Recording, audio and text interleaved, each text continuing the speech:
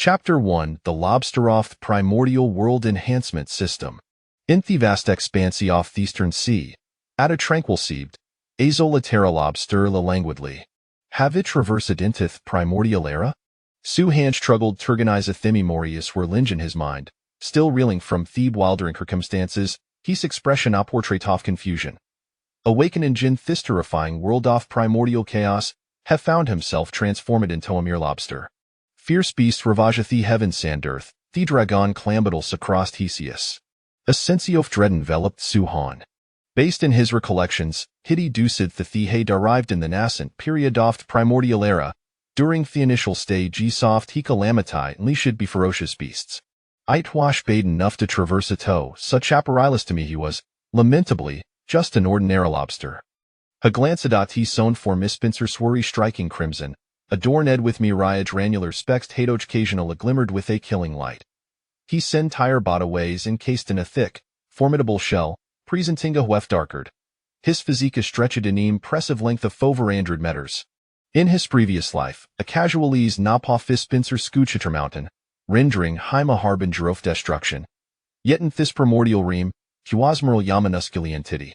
His strength languished at the very bottom of the hierarchy, akin to thato fanant. Even more terrifying just the demed calamity of the primordial entangled in of Kazian defect, there is no escaping. Suhan shiart washivi with despair. As a member of the lobster clan, he was a subordinate race to the dragon lineage, a part of the infamous legend soft shrimp craboriers. Should calamity befall the dragon clan, how could the lobster clan possibly fare any better? Leaving Isidiother matters, these impending tribulations are near lie insurmountable. Suhan meticulously calculated, drawing from the memory of his past life. Themori hependered, the darker is future appeared. Calamity off your sabis dead. The dragon hon catastrophe dead. Nez's havacinth sea dead. Suhan irritably waved his massive pincers, shattering gato rings, Tony over 100 meter shy, yet he steredna terripaline theocean. In comparison to Thevesia, his power was sutter lie insignificant, much like he is fate under the overwhelming force soft primordial era. With such numerous calamities, the heavens darken, and countless lie viscera lossel talon lobster clan.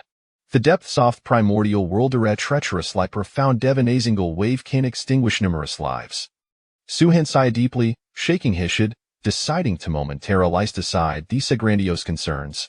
Such burdens swirled away Tyha resolved, he focused on surviving the present. The dragon clan will wagware across Theseus, sweeping through Timiria Drace ferocious beasts. A glimmer of contemplation flickered in Suhan's eyes. Had received word from within the clan that a lobster clan was already mobilizing, preparing to hoint he dragon clan in their campaign against the eastern sea, to subdue a theremin ingresses the Rhine. It was like Clithatina but 100 years, Thetum for their expedition will.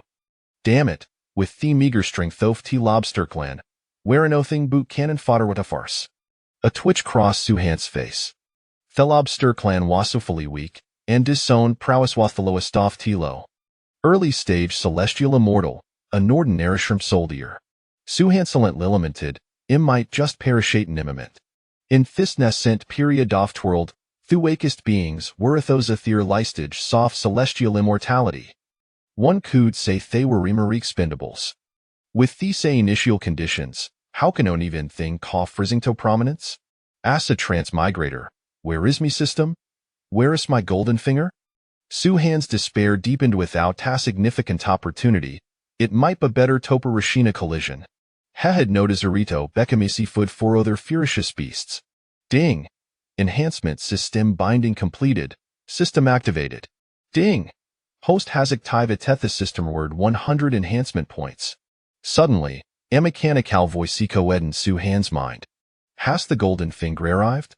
Suhan shirt leaped with joy, nearly moved to tears, and he hurriedly examined its enhancement system.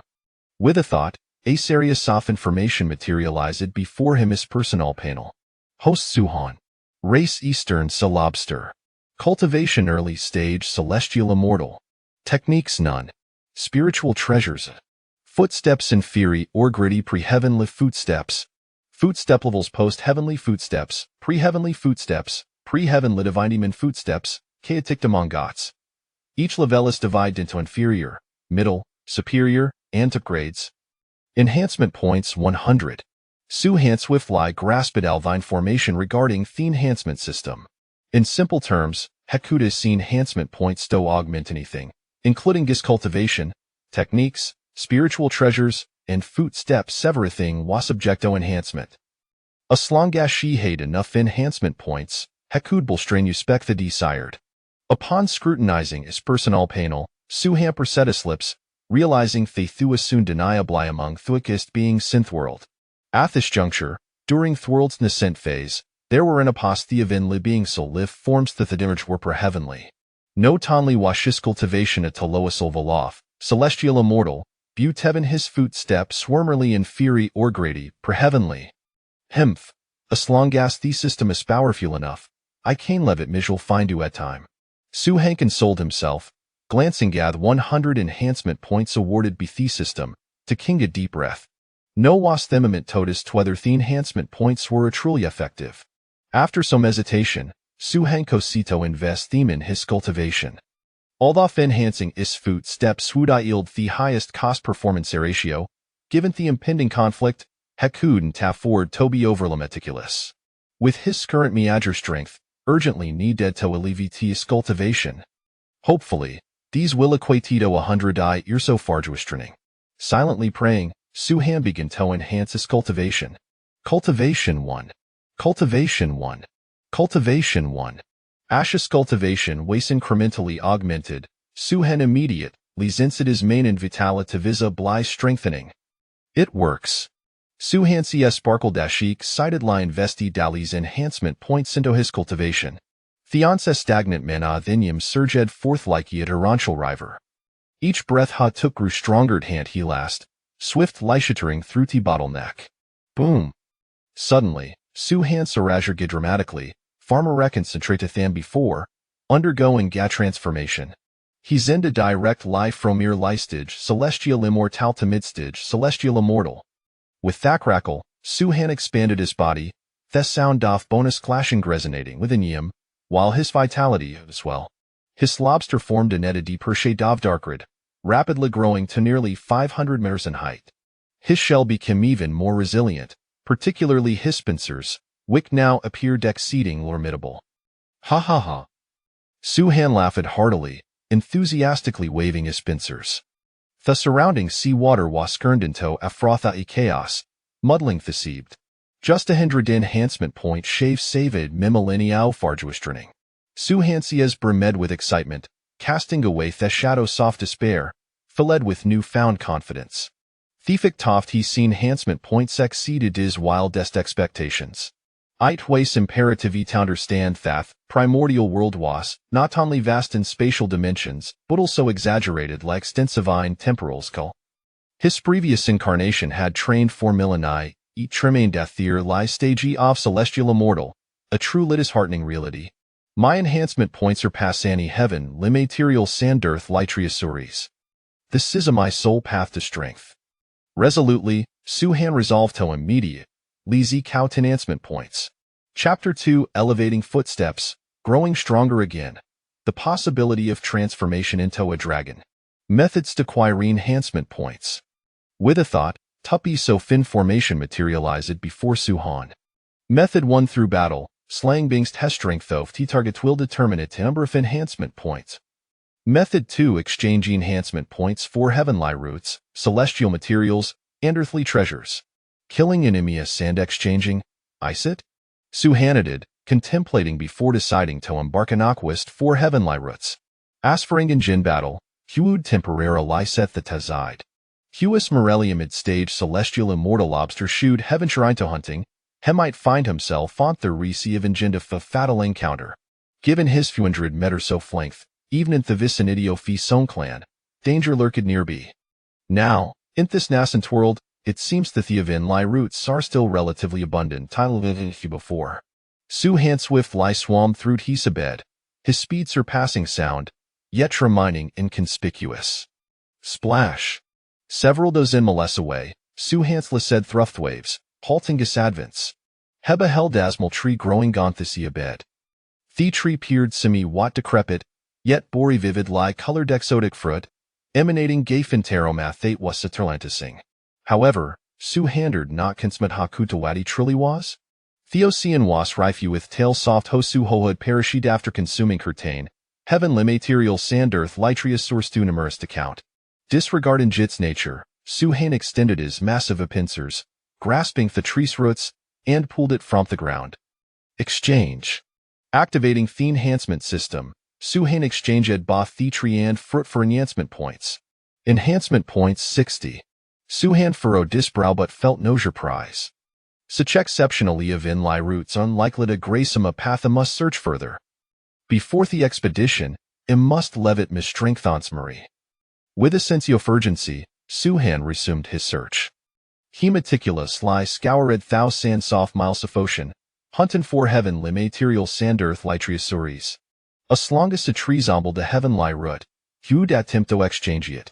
At times, he encountered formidable sea beasts, but there was lacosi to avoid them, maintaining gasifet distance. Thus, Suhan continued his search for 100 years, gathering a substantial amount of heavenly roots without incident. On this day, Suhan abruptly halted his steps, sensing an irresistible call from his bloodline.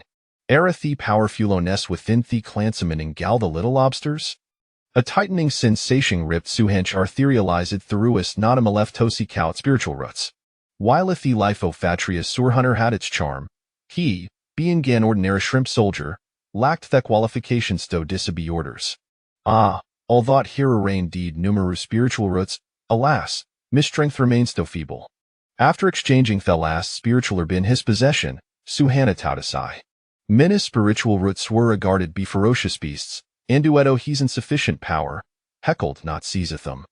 Otherwise, his enhancement points would have undoubted lie increased significantly. Subsequently, Suhan gazed expectant lieth this personal panel before him. Enhancement points 1000. These was the fruit of his labor over the past century. First, Ishalilevit mi foundation. Suhan made his decision with resolve. These ways upon had long contemplate upon acquiring a substantial number of enhancement points. He intended to attempt tracing his foundation beyond level first. Once his foundation was strengthened, he would naturally levity his cultivation, a more efficient approach. However, if Fife and Thata must expend majority of me points as a me foundation, it will have a to consider enhancing my cultivation. Suhan pondered excellently, feeling Gatwin geofangxi. He was soon certain about how many enhancement points would bear acquired to alleviate his foundation beyond level. In the vast primordial world, the significance of Phonus foundation was self-evident. The foundation, a confluence of floodline, destiny, and fortune, I saw hallmark of the primordial realm. From the ephemeral may flighteth the exalted sage of heavenly principles, nona canes capeth the influence of their foundation. Those with their robust foundation enjoy higher limits in their bottlenecks, accelerated cultivation, and abundant fortune. It almost predeterminus the fatofabe. Each levation allows natosier pass countless others. How could this little lobster clan ever compare to the dragon clan? From the momento of its inception, the lobster clan washed his teen to be a subordinators to the dragons. Moreover, even within the dragon clan, a hierarchy existed, with the suprema being the legendary ancestral dragon who dominate Tesselseas. Those primordial deities sort of divine beings, sir, without a doubt, favored children of the heavens. As Suhan contemplated this, a sense of envy welled within him, especially three pure ones, transformed from Pangus primordial spirit their foundation is simply unparalleled. In short, as long as Sonus foundation is formidable, everything else follows to it. It shall not dwell on thigh so longer let the enhancement commence. Shaking hishid, Suhan began to allocate his enhancement points incrementally to his foundation. Foundation 1. Foundation 1. Foundation 1. Suhan felt a warm current surging within him, enveloping his entire being in a state of bliss, almost intoxicating. As she enhanced his foundation, hesitantly contemplated this profound sensation. Suddenly, Suhan felt as though he had broken free from a certain shackle, undergoing a metamorphosis, his spirit soaring parallelities. My foundation hasn't it.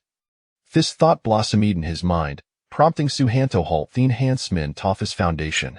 A torrent of spiritual energy surged from all directions, flooding Ginto Suhan's body, cleansing Kofis form. Flesh, bones, meridians, organs, carapace, pincers, and even magical power. Every cell in his body rejoiced, absorbing the spiritual energy and facilitating an inexplicable transformation. Mysterious patterns emerged upon his carapace, adorned with incomprehensible designs, as if they were innate. His massive pincers radiate a blinding red light, subtly exuding gonorrhea of spiritual treasure. Within exhilaratedroer, Suhan fell thisfrius celevitito and utayer. Even his combat prowess awakened considerable boost the density of his flesh and bones increased, while his carapace and pincers underwent certain transformations. Theflau of magicali energy became smoother, enabling swifter absorption of spiritual energy, significantly enhancing his cultivation speed. In summary, the advantages brought by the elevation of his foundation were a manifold, representing a comprehensive enhancement. Thoth could not perceive the changes in fortune or destiny, he distinctly felt the strengthening of his bloodline. Furthermore, Suhanavin harbored Davig impulse towards dragon transformation. Turning ice introspective agaze inward, Ashu a single fed by the influx of spiritual energy following. His foundation's recent elevation, had noticed a flicker of gold shimmering within his blood. Whenever the golden light flickered, it carried an air of dominion, instinctively inspiring Azenzo earning gynother beings. Is this the blood line of Tedragon clan? A realization dawned upon Suhan. He understood that if he continued to strive it, his direction, the possibility of dragon transformation await him in the future. Chapter 3.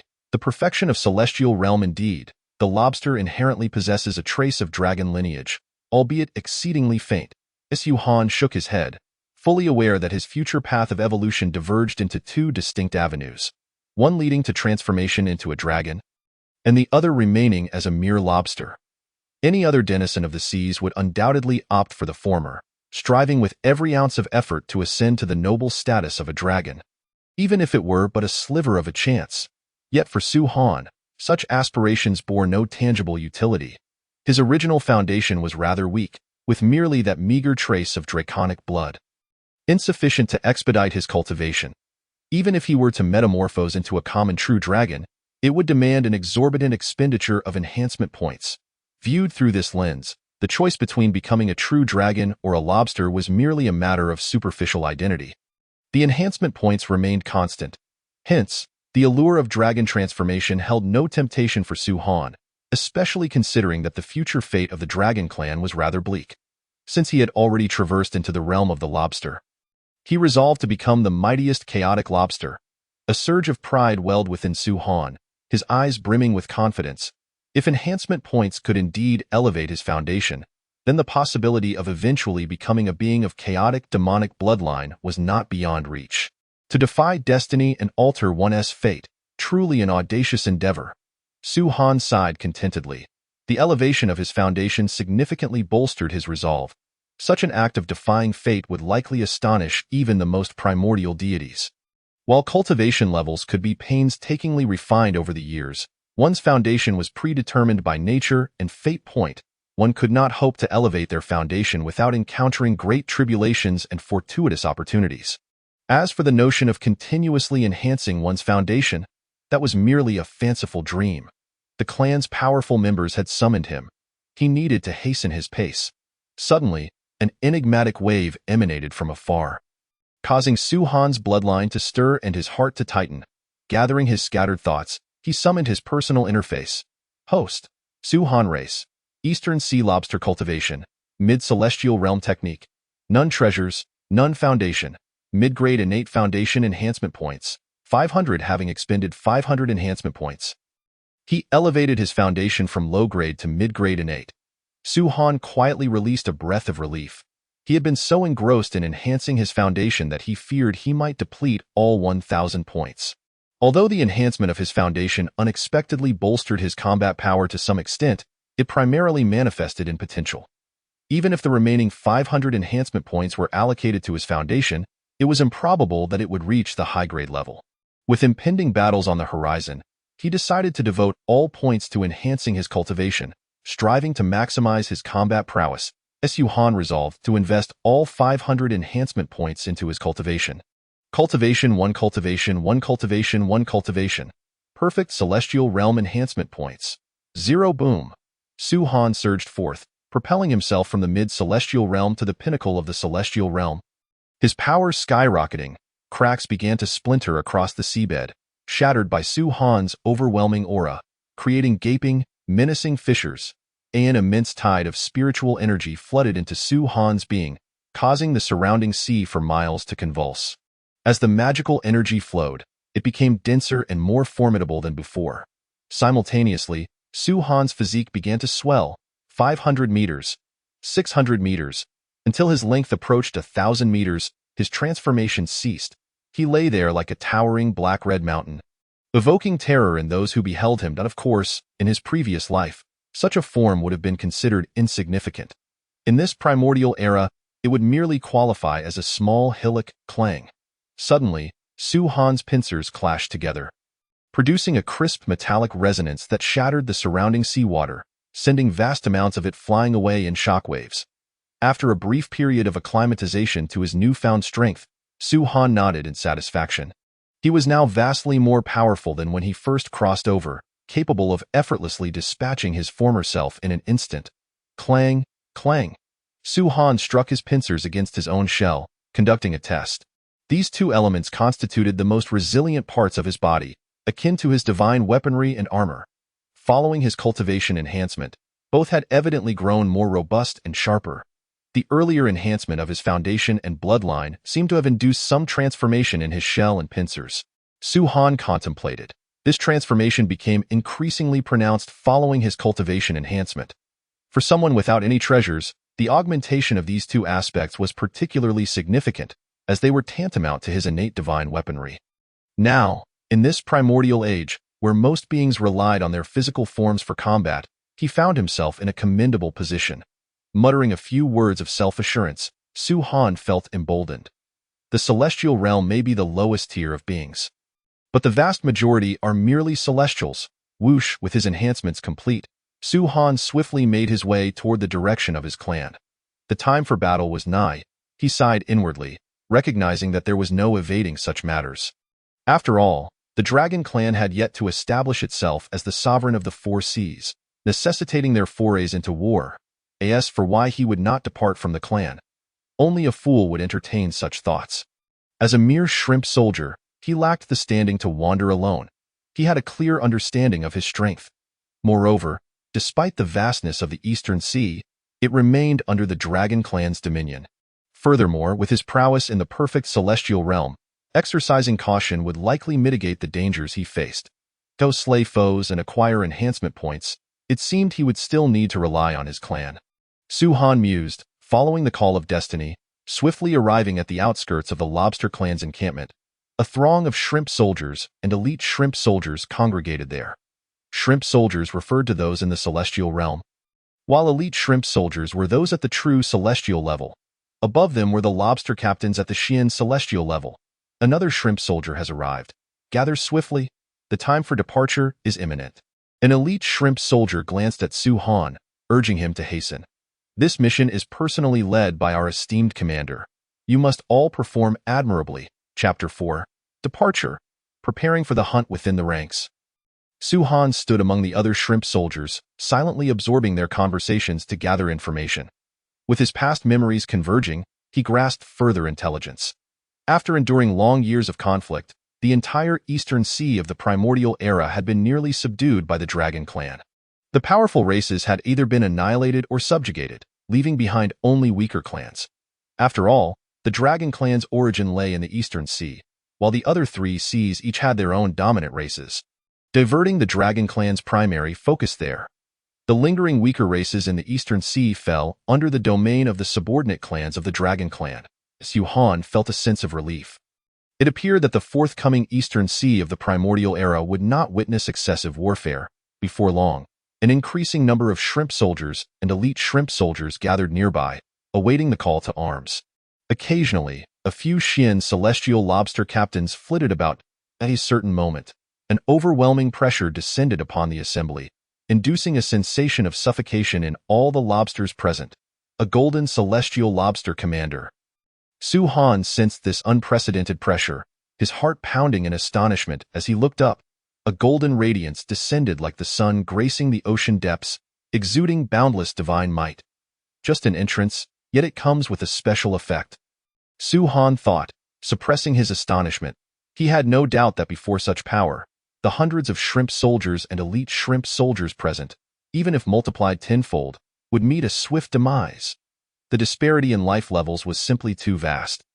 Leaving them in a WE.IT is our esteemed commander. The excitement surged among the lobsters, their eyes gleaming with anticipation as they gazed upon the descending commander. The golden radiance gradually dissipated. The true visage of the lobster commander emerged. A being transformed into a humanoid form. This time, I shall personally lead the charge against the sea alligator clan. Make haste, the lobster commander declared with authority. Subsequently, the entire army of celestial beings surged forth like arrows loosed from a bow, swiftly ascending toward the ocean's surface. Fortunately, with the magical might of the golden celestial commander enhancing their speed, they advanced significantly faster. Su Han marveled at the sight around him. Beyond the army lay a faint shimmering barrier, seemingly interwoven with battle formations or perhaps enchantments. Given his cultivation in the celestial realm, discerning the nuances proved somewhat challenging. You all have a limited understanding of the sea alligator clan. A Xian celestial lobster captain's voice resonated throughout Su Han's vicinity. Turning their heads, Su Han and several other shrimp soldiers and elite shrimp soldiers regarded the captain intently. I shall impart the intelligence regarding the sea alligator clan to you all. The lobster captain first invoked a secret technique, transmitting information about the sea alligator clan into the minds of the shrimp soldiers before continuing. Once the battle commences, seek out the celestial and true celestial warriors of the sea alligator clan for combat. The more you slay, the better. Slaying enemies in battle will earn you military merit, which can be exchanged for treasures upon our return. At this proclamation, the shrimp soldiers erupted with enthusiasm, Su Han included. It seems that in addition to enhancement points, there are treasures to be gained. Our clan excels in combat at sea, yet the sea alligator clan resides on an island. We must not underestimate them in battle. The lobster captain concluded with a remark, urging everyone to familiarize themselves with the information regarding the sea crocodile clan. The sea crocodile clan consists of a solitary golden immortal ancestor, whose strength is lacking, and there are not many profound immortals among them. As Su Han perused the intelligence, his anxious mood significantly eased. Suddenly, the external scenery transformed, radiating an extraordinary brightness. We have departed from the ocean's surface. It is the sun's illumination. The sunlight poured in, causing the lobsters to exhibit evident agitation, grumbling discontentedly. Lobsters are inherently mean. Su Han felt somewhat uncomfortable himself, but as a celestial immortal, he managed to bear it. With a swift motion, the army advanced recklessly across the ocean's surface. The vast aura of the golden immortal emanated outward, sending countless fish and sea creatures into a panic, scattering in all directions. Despite the sea crocodile clan's shortcomings, they remain a subordinate lineage of the dragon clan. After approximately half a day, a colossal island emerged within the sight of the lobsters, stretching across thousands of miles. Such a magnificent island truly befits the primordial wilderness. While Su Han pondered, he suddenly heard the lobster captain's command. We have arrived at Crocodile Island. Prepare for battle. All lobsters rallied their spirits, hastening their pace toward the interior of Crocodile Island. At this moment, the commanding voice of the lobster leader resonated from afar. Sea Crocodile Clan, will you not submit? You lobsters have gone too far. Do you truly intend to deny my clan a path to survival? Another grand voice echoed back, filled with sorrow and indignation, evidently belonging to the golden immortal ancestor of the sea crocodile clan.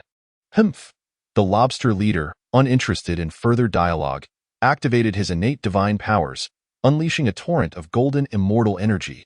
A massive black claw abruptly materialized in midair, indistinguishable from a genuine lobster claw, a manifestation of the lobster leader's divine abilities. The black claw ferociously struck toward Crocodile Island. Boom! Outside Crocodile Island, a gigantic protective barrier descended, enveloping the island within. This was the island's protective formation. At this moment, it was under assault from a powerful golden immortal's innate divine power. Producing a thunderous roar, crack, The barrier fractured, splitting apart, and ultimately shattered completely. Damn it! A thunderous roar reverberated through the heavens and earth. The immense and chilling golden immortal energy transformed into a giant hand, swiftly descending upon Su Han's celestial contingent, aiming to obliterate him and the other lobster soldiers in one fell swoop. Overestimating your abilities, the lobster leader scoffed, raising his hand to unleash a black blade, shattering the colossal hand of energy.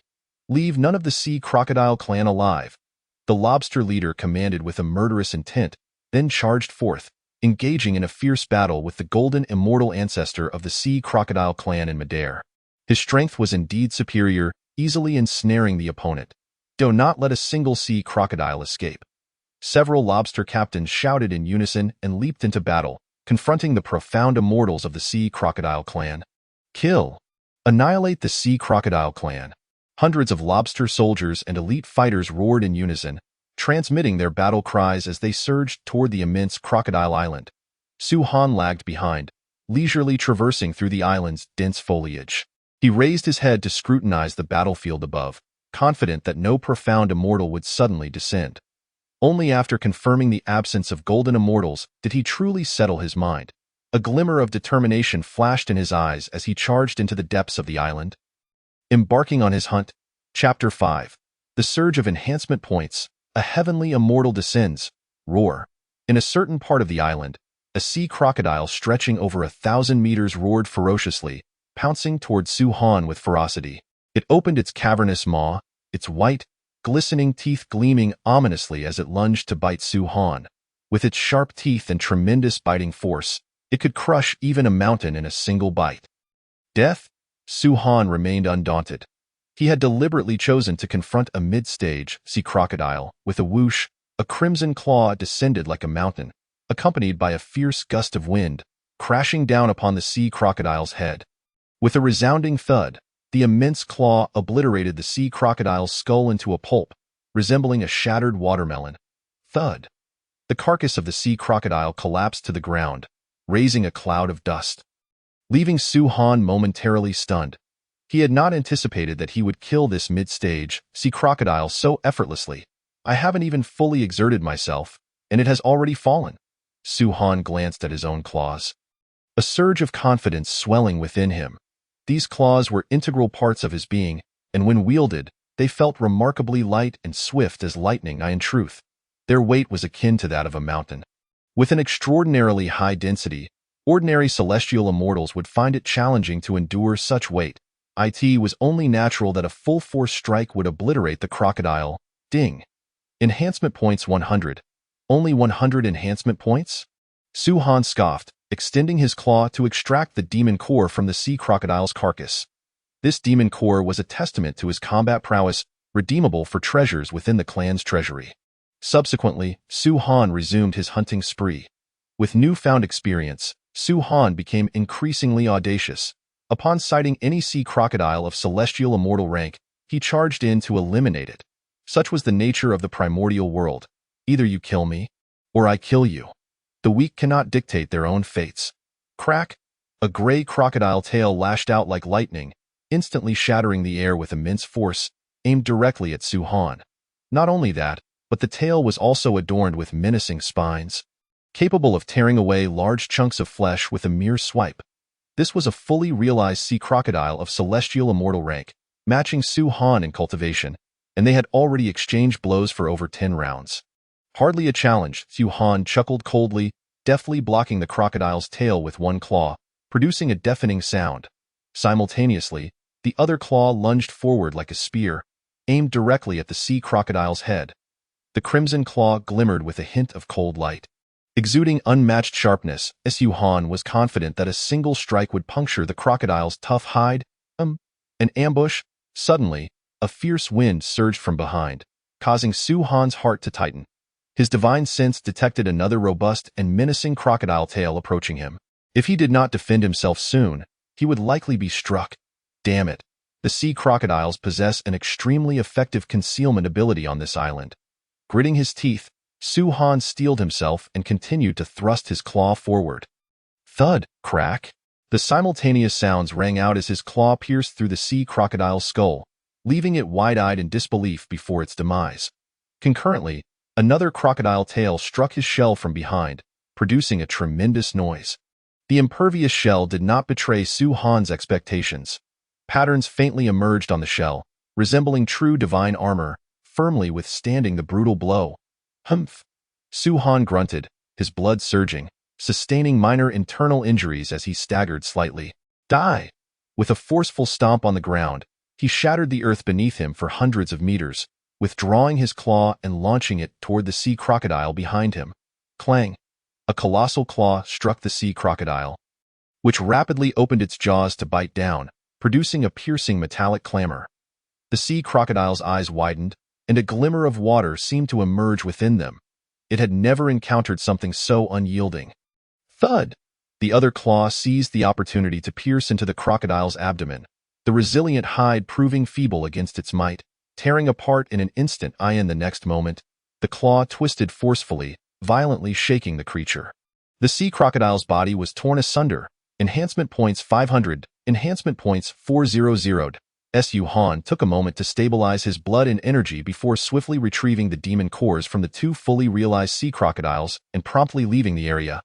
Moments later, a colossal tail, nearly 10,000 meters long, descended, fracturing the earth for miles.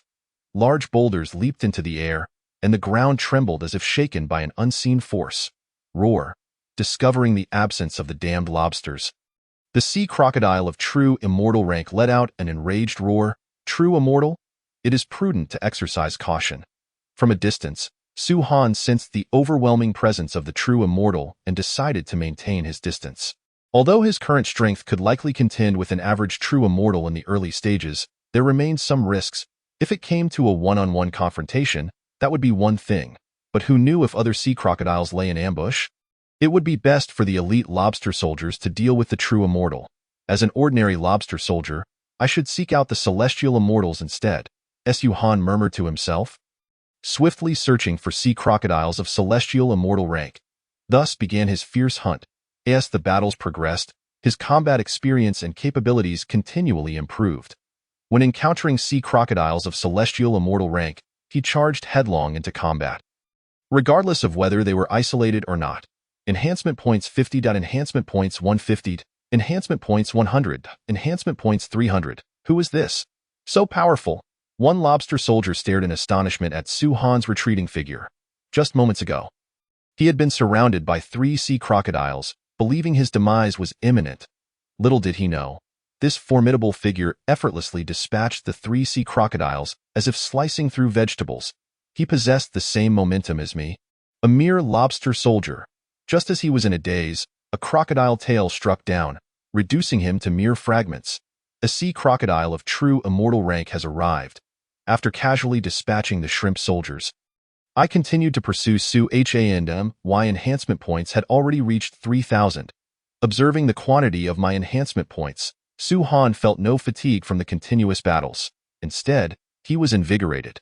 The greater the danger, the greater the reward. With so many enhancement points, I wondered how much stronger I could become. At that moment, he even entertained thoughts of confronting a true immortal. Of course, he did not intend to engage recklessly. Perhaps he could hunt an injured sea crocodile? I pondered how many enhancement points that might yield. Determined, Su Han prepared to join the battlefield of the elite shrimp soldiers. Suddenly, a thunderous roar erupted, and clouds of dust billowed not far in front of Su Han. As the dust settled, he discovered a colossal sea crocodile, at least several thousand meters long, its entire body gleaming gold, utterly different from the previous sea crocodiles. A profound immortal sea crocodile? Su Han was taken aback. Chapter 6. Slaying the Profound Immortal, a Bountiful Return. The golden crocodile of the profound immortal realm made Su Han's heart race. The pressure of the profound immortal overwhelmed his senses, imposing a significant burden upon him. Yet, he noticed that this massive golden crocodile was bleeding profusely, with several enormous gaping wounds across its body. Despite its immense aura, it exuded a sense of being hollow and weak. A severely injured profound immortal? Looking up, Su Han saw no signs of the lobster captain descending to capture the crocodile. In his observation, the golden crocodile appeared to be in a dire state. If it were not for the lingering life force, as its tail faintly swayed, Su Han might have believed it was already dead. Should I flee? Or, a wild thought surged within Su Han's mind, take advantage of its grievous condition and slay it? As this notion struck him, his breathing grew heavy. How many enhancement points could one gain from slaying a profound immortal? As he watched the golden crocodile begin to stir, seemingly attempting to rise, Su Han steeled himself, a hint of madness glinting in his eyes. After a brief observation, he swiftly charged towards the profound immortal golden crocodile. One cannot attain wealth without risk in the primordial world. One cannot always expect smooth sailing. With a gaze sharp as a blade, Su Han raced towards the wounds of the golden crocodile. Infusing his entire magical power into his crimson pincers, they began to emit a faint red glow, as if the intricate patterns upon them came alive. Almost all of his essence was poured into the attack as he aimed directly at the crocodile's massive wound. Roar! The profound immortal golden crocodile, sensing the imminent threat of death, abruptly roused from its semi-conscious state. However, it was far too weak, already drained of energy, unable to mount any significant defense. It could only muster the aura of a profound immortal and a trickle of magical energy. Sweeping it outward in a desperate attempt, Su Han grunted softly. The overwhelming pressure of the profound immortal was staggering. Were it not for his extraordinary shell, he feared he would have been rendered immobile. Undeterred, he continued to plunge his pincers into the golden crocodile's flesh. With a sickening sound, the crimson pincers tore through the already grievously injured wound. With a fierce snip, he cleaved a gash several thousand meters long. The golden crocodile was already at its most vulnerable. Its defenses diminished to nothing, and thus it could not withstand Su Han's relentless assault. Die, die, die. Seeing that the golden crocodile was still clinging to life, Su Han's pincers did not relent, frantically slicing deeper into its body. Before long, he had literally chopped the creature in half, and its life force extinguished completely. Enhancement points 5,000 enhancement points? Gasping for breath, Su Han fervently inhaled the spiritual energy of heaven and earth to replenish his magical power. Upon seeing his personal panel, a surge of exhilaration flooded his spirit. Enhancement points. 8,000. Indeed, in this primordial realm, sometimes one must take bold risks. Not daring to linger, Su Han swiftly extracted the demon core from the profound immortal golden crocodile and departed the area. Although he had not suffered much retaliation, the almost overloaded offensive during that brief period left his meridians aching. It was not suitable for him to engage in high-intensity combat any longer. Subsequently, Su Han sought a secluded spot to recover and quietly awaited the conclusion of the battle. From his observations, it appeared that the sea crocodile clan was on the brink of extinction. Sure enough, not long after, the voice of the lobster commander resonated throughout the sea crocodile island. The expedition has concluded. Return! Upon opening his eyes, Su Han beheld the enormous corpse of the golden crocodile being held aloft by the lobster commander. Realizing that the greatest trouble had been resolved, in the primordial realm, another clan had vanished. Shaking his head, Su Han felt little sentimentality. As long as he could survive, nothing else mattered. Soon, all the lobsters gathered once more.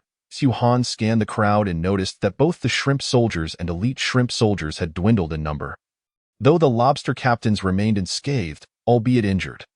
Everyone made their way back to the territory of the lobster clan. Present your battle achievements to me for tallying.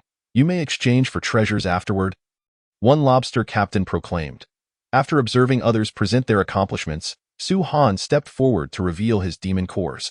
The demon core of a profound, immortal golden crocodile? The astonished voice of the lobster captain drew the attention of numerous lobsters. I stumbled upon it. A profound, immortal golden crocodile's corpse fell from the sky, and no one took the demon core, Su Han explained. Partly truthfully did I see. The lobster captain replied, realization dawning upon him. He recalled seeing a golden crocodile plummet from the sky and had suspected it had not died completely. You were merely fortunate. This counts as your battle achievement. With a smile, the lobster captain continued, casting a look at the other demon cores. So many heavenly immortal level demon cores. You, young man, are not only lucky but quite formidable as well. Even the elite shrimp soldiers haven't amassed as many achievements as you. Just luck? Su Han humbly replied, "Go ahead and choose your treasures from the vault. Here is your achievement token." The lobster captain shook his head and handed Su Han a token bearing the image of a lobster. "Strive to become an elite shrimp soldier soon." "Thank you, Captain." Su Han accepted the token and departed nonchalantly, unfazed by the envious glances of those around him. "To acquire a profound immortal demon core through luck? How many battle achievements must that be worth? I wonder how many treasures I could exchange for it." Many shrimp soldiers, even elite ones, were filled with envy, their hearts swirling with the question of why it was him and not them. Su Han paid no mind to them and made his way directly to the Clan S treasure vault. After presenting his token to the guards, he entered the Clan S vault. Once inside, Su Han took a brief tour, shaking his head inwardly. From the depth of the vault, it was evident that the Lobster clan was merely a subordinate race. Not a single legendary innate spiritual treasure was present. Of course, it was possible that some existed, but it was unlikely they would be stored in the vault. Even if they were, I could not afford them. With my battle achievements, I could at most exchange for a single inferior acquired spiritual treasure. After some contemplation, Su Han resolved to exchange for a useful inferior acquired spiritual treasure. Given my strength, opportunities to obtain spiritual treasures are rare. I must seize this chance. Ideally, it should complement my current combat abilities. After wandering around the inferior acquired spiritual treasure section for a while, Su Han quickly made his selection. "I choose this spiritual treasure," he respectfully stated to the ghostly figure of the profound immortal lobster behind him, who was one of the vault's administrators. After retrieving the spiritual treasure, Su Han realized he still had a significant amount of battle achievements left. After all, he had indeed slain numerous heavenly immortal sea crocodiles. In addition to the heavyweight profound immortal golden crocodile, since there were no noteworthy items, I shall exchange everything for spiritual roots. Su Han made his decision, converting all his battle achievements into spiritual roots. The lobster guarding the vault paid no heed. Su Han simply took whatever he desired. In the end, Su Han emerged from the vault, a satisfied smile on his face, holding a Shumi stone. This journey could be deemed a bountiful return.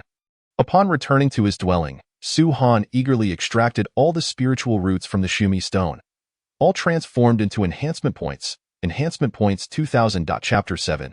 True Immortal Realm, Transformation of the Footsteps, Shrimp Soldier Decision, Cultivation, Completion of the Heavenly Immortal Realm, Footsteps, Innate Mid-Grade Footsteps, Enhancement Points, 10,000. Glancing excitedly at his personal panel, Su Han could hardly contain his eagerness to enhance himself. The gains from combat must be promptly converted into strength. With a total of 10,000 enhancement points, I must prioritize enhancing my footsteps. Without hesitation, Su Han swiftly allocated his enhancement points to his footsteps. Footsteps 10. Footsteps 10. As 5,000 enhancement points were expended. Su Han's body trembled. A familiar warmth surged within him, leaving him with a sensation akin to soaring towards immortality. Streams of spiritual energy from heaven and earth rushed into Su Han's being. Clang! Su Han's shell and pincers emitted a resonant metallic hum, as if being forged by an unseen hammer. He felt his strength, vitality, and various aspects significantly enhance. His shell and pincers became even more extraordinary. Exuding an aura of divine weaponry, My bloodline has ascended to a new level. Su Han felt an overwhelming sense of exhilaration within, as the enhancement of his footwork surpassed even the joy of elevating his cultivation level. The rich spiritual essence of heaven and earth flowed into his body, replenishing the source of his life.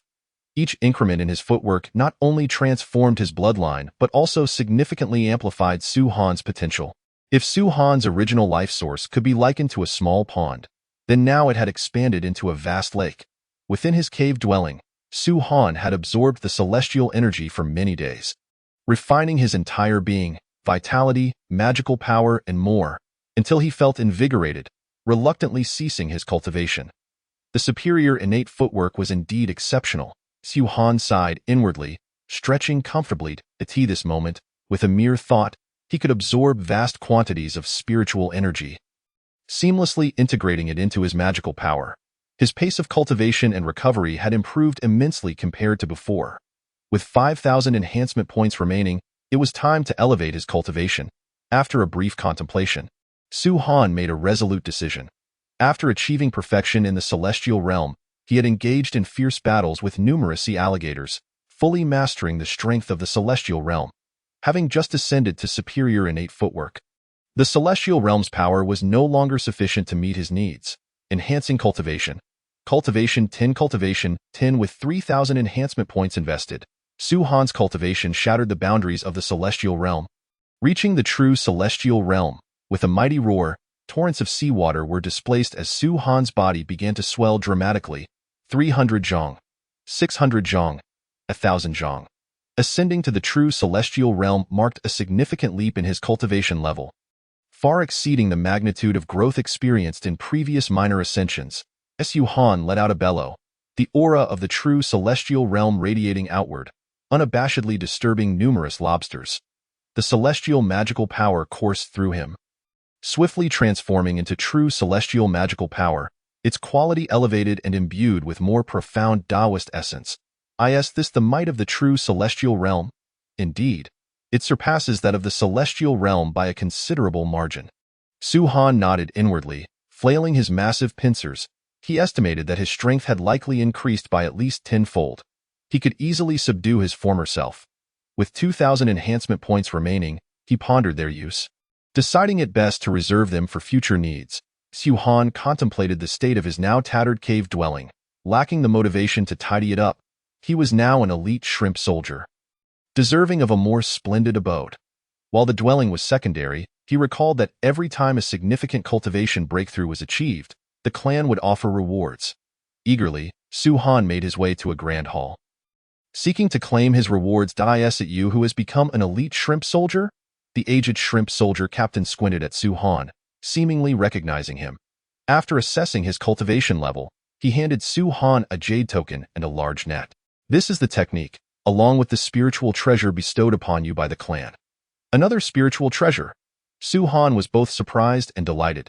It was well known that becoming an elite shrimp soldier entitled one to a cultivation technique, but receiving a spiritual treasure was somewhat unexpected. Nevertheless, any reward was a welcome boon. Accepting the gifts with joy, Su Han proceeded to his new residence. Following the directions, he arrived at a more expansive cave, rich with spiritual energy, and settled in. He had heard that upon ascending to the profound celestial realm and becoming a shrimp soldier captain, one could even possess their own territorial sea and command other lobster kin. A glimmer of anticipation rose within Su Han. Upon becoming a profound celestial, he would no longer be deemed weak, qualifying him to oversee a small domain. At that point, he could command the other lobster kin to assist him in easily gathering numerous spiritual roots, converting them into enhancement points. No longer would he need to toil alone in search of them. However, that was still a distant prospect. For now, being an elite shrimp soldier was merely a step on the path. After indulging in his daydreams, Su Han cast aside distractions and began to examine the rewards he had received. Channeling his magical power into the jade token, it illuminated and flooded his mind with a wealth of information.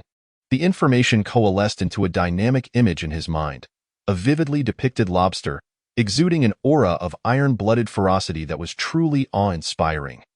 This was the cultivation technique reserved exclusively for elite shrimp soldiers, the shrimp soldier technique. A thought flitted through Su Han's mind. The shrimp soldier technique was the foundational cultivation method of the lobster clan, said to have been simplified by the ancient lobster ancestor, the first lobster in existence, who had achieved the pinnacle of the Tai Golden Immortal Realm. In the future, he would ascend to the great Luo Golden Immortal Realm, becoming the progenitor of all lobsters in the primordial world. Finally, a technique at last. Eagerly, Su Han began to cultivate according to the shrimp soldier technique. As the technique operated, he could distinctly sense his magical power gradually strengthening. Although the shrimp soldier technique appeared somewhat rudimentary, serving merely as a guide for cultivation, it was at least a foundational method in this dark and primitive age. Having a technique was already a significant advantage. Previously, Su Han could only perform rudimentary breathing exercises to absorb the energies of heaven and earth. Even after a millennium of practice, his strength barely improved. Even if he acquired rare treasures, consuming them came with the risk of explosive demise. His potential for growth was entirely at the mercy of fate. A truly dismal situation. Yet, with a cultivation method, a path emerged to navigate through the thorns toward higher realms. Though it might not guarantee advancement, for the vast majority of beings in this era, It was undoubtedly a unique treasure. Moreover, with my enhancement system, regardless of how basic or inferior the technique, it could be infinitely enhanced. A glimmer of excitement flashed in Su-Han's eyes. For him, the most crucial aspect of a technique was simply to possess it. Without a single one, even the most miraculous enhancement points would be futile. This would have to wait for later. There was still another reward to examine. Regaining his focus, Su-Han looked at the other precious reward in his possession. Chapter 8. Mid-Grade Postnatal Spiritual Treasure, Further Elevation of Cultivation. Upon becoming an elite shrimp soldier, the clan not only bestowed upon him the cultivation method of the shrimp soldier technique, but also rewarded him with a mid-grade postnatal spiritual treasure. Is this binding-type spiritual treasure? Su-Han gazed at the large net in his hands, feeling the faint ripple of water attribute spiritual light. He swiftly infused his magical power into it, refining the internal restrictions. The net shimmered with radiant light, effortlessly levitating in the air, perfectly controlled by Su-Han's mind. Good. It truly is a spiritual treasure designed to restrain enemies, perfectly suited for me. Su-Han delightedly manipulated the net, sending it soaring through the air. His pincers and shell were already formidable defensive and offensive weapons. When paired with this net, which could ensnare foes, the effect would likely exceed the sum of its parts. Moreover, possessing this net would prevent enemies from fleeing, especially since Su-Han was not particularly swift. However, regarding the quality of this net, Su-Han smacked his lips, feeling it lacked sturdiness. After all, it was merely a reward for elite shrimp soldiers, and its grade seemed barely sufficient to qualify as a low-grade postnatal spiritual treasure. Gently tugging at the net with his pincers, Su-Han carefully sensed the restrictions of the spiritual treasure through his magical power. This net did not convey a sense of resilience or reliability. On the contrary, he had a premonition that if he exerted his full strength, he could easily destroy it. This won't do. It must be reinforced. Su-Han shook his head. He could not afford to be careless with spiritual treasures. If it were to be suddenly torn apart by an enemy in the heat of battle, it would spell disaster. After a moment of contemplation, determination gleamed in Su-Han's eyes as he directly allocated enhancement points to the spiritual treasure. Since he had already determined that this net was of great utility to him, there was no reason for hesitation. Net 10, net 10, net 10. After investing 1,000 enhancement points, the net in the air suddenly erupted with a surge of azure divine light. Within the cave, the sound of crashing waves echoed ominously. As the master of this spiritual treasure, Su-Han understood the changes unfolding within the net. Mid-grade postnatal spiritual treasure.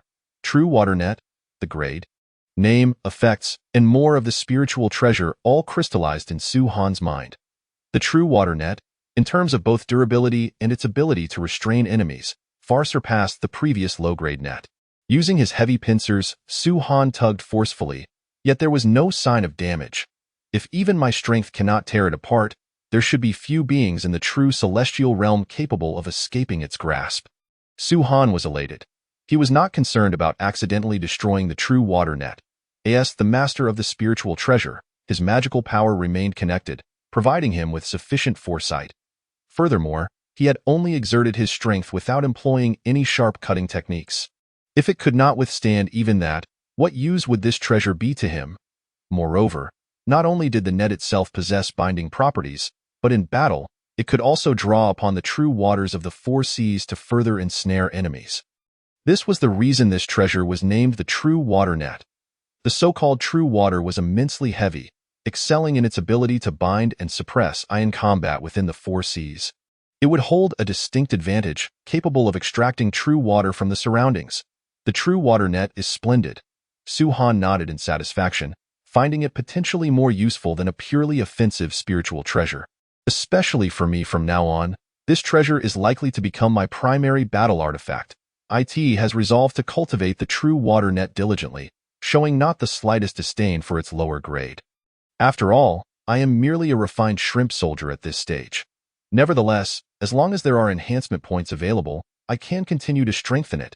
According to the introduction of the enhancement system, theoretically, it is entirely possible to enhance even the most formidable treasures. After playing with it for a while, Su-Han absorbed the true water net into his body, continuously nurturing it with his magical energy. Only 1,000 enhancement points remained. Su-Han pondered for a moment. Adding them to his cultivation, footsteps, or spirit treasure would yield no further advancement. Therefore, he decided to enhance his cultivation technique. He promptly allocated all remaining enhancement points to the shrimp soldier technique. The significance of cultivating techniques needs no elaboration, and Su Han was in dire need of it. His lack of fervor stemmed primarily from the fact that his previous cultivation had relied solely on enhancement points. With the shrimp soldier technique 1000, the vivid lobster pattern in his sea of consciousness became even more animated, radiating an increasingly clear aura. Although the grade of the technique did not change significantly, Su Han keenly noticed a substantial increase in the efficiency of the shrimp soldier technique. The speed of his cultivation surged by more than double. Phew. All enhancement points have been exhausted. After enhancing the technique and practicing for a while, Su Han exhaled deeply, feeling immensely fulfilled. He opened his personal panel. Host. Su Han Race. Eastern Sea Lobster Cultivation. Early True Immortal Realm Technique. Shrimp Soldier Technique Spirit Treasure. True Water Net. Medium Grade Acquired Spirit Treasure. Footsteps. Superior Innate Footsteps Enhancement Points. 0. He had grown significantly stronger compared to when he faced the Sea Crocodile clan.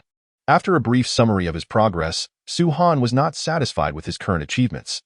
After all, he was merely a newcomer who had just attained the status of a refined shrimp soldier. Cultivation? A thought flashed through his mind, and Su Han immersed himself wholeheartedly into his training. With his current footsteps, bloodline quality, and the enhanced version of the shrimp soldier technique, he felt a stirring urge to advance. As he operated the shrimp soldier technique, a continuous stream of spiritual energy flowed into him, and his mind, guided by the technique, immersed itself in the essence of the Tao. This was Su Han's first earnest foray into a serious cultivation state. His cultivation and magical energy steadily advanced without encountering any difficulties. Time passed, though he could not discern how many years had gone by. Boom. After years of accumulated magical energy reached its peak, Su Han's cultivation finally shattered the barriers of his realm. His body once again expanded, growing from 1,000 zhong to nearly 1,500 zhong. This phenomenon was common among most beings in this primitive era. Whenever one's cultivation increased, it was usually accompanied by a dramatic growth in size. He had now ascended to the mid-true immortal realm. A fleeting thought crossed Su Han's mind, yet he did not cease his cultivation. Instead, he continued to absorb spiritual energy, refine his magical energy, and comprehend the essence of the Tao. Only after his cultivation in the mid-true immortal realm was thoroughly stabilized did Su Han persist in his training.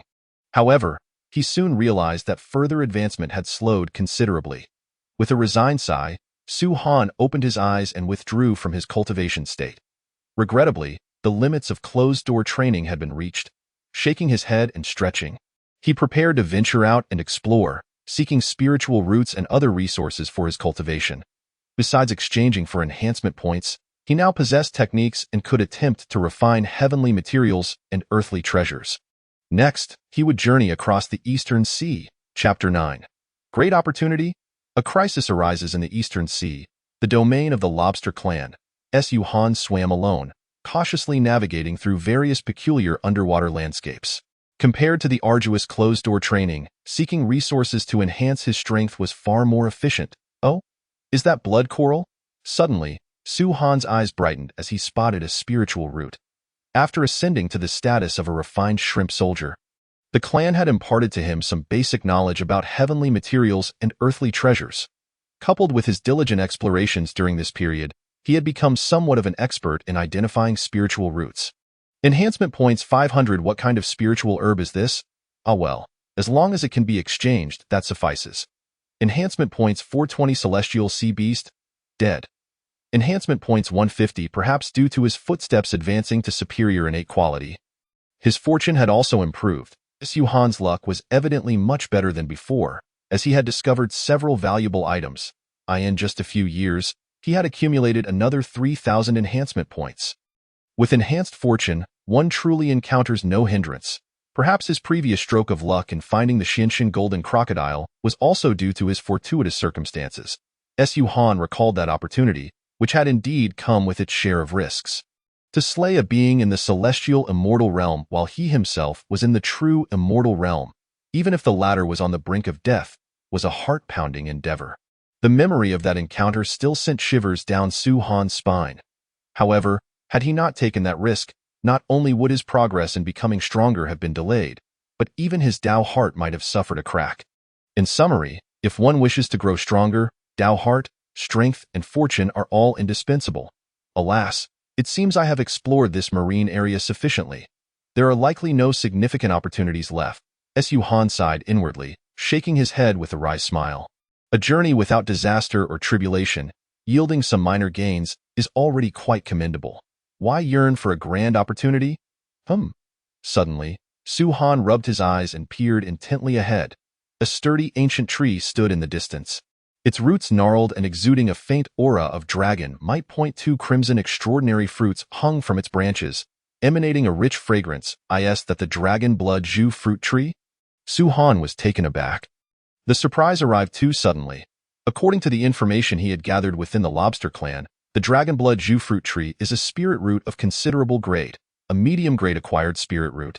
It was in an entirely different league compared to the spiritual roots he had previously collected. Su Han's breath quickened, and he mentally claimed the dragon blood Zhu fruit tree as his own. If exchanged for enhancement points, its value would be extraordinary. At that moment, a sudden whistling sound erupted from Su Han's side. Not good. A surge of crisis awareness surged within him. Su Han's pupils constricted as he instinctively prepared to retreat. However, it was already too late. A streak of azure light, swift as lightning, instantly ensnared Su Han. What is this? Su Han's expression darkened. He had not anticipated the speed of this creature. Before he could react, he was bound. Upon closer inspection, it was a blue serpent, a late-stage true immortal blue serpent. Gritting his teeth, Su Han exerted all his strength to mobilize his blood and magical energy to resist. The serpent, at least several tens of thousands of meters long, had coiled around him tightly, constricting him in layers. Under the tremendous pressure, Su Han's bones creaked ominously, and his flesh quivered, seemingly on the verge of collapse. Were it not for the resilience of his exoskeleton, which effectively shielded much of the force, he would have been reduced to a mere pulp. Even so, Su Han could not endure this for long. Do you really think me an easy target? With steely determination in his eyes, Su Han struggled desperately, striving to create space for one of his massive pincers. Hiss! The serpent's head, resembling a mountain, reared high, flicking its tongue, its cold vertical pupils reflecting a hint of surprise. Despite its constriction, even the previous late-stage true immortal sea beasts could not withstand this pressure, all having been crushed to pieces. Yet now, a mere mid-true immortal shrimp could withstand its might. Moreover, the exoskeleton was too hard, causing discomfort against its skin. Nevertheless, the serpent remained unfazed, cruelly and mockingly observing the writhing shrimp. It was confident that this little shrimp could not endure its relentless grip. After all, its binding ability was formidable. No prey targeted by it ever escaped. Hiss! Suddenly, the serpent's eyes bulged, its mouth wide open, unleashing a peculiar, anguished roar. Having no choice, it violently thrashed its body, swiftly flinging Su Han away. Suddenly struck by immense force, Su Han was powerless to resist and was hurled through the air. One of his massive pincers was reluctantly wrenched from the serpent's body, leaving behind a massive gaping wound. Pooh!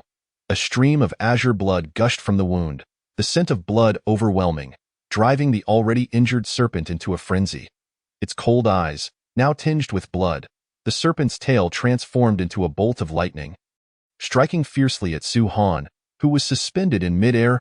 To dare to approach my pincers so closely, this is the consequence. Though Su Han's blood surged, he remained uninjured, struggling to stabilize his position in the air. When he saw the serpent's tail coming for him, his expression changed, and he quickly raised his massive pincers to shield himself. Bang boom! Su Han was sent flying like a struck ball, crashing down to the ground. The shockwave displaced the surrounding seawater for miles, producing a thunderous sound. Not far away, a celestial immortal realm fish beast was swimming by. The shockwave swept over, instantly reducing it to powder. Cough, cough, cough. That Su Han lay on the ground, coughing up blood, striving to calm his turbulent energy. Damn it! What kind of creature is this blue serpent, possessing such tremendous strength? Su Han silently lamented his plight. He had always believed that his power was considerable. Yet in comparison to this azure serpent, he realized he was still vastly inferior. The serpent's furious strike abruptly awakened Su Han from his recent state of complacency, making him acutely aware that the primal world was fraught with peril at every turn. Another one. Su Han took a deep breath, noticing the azure serpent preparing to strike again, and hastily evaded in the same breath. He summoned his magical energy into his pincers and thrust them fiercely toward the serpent's flank. Bang! Su Han managed to evade most of the force but was nearly toppled. The azure serpent, on the other hand, bore a slender wound. With a series of crackling sounds, both combatants exchanged blows, engaging in a flurry of attacks for several dozen rounds. The azure serpent's relentless assault forced Su Han to adopt a defensive strategy, seeking opportunities to counterattack. The serpent's speed was simply too formidable. Its combat style was straightforward, characterized by overwhelming strength and unparalleled swiftness. Su Han, too, was not without his strengths, boasting sharp offensive capabilities and unparalleled defense. While a few strikes could inflict minor injuries, the serpent's velocity posed a significant challenge, rendering him nearly incapable of posing a threat. After shaking off the numbness from the serpent's previous strikes, Su Han's gaze turned remarkably calm as he observed the azure serpent preparing for another lightning-fast attack. It seemed he would have to reveal his hidden card. He silently resolved to do so. Chapter 10. The Might of the True Water Net. Hissing, the azure serpent flicked its tongue, its gaze cruel and indifferent as it fixed its eyes upon Su Han. It grudgingly acknowledged that this wretched little lobster possessed some skill. The sharpness of its pincers evoked a sense of wariness. However, it mattered little. If they continued this war of attrition, victory would surely belong to the serpent. Once more, the azure serpent lunged at Su Han, seeking an advantageous angle for its assault. Suddenly, the serpent froze, for the little lobster had cast a net. The net expanded rapidly from small to large, enveloping it in a swift embrace. Hissing in alarm, the azure serpent attempted to retreat, but it was too late. The speed of the spiritual net was equally astonishing. What was more alarming was that the surrounding ocean seemed to come alive. As the water suddenly grew immensely heavy, pressing down upon the azure serpent from all directions, the true waters of the four seas bounded. True water net, go! Su Han unleashed the true water net, his magical energy surging into it, unleashing its maximum potential. The true waters of the four seas responded in kind, tightly restraining the serpent's form. While it could not fully suppress the creature, it significantly curtailed its speed and controlled its movements. With no room for doubt, the massive true water net enveloped the azure serpent, binding it completely. Roar! The azure serpent's eyes turned blood red. It could hardly fathom that this little lobster possessed such a tactic. It expended every ounce of strength, thrashing violently, attempting to tear itself free. Yet, the force it unleashed, capable of toppling mountains, seemed to vanish into the true water net like a drop in the ocean, achieving nothing. Furthermore, as Su Han poured more of his magical energy into the net, its power only grew stronger. The azure blue luminescence of the net was breathtaking, drawing in more true waters of the four seas. Layer upon layer, enhancing its grip on the serpent until it could no longer move. Excellent, truly worthy of being a mid-grade postnatal spiritual treasure. Su Han exclaimed with delight, realizing that this treasure had not disappointed his high expectations. The formidable true water net was not something a mere late-stage true immortal azure serpent could escape from. Of course, Su Han also sensed that his magical energy was depleting rapidly. He dared not linger. Swiftly positioning himself before the azure serpent's eyes, channeling his magical energy and vitality into his pincers, they glowed a vivid red as he aimed them directly at the serpent's head, thrusting forcefully through the net's opening. Puff! Roar! The azure serpent emitted a heart-wrenching shriek as Su Han's pincers sliced into its head with relentless precision, severing it in an instant. Enhancement points 2000. Panting, Su Han received the system notification, confirming the azure serpent's demise, allowing him to finally relax and expel several mouthfuls of blood mist. With a thought, he retracted the true water net and quickly absorbed the surrounding spiritual energy to restore his magical energy. The injuries he sustained were minimal, but the depletion of his magical energy was severe. After a considerable time, once his magical energy was replenished, Su Han opened his eyes and gazed at the azure serpent's corpse, a reflective expression crossing his face. This had undoubtedly been his most arduous battle to date. Were it not for the true water net, he might have faced a dire fate. But since victory was his, he vowed to grow even stronger. Having slain the late-stage true immortal azure serpent, he gained an additional 2,000 enhancement points. More importantly, he turned his gaze toward the distant dragon blood ruby fruit tree. A smile gracing his features, the danger had passed. It was time to reap his rewards. Given the azure serpent's strength, it must have consumed quite a few dragon blood ruby fruits as Yuhan flew to the fruit tree. During their battle, he had consciously avoided this direction. The tree bore 2 crimson ruby fruits, adorned with faint dragon scale patterns, exuding an enticing fragrance. Dragon blood ruby fruits were excellent for enhancing one's cultivation. After a moment's hesitation, he decided to consume one first.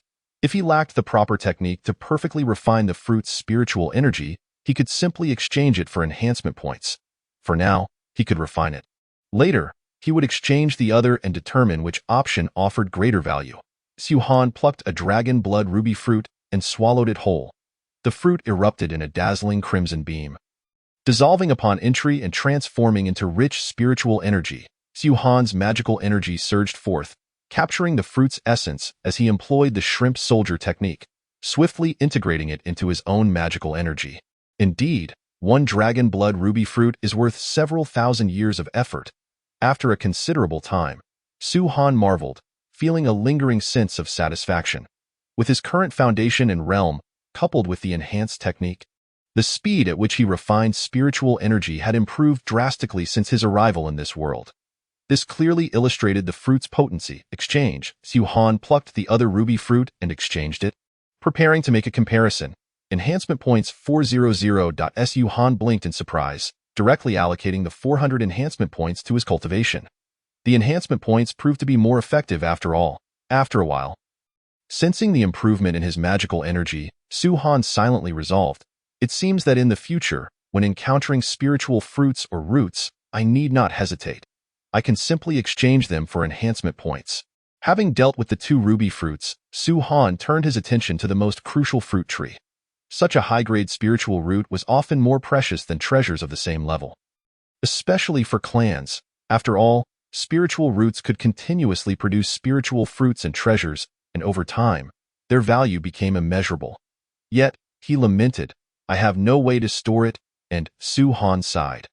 While leaving the fruit tree behind would allow for sustainable development, he could neither carry it with him nor guard it effectively. As a mere elite shrimp soldier in the true immortal realm, how could he hope to dominate a mid-grade postnatal spiritual root? It was a fool's dream. One azure serpent had nearly posed a threat to him. He needed to bolster his strength without delay. Resolutely, Yuhan extended his magical energy, enveloping the dragon blood ruby fruit tree and exchanging it. Enhancement points 5,000. 5,000? Truly worthy of a high-grade spiritual root. Yuhan exclaimed with delight, unconcerned about whether he had incurred a loss or a gain by exchanging the fruit tree. What truly belonged to him was what he could digest. Glancing at his personal panel, Yuhan discovered that his enhancement points had accumulated to a total of 10,000. Transitioning from low-grade to mid-grade required 500 points, while advancing from mid-grade to high-grade demanded 5,000 points. His first priority was naturally to consider enhancing his foundation. However, to reach the pinnacle grade, he would likely need tens of thousands of points. With no means to elevate his foundation for now, he decided to set that aside. As for his cultivation, it was currently sufficient. Reflecting on his previous battle with the azure serpent, Yuhan made a decision. Enhance the spiritual treasure. His advantages were glaringly evident. Yet the shortcomings in speed had begun to surface. If he did not address this immediately, facing weaker species like the sea crocodile would be manageable, but encountering stronger opponents could lead to grave danger. Chapter 11. The One Yuan True Water Net. The ominous aura of heaven and earth manifests. A calamity brews. Moreover, in this primal world, who could dare to claim that spiritual treasures were unimportant? Recalling his experiences from his previous life only strengthened Yuhan's resolve. Often, the disparity exhibited by spiritual treasures was even more pronounced than that between realms. With a powerful spiritual treasure at his disposal, he could not only dominate his peers but also challenge foes of higher tiers with relative ease. During the Witch and Demon era, Dong Huangtai wielded the Chaos Clock, proclaiming himself invincible beneath the sages. In the Fengshen era, Zhao Gongming, despite being merely a great Luo Golden Immortal, utilized 24C calming pearls to force the quasi-saint lantern to flee in disarray. This phenomenon was evident even among the sages. The Western two saints, though weaker than the three pure ones, largely lacked a supreme treasure. Beyond these instances, there were also the extraordinary treasures such as the falling treasure money and 6 soul flags, leading to even more exaggerated results. Thus, it is evident that a powerful spiritual treasure has a tremendous impact on one's prowess, even proving to be decisive. Enhance the spiritual treasure. Zhen Shui Net 100. Zhen Shui Net 100. Zhen Shui Net 100.Su Han swiftly intensified his efforts, resolutely determined to elevate the Zhen Shui Net to yet another level. The current Zhen Shui Net was already exceedingly potent. Should it become even stronger, it would undoubtedly provide greater assurances for Su Han's safety. Almost there, Su Han anxiously focused, his mind constantly attuned to the intricate formation within the Zhen Shui Net. The net emanated a radiant glow, subtly trembling as it began to undergo a transformation. The internal restrictions multiplied, intertwining into increasingly intricate patterns. Once all 10,000 enhancement points were invested, the Zhen Shui Net underwent a qualitative change. With a resounding whoosh, the spiritual net emitted a gentle luminescence that spread around, causing the surrounding waters to subtly reveal a grid-like pattern. The hue of the seawater deepened, transforming into a superior postnatal spiritual treasure, the Yuan Zhen Shui Net. In an instant, Su Han comprehended all the information regarding this newly forged spiritual treasure. Its functions mirrored those of its predecessor. However, aspects such as resilience and binding capability had significantly strengthened. Moreover, it could summon a Yuan Zhen Shui, which was far denser than the ordinary Zhen Shui of the past. The Yuan Zhen Shui, combined with the essence of the spiritual net, rendered its binding power even more formidable. With newfound confidence, Su Han mused that even an early-stage Xianxian would suffer greatly if ensnared by it. Of course, facing a Xianxian might pose challenges in ensnaring them. Nevertheless, the strength of this treasure's binding ability was evident. With the Yuan Zhen Shui Net in hand, who in the realm of true immortals could stand against him? A smile crept onto Su Han's face. Yet, contemplating the vastness of the primordial world, he quickly regained his composure. Steady now. I am but a sharp little shrimp soldier. Stowing the Yuan Zhen Shui Net within, Su Han made his way back to his clan's territory. This expanse of ocean belonged to the lobster clan, where formidable beings were scarce, with even Xianxian being a rarity. The regions open for exploration had been thoroughly scouted. As for venturing into other oceanic realms alone, Su Han feared that his petite stature would not withstand the tumultuous waves. Prudence was in order, and he resolved to return for seclusion and cultivation. Time in the primordial realm is unmeasured. It was unclear how long had passed when a sharp sound of drums echoed throughout the lobster clan's domain. To battle. Squad leaders rallied their troops, summoning large contingents of lobster soldiers. Another campaign was underway. Su Han emerged from his seclusion, his aura more restrained, making his way towards the assembly point. At this moment, he felt no trepidation regarding the clan's combat. Naturally, the requisite caution and steadiness remained paramount. The enhancement points had been dormant for quite some time. A glimmer of anticipation flickered in Su Han's eyes. Numerous lobster soldiers set forth towards an underwater coral cluster, where a defiant faction awaited, the five-colored jellyfish clan. On the battlefield, Su Han discreetly dispatched a five-colored jellyfish of the celestial realm with ease. Enhancement points 1-5. Su Han's lips twitched as he continued to eliminate several more celestial jellyfish. Finally coming to a realization, the enhancement points gained from slaying lower-tier celestial beings were now vastly diminished, almost trivial. It seemed that to accumulate substantial enhancement points, one must vanquish formidable opponents. Ideally those of the same major realm. Su Han shook his head in resignation. Just as he prepared to head towards the fierce battlefield of the true immortals, he suddenly paused. Across the battlefield, swathes of five-colored jellyfish clashed with the lobsters in Su Han's eyes. These jellyfish appeared translucent, radiating vibrant colors that turned the entire battlefield into a kaleidoscope. Yet at that moment, he momentarily perceived ominous black gas swirling about, akin to a veil of darkness enveloping the battlefield, even extending infinitely beyond. In the blink of an eye, the intangible black veil vanished, as if it had never existed. Was that malevolent energy? The thought flashed through Su Han's mind. stirring a sense of unease within. Indeed, it must be the malefic energy of heaven and earth. Could it be that the calamity of fierce beasts was about to erupt? A profound sense of urgency surged within Su-Han. In that instant, he realized that the impending calamity was likely drawing near. He must hasten his ascent in power. With unwavering resolve, Su-Han swiftly made his way to the densely populated battlefield of the true immortals. All he could do was to expedite the enhancement of his strength before the Great Tribulation engulfed him. Enhancement points 600, enhancement points 800. Days passed, and after utterly vanquishing the five-colored jellyfish clan, the Lobster Brigade returned to their territory. Su-Han amassed over 6,000 enhancement points. He chose not to expend them immediately, but instead to store them until he could accumulate a sufficient amount for a comprehensive enhancement. Over a century later, the Lobster Clan embarked on yet another expedition. Enhancement points 40.200 years later, enhancement points 5,000. Before long, a millennium had elapsed. Su-Han participated in multiple campaigns, accumulating a total of 20,000 enhancement points. The battles primarily involved the eradication of inconsequential weaker races. Su-Han, being prudent, had avoided significant dangers. It was time to make a move. Instead of hastily enhancing himself, he headed towards the Lobster Clan's treasury. In addition to enhancement points, he had accrued substantial military achievements that could be exchanged for numerous valuable items. He wondered what the true Lobster Clan treasury would be like. A glimmer of anticipation arose within him. He recalled that his last visit to the treasury had left him feeling somewhat disappointed. Over the years, he had come to realize that it was merely a treasury designated for ordinary soldiers and lower-tier elite lobsters. However, having demonstrated valor in countless battles, his strength and contributions had garnered the recognition of many lobster squad leaders. Even without utilizing spiritual treasures, he had proven himself to be among the elite and was now qualified to access the true treasury. Chapter 12. The Lobster Ancestors' Decree. Accompanying divine powers, Su-Han's wishes were fulfilled as he arrived at an imposing grand hall, strikingly different from the lower-tier treasury he had previously visited. Following the guardian of the treasury inside, Su-Han's pupils constricted, slightly awed by the grandeur. The hall was an expansive space, seemingly carved out of the void by mighty beings. Piles of spiritual materials, divine weapons, and other treasures lay scattered throughout, casting a shimmering glow across the vastness.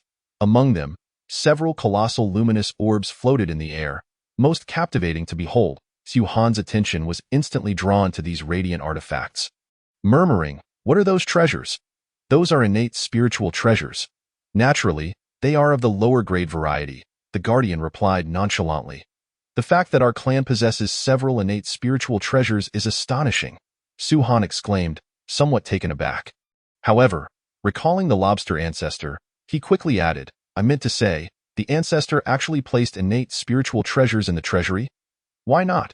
Besides the ancestor, our clan boasts several elders of the Tai Golden Immortal level." The guardian spoke with a tone of pride. Su-Han fell silent. He acknowledged that he had indeed underestimated the lobster clan. If a mere lobster clan could have multiple Tai Golden Immortals, one could only imagine the strength of the top-tier forces like the Dragon Clan. After some time lost in thought, Su-Han found himself drawn to the area where the innate spiritual treasures were displayed. If I could possess even one innate spiritual treasure, he gazed longingly at the exalted artifacts, his desire palpable. To exchange for an innate spiritual treasure, a minimum of 10 million military achievements was required. The guardian offered a brief reminder before falling silent again. Su-Han chuckled awkwardly, reluctantly diverting his gaze. He obediently approached the piles of spiritual materials and spiritual roots. Although the Lobster Clan was a subsidiary race of the Dragon Clan, its foundation was incredibly rich, far exceeding Su-Han's imagination. Beyond the innate spiritual treasures, a plethora of celestial rarities, divine metals, materials, spiritual roots, spiritual stones, and a vast array of postnatal spiritual treasures and divine weapons dazzled Su-Han's eyes, broadening his horizons. Ultimately, he opted to exchange for a selection of spiritual roots. After all, since he couldn't obtain anything truly remarkable, it was more beneficial to trade for enhancement points. Upon leaving the treasury and returning to his abode, Su-Han eagerly converted all the spiritual roots into enhancement points. Enhancement points 10,000. With this, combined with his previous total, he now possessed 30,000 enhancement points. This represented Su Han's accumulation over nearly 10 millennia. He prepared to expend them all at once to enhance himself. After some contemplation, Su Han decided to enhance his cultivation technique. Over the course of his extensive practice, he felt that the shrimp soldier technique still had room for improvement. Moreover, he found his current iteration of the technique somewhat unsatisfactory. After all, it was a technique passed down from the lobster ancestor, ideally suited for the cultivation of the little lobster clan. Taking a deep breath, Su Han began his enhancement process. Shrimp Soldier Technique 100, Shrimp Soldier Technique 100, Shrimp Soldier Technique 100.as. He expended 10,000 enhancement points. The lobster pattern within his sea of consciousness suddenly trembled, as if it had come to life. Layers of spiritual light cascaded upon the lobster, as though the heavens themselves adorned it with a veil and the void. A faint beam of light descended, enveloping the lobster pattern and prompting it to undergo a rapid transformation. The ethereal projection of the lobster took on a more majestic and formidable appearance, even exuding an air of supreme divinity. As if it were a god or demon birthed by the very cosmos itself, the lobster ancestor. Su Han's mind was constantly attuned to the cultivation technique. Upon observing the transformed image of the lobster pattern, a sudden realization dawned upon him.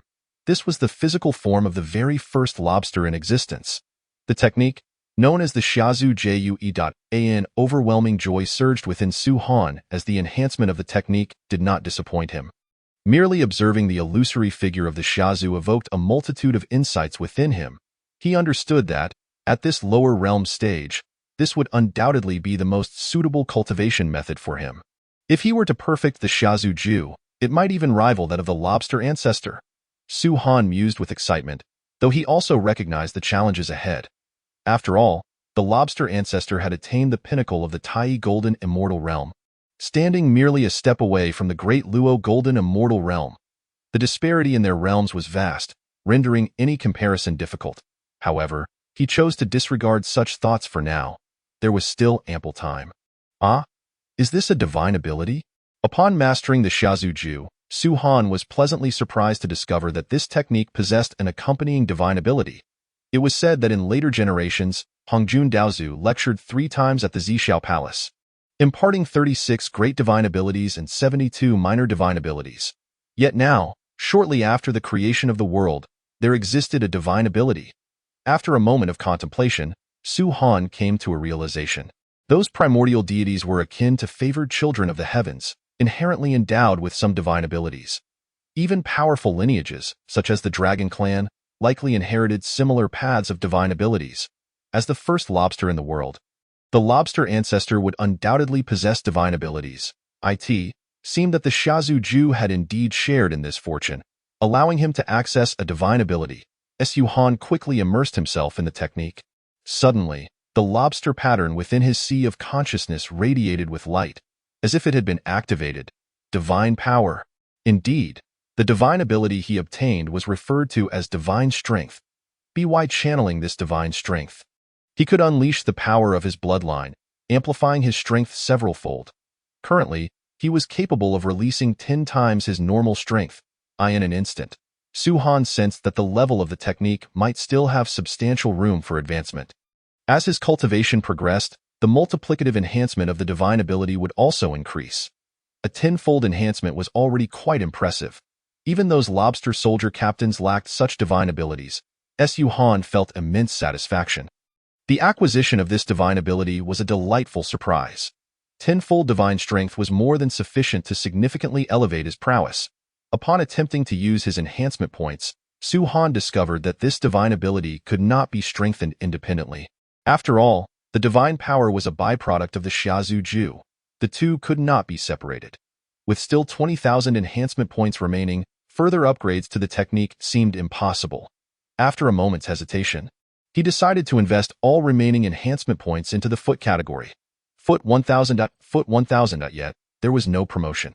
After expending all enhancement points, Su Han observed that he remained at the upper grade innate foot level, without ascending to the top grade, which did not trouble him. Although he did not achieve a grade promotion, he still experienced a significant enhancement. Su Han could distinctly feel the difference. His physical body had become more robust, and his shell and pincers had grown increasingly formidable. His cultivation speed had surged, now exceeding tenfold compared to before. With his current strength, combined with divine abilities and spiritual treasures, even the early stages of the Shinxian realm could not pose a threat to him. Su Han brimmed with confidence, having observed many fierce battles within the Shinxian realm during his numerous skirmishes. He was well aware of the capabilities of the Shinxian realm. Even in confrontation with the Shinxian, he felt no fear. While he could not claim victory over his opponent, he was certainly capable of self-preservation. With this in mind, it was time to venture forth and explore the world. Chapter 13. The Might of Tenfold Divine Strength. An encounter with the sea mouse, Su Han again felt the urge to travel. The reason was simple. Over the millennia, he had become acutely aware that the malevolent energy in the world had grown increasingly dense. Clearly, the outbreak of the beastly calamity was not far off. Within the cataclysm, the pervasive malevolence brought forth myriad uncertainties, making it imperative for him to swiftly enhance his strength. Su Han murmured to himself, recognizing that while the beastly calamity swept through the northern continent of the primordial world, he had little to fear in the eastern sea. However, the true peril of the calamity was not solely the beasts, but also the pervasive malevolent energy. Even with formidable cultivation, one could become muddled in the malevolence, leading to impulsive actions devoid of discernment between fortune and misfortune. This explained the unusual behavior of many great Luo golden immortals during the Fengshen calamity, such as Zhao Gongming and the three heavenly maidens. Once the calamity erupted, being enveloped in its malevolent energy would inevitably bring forth numerous dangers. The urgent priority was to enhance his strength as swiftly as possible. Su Han resolved not to enter seclusion again. He directly departed from his cave dwelling, soaring beyond the clan's territory. At this moment, the eastern sea of the primordial world had been pacified, predominantly under the dominion of the Dragon Clan. At the very least, there should be no formidable beings wandering about. Since the eastern sea was now free from turmoil, it was time to leave the Lobster Clan's domain. Su Han vacated this familiar sea region and ventured into unfamiliar waters. In this strange sea expanse, Su Han proceeded cautiously, pausing intermittently to gather various spiritual roots of heaven and earth. Decades passed, and although he had made some gains, they were not significant. The Sea Xian stone? In a certain underwater basin, Su Han picked up a piece of azure stone, somewhat astonished. Before him, it appeared that there were quite a few such spiritual materials. Su Han activated the Shazu Ju, allowing the power of his consciousness to circulate. His eyes gleamed with two rays of divine light as he scanned the distance. Though this might not qualify as a profound technique, it indeed served Su Han well, assisting him in better mobilizing his consciousness and enhancing his perceptive abilities. When his consciousness probed further, he detected a trace of life energy. A living being is present here. Su Han's vigilance heightened, and he swiftly withdrew his consciousness. However, the entity had already been alerted. Boom! A flurry of debris erupted as a small, white figure darted forth, leaping to a position not far from Su Han. To Su Han's astonishment, the creature was a snow-white sea mouse, perfected in the true immortal realm. Upon discerning the creature's aura, Su Han initially breathed a sigh of relief, only to be engulfed by curiosity. Sea mice were typically ordinary beings, usually at the early stages of the heavenly immortal realm. How could this mouse possess such high cultivation? Gazing at the perfected true immortal sea mouse before him, a hint of perplexity arose in Su Han's heart. Could it be? Just then, a possibility crossed Su Han's mind, and he regarded the snow-white sea mouse with newfound interest. As Su Han pondered, the irate sea mouse glared at him with fury, its fur bristling with indignation. How dare this lobster intrude upon its lair? It must be eliminated. To protect its precious hoard, the sea mouse resolved to eliminate Su Han. Noticing Su Han's cultivation was only at the mid-stage of the true immortal realm, the sea mouse felt no hesitation and immediately launched an attack, summoning a flying sword. Clang! The flying sword hovered in midair, emitting a chilling song of blades. Subsequently, infused with the sea mouse's magical power, it transformed into a streak of sword light, hurtling towards Su Han with lightning speed. A flying sword. This mouse possesses a spiritual treasure. Su Han's heart raced with surprise, and it appeared to be a mid-grade acquired spiritual treasure.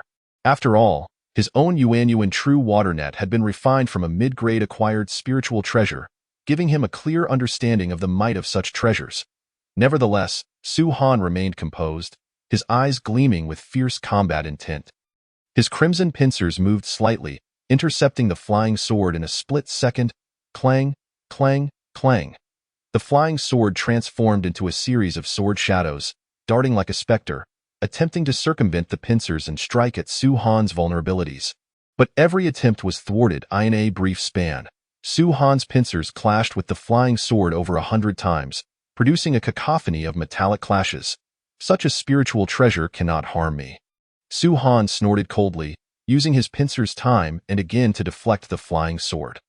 Although the sword occasionally found gaps to strike, landing harmlessly against his shell, it could not breach his defenses. It was evident that, after numerous enhancements to his foot, Su Han's shell had become exceedingly robust, with defensive capabilities rivaling those of a mid-grade acquired spiritual treasure. Of course, the flying sword was formidable in its own right, as its sheer impact could force Su Han to retreat repeatedly. Squeak. The sea mouse, seeing the situation, cried out in alarm. Few of its previous true immortal adversaries had been able to withstand its flying sword. Yet this lobster proved unexpectedly strong. After a moment of hesitation, the sea mouse summoned the flying sword back, preparing to retreat. Its primary combat method relied on the sword. Without the spiritual treasure, it was merely a mouse. Lacking any significant combat prowess, attempting to flee, Su Han's gaze sharpened, and without further hesitation, he activated his divine ability, divine strength. With a roar, the lobster pattern within his sea of consciousness illuminated, bestowing upon him a mysterious rhythm. Blood surged through him, and the unseen power of his bloodline ignited, enhancing his physical form. In that instant, Su Han felt an immense force coursing through every inch of his being. Divine strength, a tenfold augmentation. Bang! Su Han exerted force beneath his feet, shattering the ground and sending countless fragments into the air. Before the debris could settle, Su Han shot forward like an unleashed arrow, racing toward the sea mouse. The overwhelming power granted him unparalleled speed. Although it could not directly augment his speed tenfold like strength, it was still significantly swifter than before. Rumble. A thunderous roar erupted, akin to the sound of thunder. Sending the sea rat into a state of sheer terror, it beheld the lobster charging ferociously towards it, shattering both the seawater and debris in its path with brute force. A flying sword interposed itself. The sea rat's magical energy surged wildly into the sword, desperately hoping to impede Su Han. Although Su Han's speed could not rival that of the flying sword, he was certainly faster than the sea rat. As for flying with a sword, that was absurd. One required a special technique for sword control. Otherwise, could Su Han not simply fly with a net? Get lost. Upon seeing the flying sword blocking his path, Su Han maintained his speed and suddenly struck down with a powerful claw. Boom. The flying sword was sent hurtling far away. Of course, Su Han was not yet able to destroy it. Under the sea rat's control, the flying sword returned repeatedly, slashing at Su Han, but each time was effortlessly swatted away by the giant claw, unable to halt his advance. No. The sea rat immediately transmitted a message, its tone laced with terror and confusion. It could not fathom why the lobster's strength had suddenly surged. Just moments ago, the sword's impact had been sufficient to repel it.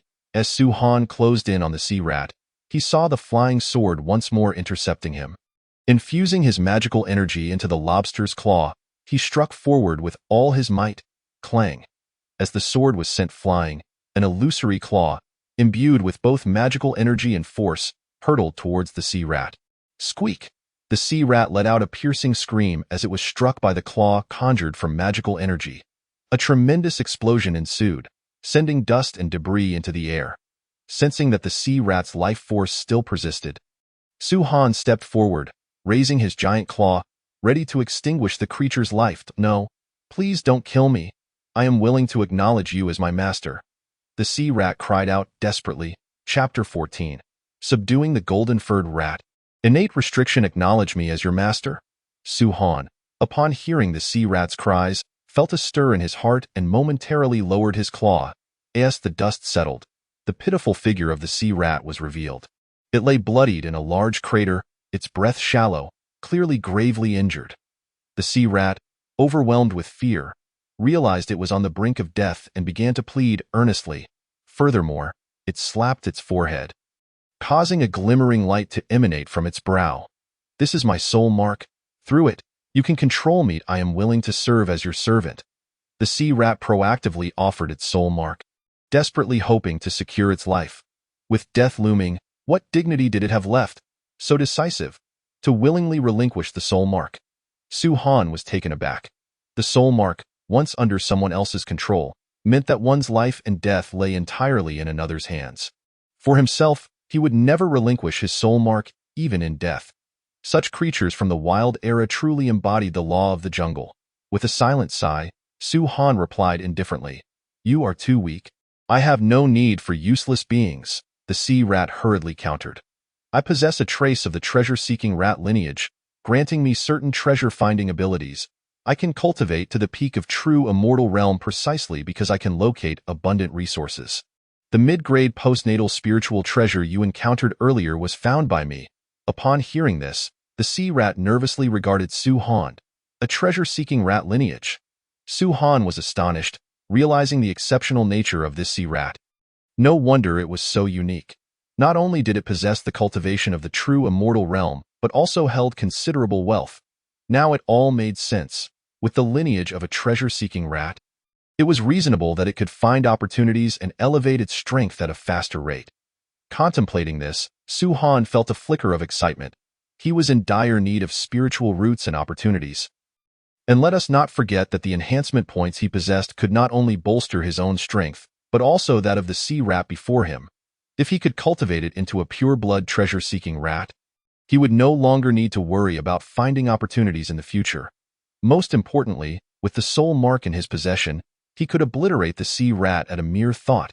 Su Han extended his magical energy outward, capturing and refining the sea rat's soul mark into his sea of consciousness.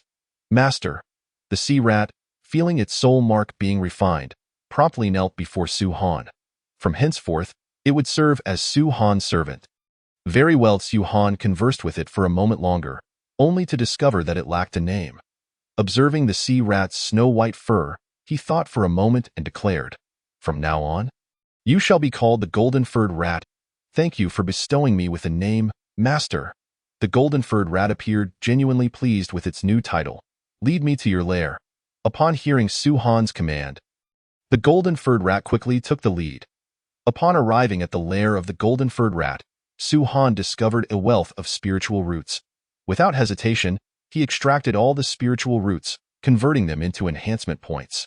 Enhancement points 400, enhancement points 320. After a series of exchanges, he amassed several thousand enhancement points. Once completed, Su Han turned to the golden-furred rat, who wore a sheepish grin, cautiously observing Su Han. Noticing Su Han's gaze upon it, the golden-furred rat, disregarding its own pain, offered the flying sword. "Master, here you go." Su Han's lips twitched slightly as he replied coolly, "Keep the flying sword for your defense for now." After a moment's contemplation, Su Han ultimately decided to invest these several thousand enhancement points into the golden-furred rat. The reason, of course, was due to its treasure-seeking ability. He had just inquired in detail and discovered that although the golden-furred rat possessed this ability, it was rather weak and inconsistent. It had taken an extended period to accumulate a plethora of heavenly materials and earthly treasures, yet it had not uncovered anything particularly valuable.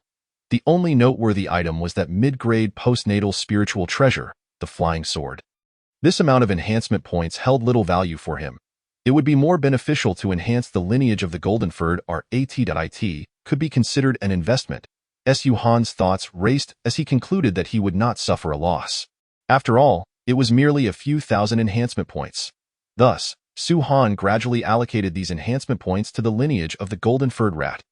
Enhancement points can enhance all things. Golden-furred rat lineage 100, golden-furred rat lineage 100, golden-furred rat lineage 100. Upon feeling Su Han's pat, the golden-furred rat's blood surged with vitality. It was utterly astonished as a torrent of heavenly and earthly spiritual energy flooded into its body, merging with its lineage.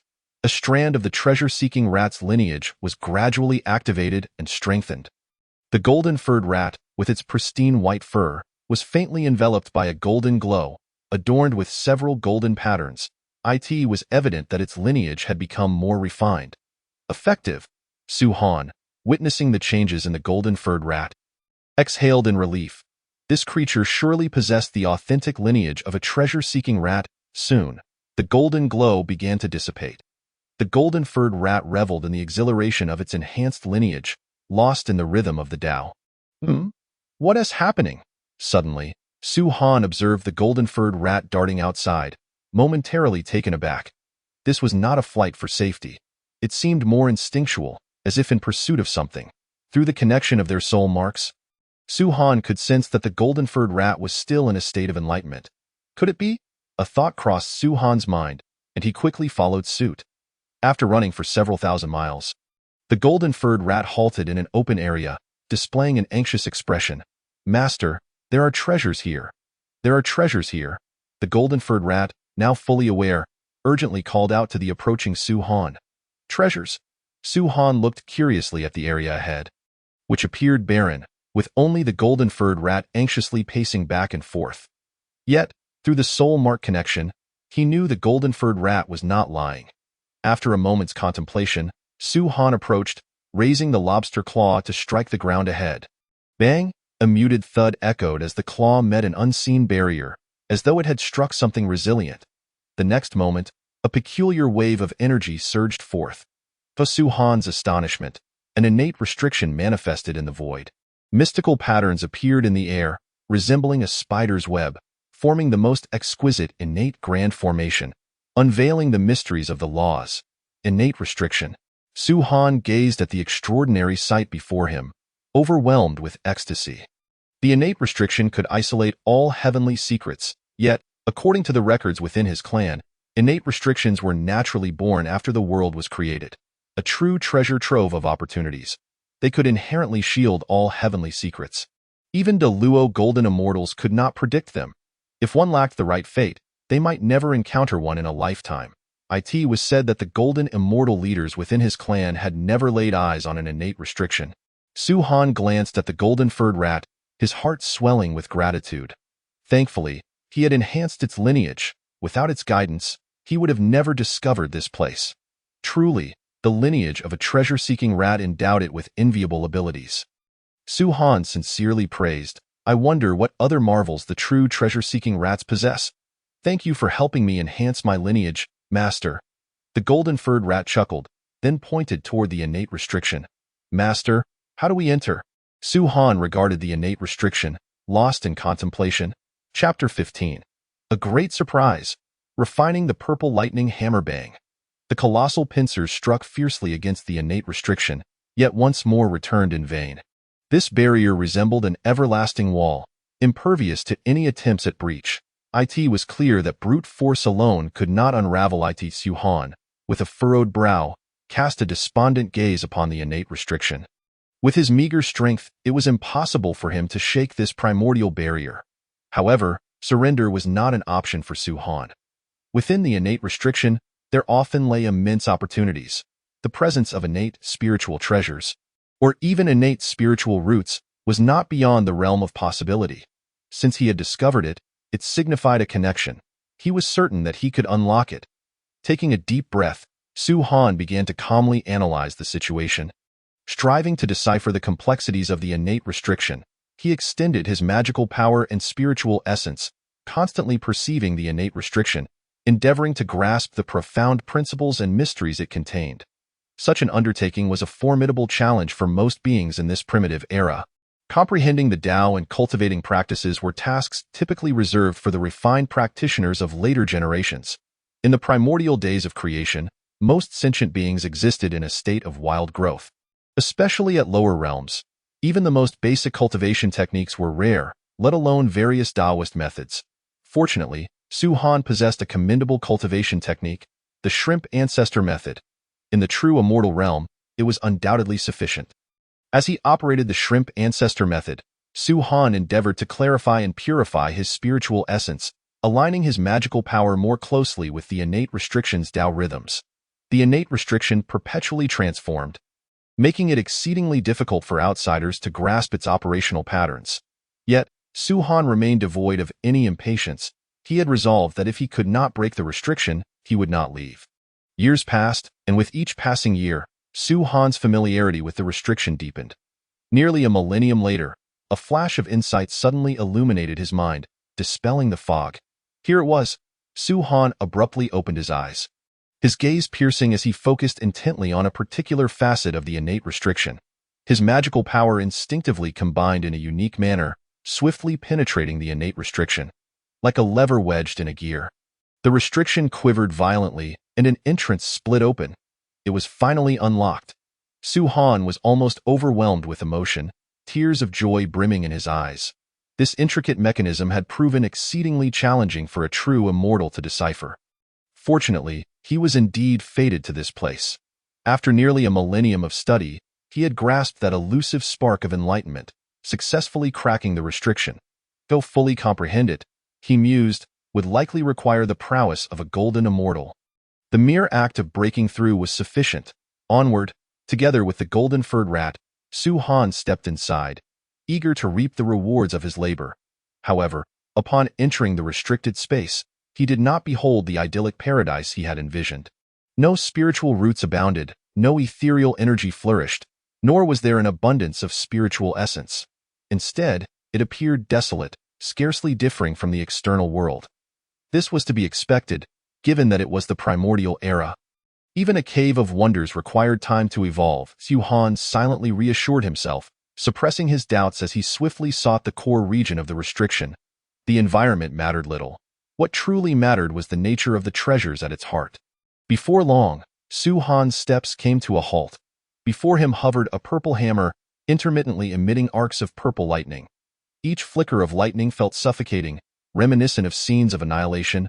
Boom! A deep rumble resonated throughout this space, akin to the very source of a tempestuous storm.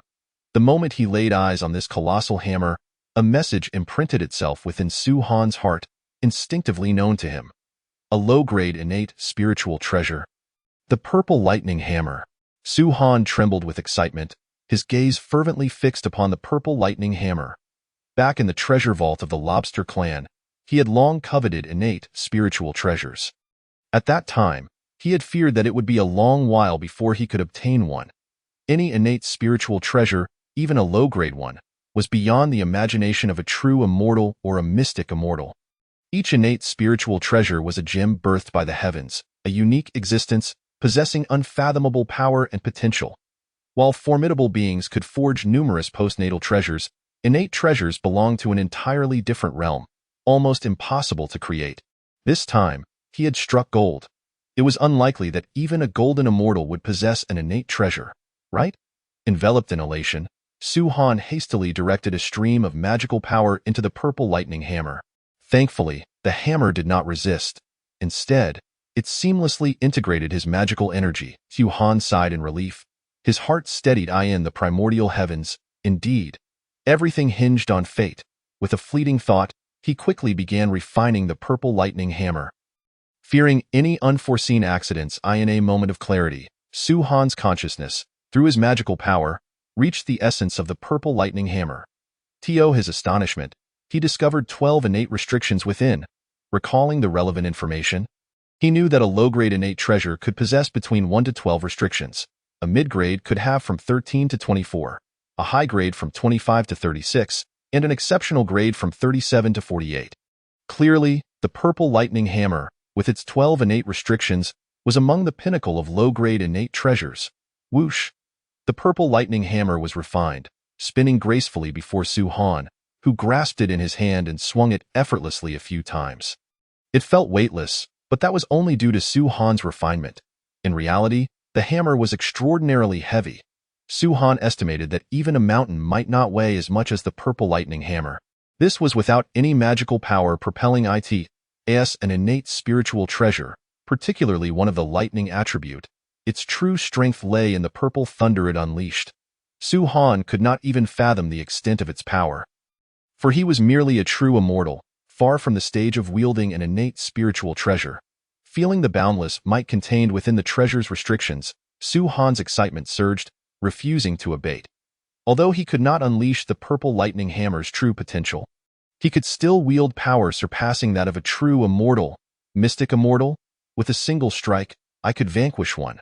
Su-Han brimmed with confidence and vigor. After a considerable time, he finally stored the purple lightning hammer within his being, continuously nurturing it with his magical power, persistently refining its innate restrictions.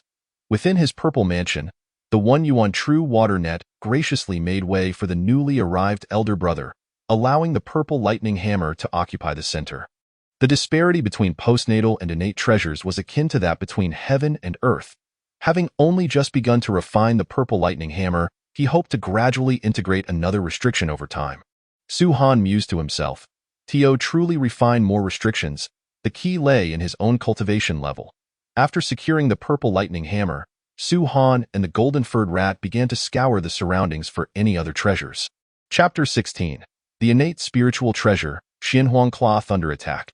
Postnatal low-grade spiritual root, Thunder Bambooed. Su Han casually exchanged a postnatal spiritual root, feeling remarkably placid. It seemed that this restricted space primarily served to nurture the purple lightning hammer. He and the golden-furred rat scoured the barren area several times, discovering only a few postnatal spiritual roots of low quality. Su Han was undeterred. The acquisition of the purple lightning hammer was already a fortuitous blessing, and he could not be greedy for more. Enhancement points 2,000 enhancement points, 1,200 enhancement points, 600. After exchanging the spiritual roots for enhancement points, Su Han unhesitatingly invested them all into the bloodline of the golden-furred rat.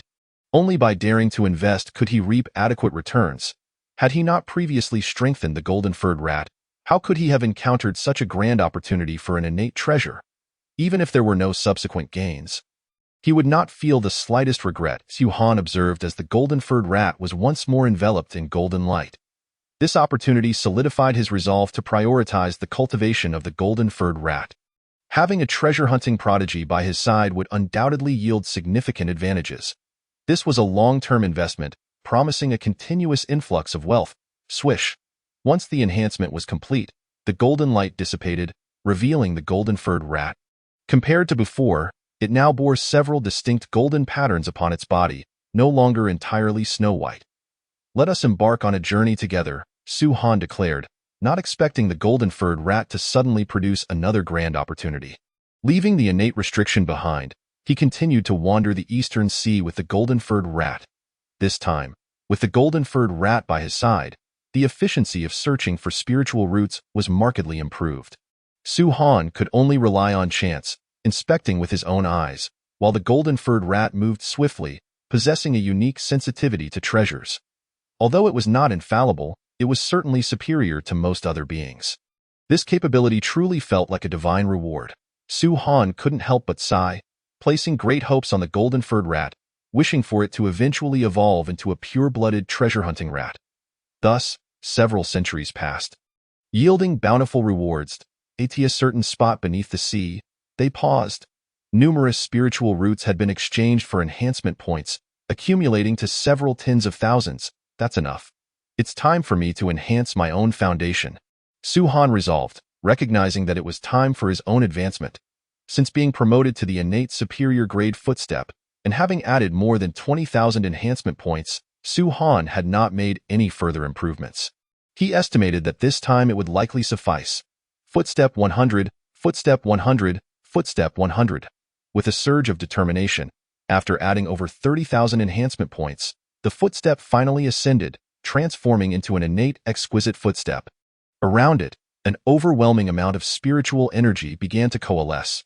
The vigorous flow of spiritual energy stirred the surrounding seawater into a towering waterspout several dozen miles high.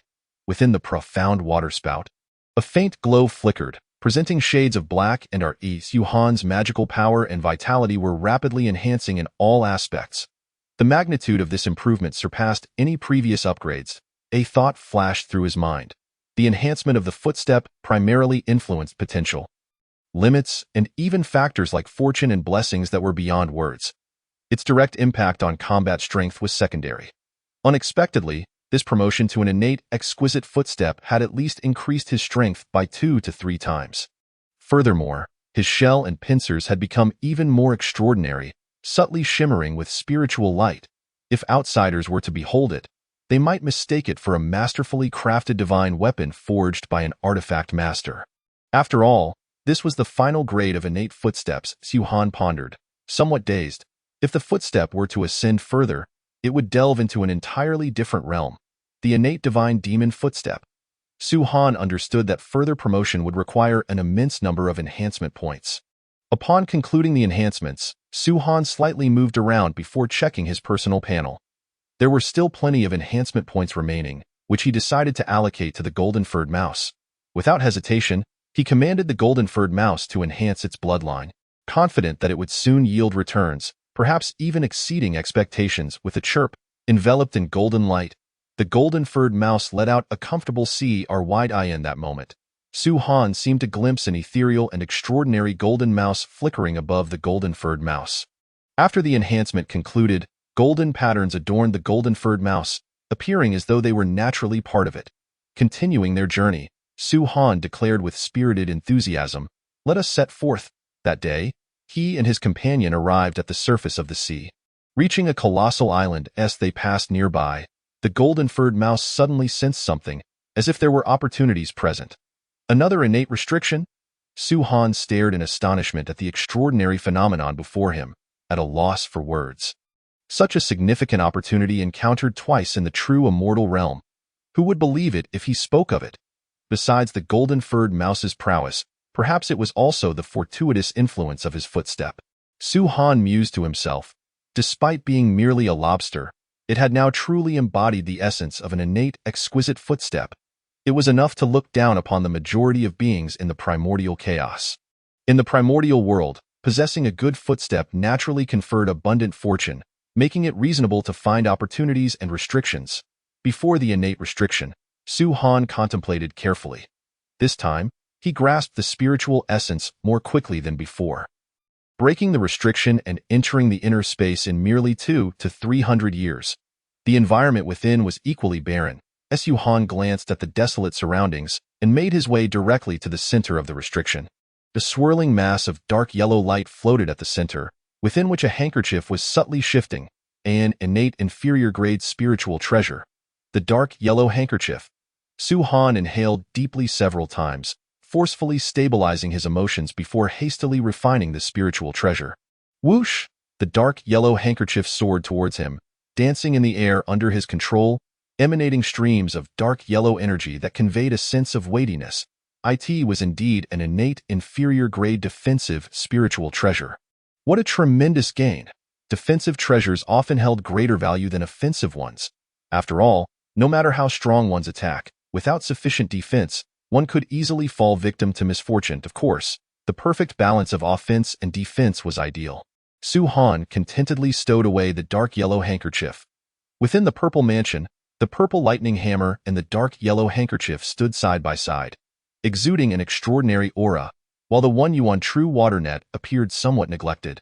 Shrinking to the side. With the dark yellow handkerchief as a defensive innate spiritual treasure, his safety was greatly enhanced. He hoped it would help him weather the impending calamity. Although innate spiritual treasures could be exchanged for enhancement points like spiritual roots, Su-Han was certain he would never part with them. At this stage, the benefits of the innate spiritual treasures far outweighed any mere increase in cultivation. Su-Han opened his personal panel to check his information. Host: Su-Han Race. East Sea Little Lobster Cultivation. Mid-stage True Immortal Technique. Lobster Ancestor Decision Spiritual Treasures. Purple Lightning Hammer. Dark Yellow Handkerchief. 1 yuan True Water Net Footstep. Innate Exquisite Footstep Servant. Golden-furred Mouse Enhancement Points. 0. Unbeknownst to him, he had already reached such heights. Reflecting on his initial hesitation upon crossing over, Su-Han felt a sense of disorientation. There was still much effort to be made. The true immortal realm was still far from his grasp. Shaking his head, he suppressed his thoughts and departed the restriction space with the golden-furred mouse. However, just as he exited the restriction, an unexpected event occurred. A streak of light surged towards him, fiercely attacking Su-Han. Whoosh! Before he could react, the dark yellow handkerchief automatically shielded him, instantly manifesting above his head. Cascading downstreams of dark yellow energy that enveloped Su-Han securely. In the next moment, the streak of light collided directly with the dark yellow energy. Chapter 17. Mastering Lightning? The purple lightning hammer emerges above Su-Han's head. The dark yellow handkerchief spun rapidly, releasing torrents of dark yellow energy, creating a barrier that shielded him from external harm. Bang! A deep thud resonated as the dark yellow energy trembled slightly before settling back into tranquility. Damn it! Who is it? Su Han's expression darkened, his eyes brimming with unrestrained killing intent. He focused intently and noticed a dagger lodged firmly within the dark yellow energy. An acquired superior-grade spiritual treasure? Su Han scrutinized closely and saw that the dagger was a deep green hue, faintly glimmering with green droplets. Just a glance made him feel a wave of dizziness and revulsion. Su Han quickly deduced that this dagger was laced with potent poison. How dare they ambush me? Fury surged within him, mingled with a sense of trepidation. Given the dagger's earlier speed and power, coupled with its venom, it could instantaneously kill any being within the true immortal realm. Even against a profound immortal, the outcome would be uncertain, and no matter how sturdy his shell was, he could not guarantee it would withstand such a lethal strike from an acquired superior-grade spiritual treasure in a state of unpreparedness. If his defenses were breached and he came into contact with that poison, even a minor injury could prove fatal. Fortunately, he had the dark yellow handkerchief. Otherwise, casting a glance at the dark yellow handkerchief that continued to release dark yellow energy above him, Su Han felt an immense sense of relief. This moment was undoubtedly the closest he had been to death. Initially, he had been quite confident in his shell, but witnessing the defensive capabilities of the dark yellow handkerchief left him humbled. One could only say that it was truly an innate spiritual treasure, the epitome of defense. Moreover, it could automatically protect its master, which was even more remarkable. Buzz! The dagger trembled violently, attempting to return to its owner under their control. Humph! Trying to escape. Su Han infused his true immortal magical power into the dark yellow handkerchief, compelling it to unleash even more dark yellow energy. As the dark yellow energy swirled, it wove intricate patterns, firmly restraining the dagger, preventing its escape. An eel? Su Han looked coldly at the assailant in the distance, discovering it to be an eel. Upon discerning the opponent's realm, his eyes brimmed with killing intent. A profound immortal? No wonder the dagger's power was so formidable. It was being propelled by profound immortal magic. Seeing that the enemy was of the profound immortal realm, Su Han felt no fear. Rather, his killing intent intensified. If the adversary were a golden immortal, he would undoubtedly turn and flee without a second thought. But a profound immortal, with two innate spiritual treasures in hand, he had no reason to fear. Su Han's eyes narrowed as he observed the eel attempting to retreat. Without hesitation, he charged towards the eel, exuding an aura of menace as he bellowed, "Dare to ambush me? Prepare to meet your end." In the distance, the eel looked on with uncertainty, having failed in its ambush and unable to retrieve its spiritual dagger. The Lingya dagger was its acquired superior-grade spiritual treasure, extremely sharp and laced with poison. Boasting this treasure, it had dispatched numerous profound immortals. Yet, it had not anticipated failing against a true immortal. What on earth was that terrifying dark yellow energy? Desperately, it struggled to control the Lingya dagger, attempting to summon it back, but it was utterly unable to break free from the dark yellow energy, as if it were welded to an impenetrable wall. Just when the eel was in a state of panic, contemplating abandoning its spiritual treasure and retreating, it noticed the little lobster had actually exited the range of the dark yellow energy and was charging towards it. The eel was left bewildered. This true immortal little lobster, has it lost its mind? As the little lobster brandished its massive pincers, drawing ever closer, the eel ceased to ponder further. Regardless of the circumstances, since the opponent dared to leave that terrifying dark yellow energy, it was an opportunity, a mere true immortal, truly seeking death. The eel revealed a sinister grin, and suddenly, arcs of lightning materialized around its body. Crackling and sizzling, lightning serpents danced around the eel's form, surging with a terrifying aura. This was its innate ability, a natural mastery over the power of lightning. Even among the same realm of celestial beings, they are all wary of its lightning, coupled with that spirit-toothed dagger. It allows it to roam freely across vast expanses of the surrounding ocean. With a single strike, it can vanquish this lobster. The sea eel, brimming with confidence, commanded the surging magical energy to gather an immense amount of lightning. In the next moment, the lightning vanished from its original location, surging forward towards Su Han with an unstoppable force. What a formidable opponent! Su Han, fearing the sea eel might flee, rushed forward. only to discover that this sea eel indeed possessed remarkable abilities. Being able to wield the power of lightning, could it withstand the protection of the Xinhuang cloth? Hesitating for a brief moment, Su Han decided against summoning the Xinhuang cloth. Although he could instantly call it back, it would be better to restrain that dagger instead. After all, he did not sense any immediate danger. Today, he would test the power of the celestial being. With unwavering confidence, Su Han shouted, "Divine power!" Instantly, the bloodline strength surged within him, an inexhaustible force circulating through his body, amplifying his divine power tenfold. Simultaneously, magical energy poured into his massive pincers, radiating a crimson glow as he forcefully struck forward. This was Su Han's full-force attack, even more powerful than that of the azure serpent from years past. It would not necessarily be inferior to a celestial being. Crack! In the next moment, high-density lightning struck the massive pincers, which forcefully smashed through it, scattering it into a multitude of electric serpents. Each electric serpent that fell to the ground carved deep trenches, leaving scorched marks in their wake. Within several miles, all matter was shattered by the plethora of electric sparks, showcasing the might of the attack. Even a heavenly being would be instantly reduced to cinders beneath the residual electricity. Hiss! Su Han shivered, shaking off the massive pincers. Although he successfully fended off the lightning attack and sustained no serious injuries, he still felt a tingling numbness coursing through his body, his muscles stiffening slightly. Another attack. Seeing the sea eel gathering lightning once more, Su Han fell silent, dissipating his divine power and refraining from charging forward.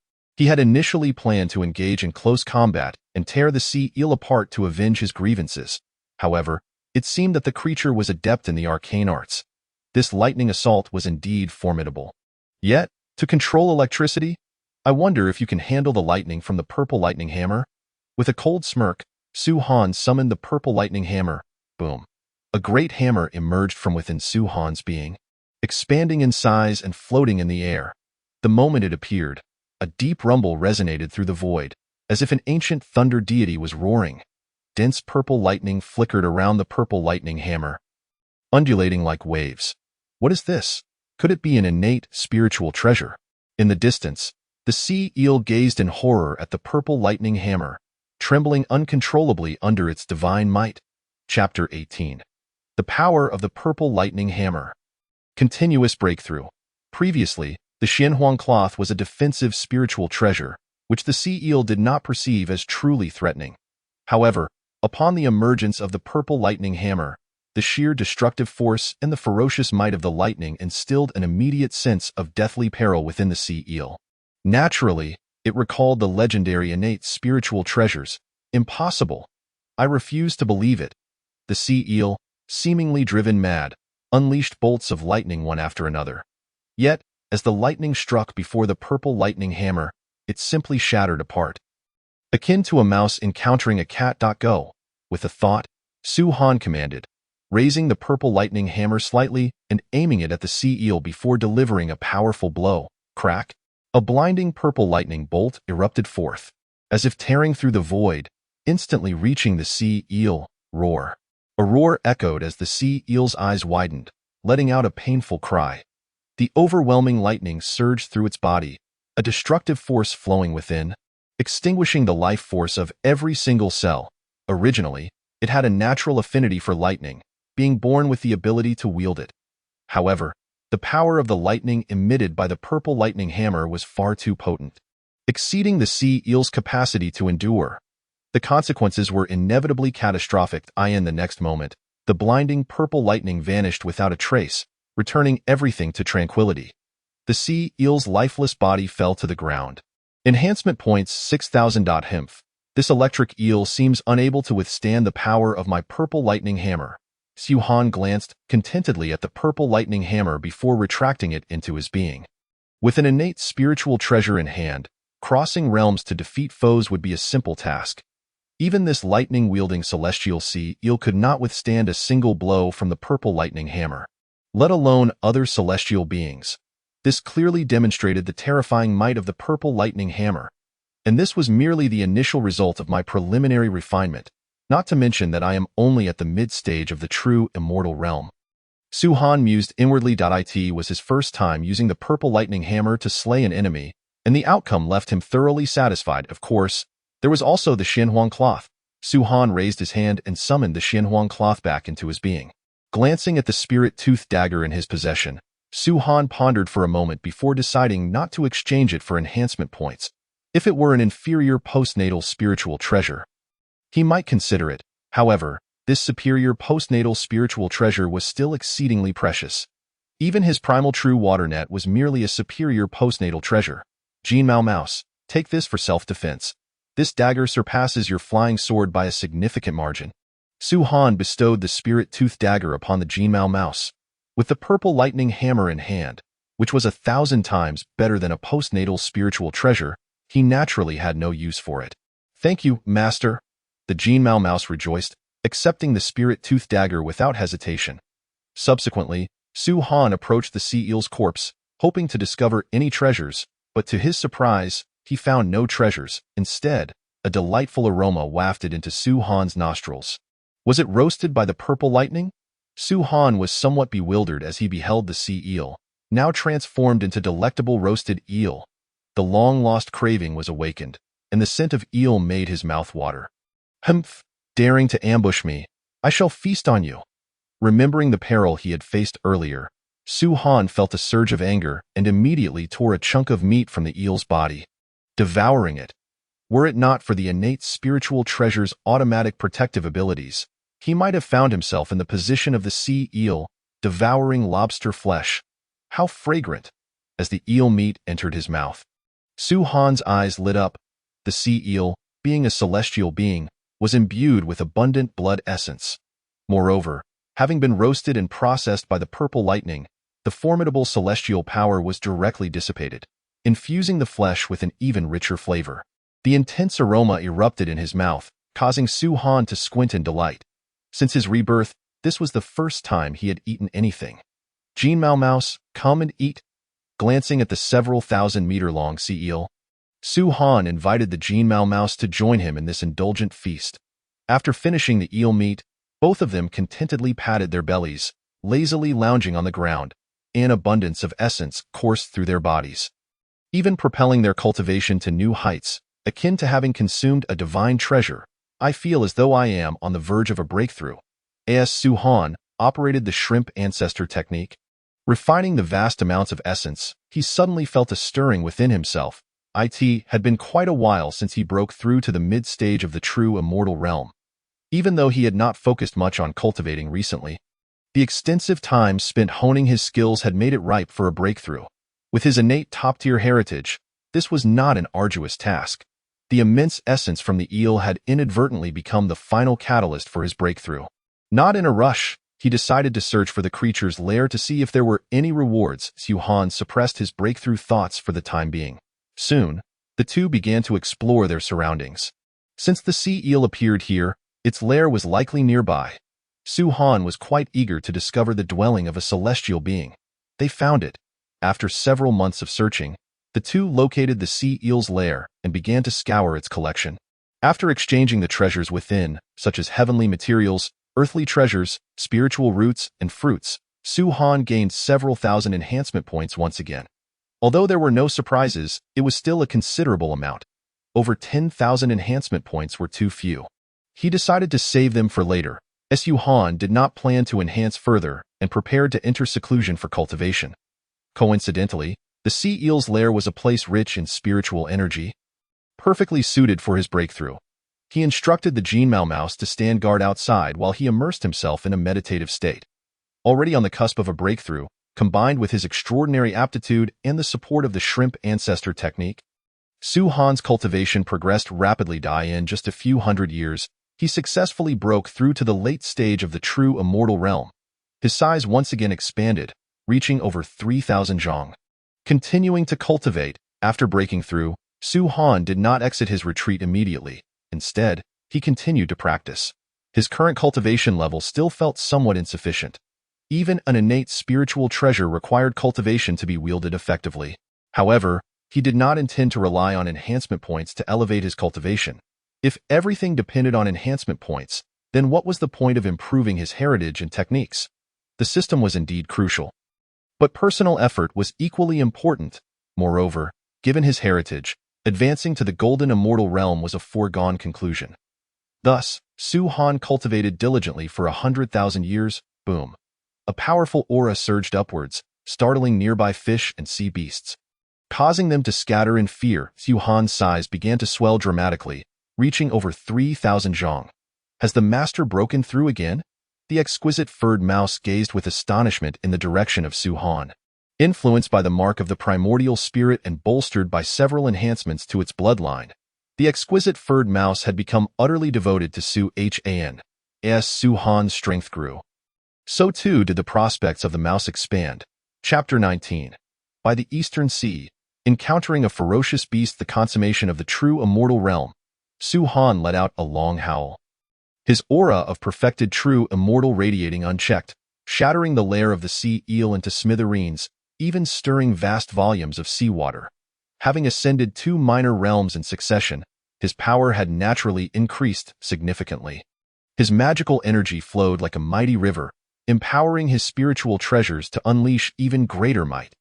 The strength of his physical body, his armor, and his lobster claws had all risen in tandem, enhancing simultaneously. Should he engage the sea eel at this moment, Su Han felt confident he could easily withstand its lightning without resorting to the use of innate spiritual treasures. Indeed, he believed he could personally vanquish it. Beyond his foundational strength, my supernatural capabilities have also advanced. Su Han inhaled deeply, directing his gaze towards the lobster motif within his sea of consciousness. The intricate patterns adorning the lobster appeared even more complex, seemingly activated by Su Han's cultivation advancement, unlocking further mysteries. Divine power. He uttered a low growl, his bloodline power surging with fervor, amplifying his strength 20-fold. It appeared that not only did the enhancement of the lobster ancestor technique bolster his power, but his cultivation elevation also augmented his supernatural abilities. Su Han ceased his supernatural exertions, pondering thoughtfully. Observing the dilapidated lair around him, he cared little for tidying the surroundings. Instead, he closed his eyes and activated the lobster ancestor technique to consolidate his cultivation level. Months later, his internal magical energy had become even more robust, firmly stabilizing his cultivation. It was time to explore for a while longer, seeking opportunities before retreating to seclusion. Su Han had gained some experience. Compared to relentless, arduous training, this method of enhancing his strength was evidently swifter. As for danger, considering the impending calamity wrought by ferocious beasts sweeping across the entirety of the primordial land, this minor peril was of little consequence. Moreover, with his current exceptional innate lineage and abundant fortune, he had little to worry about. Emerging from his contemplation, Su Han noticed the exquisite furred mouse also engrossed in its cultivation. After several enhancements to its lineage, the mouse's training speed had also accelerated. However, its cultivation was rather unique, differing from ordinary beings that absorbed the spiritual energy of heaven and earth. Absorbing treasure energy for evolution? Su Han observed as wisps of faint golden treasure energy seeped from the void surrounding the exquisite furred mouse, which absorbed it, emanating a radiant golden glow that appeared extraordinary. I wonder if it will undergo other transformations after truly becoming a treasure-seeking mouse? Su Han regarded it with keen interest, refraining from urging the mouse onward. After all, in the realm of the primordial, time was the least valuable commodity. However, not long into its cultivation, the exquisite furred mouse awakened and halted its practice. It had already reached the threshold of the profound immortal realm, and breaking through to a higher realm was no simple feat. Let us depart for other seas, Su Han said, guiding the exquisite furred mouse away from this aquatic expanse. Comparing their acquired map with their location, Su Han discovered they were not far from the Eastern Sea's shore. The Eastern Sea, a rugged area of jagged rocks, served as a borderland for the Dragon and Qilin clans. Su Han pondered briefly, believing there to be numerous opportunities awaiting them there. Let us proceed to the Eastern Sea. With a sweep of his powerful claws, the two set forth towards the Eastern Sea. Logically, it was quite challenging for a true immortal to traverse such distances, and even a profound immortal would need to be cautious. Yet, Su Han, being accompanied by 2 innate spiritual treasures, possessed a certain confidence. Furthermore, with his cultivation enhancement, he could wield the innate treasures with even greater ferocity. Earth Spirit Mushroom. Upon reaching the Eastern Sea, the treasure mouse aided Su Han in discovering a spirit herb, an Earth-type spirit mushroom, which provided a significant enhancement of 800. The primordial continent was indeed different from the Eastern SEA. As Su Han traversed the land, he sensed a distinctly different ambience from that of the ocean. Even the attributes of the spiritual energy in the environment had undergone slight alterations, leaving Su Han feeling somewhat disoriented. After all, as a lobster, he was more suited to the depths of the sea. Roar! Suddenly, a fierce and menacing roar reverberated, sending a tremor through Su Han's heart. He swiftly turned his head, breath caught in his throat, his pupils dilating in shock. A colossal beast, stretching for dozens of miles, akin to a mountain range, charged towards them. It had 6 hooves and 2 tails, its head reminiscent of a lion, yet adorned with a single black horn protruding from its forehead, exuding an icy brilliance. With each step it took upon the earth, the ground trembled slightly, as if meteors were crashing down. The overwhelming aura of ferocity surged forth, causing Su Han's body to instinctively quiver. Even with his exceptional innate lineage, it felt as though he had encountered a nemesis, sensing an immense threat. A ferocious beast? Su Han swallowed hard, his expression stiffening. The sheer malevolence emanating from the creature shattered his previous understanding. Him. It felt less like a living being and more like a manifestation of the malevolent energies of heaven and earth. Without a moment's hesitation, he recognized this as undoubtedly a ferocious beast. Am I to engage in close combat with such a creature? Su Han's expression darkened as he gazed upon the massive beast that seemed capable of squashing him with a single step. Shaking his head vehemently, although, according to his perception, the beast was merely at the initial stage of the profound immortal realm, its aura was overwhelmingly vast, far superior to that of the sea eel. This realization struck Su Han hard. He had previously believed his strength formidable, yet in the face of this creature, even a 20-fold amplification of his supernatural abilities seemed woefully insufficient. Perhaps if he were to break through to the profound immortal realm, he might stand a chance. Master, should we flee? The exquisite furred mouse trembled behind him, its fur standing on end, nearly fainting from fear. We cannot escape. That ferocious beast has already set its sights on us. Su Han murmured. Though the creature's eyes revealed no glimmer of rationality, its aura had explicitly locked onto them. He even suspected that the beast had sensed their presence, prompting its rampage. Even if it were just a ferocious beast at the initial stage of the profound immortal realm, could it withstand the innate spiritual treasures? Su Han steeled himself, summoning forth both innate spiritual treasures. Whoosh, whoosh, 2 beams of light erupted from Su Han's body, radiating brilliance and splendor. The Xianhuang cloth floated above his head, flowing with the energies of Xianhuang, as if it were the source of all vital energies in the universe. As the cloth fluttered, the energies cascaded down, enveloping both Su Han and the exquisite furred mouse, dispelling the malevolence of the beast, allowing them to breathe easier and escape its influence. Within the realm cloaked by the Xianhuang energy, no harm could befall them. The purple lightning hammer manifested ferocious purple lightning, vaguely forming a small lake of thunder, its destructive aura halting the beast momentarily, as if it too felt a hint of trepidation. Yet, in the next instant, the beast lunged at Su Han and his companion with even greater ferocity. Chapter 20. The terrifying ferocious beast. With the winds howling fiercely, Su Han bellowed, "Attack!" Without hesitation, pouring forth his magical energy into the purple lightning hammer as if it were a mere trifle. The radiance of the purple lightning hammer intensified, unleashing a barrage of lightning strikes upon the ferocious beast. Swoosh! The purple lightning, fierce and unyielding, bore the momentum to destroy all, cleaving through the beast's flesh and tearing it asunder. A deluge of black blood cascaded down, laden with a heavy aura of malevolence, causing the flora upon the ground to wither and perish. Excellent. This is effective. Su Han exhaled a sigh of relief, his confidence restored. The innate spiritual treasures proved their worth once again. After all, no matter how fearsome the beast's reputation, it remained merely a profound immortal. Su Han scoffed at himself, realizing he had been intimidated by the beast's notoriety. Armed with innate spiritual treasures, even as a humble lobster, he could slay this menace to the primordial realm.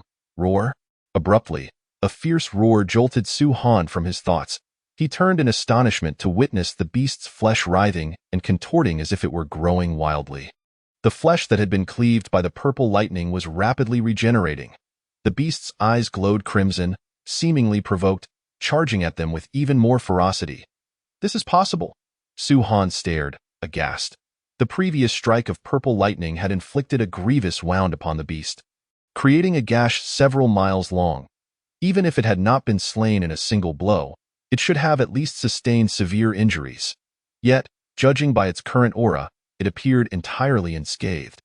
The intensity of its aura had risen, becoming even more frenzied. Su Han hastily urged the purple lightning hammer, unleashing a torrent of lightning strikes, akin to swords, relentlessly cleaving towards the beast. However, the creature's agility was remarkable, evading many of the strikes. After being struck by the remaining lightning, although it lost considerable flesh, it swiftly recovered. Purple lightning hammer, go! Su Han roared, channeling a substantial amount of magical energy into the hammer, causing it to expand rapidly, resembling a divine weapon of immense power. In the next moment, the purple lightning hammer, accompanied by a multitude of purple lightning, descended upon the ferocious beast, boom, with a resounding crash. The purple lightning hammer's might was unstoppable, piercing through the beast's massive form. A massive gaping wound manifested upon the body, a gruesome sight that was both cavernous and terrifying. Simultaneously, the ferocious beast was violently hurled away by the purple lightning hammer, shattering a great mountain in its wake. Yet, amidst its roars, an overwhelming malevolence surged forth, and its flesh rapidly regenerated, mending its injuries. Subsequently, it sprang back to life, charging at Su Han with renewed ferocity. Su Han began to comprehend why the onslaught of these ferocious beasts could wreak havoc across the primordial world. Their physical prowess was formidable, and they exhibited a reckless disregard for death, devoid of any rational thought. They exhibited no fear, hesitation, or trepidation, resembling a berserker in their relentless assault. Most alarmingly, their regenerative capabilities were extraordinarily potent, instilling a sense of despair in any adversary of equal standing. Again, Su Han gritted his teeth, channeling the purple lightning hammer, unleashing a storm of lightning that enveloped the beast in a dense web. The terrifying purple bolts danced through the creature's body, inflicting grievous wounds time and again. At that moment, Jin Mao Shu, too, recognized the formidable nature of their foe and summoned its spiritual Fong dagger, deftly maneuvering it to inflict new wounds upon the beast's injuries. The small lacerations, akin to a mere scraping, healed almost instantaneously, yet the venom harbored within inflicted considerable damage upon the beast, nearing its end. After a sustained barrage of concentrated purple lightning, Su Han's eyes gleamed with realization. He sensed the beast's aura finally beginning to wane. After consuming a herb that restored his magical energy, Su Han's power surged forth like a torrent, flooding into the purple lightning hammer. Alongside Jin Mao Shu, they continued to inflict injuries upon the beast. Ultimately, with a reluctant roar, the ferocious creature succumbed, its life force rapidly dissipating as it collapsed helplessly to the ground. Slaying a ferocious beast is truly arduous. Su Han felt a wave of fatigue wash over him, having expended a significant amount of magical energy in the battle alongside Jin Mao Shu. Yet, a flicker of anticipation arose within him. Such a formidable adversary must surely yield a substantial amount of enhancement points. After a brief interlude, Su Han's expression morphed into one of confusion. Where are the enhancement points? He murmured softly, hastening towards the carcass of the beast to inspect it thoroughly. He was certain that this ferocious creature was utterly deceased, yet no enhancement points had been awarded. What is this? Su Han felt exasperated. After toiling to slay a beast, he was met with no rewards whatsoever. Not a single enhancement point to be found. No wonder this beast was so troublesome. It could indeed sweep across the primordial realm. Su Han sighed heavily. Based on fragments of information gleaned from his past life, he began to form hypotheses regarding the calamity of the ferocious beasts. These creatures were born from the resentment and flesh of the 3,000 primordial demons slain by the Panga deity. Devoid of consciousness, driven solely by an instinct to annihilate the primordial realm, they were fearless and undeterred, and as the great Tao gradually receded, they began to ravage the primordial world, ultimately culminating in a great calamity. However, in Su Han's view, the so-called calamity of the ferocious beasts was hardly noteworthy. After all, the entire primordial realm was crafted by the Panga deity, including the future three dominant races, the dragons, phoenixes, and cheilants, as well as the myriad innate races. If they truly united, they could undoubtedly suppress the ferocious beasts with ease, not to mention the presence of those top-tier innate deities and demons.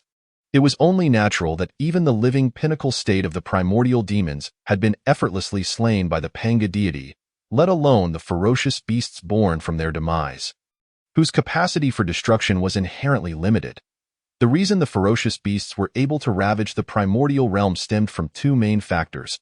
The first, undoubtedly, was the inherent strength of the beasts themselves, their fearlessness coupled with astonishing regenerative abilities. The second reason was the lack of any tangible rewards for slaying them. Indeed, who would undertake such a fruitless endeavor? Those top-tier innate demons were hardly fools. This was the primary reason for the rampage of the ferocious beasts. Once the innate 100 races united, the ferocious beasts would face immediate defeat. Upon examining the corpse of the beast, Su Han found it utterly useless. Its essence clashed with the natural energies of heaven and earth, rendering it an anomaly within the cosmos. It was no wonder that the top-tier innate deities and powerful beings refrained from engaging with the ferocious beasts. It's time to return to the Eastern Sea. A thought flickered through Su Han's mind as he prepared to return to the realm of the Lobster Clan. With the ferocious beasts nearing the shores of the Eastern Sea, it was likely that the calamity had already commenced, with countless beasts sweeping across the primordial realm from the northern continent. He was but a humble lobster now, and dared not be swept away by this calamity. The outside world was no longer suitable for his explorations. Retreating was the wisest course. When the heavens fall, there are tall figures to bear the burden. With this resolve, Su Han, accompanied by Jin Maoshu, once again plunged into the depths of the Eastern Sea, heading toward its core. And no matter how powerful the ferocious beasts may be, the Eastern Sea belonged to the Dragon Clan, and should calamity strike, there were towering figures to uphold the sky. As the next protagonist of the impending calamity, the Dragon Clan was certainly not to be trifled with. Su Han was resolute in his determination to survive. Vowing to abstain from participating in the calamity of the ferocious beasts, the journey back was relatively smooth, and Su Han re-entered the Lobster Clan, diving straight into his cave abode to commence a period of seclusion. Through his encounters with the ferocious beasts, though reliant on the innate spiritual treasure, Su Han had gained significant insights. Moreover, given the extraordinary nature of his lineage, he felt confident that this seclusion would lead to a breakthrough. Chapter 21. Ascension to the Profound Immortal. The emergence of the ferocious beast monarch within Su Han's cave. Black and red luminescence intertwined and swirled, at times blazing with intensity, and at others, flickering gently. I hope the master can successfully break through, Jin Maoshu anxiously observed from a distance. Having been in seclusion for countless years, the passage of time had left no mark upon them, save for the gradual advancement of their cultivation. In a moment of heightened energy, Su Han's aura surged to its zenith. Boom! The enigmatic resonance of the Tao erupted, enveloping the entire cavern, as if an entire domain of the Tao had descended. Su Han let out a long howl, his magical energy swiftly coursing and transforming into that of a profound immortal. An abundance of celestial and earthly essence surged forth, devoured by Su Han and refined into his magical energy. Simultaneously, Su Han's form expanded dramatically, 3,000 feet, 3,500 feet, 3,700 feet. His growth ceased just shy of 4,000 feet. The increase in size did not equate to clumsiness. Rather, he became swifter and more agile. Each inch of his body pulsed with immense vitality. His pincers were akin to towering steel mountains, their occasional glint instilling trepidation. At long last, he had reached the early stage of the profound immortal realm. Su Han opened his eyes, reflecting on his ascent. Achieving the profound immortal realm elevates my status within the clan. I will transition from a mere elite lobster to the captain of the lobster squad. The ascent to the profound immortal realm seemed devoid of difficulty. Su Han, contemplating, realized that this was likely a benefit derived from his extraordinary lineage. The earlier investments in his lineage would yield ever greater returns as time progressed. What does it mean to possess an exceptional innate lineage? It is but a step away from the legendary innate deities, of course. That step is also a formidable chasm. Without enhancement points, one could never hope to bridge it. Nonetheless, even so, it placed him among the elite of the multitude. Innate deities are not entities that ordinary beings can even fathom. With my lineage, ascending to the golden immortal realm is a foregone conclusion. There exists a flicker of hope for the supreme golden immortal as well. Su Han was unwavering in this conviction. In fact, it could be argued that he was being modest. Should he find himself in a future era rich in the inheritance of cultivation techniques? Such a lineage might guarantee his ascent to the supreme golden immortal. Even the grand Luo immortal realm is not beyond reach. Setting aside these thoughts, it was time to claim the rewards. Su Han exited his cave, brimming with anticipation as he made his way to the management hall. Ascending to the profound immortal realm would automatically designate him as the captain of the elite lobster squad. As the title suggests, he would now be qualified to manage subordinates. Su Han had considered himself fortunate for not being assigned under the command of the lobster soldiers captain. His rapid advancement to elite soldier status, combined with his formidable combat prowess, had established him as a young elite within the lobster clan. He merely needed to heed the unified commands of the clan. In addition to commanding lobster soldiers, he would also receive a territory of his own. Su Han was filled with eager anticipation. Promoted to lobster squad captain, an elderly lobster soldier captain glanced at Su Han with a nonchalant expression. Nodding slightly, he produced a maritime map, gesturing to a designated area, saying, "This shall be your territory." "Thank you." Su Han happily accepted the token. Beyond receiving territory, he was also granted various heavenly materials and earthly treasures to aid in his cultivation, along with some spiritual materials that could be used to attempt forging rudimentary divine weapons. Without hesitation, Su Han exchanged all of it for enhancement points. Upon glancing at his personal panel, he discovered that he had accumulated several tens of thousands of enhancement points. He had no intention of using them just yet. Rather, he aimed to continue amassing them. Why lineage's transformation requires a substantial amount of enhancement points. Now fully aware of the benefits of his lineage, Su Han felt an overwhelming desire for the innate deity lineage. Moreover, aside from his lineage, he sought to enhance the purple lightning hammer. If it were to be elevated to a mid-grade innate spiritual treasure, its power would increase manifold. When confronting formidable foes such as ferocious beasts, the task becomes markedly less daunting. However, it necessitates a considerable accumulation of enhancement points. Subsequently, Su Han, accompanied by the golden-furred mouse, made his way directly to his territory. Along the journey, both Su Han and the golden-furred mouse abruptly lifted their heads to gaze at the sky. Not only they, but also countless beings throughout the boundless wilderness seemed to sense something. Turning their attention to various directions, a cacophony of earth-shattering roars erupted. An infinite tide of malevolent energy surged skyward, enveloping the heavens and earth in a shroud of ominous presence. The entire primordial world appeared to be cloaked in this sinister aura. For colossal figures emerged upon the vast expanse of the primordial continent, each exuding an aura capable of burying all living beings beneath the weight of their wrath and resentment. The density of malevolence they emanated surpassed that of the ferocious beasts slain by Su Han by countless magnitudes. They were the legendary Taotai, Cheongqi, Taowu, and Hundun, born from the vengeful essence of the chaotic demonic gods. Their sole purpose was to annihilate everything in the primordial realm, reigning as the sovereigns of all ferocious beasts. In this moment, the overwhelming might they possessed, coupled with their status as harbingers of calamity, sent ripples of dread throughout the entire wilderness, proclaiming their arrival to all sentient beings. The primordial realm trembled in response, and numerous powerful entities turned their gaze toward the past. Were the four sovereign beasts truly at the pinnacle of the great Luo golden immortal realm? A formidable deity murmured, a hint of trepidation evident in their tone. Unwilling to intervene, truly terrifying. Who in the primordial realm could rival them? Another top-tier powerhouse shook their head, opting to observe the rampage of the beast sovereigns. Though fearsome, they could hardly believe that these sovereign beasts could bring about the destruction of the primordial world. In the next moment, the scene shifted once more. Three divine entities, sensing the impending chaos, manifested themselves, each radiating the complete aura of the great Luo golden immortal. They stood in direct opposition to the four sovereign beasts. Their forms were colossal, stretching for countless miles, and under a peculiar fluctuation. Their silhouettes became visible to all of the primordial realm. The ancestral dragon, ancestral phoenix, and ancestral Qilin. It was indeed they, unafraid of potential mishaps. Moreover, their three clans wielded immense power, making them prime targets for the ferocious beasts, yet they had no means of escape. Powerful beings began to murmur among themselves, as if watching a grand performance.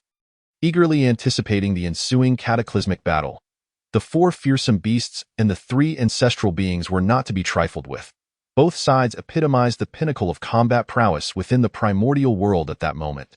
At this juncture, the three ancestors exchanged resolute glances, their determination unwavering. For the sake of their clans, they had to take action and slay the ferocious beasts. Furthermore, they possessed the confidence to do so. Upon witnessing the audacity of their challengers, the four sovereign beasts unleashed thunderous roars. In the next instant, both sides tore through the void, traversing an endless expanse of time and space, colliding directly with one another. What sheer force! Deep within the eastern sea, Su Han observed the unfolding scene in the void, his heart racing with excitement. He had not anticipated that the battle between the three ancestors and the four beasts would commence so abruptly. Chapter 22. The Ancestors Battle the Beasts, a battle to bewilder the world. 7 beings at the pinnacle of the great Luo Golden Immortal Realm confronted one another in close quarters, each aware of the other's formidable nature. And their first moves were lethal strikes. As the four sovereign beasts advanced, they shattered the very fabric of space. Amidst the destruction, an ominous and chilling force surged forth, boiling with intensity, accompanied by a pallid haze of malevolence. The four beasts roared, unleashing boundless rays of annihilation toward the three ancestors. It was as if the heavens themselves were collapsing, like celestial bodies plummeting from the sky. Such power was incomprehensibly terrifying. Far exceeding any living being's imagination, a mere flicker of divine radiance was enough to extinguish countless lives. In the face of the annihilating light, the three ancestors bore solemn expressions, yet not a trace of fear could be found within them. The ancestral phoenix spread its wings, soaring through the heavens, charging forward. In its eyes burned an incandescent flame, radiant enough to consume the universe, the very source of all fires. It wielded the primordial laws of fire, externalizing its essence to ignite an eternal, indomitable flame. Vast expanses of space were dissolved, transformed into sustenance for the flames, enhancing their ferocity. Endless flames surged forth toward the four beasts, crackling as they seared through the boundless malevolence. Becoming a radiant sun of eternity, the four beasts, tainted by the divine sun's flames, could not escape, their flesh charred black. Their formidable life force was swiftly consumed by the flames. The ancestral phoenix's primordial divine fire seemed poised to directly refine the beast sovereigns. A truly terrifying sight, the ancestral Qilin, embodying the principles of yin and yang, encompassed the 5 elements, cloaked in the essence of auspiciousness. Each of its scales bore intricate and profound patterns, elucidating the grand principles of yin and yang and the 5 elements. It radiated blinding celestial light, as if it had grasped all the mysteries of the world. The path of yin and yang combined randomly, instantaneously unleashing an endless array of divine abilities. Each technique was capable of effortlessly annihilating golden immortals. Diverse attributes interwove to form a torrent of power, escalating without bounds, directly fracturing the heavens and carving a path through the annihilating light, surging toward the four beasts. In comparison to the ferocity of the ancestral phoenix and ancestral Qilin, the display of the ancestral dragon was equally magnificent. Its physical form was immensely powerful, rivaling that of the beasts, perhaps even exceeding it. Its colossal dragon body seemed to connect heaven and earth. Stretching for countless miles, in an instant, it charged forward, intercepting the most ferocious assaults of the four beasts. Its horns, body, claws, and tail transformed into instruments of slaughter. A single collision was enough to shatter a significant portion of Tao Wu's corporeal form, showcasing unparalleled brutality. Moreover, as the ancestral dragon's gaze flickered, immense power brewed within. Its breath became wind, its exhalation thunder, and an endless expanse of water unfolded around it, transforming the world into a domain of water. As if the true eastern sea of the primordial realm had descended, suppressing the four beasts. As the master of the seas, it commanded the waters, their weight immeasurable, pinning the four beasts to the ground and inflicting grievous harm upon them. With a roar, the four beasts grew increasingly frenzied, igniting their very essence. An overwhelming tide of malevolence surged, morphing into an unparalleled demonic blade, violently cleaving the ancestral dragon's form, rendering it bloodied and battered. Shattering the watery domain, however, in the next moment, the terrifying torrent of divine abilities and the radiant sun descended, suppressing their momentum once more.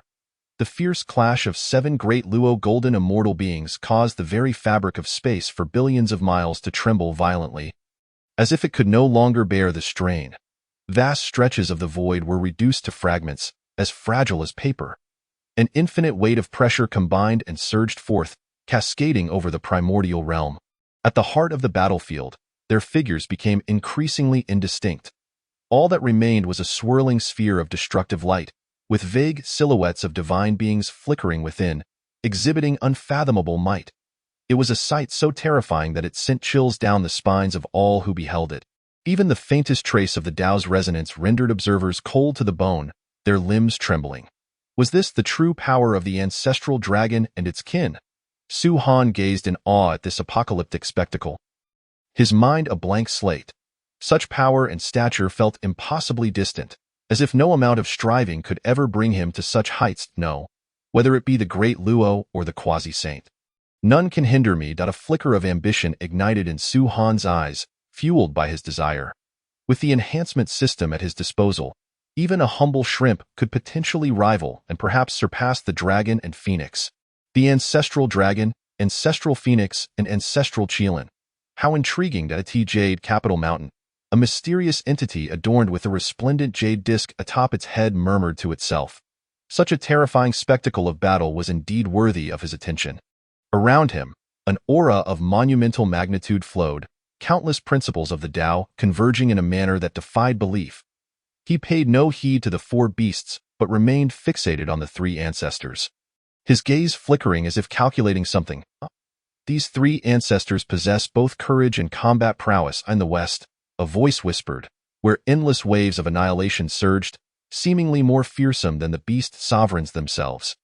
A dreadfully terrifying being halted its ritual of crafting a divine spear, its indifferent gaze traversing time and space, as if it truly beheld the entirety of the battlefield. The identities of the 3 ancestral beings, combined with their prowess, posed a considerable challenge. Perhaps I should seize an opportunity. Boom! The vast expanse of space was pierced by boundless rays of murderous light, heralding the approach of annihilation. This was the pinnacle clash between primordial sanctity and world-ending ferocity. A confrontation between the favored of this era and the remnants of a bygone age. This state of affairs would persist until one side was utterly vanquished. Roar! Amidst the harrowing cries and torrential blood rain. One by one, the beast sovereigns fell, unwillingly succumbing to the void, their life forces extinguished. The skies were drenched in blood and bone, collapsing countless mountain ranges. Though their power was formidable, they ultimately fell short against the primordial sanctity of existence. No matter how resilient their recovery, under the onslaught of transcendent power, their bodies shattered time and time again, unable to endure. Chaos, Taowu, and Taotai. The 3 beast sovereigns were slain on the spot by the 3 ancestors. Only the most cunning of them all, Qiongqi, sensing the dire situation, seized the opportunity to flee, employing the swiftest escape techniques and darting into the depths of the primordial starlit sky. In that instant, the malevolent energy of the primordial realm diminished significantly. The calamity of the ferocious beasts had reached a temporary conclusion, subdued by the 3 ancestors. Chapter 23. The Mixed Origin Golden Immortal, Lord Su Han coughed. Cough. The ancestral dragon coughed blood, its entire body drenched in crimson, and numerous dragon scales fell away, presenting a truly tragic sight. The Yuan Phoenix and the ancestral Qilin fared similarly, their bodies marred by wounds inflicted by the powerful beast kings. Yet, smiles adorned their faces, as they seemed utterly unconcerned with their injuries. Their aura soared, rather than diminished. Oh, slay the beast king with their own hands. What immense glory that brings! This was an extraordinary tempering of their Tao heart and will. Suddenly, an invisible wave of fortune surged from all directions. Such fortune is difficult for ordinary beings to perceive, but as top-tier powerhouses of the primordial realm. They could easily discern it. Fortune? Could it be? The three ancestors felt a shock of anticipation as they witnessed an endless flow of fortune converging towards them, the sheer volume leaving them astounded. In the next moment, an infinite column of fortune descended from the heavens, enveloping the three of them within its embrace. Under the column of fortune, their spirits were drawn closer to the ineffable Grand Tao, achieving a perfect unity of essence, energy, and spirit. The Tao laws they cultivated were meticulously refined, and the already perfected Great Luo laws began to tremble subtly in the next instant. The Great Luo laws underwent a transformative rebirth. Boom, boom, boom. Three overwhelmingly powerful auras erupted forth, resonating through the primordial realm via an unseen connection. At this moment, heaven and earth opened their eyes in celebration of the birth of those who transcended the Great Luo. I, the ancestral dragon, ascend to the realm of the mixed origin golden immortal today. I, the Yuan Phoenix, ascend to the realm of the mixed origin golden immortal today. I, the ancestral Qilin, ascend to the realm of the mixed origin golden immortal today. The three ancestors, feeling a shared surge of fortune, shouted in unison. They had directly transitioned from the perfected Great Luo Golden Immortal Realm to the Mixed Origin Golden Immortal Realm. The Mixed Origin Golden Immortal? Is this the existence that surpasses the Great Luo Golden Immortal? Henceforth, the primordial realm shall likely regard the three ancestors as supreme. The breakthrough of the three ancestors instantly plunged the entire primordial realm into a frenzy. Countless beings began fervently discussing this newfound realm, achieved first by the three ancestors. The mixed origin golden immortal? Is it not akin to the quasi-saint? Su Han was momentarily taken aback. The three ancestors were the protagonists of the next calamity. Their breakthrough was to be expected, and he found it hardly surprising. However, the name mixed origin golden immortal felt somewhat unfamiliar. Yet, upon reflection, clarity dawned upon him, at present. The Hongjun Daozu had yet to impart the teachings regarding the three-corpse method. Thus, the primordial realm had no concept of the quasi-saint. In other words, in this current primordial realm, the mixed origin golden immortal was the most orthodox level of cultivation. Great Luo Golden Immortal. Mixed origin golden immortal. Mixed origin Great Luo Golden Immortal. Of course, at this juncture in the primordial realm, aside from the gravely injured Yangmei Daxian, there were likely no other mixed origin Great Luo Golden Immortal powerhouses. Even Luo Hu and Hong Jun likely stood merely as mixed origin golden immortals. The three ancestors represented the pinnacle of visible combat power, to slay ferocious beasts and gain boundless fortune to aid in ascension. To surpass the Great Luo Golden Immortal, what an extraordinary opportunity! The scene of the three ancestors breaking through left other innate deities in stunned silence, even stirring a sense of regret within their hearts. Initially, they thought slaying ferocious beasts yielded no benefits, a fruitless endeavor. Little did they expect that it could bring them fortune. In the primordial realm, fortune is of utmost significance, a vital reflection of one's potential. Those blessed with great fortune progress swiftly in their cultivation, encountering no calamities, blessed with deep fortunes, and finding treasures in their path. In essence, anything is possible. If only they could obtain a fraction of the immense fortune gained by the three ancestors. Even the chasm between the Great Luo and mixed origin golden immortal could be forcibly bridged. To emerge from seclusion and slay ferocious beasts, declared an innate deity without hesitation. Many deities shared this resolve. Seeing the vast fortune acquired by the three ancestors, who would not envy them? In an instant, ferocious beasts became the coveted prize in their eyes. Though three beast kings had perished, one remained. Yet the primordial land still housed countless ordinary ferocious beasts. Fortune is something no one would refuse. Even a slight increase is welcome. Indeed, should these top-tier powerhouses take action, ferocious beasts would hardly pose a threat. Such formidable beast kings had been slain by the three ancestors. In the East Sea, Su Han mused quietly. Observing the three ancestors' fortune-fueled breakthrough, he could predict the movements of other powerhouses. Presently, the primordial realm was in a unique period of Tao retreat, with the heavenly Tao yet to emerge, and strong beings reluctant to act, which allowed ferocious beasts to run rampant. Should they collectively take action, it would be strange if the calamity of ferocious beasts did not subside. Su Han maintained a calm demeanor. The waters of the primordial world ran exceedingly deep. Aside from the three ancestors, there were numerous innate deities. Hong Jun, Luohu, the ancestor of Yin and Yang, the ancestor of heaven and earth, the ancestor of Taiji and Wang Shu, among others. If they acted together, even the ferocious beasts of the primordial realm would not stand a chance. Never mind. It concerns me not. With the golden hair mouse in tow, Su Han continued towards his territory. A golden nest or a silver nest is no match for one's own lobster den. In the vast expanse of the primordial realm, only that small piece of land belonged to him. As expected, as Su Han anticipated, in the following millennia, ferocious beasts across the primordial realm were gradually exterminated. In no time, ferocious beasts seemed on the verge of becoming a protected species. The calamity of ferocious beasts temporarily subsided, and the primordial realm entered a period of tranquility. Master, another batch of linglong fruits has ripened. The golden hair mouse presented a pouch of spiritual fruits to Su Han, which he exchanged for reinforcement points. These were the fruits born of the spiritual roots within his territory. Though merely of low-grade postnatal spiritual roots, they were not particularly precious, yet they could be harvested continuously, serving as a steady source of reinforcement points. In a steady stream, they could yield considerable benefits. Similar spiritual roots existed in Su Han's domain, several of them. Such peaceful days were quite pleasant. Su Han stretched lazily, feeling a sense of contentment. After all, compared to before, his current status was vastly different. As the esteemed captain of the Little Lobsters, he was held in high regard by the shrimp soldiers.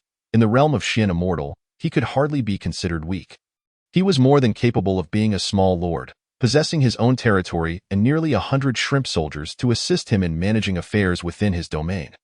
Naturally, their primary task was to guard the spiritual roots, harvest the spiritual fruits, and search for various heavenly materials and treasures. He need not venture out on perilous quests, as he could continuously acquire reinforcement points. Su Han was not worried about the heavenly materials being intercepted by the shrimp soldiers. He discovered their consciousness was still quite simple. They were generally very loyal, devoid of any ulterior motives. Moreover, most of the shrimp soldiers serving under the lobster captain were small lobsters with little potential. Having heavenly materials and treasures would be of no use to them. When he obtained the dragon blood Zhu fruit tree, he had to exchange it outright. Recalling past events, Su Han felt a tinge of nostalgia. He could now say that he was in a completely different position. Chapter 24. Deep in the East Sea. Encountering the Crow Wind, the primordial realm knows no years, since the last emergence of the four fiends. Slain by the three ancestors, the primordial realm has drifted through several epochs. At this moment, with the ferocious beast kings slain, many innate deities have emerged from seclusion to slay ferocious beasts and accumulate fortune. The ferocious beast calamity that once ravaged the primordial realm has gradually subsided, becoming quite rare outside of the northern continent where the beast nests lie. The entire primordial realm has entered a period of tranquility. However, the ominous aura of calamity still lingers throughout. While others remain unaware, Su Han certainly does. At present, the ferocious beast kings are merely an appetizer. The true calamity will arrive with the emergence of the beast emperor. Thus, this moment represents a crucial time node. Calmly analyzing the situation, Su Han recognized it as a peaceful time before the calamity. With the beast emperor yet to emerge and the primordial realm tranquil, it would be wise to journey through the primordial realm in search of opportunities. Though Su Han found himself somewhat enamored with the ease of being a lord, he understood that without strength, all of this would be meaningless. He must seize every opportunity to enhance his power before the true explosion of the ferocious beast calamity. Resolutely, Su Han decided to embark on another journey through the primordial realm. Not in haste to depart, he first gathered intelligence within his clan. As the captain of the Little Lobsters, he had now earned the right to access a wealth of information. After thorough preparations, Su Han set out with the golden hair mouse. This time, he planned to explore the depths of the East Sea. Though it was the dawn of creation, many beings already inhabited the realm. Su Han sighed inwardly. Where beings dwell, opportunities have been largely scavenged, and no matter how plentiful the opportunities, they are not infinite. Thus, Su Han naturally contemplated venturing into areas where life is scarce to chance upon opportunities. The depths of the East Sea became his chosen destination. Within the Lobster clan, there was limited knowledge about the depths of the East Sea. They only knew it was a place with scant life, fraught with dangers and a harsh environment.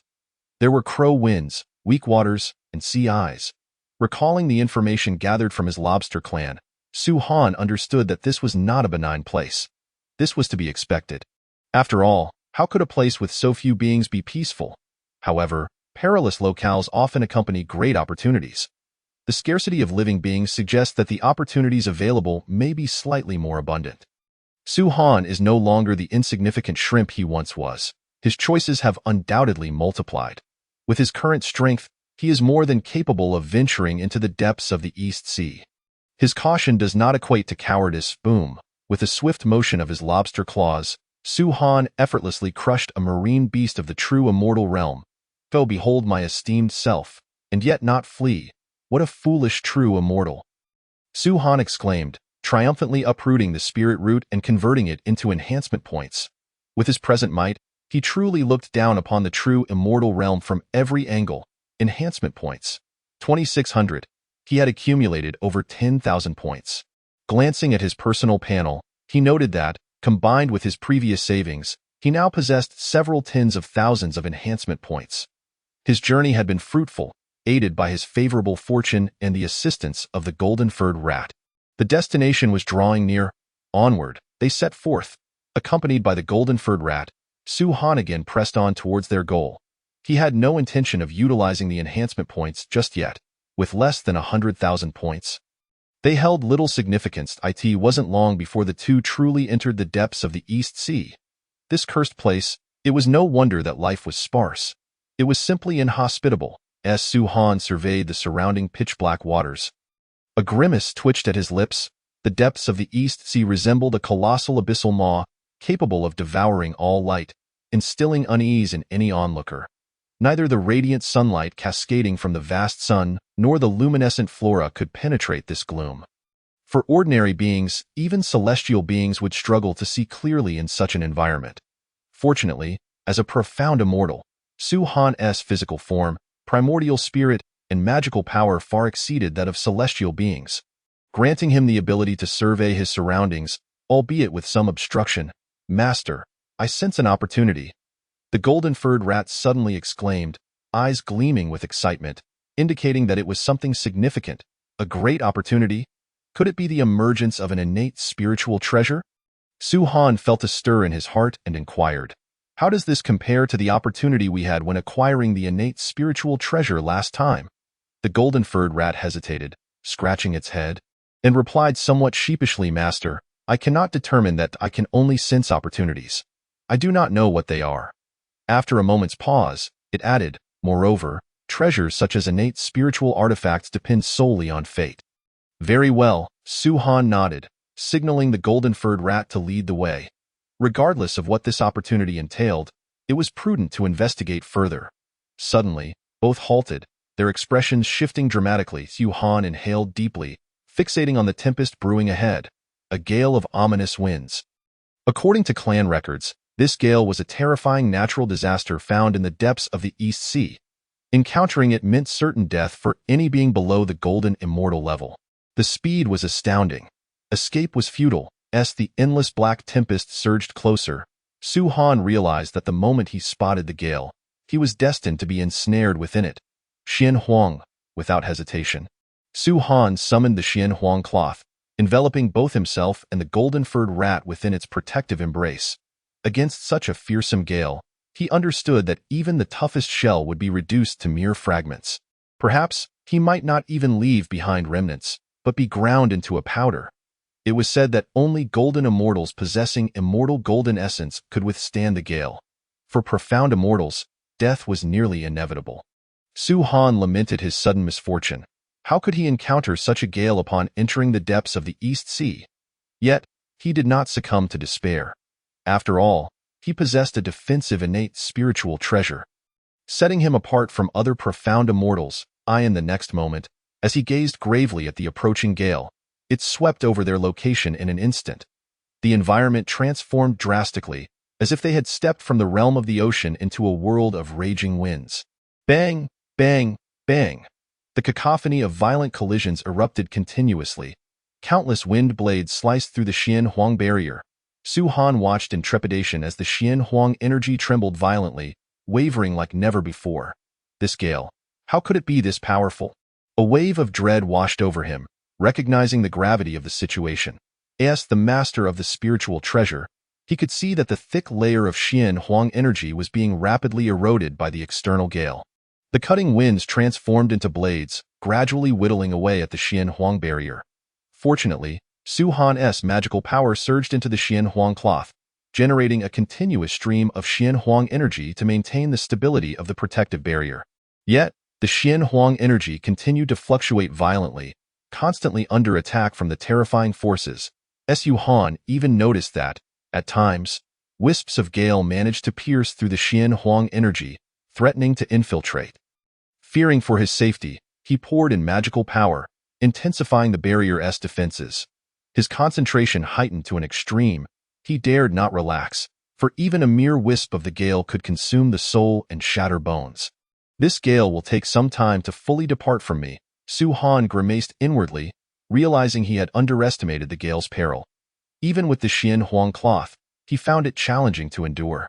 No wonder the clan warned against underestimating the dangers of natural disasters. Even the more formidable ones could overwhelm golden immortals and pose a threat. Even a Tai golden immortal level overlord had their reservations. I cannot afford to lose magical power so swiftly, and the situation remains unstable. The Xian Huang cloth must be reinforced. Su Han gazed at the quaking Xian Huang barrier and made a decisive choice. He invested all his enhancement points into the Xian Huang cloth, holding nothing back, pouring tens of thousands of points into it all at once. Originally, the Xian Huang cloth possessed 9 innate prohibitions, placing it at a mediocre level among low-grade innate spiritual treasures. After the enhancement, the prohibitions rapidly increased 9, 10, 11, 12, until it reached 12 innate prohibitions, achieving the pinnacle of low-grade innate spiritual treasures. The essence of the treasure ceased to evolve. Though it did not become a mid-grade innate spiritual treasure, Su Han was not surprised. He knew the enhancement points were insufficient. However, even this increase in prohibitions significantly amplified the Xian Huang cloth's power. With a flourish, the Xian Huang cloth radiated brilliant spiritual light, and the Xian Huang energy surged dramatically. The protective barrier stabilized in an instant, standing immovable like an eternal rock against the onslaught of the gale. The defensive power had increased substantially, and his consumption of magical power had diminished. Su Han exhaled, reassured that he would safely weather this calamity. Ultimately, it was his low cultivation that prevented him from fully unleashing the true power of the innate spiritual treasure. Reflecting on the earlier harrowing moments, he felt a twinge of anxiety, yet he bore no regret over his enhancement points returning to 0. The arduous collection of spirit roots and conversion of enhancement points was all for the purpose of elevating his strength. After a while, the gale finally receded, restoring normalcy to the surroundings. Had it not been for the Xian Huang cloth and his prior accumulation of enhancement points, the outcome could have been dire.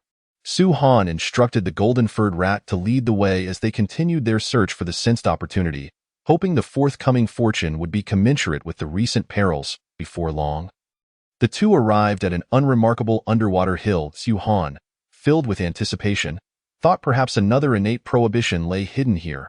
However, to his astonishment, the golden-furred rat ran straight to a spot, pointing to the ground and exclaiming, "Master, it is right here." Perplexed, Su Han approached, discovering a white fragment of a jade dish on the ground. The fragment was inconspicuous, devoid of any spiritual energy, resembling an utterly ordinary stone. Had it not been for the golden-furred rat's indication, Su Han would have overlooked it entirely. "This is the great opportunity?" Su Han picked it up, disappointment tinging his voice. It seemed that the hopes of an innate spiritual treasure had evaporated. "Indeed, master, my sensing led me here." The golden-furred rat scratched its head and murmured softly, "Could it be some precious material?" As Su Han infused his magical power into the fragment, he was suddenly taken aback. An extraordinary rhythm of the Tao surged into his consciousness. The jade dish in his hand emitted a gentle radiance, enveloping the surroundings with an unfathomable aura. In that instant, it felt as though he glimpsed the overarching principles of the universe, his spirit trembling with intensity. "This is the creation jade dish." The name of this treasure flashed in Su Han's mind, leaving him momentarily dazed. Then, a wave of euphoria surged through him, a fragment of the creation jade dish. How could this be? Wasn't this the standard for the Tao ancestor Hongjun? How could a mere little lobster like me be deemed worthy of acquiring a fragment of the creation jade dish? Su Han's excitement rendered him almost incoherent, causing his magical power to nearly spiral out of control. The lobster shell adorning him flushed a brilliant crimson, which left the nearby golden-furred mouse exceedingly worried, doubting whether its master had succumbed to madness.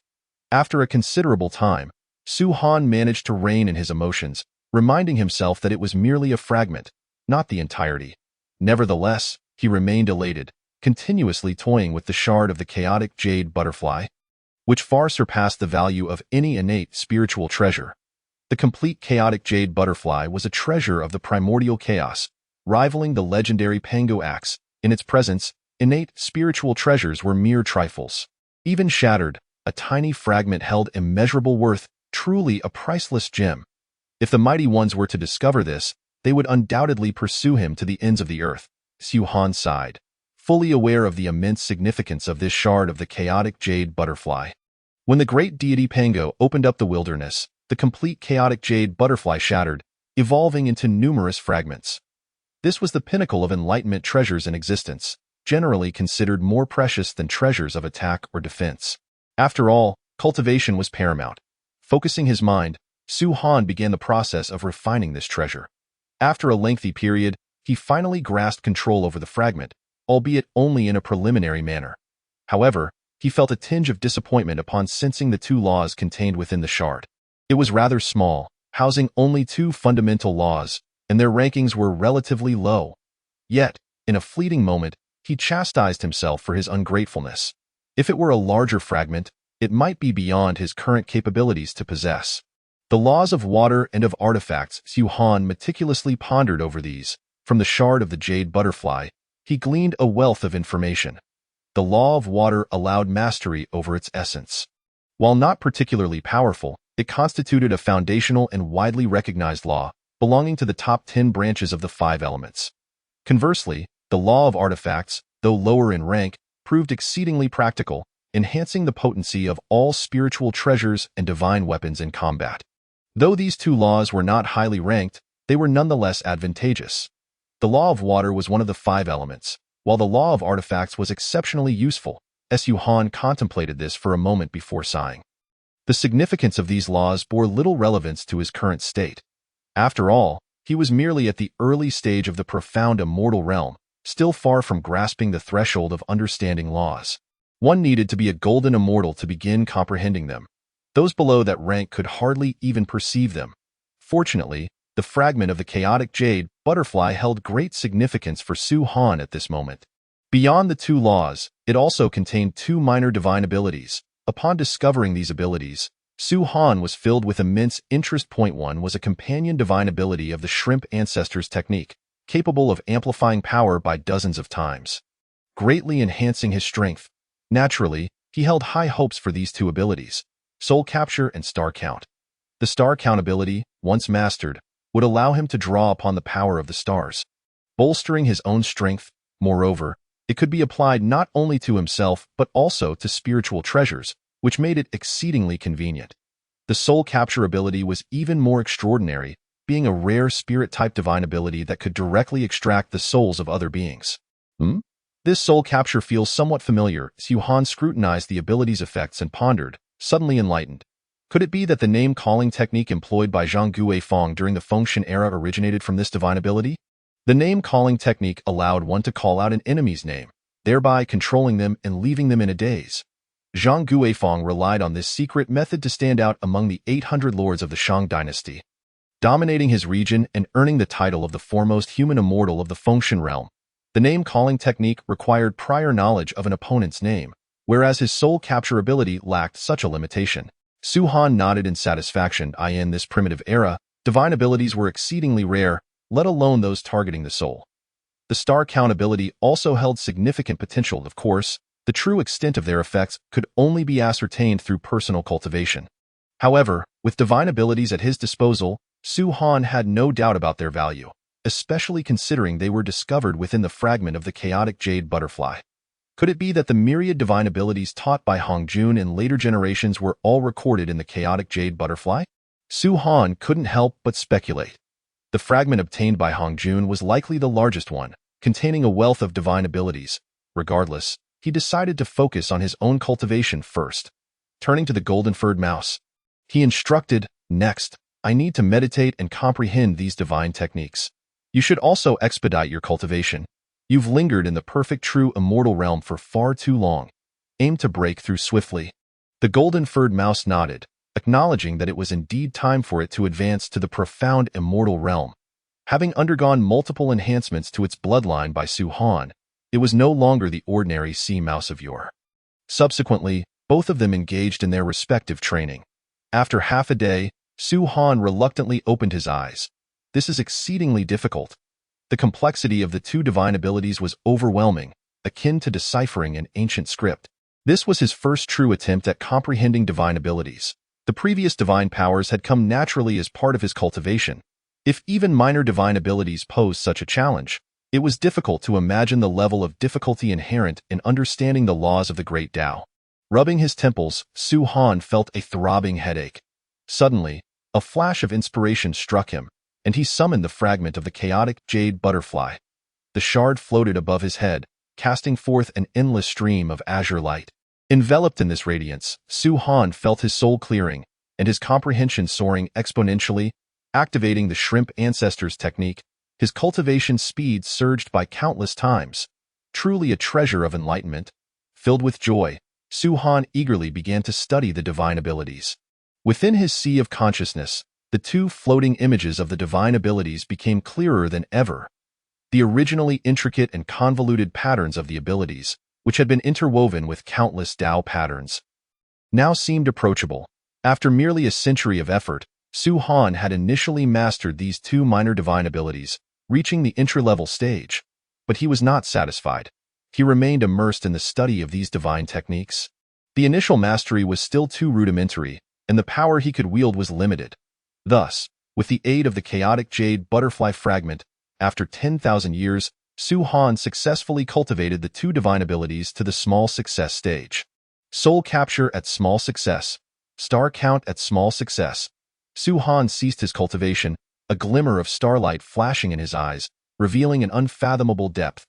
The realms of divine abilities could be categorized into 4 levels: entry, small success, great success, and perfection. At the small success stage, he could now wield the abilities with proficiency. To reach the great success stage, even with the assistance of the chaotic jade butterfly fragment, would likely require a considerable amount of time. Su Han did not force the issue. Whether in terms of cultivation or divine abilities, he had never been one to stubbornly pursue a single path. He planned to continue his journey for a while. Waiting for new insights before resuming his cultivation in the vast wilderness, relying solely on closed-door training to grow stronger was but a fanciful dream.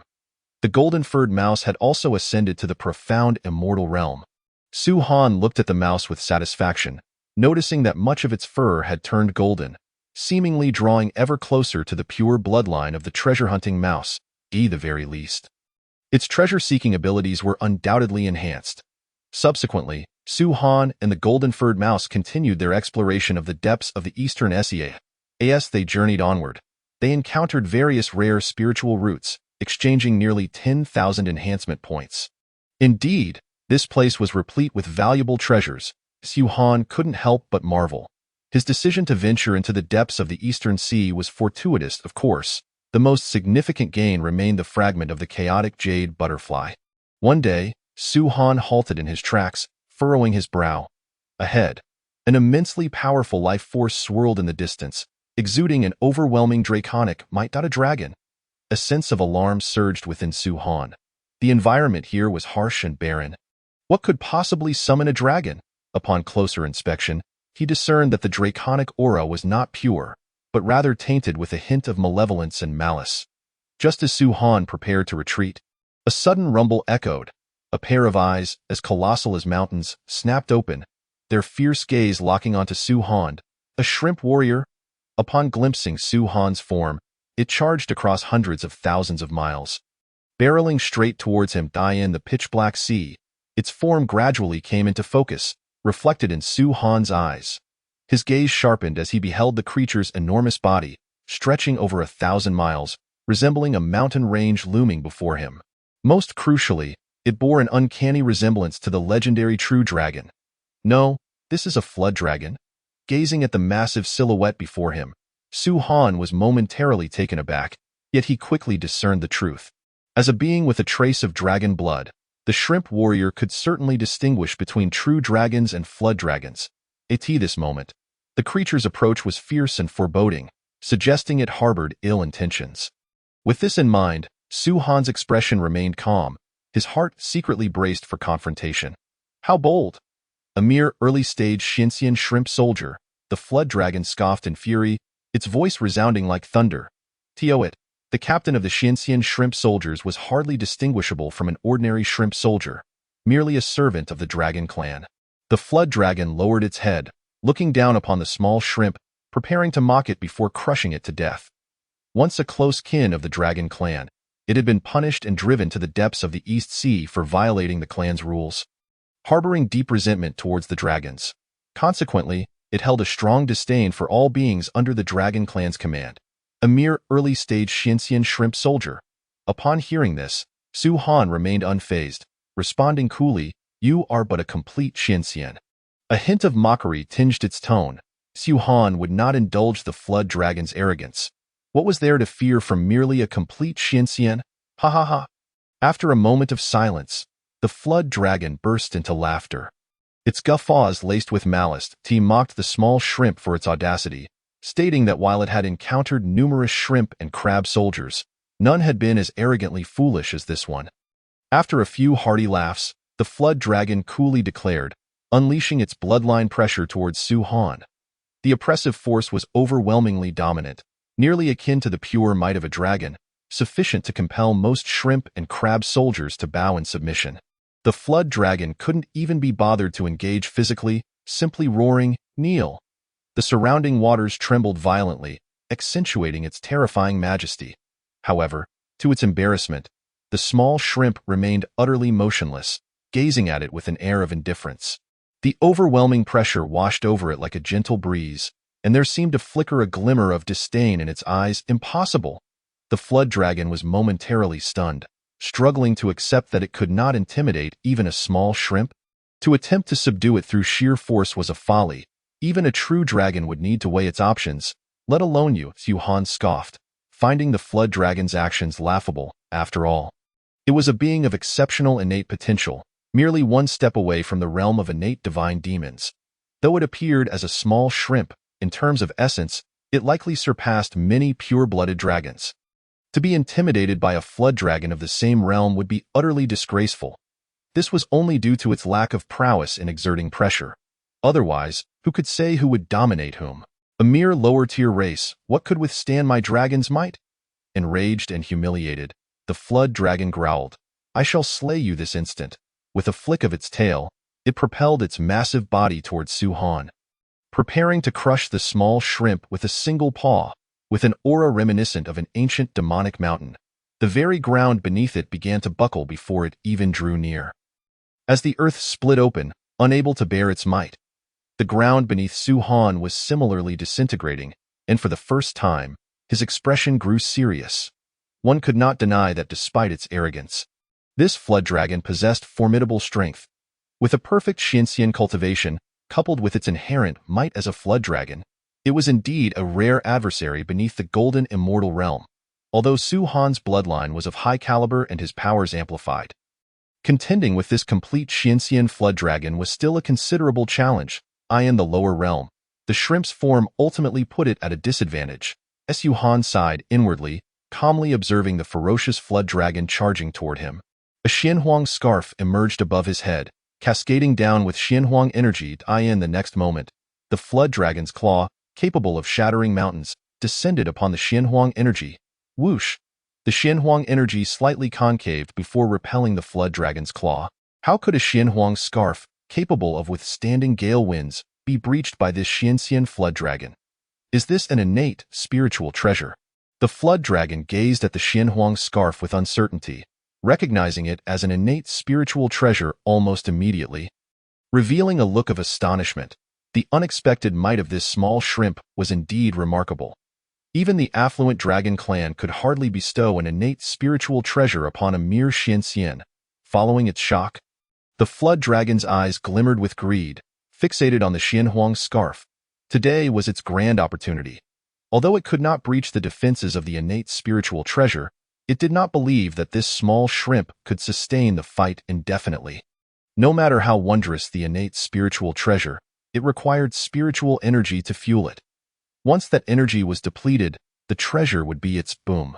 A tremendous thunderclap startled the flood dragon. To its disbelief, a massive hammer floated into view, crackling with purple lightning. A devastating aura radiated from it, causing its scales to stand on end as it sensed the imminent threat of death. Another innate spiritual treasure? The flood dragon's scalp tingled. Was this small shrimp favored by the heavens? To wield two innate spiritual treasures, one for defense and one for offense, it seemed the danger now lay with it. The flood dragon hesitated, a desire to retreat bubbling up within. Though it was still covetous of the innate spiritual treasures, it decided to devise a long-term plan. How dare you covet my spiritual treasure? Utterly oblivious to your own mortality. Su Han naturally noticed the greed in the flood dragon's eyes and snorted coldly. Ever since the flood dragon had lunged at him with full force, he had been prepared to slay the dragon. With a low chant, he summoned the purple lightning hammer. A surge of purple electricity erupted forth, striking toward the flood dragon. Roar! The flood dragon roared, sensing the threat, its body shaking violently as it hastily attempted to flee. Surrounding water swirled, forming protective barriers around it. This was its innate ability. Though far from as refined as divine powers, it could still bolster its combat strength. The fierce purple lightning swiftly tore through layers of water barriers, diminishing some of its power, before crashing down upon the flood dragon, sending scales flying and flesh splattering. Quite impressive indeed. Su Han observed the flood dragon's tragic state yet frowned slightly. Despite its disheveled appearance, the attack had not truly wounded the flood dragon. It was imperative to eliminate it. Su Han's gaze deepened, a flurry of divine symbols swirling in his eyes, having revealed an innate spiritual treasure. Allowing the enemy to escape would spell trouble for him. Soul capture. Su Han pointed at the flood dragon, unleashing an invisible yet overwhelming force that crossed the bounds of time and space. Descending upon the flood dragon's primordial spirit, just as the flood dragon was about to flee desperately, its body shuddered as if struck by a curse, halting in its tracks. Its consciousness suddenly became muddled. Trapped by a mysterious force that rendered it incapable of controlling its body, Su Han's spiritual energy swiftly drained a portion, but he paid it no mind, ready to continue casting his divine powers. Though the soul capture technique was indeed tyrannical, it could only bind the opponent temporarily. It was crucial to slay the flood dragon before it regained its senses and broke free. Star count. To avoid any unforeseen circumstances, Su Han activated the star count divine power. His consciousness, guided by this power, soared infinitely high, as if he had entered the vast, profound primordial starry sky. Stars twinkled, releasing boundless star force that adorned the endless expanse. Without hesitation, Su Han directed his mind towards a particularly bloodthirsty star, calling upon it. Greedy wolf star, lend me your star power, assist me in vanquishing my foe. Instantly, torrents of greedy wolf star power cascaded down, enveloping the purple lightning hammer. The hammer seemed invigorated, unleashing even more ferocious divine thunder. Imbued with an overwhelming aura of slaughter, the greedy wolf star governed slaughter. New waves of purple lightning brewed forth, their strength multiplying tenfold, 100-fold. Chapter 28. Slaying the Flood Dragon. Encountering a golden immortal. Empowered by the greedy wolf star power, the purple lightning surged and roared, preparing to unleash its maximum potential. For a moment, it felt as if a greedy wolf star deity had descended, employing thunderous arts to subdue its enemies. A tempest of destruction and slaughter energy converged, astonishing even Su Han, the master of the spiritual treasure. Go! Su Han pointed towards the flood dragon, the purple lightning slicing through the sea, aimed at the flood dragon. Roar! Stimulated by the overwhelming aura of slaughter, the flood dragon finally broke free from the binding force.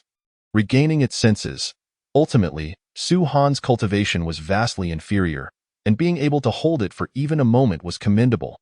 The flood dragon, its eyes bloodshot with rage, watched as the purple lightning approached. But it was too late to evade. Even its primordial spirit was still struggling to fully escape the grip of the soul capture. It had merely awakened. Boom! The purple lightning struck with incredible speed, piercing through the flood dragon's massive body. The once resilient and powerful form of the flood dragon was obliterated as if it were made of paper. After penetrating the flood dragon, the diminishing purple lightning continued its path, slicing through countless mountains without hindrance, traversing vast distances. Thud! The flood dragon crashed heavily to the ground, bearing a grotesque and gaping wound. Threads of purple lightning still clung to its injury, ravaging its flesh. Su-Han approached, gazing indifferently at the severely wounded flood dragon. The only reason it had not been obliterated by that strike was due to its immense size and vitality. Ignoring the flood dragon's pleading gaze, Su-Han raised his hand and brought down the purple lightning hammer, delivering the final blow. Strengthening points 20,000. Not be it as Su-Han smiled. This was the most strengthening points he had ever gained from slaying an enemy. Subsequently, he moved closer and extracted the flood dragon's tendons. It was said that dragon tendons were precious treasures, and indeed they were. Su-Han extended his pincers, targeting the dragon tendons, and ruthlessly snipped down. However, to his astonishment, not even a mark was left behind. The resilience of the dragon tendons greatly pleased Su-Han, who promptly collected them, preparing to forge a rough version of the binding immortal rope in the future. Beyond the dragon tendons, the entire body of the flood dragon was a treasure trove. Su-Han's eyes sparkled as he gazed at the creature's form. A deluge of blood cascaded to the ground, creating a veritable lake of crimson. The blood rolled and pooled, flowing into the lake, entirely separate from the vast ocean, a testament to the creature's formidable strength. The dragon's scales, bones, skin, and horns were all valuable items to be collected. With some dragon blood set aside as well, Su-Han commenced the dissection of the flood dragon, extracting void crystals and shumi stones, carefully storing the prime parts of the dragon into his collection.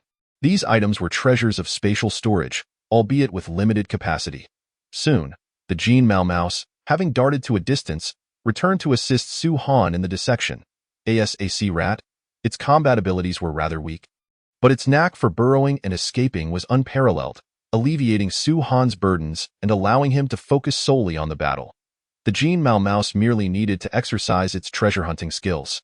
Before long, after gathering all the valuable items, the duo began to search for the lair of the flood dragon. Merely half a day later, Su-Han arrived at the dragon's den, and it was said that dragon clans had a penchant for collecting treasures. And indeed, this was no exaggeration. Su-Han exchanged items one by one, a smile gracing his face as he realized the flood dragon's collection was quite substantial, yielding over 10,000 enhancement points. Coupled with the over 10,000 points he had previously gathered, along with the 20,000 obtained from slaying the flood dragon, he had amassed exactly 50,000 points. Su-Han decided it was time to enhance his abilities. His foundational powers were temporarily sufficient, and a mere 50,000 points could not possibly break through to the innate divine demon ranked. As for spirit treasures, he had enough for now, so it was time to enhance his divine abilities. Reflecting on the two minor divine skills he had previously mastered, which wielded formidable power, he made his choice point. 10,000 enhancement points were spent, and Su-Han's primordial spirit quivered as the star-number divine ability reached the pinnacle of its realm.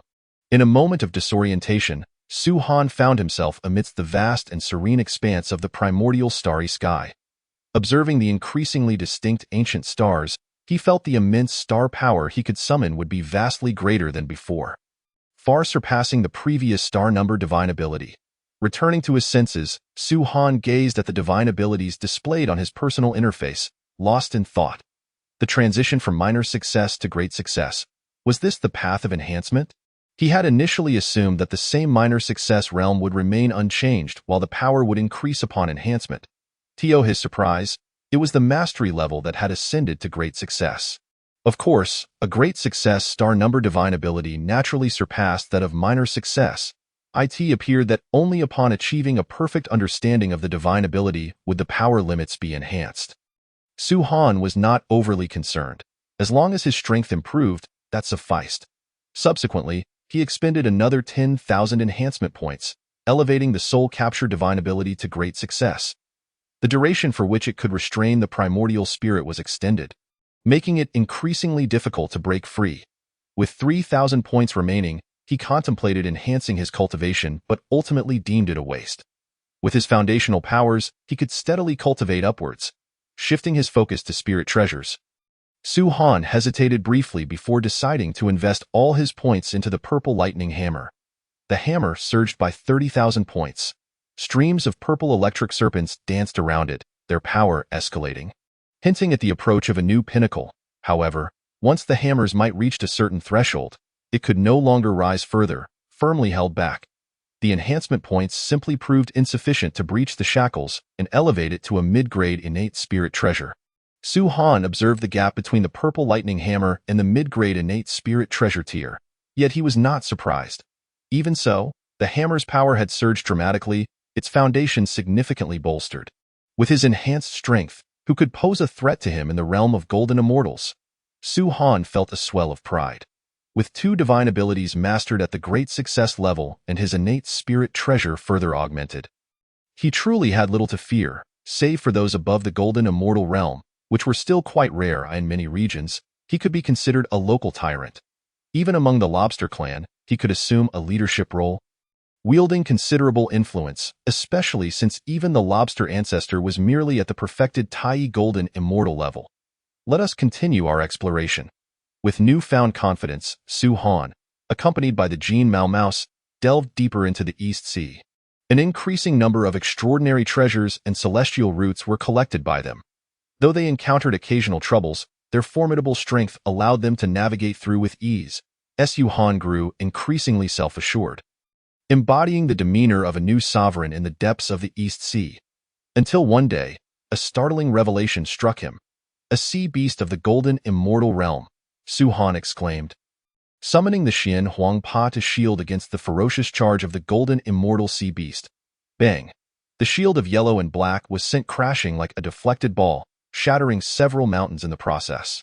Su Han dared not linger, gripping the Jin Mao Mouse, and swiftly fled under the protection of the Xian Huang Pa roar.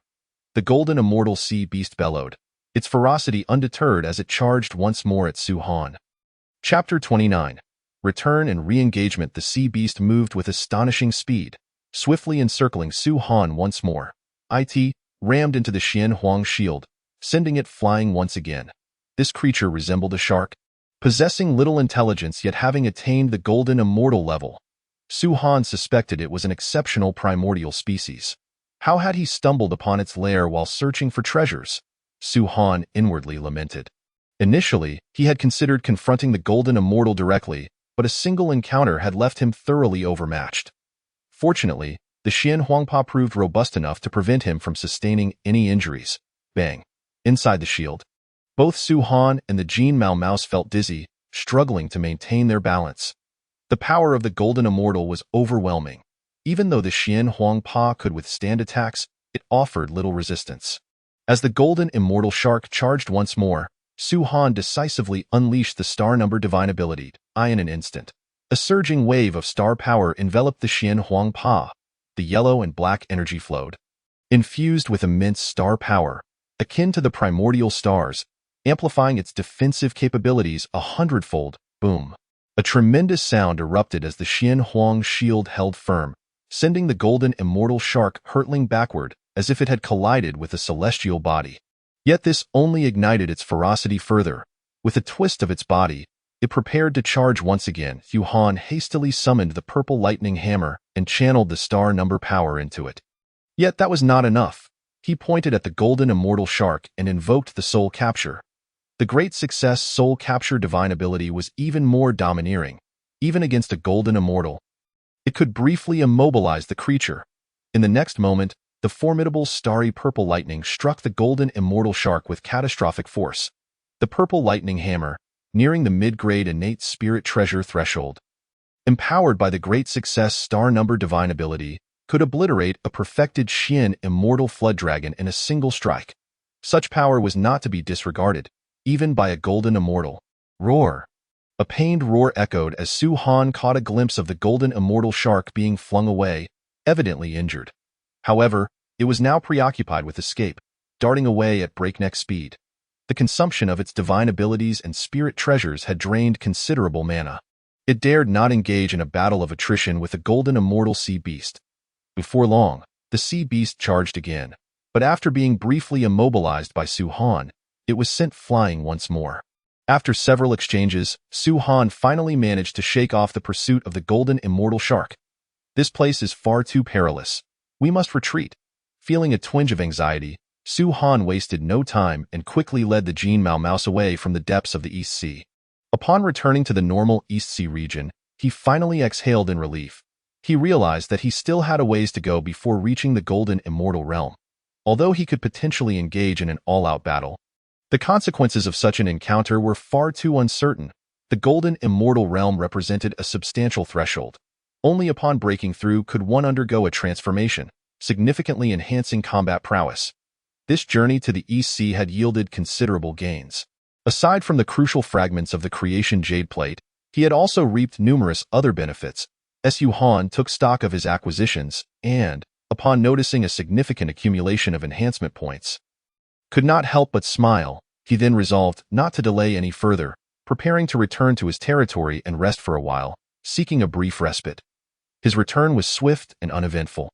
Devoid of any obstacles, to Su Han's surprise, upon arriving back at his clan's territory, he was met with a call to arms. Another battle.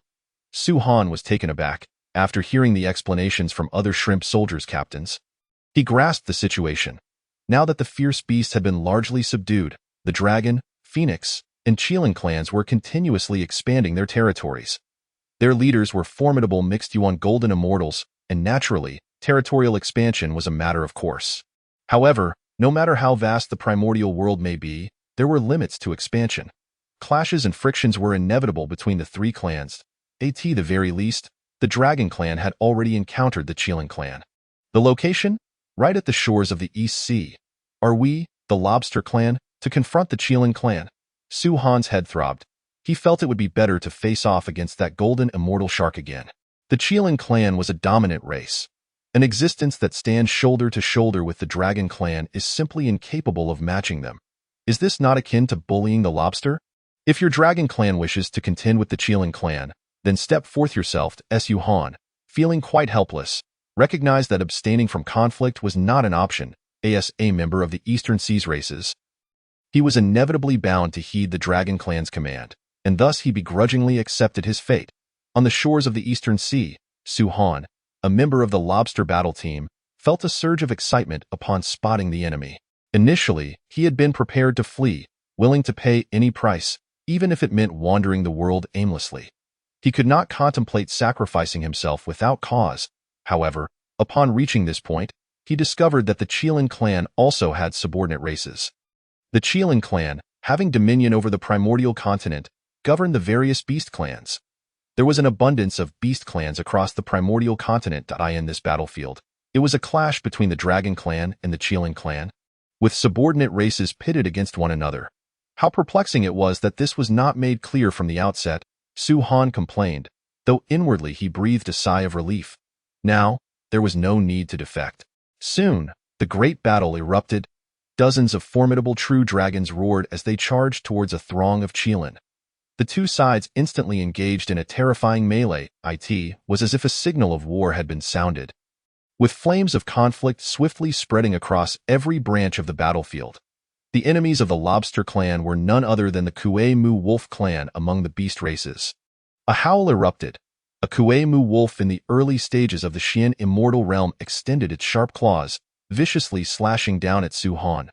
With a shrill sound, Su Han remained expressionless as he regarded his foe. The Kue Mu wolf's face stiffened in disbelief. Its claws, capable of severing gold and shattering mountains, failed to pierce Su Han's shell, leaving no mark whatsoever. Su Han extended his massive pincers, effortlessly poking forward. With a sickening squelch, the lobster claw pierced through the Kue Mu wolf as if it were mere parchment, impaling it in midair. Strengthening points 3,000, the ordinary Xian immortal was far too weak. Su Han nonchalantly traversed the battlefield of Xian immortals, occasionally dispatching an enemy Xian immortal. Having previously battled golden immortals, facing these foes felt like child's play. A hum reverberated through the air as a fully realized Kue Mu wolf raised its wolf fang club. preparing to smash it down upon Su Han. Divine power. Su Han lifted his massive pincers, easily withstanding the blow, amplified 20-fold. His bloodline was extraordinary, and coupled with the enhancement of divine prowess, his strength was formidable. Noticing several powerful Kuei-Mu wolves closing in to encircle him, Su Han furrowed his brow. Soul capture. Casting his gaze upon the Kuei-Mu wolf before him, Su Han activated his soul capture ability. The wolf's eyes instantly lost their luster, its primordial spirit immobilized. With a swift strike from his lobster pincers, he utterly shredded the foe. Strengthening points 8,000. Subsequently, he repeated the maneuver, eliminating the remaining Kuei-Mu wolves one by one. In the battlefield, employing innate spiritual treasures was simply out of the question. Such precious items, if discovered, would spell doom for Su Han. The star power abilities also made quite a commotion, making them less desirable to use. However, the soul capture technique remained hidden from others' eyes. Utilizing the soul capture technique, Su Han wielded an overwhelming advantage over the Xian immortal realm, coupled with his extraordinary bloodline and enhanced divine power. He found it exceedingly easy to defeat his enemies, amassing a significant number of points. This was still a restrained outcome. He dared not kill too swiftly for fear of attracting the attention of the golden immortal adversaries. After several centuries of battle, Su Han successfully accumulated over 100,000 strengthening points. It was time to enhance his abilities. Chapter 30. Perfecting the Xian immortal realm. Confrontation with the golden immortal. This time, Su Han did not intend to reinforce his foundation. He was uncertain whether 100,000 strengthening points could elevate him to the level of innate divine demons, and had no idea how much his combat power would increase thereafter. As the intensity of battles escalated, the battlefield grew increasingly perilous. A weighty determination filled Su Han's eyes. The utmost priority was to rapidly augment his strength. Seizing a momentary lull in combat, Su Han sought refuge in a secluded area. With unwavering resolve, he began to enhance his cultivation. Cultivation 100. Cultivation 100. Cultivation 100. After a prolonged absence from utilizing his strengthening points, Su Han's cultivation surged rapidly. A torrent of strengthening points poured forth, causing his cultivation to rise unceasingly. Early Xian Immortal, Mid Xian Immortal, Late Xian Immortal, Perfect Xian Immortal. His form expanded to an imposing 6,000 zhong.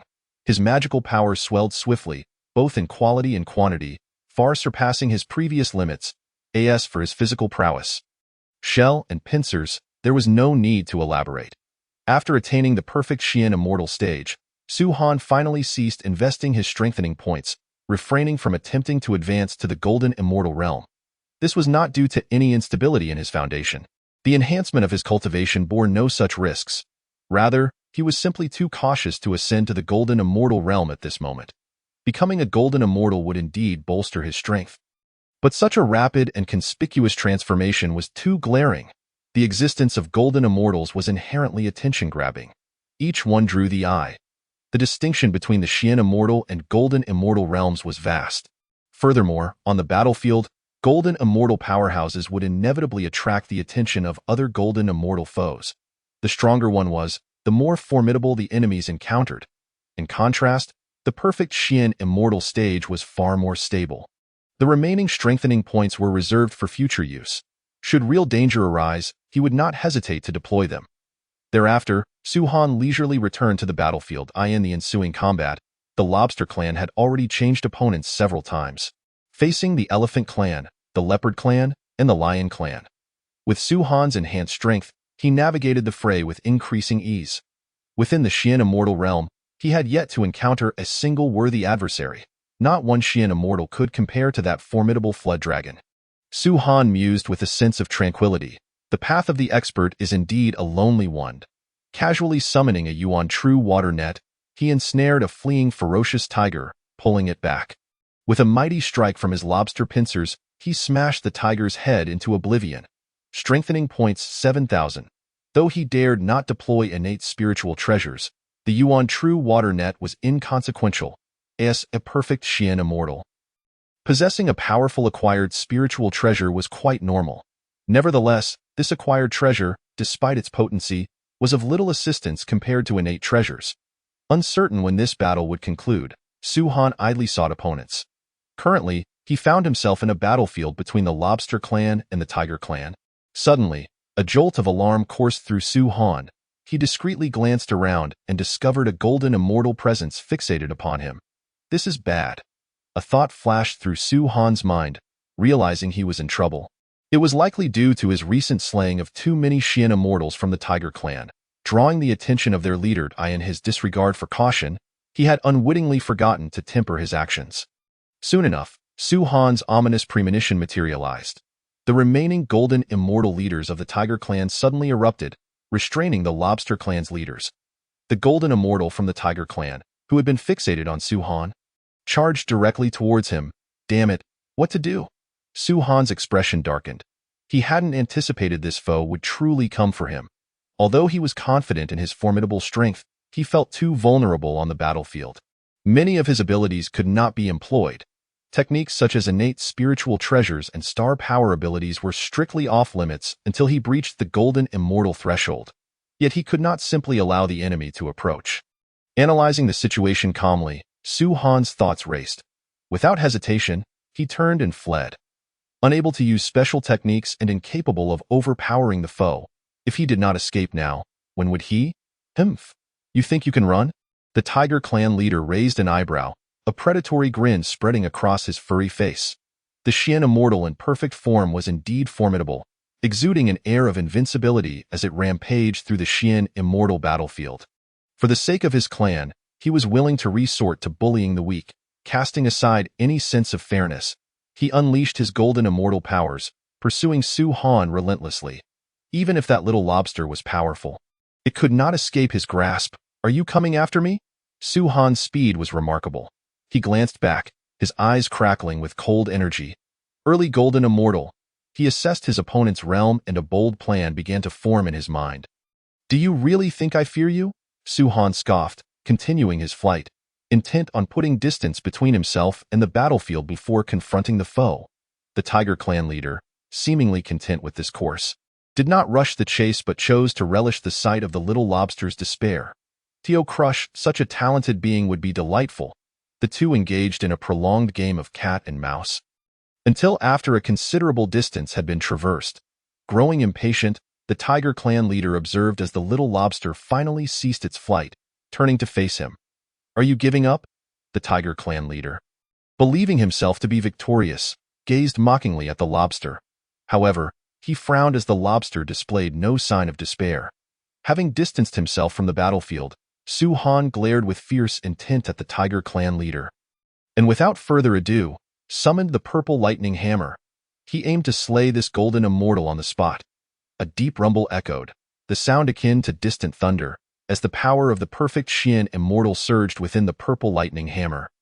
Far exceeding its former strength, star power, the force of the greedy wolf star surged forth.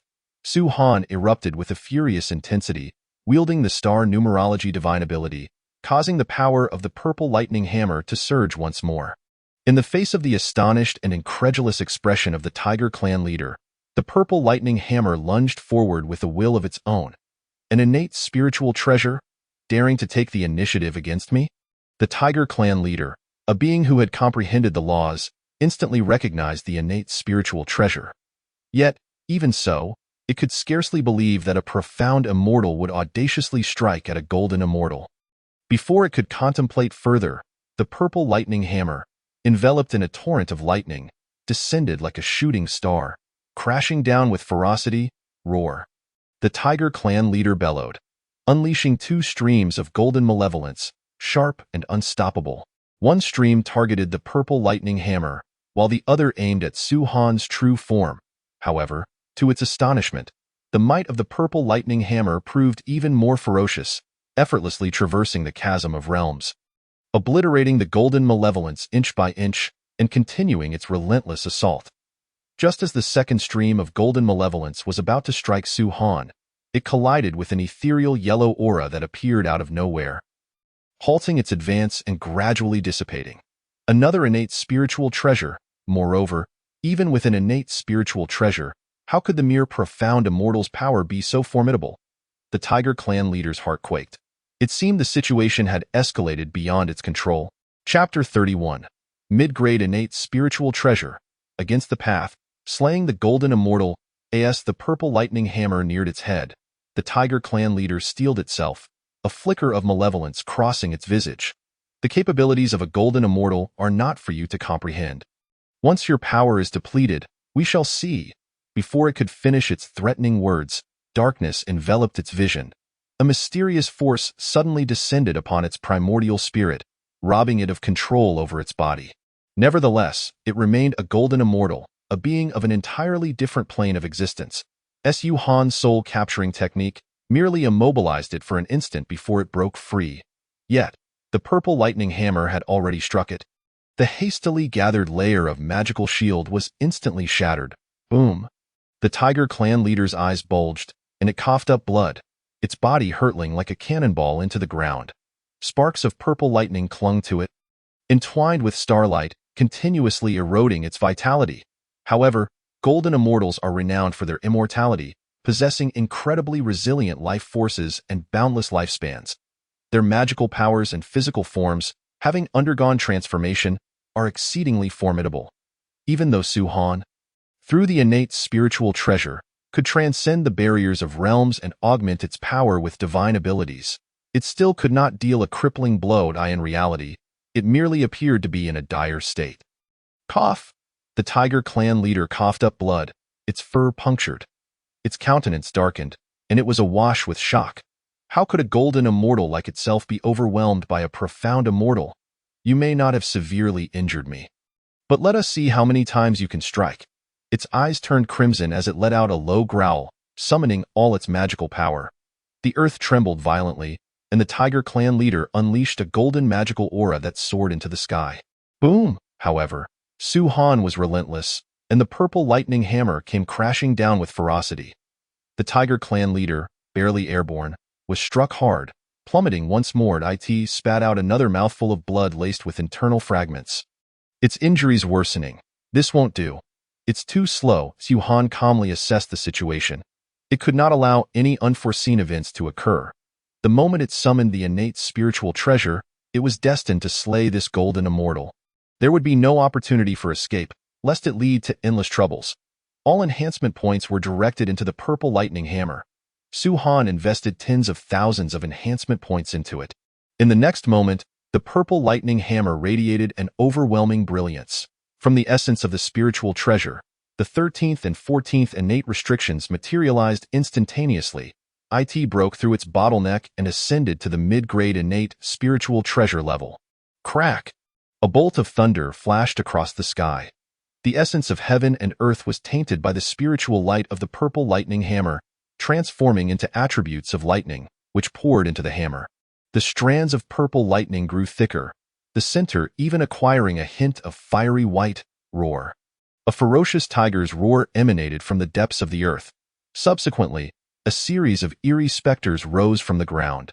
Each one was a match for a profound immortal. Serving the tiger clan leader utilized its innate ability. These were all profound immortals it had slain, their primordial spirits extracted and transformed into specters. One by one, the specters sought to scatter, poised to strike at Su Han's true form.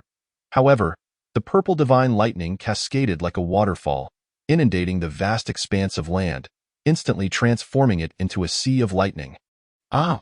Countless specters let out a wretched wail, subsequently melting away into the lightning sea like snow in the scorching sun. How has it grown stronger again? The tiger clan leader could hardly believe its eyes as its specters were annihilated. Moreover, countless bolts of purple lightning incessantly struck it, swiftly penetrating its magical defenses. Every inch of its body was racked with excruciating pain, covered in wounds, instilling a hint of dread within its heart. I am a golden immortal. How could I perish here?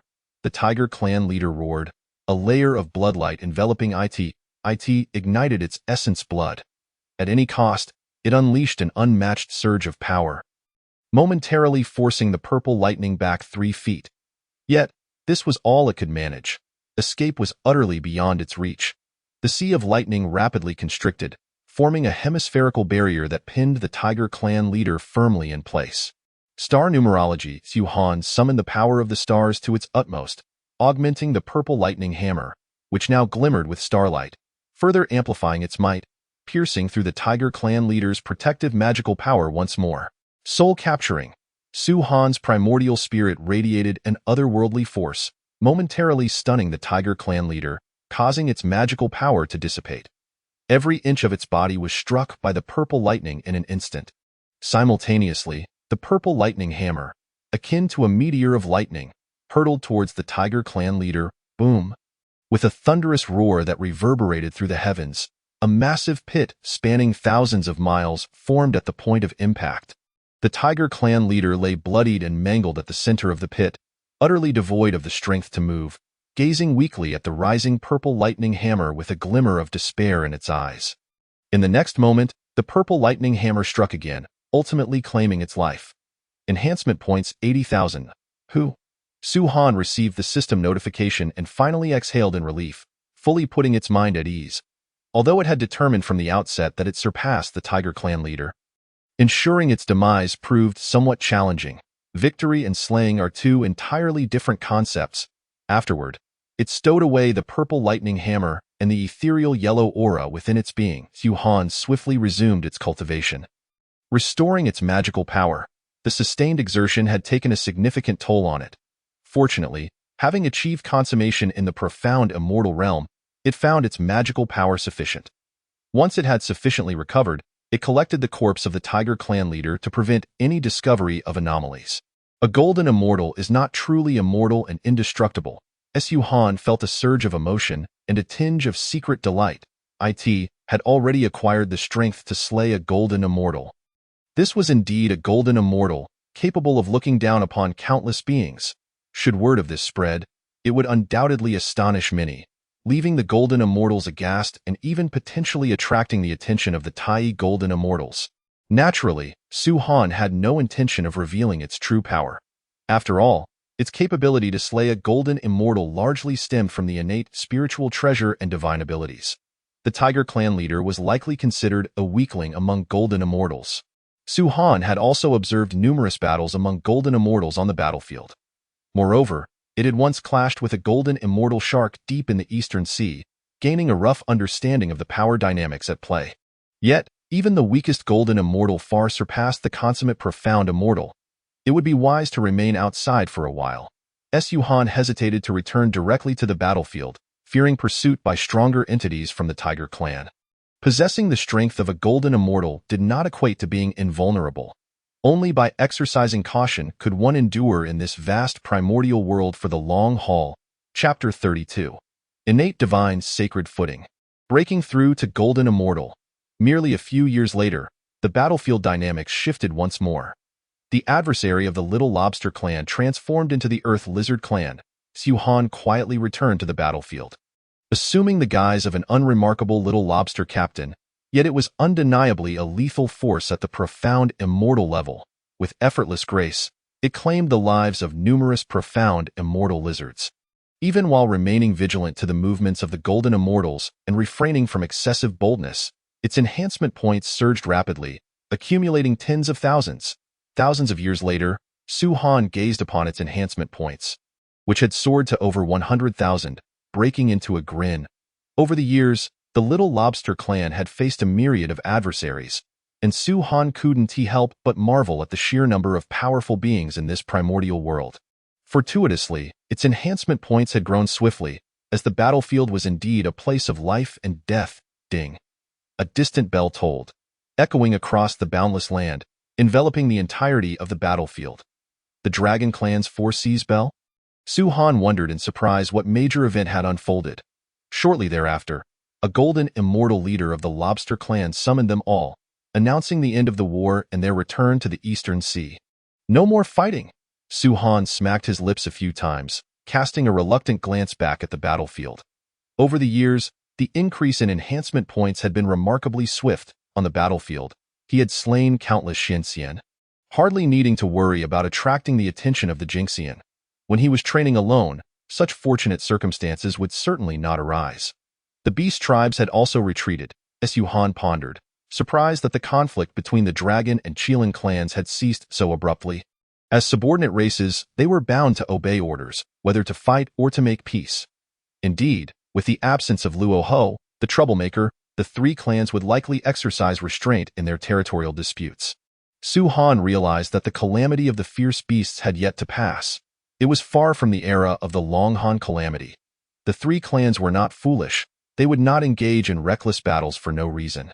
Those who perished in the current conflict were likely the creatures of the subordinate races.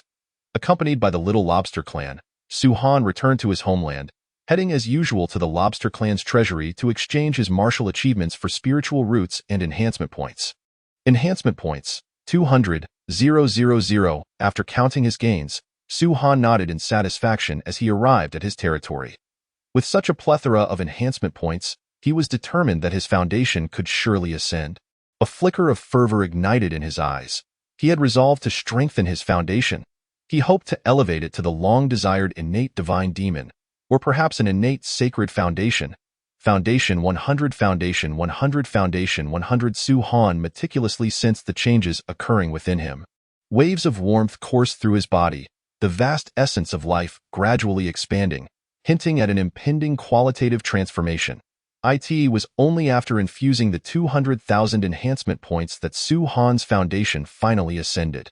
The sublimation of life began in an instant. Ethereal flowers appeared above Su Han's head, drifting around him in a breathtaking display. A beam of luminous divine light descended from the heavens, enveloping him in its embrace, accentuating his regal presence with a hint of sanctity. In the void, a melodious celestial music echoed, akin to the blessings of the universe, captivating his primordial spirit as though wrapped in the essence of the great Tao. As Su Han's eyes fluttered between half open and half closed, a tremendous divine might brewed within him. His physique gradually expanded, growing considerably. The essence of life surged, far surpassing the limits of an ordinary Xianxian. Flesh, bones, and organs radiated with divine brilliance, the strength of his body escalating rapidly. The sound of rushing blood flowed like a mighty river, resonating deeply. Su Han stretched his form, releasing a comfortable sigh. At this moment, he faintly sensed that his corporeal body could seemingly transcend the chasm of realms, rivaling that of a Jinxian. Upon his shell and pincers, intricate divine patterns emerged, as if they had been formed innately, exuding an extraordinary mystique that rendered them ever more enigmatic, capable of unleashing immense divine might at any moment. It seems my lobster pincers and shell are even stronger than the top-tier postnatal spiritual treasures. Su Han tapped his shell with his massive pincers, acknowledging it as akin to his companion's spiritual treasure. Though its function was singular, it provided him with immense security, beginning-level innate sacred foundation. Su Han's exhilaration erupted in a resounding roar. The sound waves shattering the grand hall for dozens of miles around. An abundance of the world's spiritual energy swiftly surged into his body, refined by his now more formidable magical power. His cultivation speed increased tenfold, even 100-fold. Sensing his immensely robust essence and comprehensive enhancement, Su Han's confidence soared. In terms of the same rank, the Dragon Clan would likely not be his match. After all, he now equated to a true innate sacred being, immensely noble. Although he lacked the cultivation of a low-ranking innate sacred being, his foundation was undeniably authentic. Top-tier clans like the Dragon and Phoenix would not all possess the bloodline of innate sacred beings. If he were to forego innate spiritual treasures, could he contend with that Tiger Clan Jinxian leader? Su Han was eager to test himself, longing to find a Jinxian to engage in a duel. Although the Jinxian realm represented a significant qualitative leap, an innate sacred being at the Xianxian level was likely a unique existence within the universe. Coupled with the powers of the three divine techniques, he might just manage to battle a Jinxian barehanded. Never mind, as a dignified innate sacred being, I must maintain my composure. Su Han ultimately decided to proceed with caution, and no matter how high his talent or how formidable his combat prowess. Without ascending in cultivation, it would all be futile. It could be said that other innate sacred beings likely emerged as Jinxian upon their birth. The innate sacred foundation was simply too extraordinary. He now felt that his cultivation was on the verge of awakening.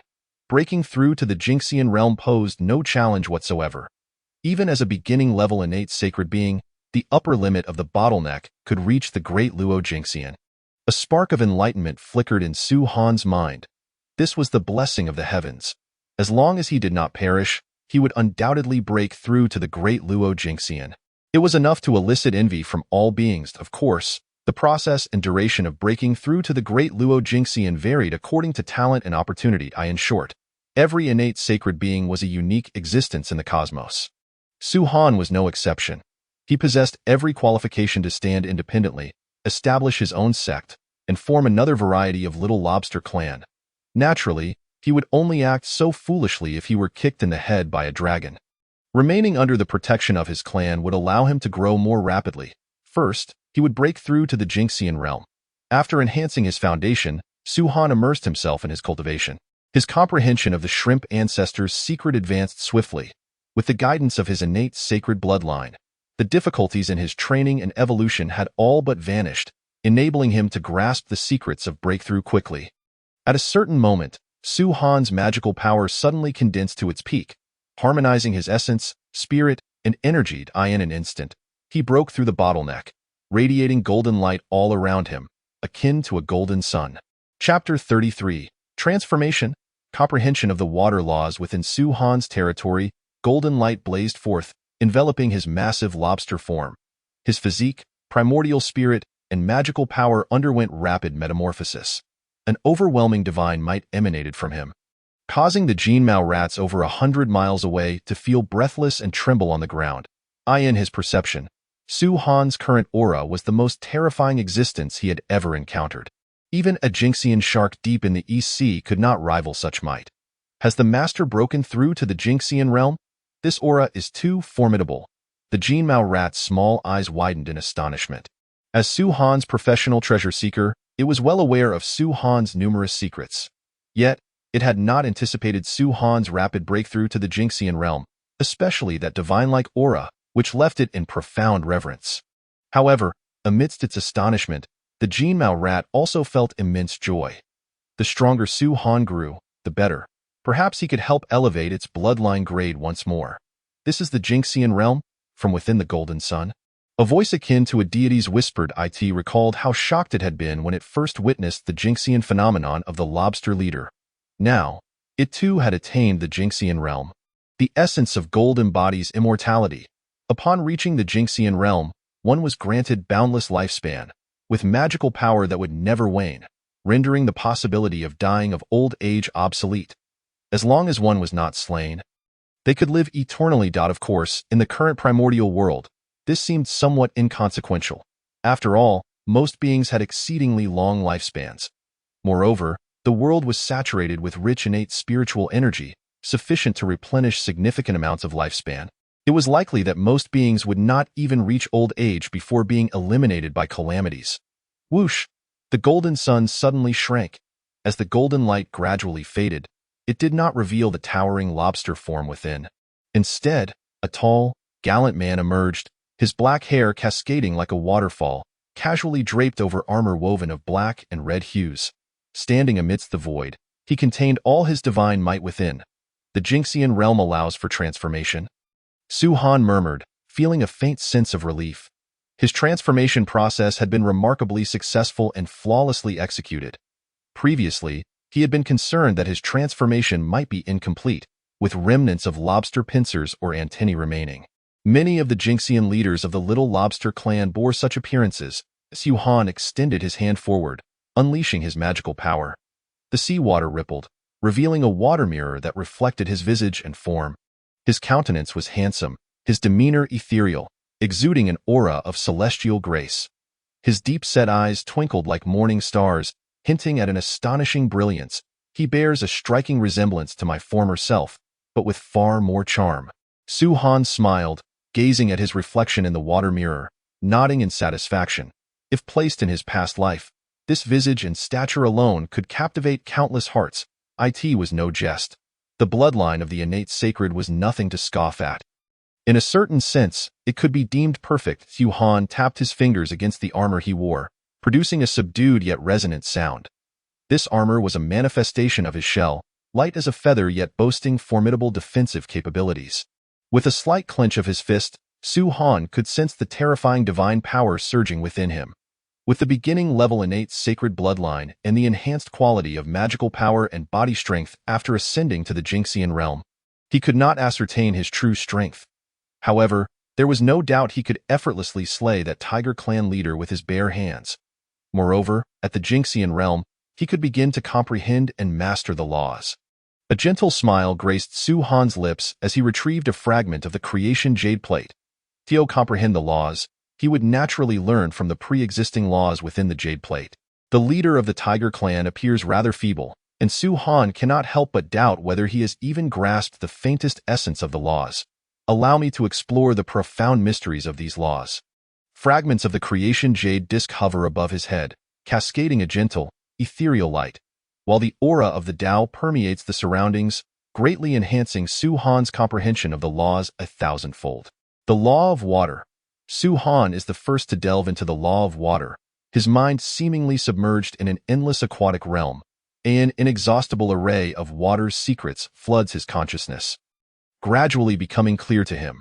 Understanding the laws is indeed a formidable challenge. Amidst his contemplation, a thought flashes through Su Han's mind. This law of water is exceedingly obscure and difficult to comprehend, far more so than two minor divine abilities. With his innate divine foundation, even with the assistance of the creation jade disk fragments, he feels as if his pace of understanding is akin to that of a tortoise.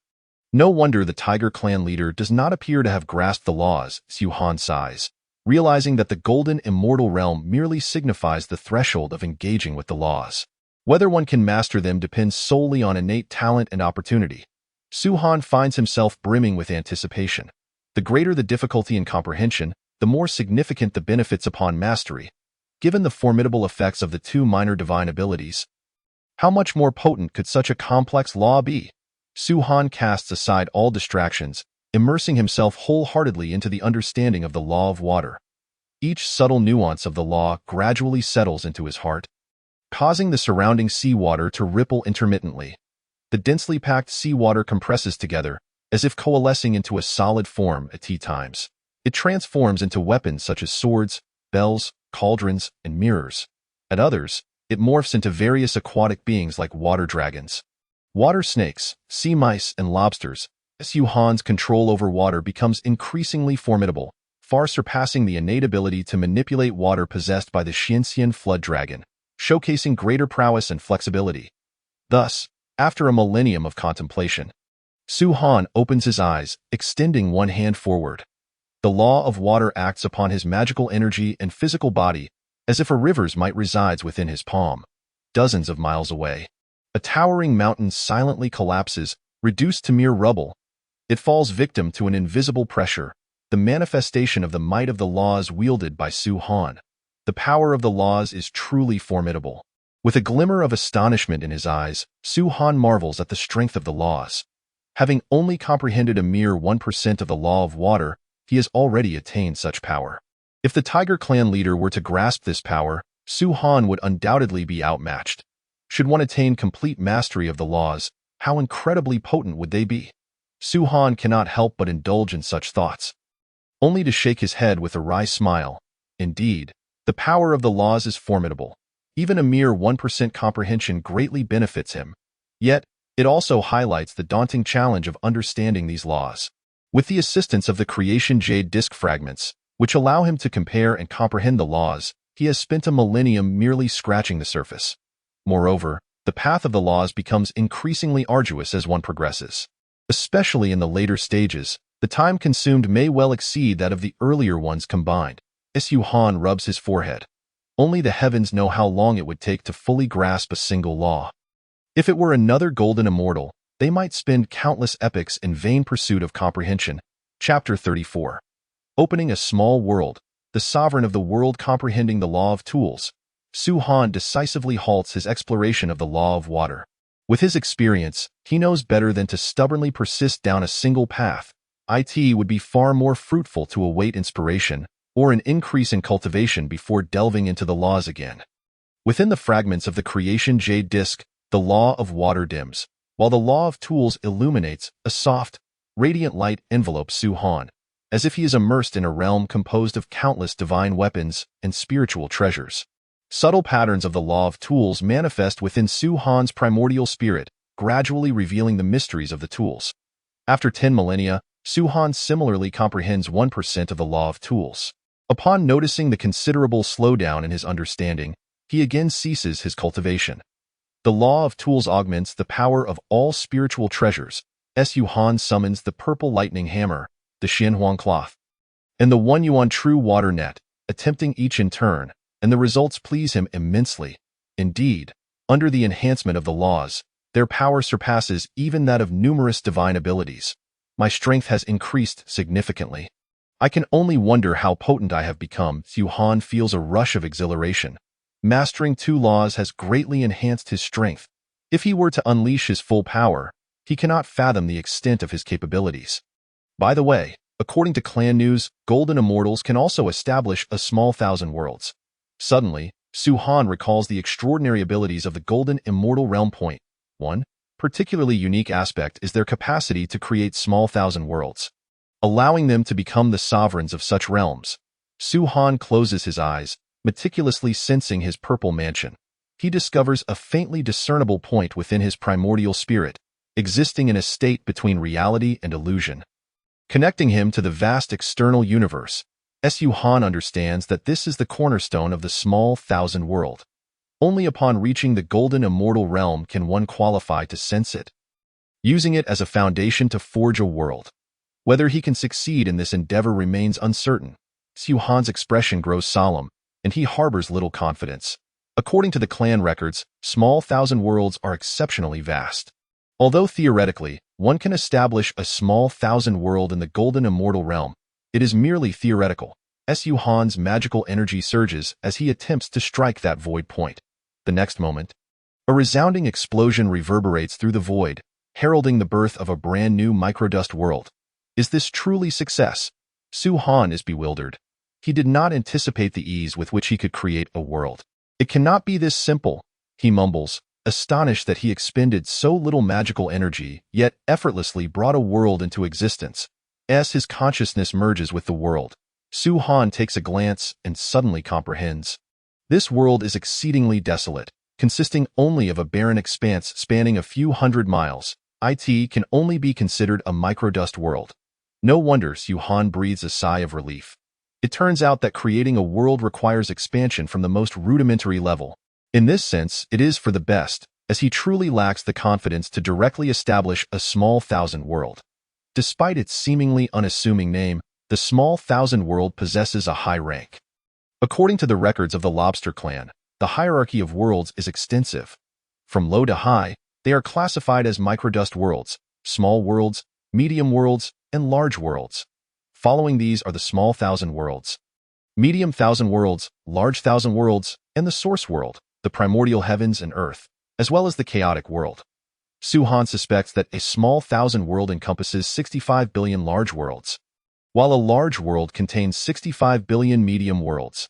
Thus, the vastness of a small 1,000 world becomes evident, reflecting just how formidable the primordial heavens and earth truly are. Su Han sighs, pulling a portion of his consciousness to observe the external universe. As the sovereign of the microdust world, he can subtly sense the strength of the world's essence. However, the essence of the primordial realm is overwhelmingly thick. He cannot even grasp an infinitesimal fraction of it. A single speck of dust may encapsulate an entire world. After a while, Su Han discovers a chilling reality. Even a mere grain of ordinary sand's essence could likely sustain an entire microdust world. Of course, under normal circumstances, the so-called essence power is deeply concealed within the essence of matter. Even if it is shattered, it is challenging to affect the essence power itself, in my previous life. How could a planet compare to the primordial essence? Su Han's lips twitch as he grows increasingly awed by the primordial heavens and earth. He wonders what level of world his previous universe would be categorized as. First, let us expand the world. Su Han's magical energy continues to surge into the world. He is certainly not content with such a minuscule microdust world. Beyond the few hundred miles of the microdust world lies an expanse of void. His magical energy transforms into a colossal axe, striking the void with a thunderous roar. As Su Han infuses his magical energy, new expanses of land begin to emerge. The sky simultaneously expands outward. Continue. Su Han relentlessly channels his golden immortal magical energy, striving to carve open the void and expand the world. 800 miles. 1,500 miles, 3,000 miles. The land grows ever broader, reaching an expanse of several thousand miles, resembling a vast continent. Is it no longer possible to expand? Su Han is taken aback, realizing that the world's expansion seems to have reached its limit, and no matter how much magical energy he pours in, it no longer grows. The essence of the world is simply too small. He lets out a sigh, gaining some insight. If it were possible to keep expanding indefinitely, then with the limitless lifespan of a golden immortal, one could likely create an infinitely vast world. In the primordial heavens and earth, such a good fortune surely does not exist. It requires substantial resources, does it not? Su Han ponders, deciding to invest all of his resources into the world he is creating. After sensing the changes, he finds that the world's essence has indeed become much more robust, particularly with resources like void crystals, which serve as a significant supplement to the world's essence.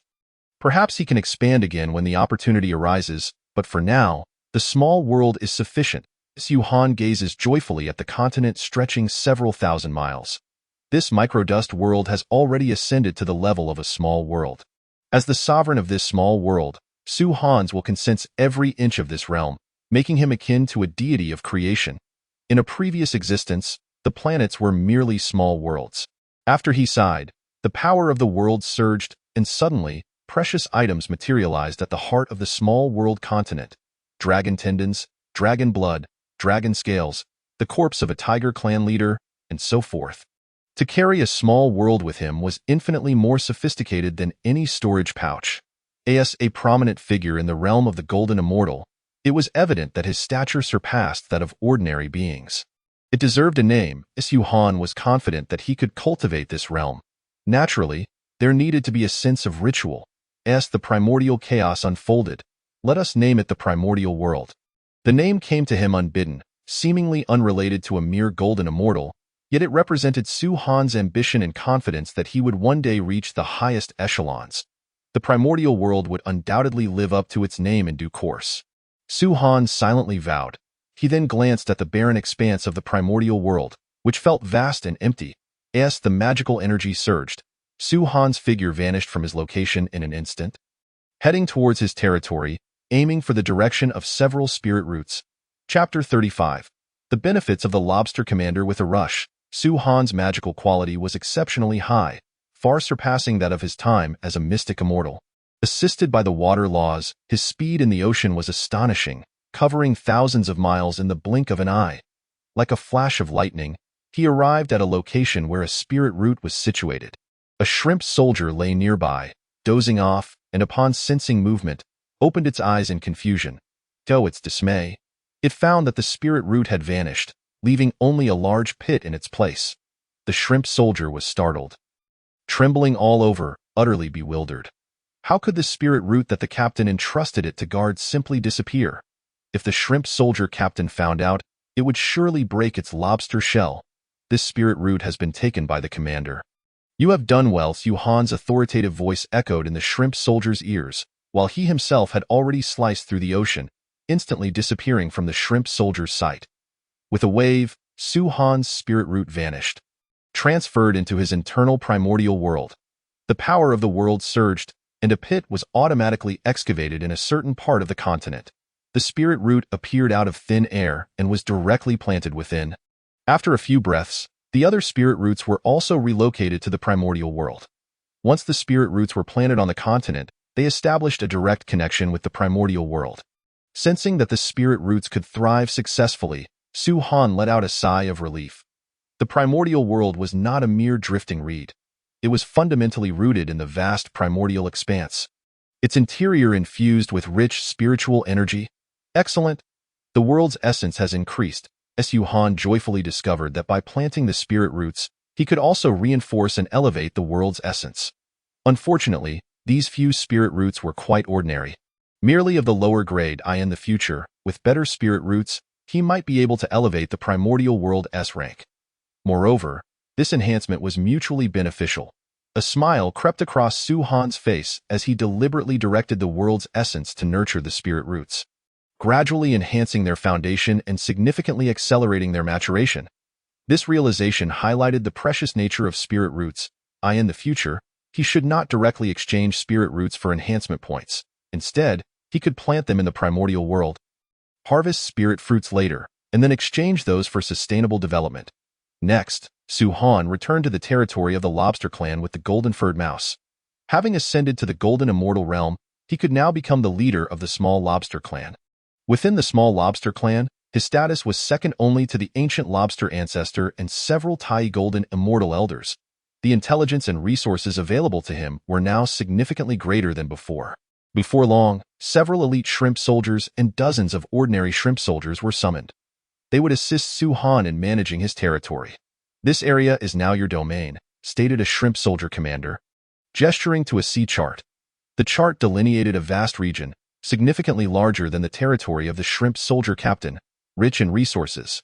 The shrimp soldier commander cast a complex glance at Su-Han. Although he was pleased that a fellow clan member had ascended to the Golden Immortal Realm, he felt that Su-Han's rise seemed rather abrupt, as if he had emerged out of nowhere. However, having more powerful members in the Lobster Clan was undoubtedly a good thing. "Very well, I shall return to my territory," Su-Han casually remarked, preparing to leave. He had no intention of forging connections. For the rapid rate of his own strength's enhancement ensured that no one could keep pace with him. "Wait. As you've been promoted to Shrimp Soldier Commander, you have certain privileges," the Lobster Commander called out to Su-Han. After hearing the explanation, Su-Han learned that the clan offered some rewards for Golden Immortal leaders, including access to the ancestral grounds of the Small Lobster Clan for cultivation. That place was the most treasured training ground of the Small Lobster Clan, with a concentration of spiritual energy far surpassing that of the outside world, allowing for a quicker cultivation speed. "Has the ancestor already ascended to the Deluo Golden Immortal Realm?" Su-Han inquired. Astonished after further discussion. Due to the Dragon Clan's continuous battles, fortune had steadily gathered around them. As a subsidiary race of the Dragon Clan, the Small Lobster Clan had also benefited from this wave of fortune. The lobster ancestor had even managed to break through his bottleneck, becoming a top-tier powerhouse in the primordial realm, the Deluo Golden Immortal. "Good. I have gained additional security." Su-Han nodded in satisfaction. Realizing that the Small Lobster Clan indeed possessed formidable figures in the perilous primordial world, even during the early stages of creation, lacking the presence of a Deluo, safety was not guaranteed. Subsequently, Su-Han collected all the spirit roots within his new territory into his primordial world. With a personal small world, the significance of the territory to him was greatly diminished. Unfortunately, the spirit roots were rather ordinary. Only 2 were of medium quality. Su-Han was not disheartened. He departed the Lobster Clan's waters once more with the golden-furred mouse. He did not venture to the ancestral grounds of the Lobster Clan, as he had only just broken through to the Golden Immortal Realm, and his cultivation speed had already slowed. It would be better to roam for a while and seek opportunities. The 2 traveled to the depths of the primordial East Sea, and with the assistance of the golden-furred mouse, they acquired numerous spirit roots and spirit fruits. All plantable spirit roots were transferred to the primordial world, while other heavenly materials and earthly treasures were exchanged for enhancement points. Why is it so calm this time? Where are the crow winds? Where are the golden immortal sharks? Su-Han displayed a sense of loneliness typical of a powerful figure. Feeling a bit restless, there was no denying that his combat strength had increased tremendously compared to last time. He felt as though he was no longer the same lobster. It seems my ascension to the innate divine realm has greatly increased my fortune. After exploring for a while, Su-Han decided against lingering in the depths of the East Sea. The efficiency of exploration here had become somewhat low, and of course, this did not mean he had fully explored the depths of the East Sea. There were still more terrifying places further down, but he did not dare to venture there. That ghastly place made him feel a shiver just from a distant glance. "I shall return another day." Su-Han led the golden-furred mouse away from the depths of the East Sea, discovering that his enhancement points had accumulated to several tens of thousands. He invested all of them into enhancing the golden-furred mouse's innate abilities. He was now a junior innate divine being, and to further ascend would require an astronomical number of enhancement points. As for spiritual treasures, there was no rush. With the golden-furred mouse's enhanced treasure-hunting abilities, they would soon earn back what was spent. Watching the golden-furred mouse shimmer with golden light, Su-Han's eyes sparkled with anticipation. He had now transformed and significantly increased his combat strength, making him qualified to explore the primordial continent. Although Su Han had long wished to see the primordial continent, he had always refrained from doing so. Beyond his insufficient strength and reluctance to venture too far, the inability to transform had been a significant factor. What chance did a lobster from the East Sea have in the primordial continent, where beasts roamed freely? The danger level was undoubtedly much higher than in the East Sea. But now that he had transformed, ordinary individuals could not discern which clan he belonged to among the golden immortal powerhouses, set forth towards the continent. Once the golden-furred mouse had completed its enhancements, the two headed straight for the primordial continent. Chapter 36, Shouyang Mountain. Encountering innate restrictions again. Wildly defeating the golden immortal copper serpent, Su Han once again arrived at the shores of the East Sea. He casually chose a direction, his figure transforming into a phantom, instantly vanishing from his spot. As he traversed through mountains, jungles, and marshes, he moved with unparalleled speed, unaffected by any terrain. It was a stark contrast to the East Sea. While navigating, he absorbed the essence of the primordial continent, greatly expanding his knowledge. The golden-furred mouse shrunk in size, becoming a diminutive palm-sized white mouse adorned with golden patterns, perched on Su Han's shoulder like a pet. Where is this place? One day, Su Han gazed in awe at the mountain range ahead. A vast divine mountain stood majestically at the center, bridging heaven and earth. This was the most magnificent divine mountain Su Han had ever seen. Surrounding it were countless mountain ranges, rising and falling in a protective embrace. Each mountain stretched far beyond millions of miles. Gathered together, a sense of reverence welled up within Su Han. He had encountered many underwater mountains in the depths of the East Sea, yet none rivaled the grandeur of that divine mountain. What astonished Su Han the most was the faint yet overwhelming aura of yang energy emanating from the mountain. What sort of place is this? Naturally, Su Han felt compelled to take a closer look and hasten to the vicinity of the divine mountain. If an ordinary shrimp soldier were to arrive here, they would surely be cooked alive. Although yang energy differs from fire energy, it still clashes with lobsters. Fortunately, as a golden immortal and an innate holy being, Su Han was completely unperturbed by this yang energy. The immense yang energy continuously radiated forth. Su Han pondered, recalling the magnificent sight of the divine mountain and the surrounding mountain range, along with its proximity to the East Sea, and could not help but speculate, could it be Shouyang Mountain? Shouyang Mountain, renowned as the third ancestral vein of the primordial universe, is said to be transformed from the yang root of the Panga deity. Its significance is undoubtedly extraordinary. Buzz, as an innate holy being, endowed with innate knowledge, at that moment, a fragment of information surged into Su Han's mind. Indeed, the divine mountain before him was none other than Shouyang Mountain, the third ancestral vein of the primordial world. As for the first ancestral vein, that would be the Buzhou Mountain, evolved from the spine of the Panga deity after his demise, eventually the place where the Supreme Old One attained enlightenment. Gazing at Shouyang before him, Su Han fell into contemplation. Master, I sense an opportunity, the Jin Mao Mouse suddenly exclaimed, interrupting Su Han's thoughts. The opportunity of Shouyang Mountain? Su Han's heart leaped with joy. The fortune found in such a place could not be trivial. Following the guidance of the Jin Mao Mouse, he ventured deep into Shouyang Mountain. In a hidden location, he discovered an innate restriction. Su Han, though delighted, scratched his head in confusion. This innate restriction was far more intricate than the two he had encountered previously in the East Sea. A complexity 1,000-fold greater. Looking at the bewildering innate restriction before him, Su Han sighed. Fortunately, as a golden immortal, his primordial spirit was significantly stronger than before. Subsequently, he summoned the fragmented piece of the transformation jade butterfly, releasing rays of divine light to assist his comprehension. Thus, after expending thousands of years, he finally unraveled it. At last, he stepped into the restricted space. The moment he crossed the threshold, a foul wind rushed towards him. A blurred crimson figure, faster than lightning, closed in on Su Han in an instant, poised to strike. The Xian Huangpa sensed the impending danger and automatically shielded its master, rising gently, with Su Han's golden immortal magical power nurturing it. The refined innate restriction was far more potent than before. Hiss! The crimson figure collided with the Xian Huang Qi, failing to shake the defense, halting in midair, revealing its form. Why is it that all creatures prefer ambushes? Su Han fumed, having been ambushed numerous times already.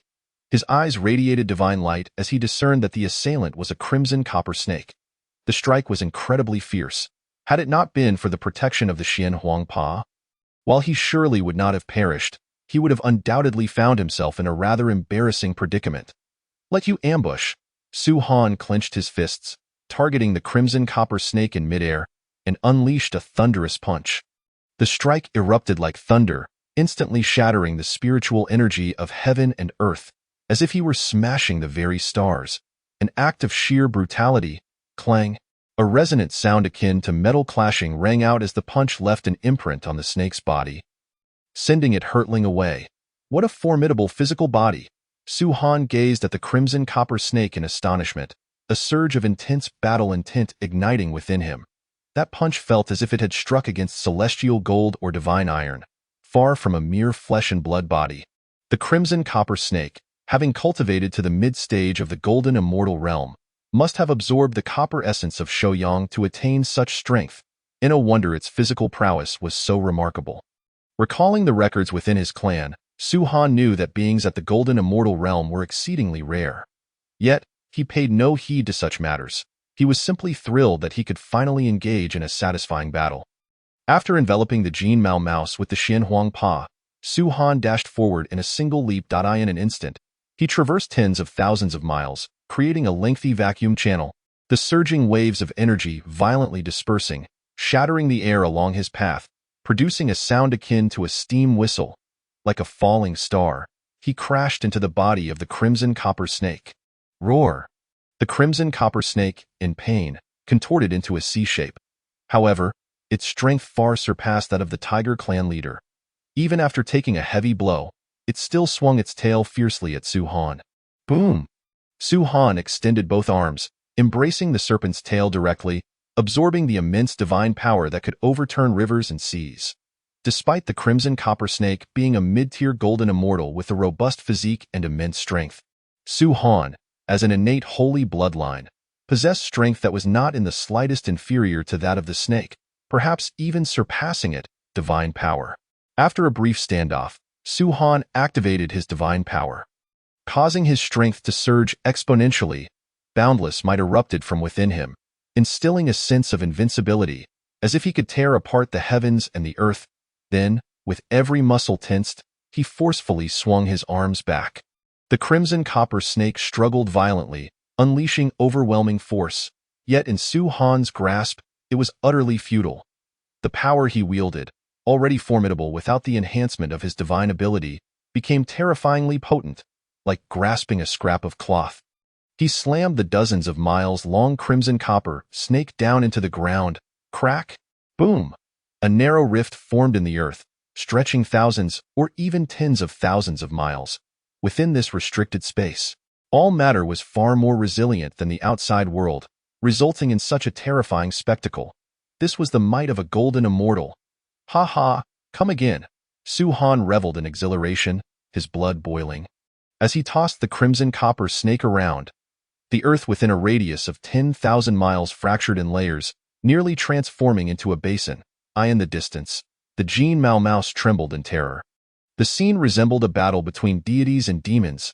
Naturally, it was the crimson copper snake that was being thoroughly dominated.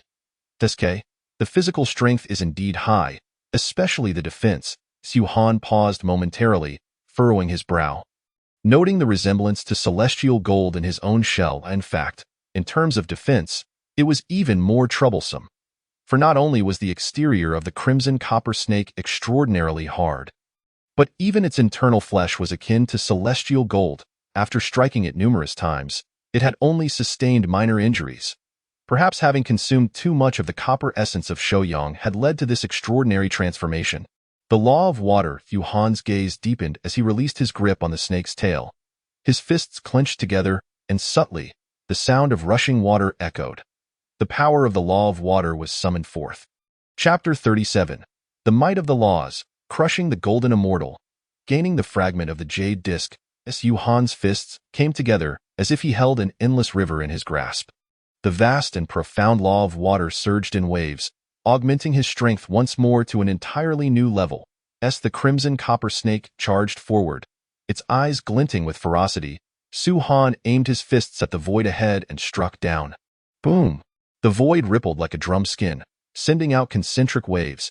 Su Han's magical power and vital energy surged forth simultaneously, forming a solidified, unparalleled divine fist, enhanced by the law of water. The massive fist imprint, composed of flowing water, appeared deceptively soft but was, in reality, an unstoppable torrent. It struck the head of the crimson copper snake, instantly caving it in, blood and flesh splattering like rain. Roar! For the first time, the crimson copper snake emitted a cry of excruciating pain, dealt a heavy blow by Su Han. No matter how strong the body, there are limits. Even if it truly rivaled celestial gold, Su Han could shatter it. Driven by an overwhelming survival instinct, the crimson copper snake wasted no time. It swung its tail and attempted to burrow into the ground to flee. Still wishing to escape, Su Han raised an eyebrow. Scoffing softly, the water-infused fist imprint he had just unleashed dispersed, transforming into strands of watery ropes.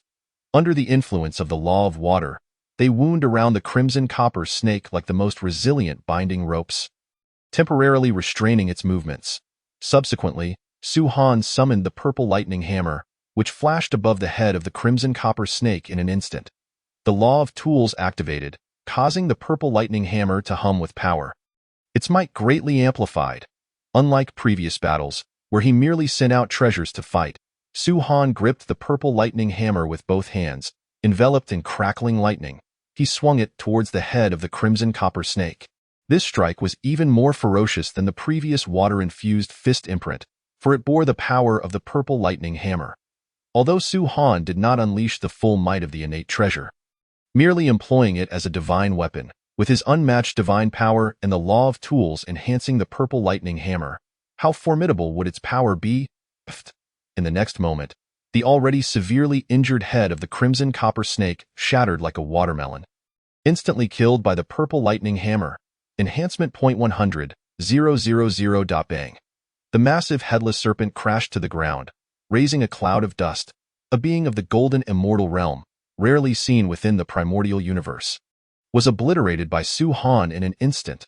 Especially, its strength is not merely that of an ordinary golden immortal.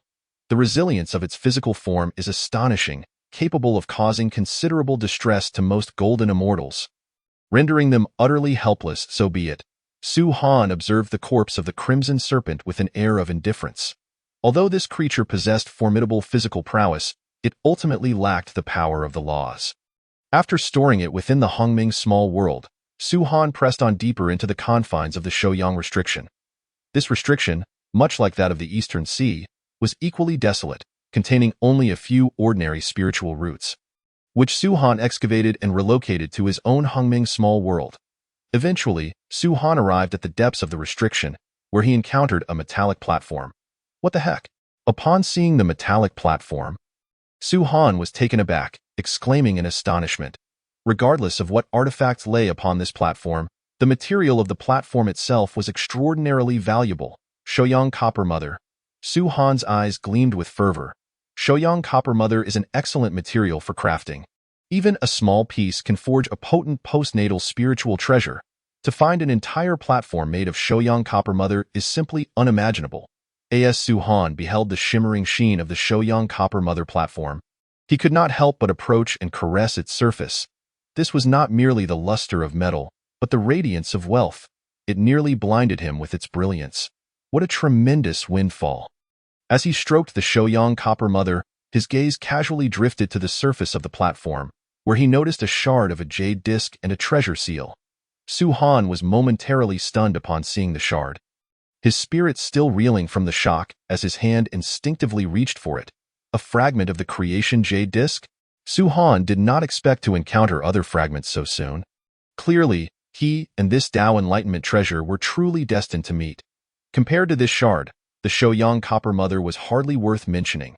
Infusing his mana into it, Su Han eagerly began the process of refining the creation jade disc fragment.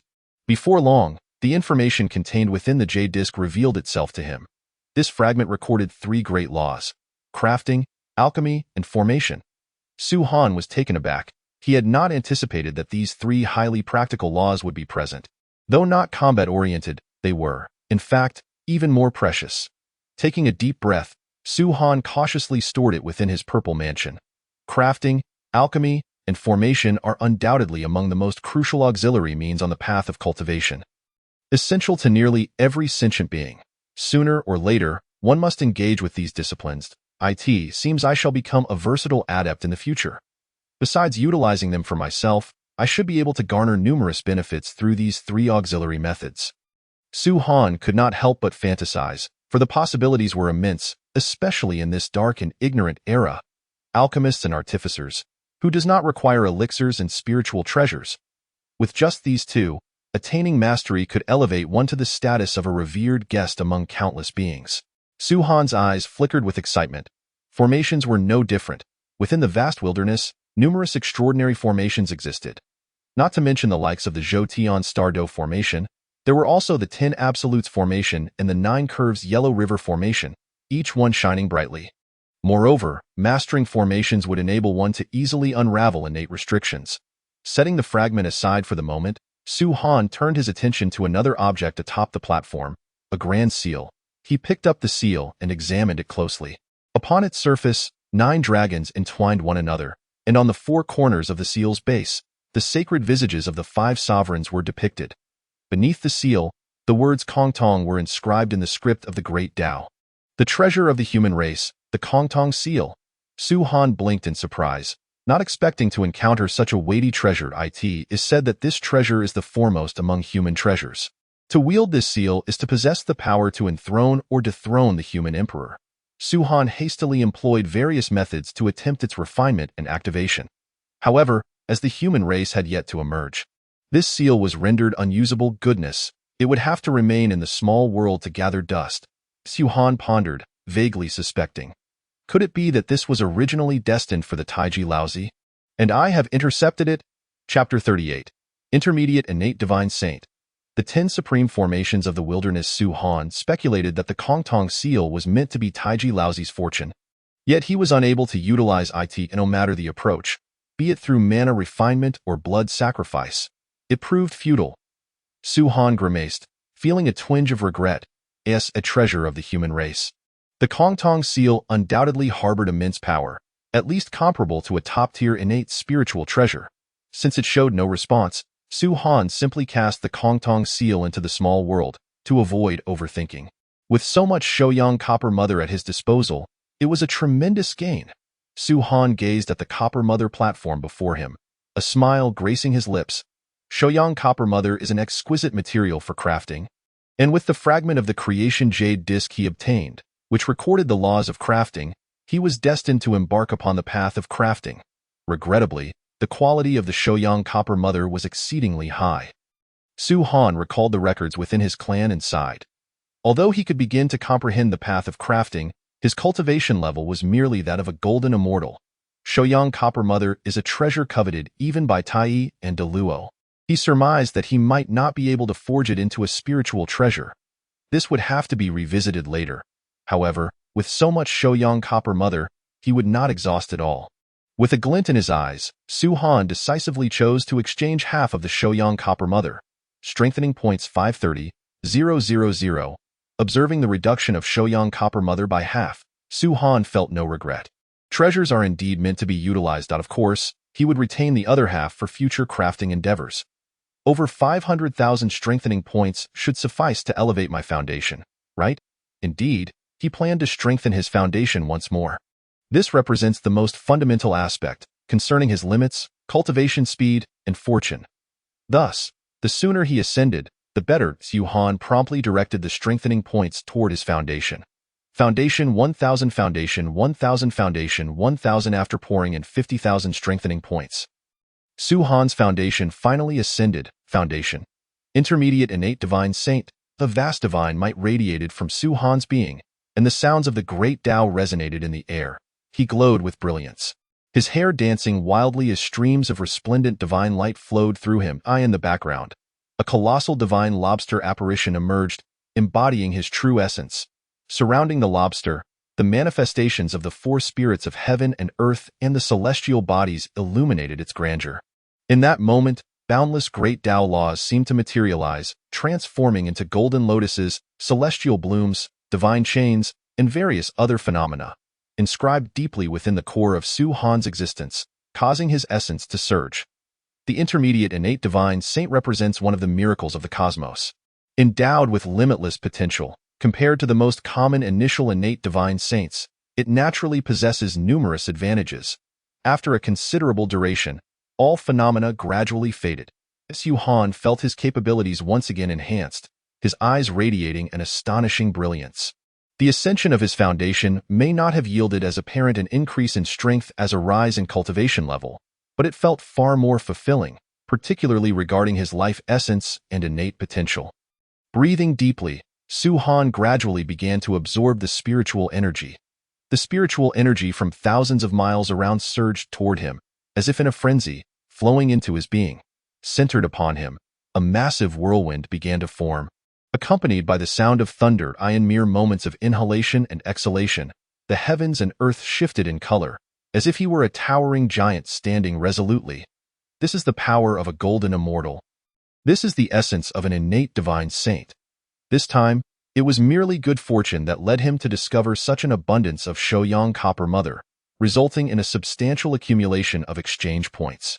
Su Han stood quietly, suppressing his excitement as his expression gradually returned to calm. The next time he sought to ascend, the difficulty would undoubtedly increase. He shook his head, pondering how many strengthening points would be required to advance to a high-level innate divine saint foundation.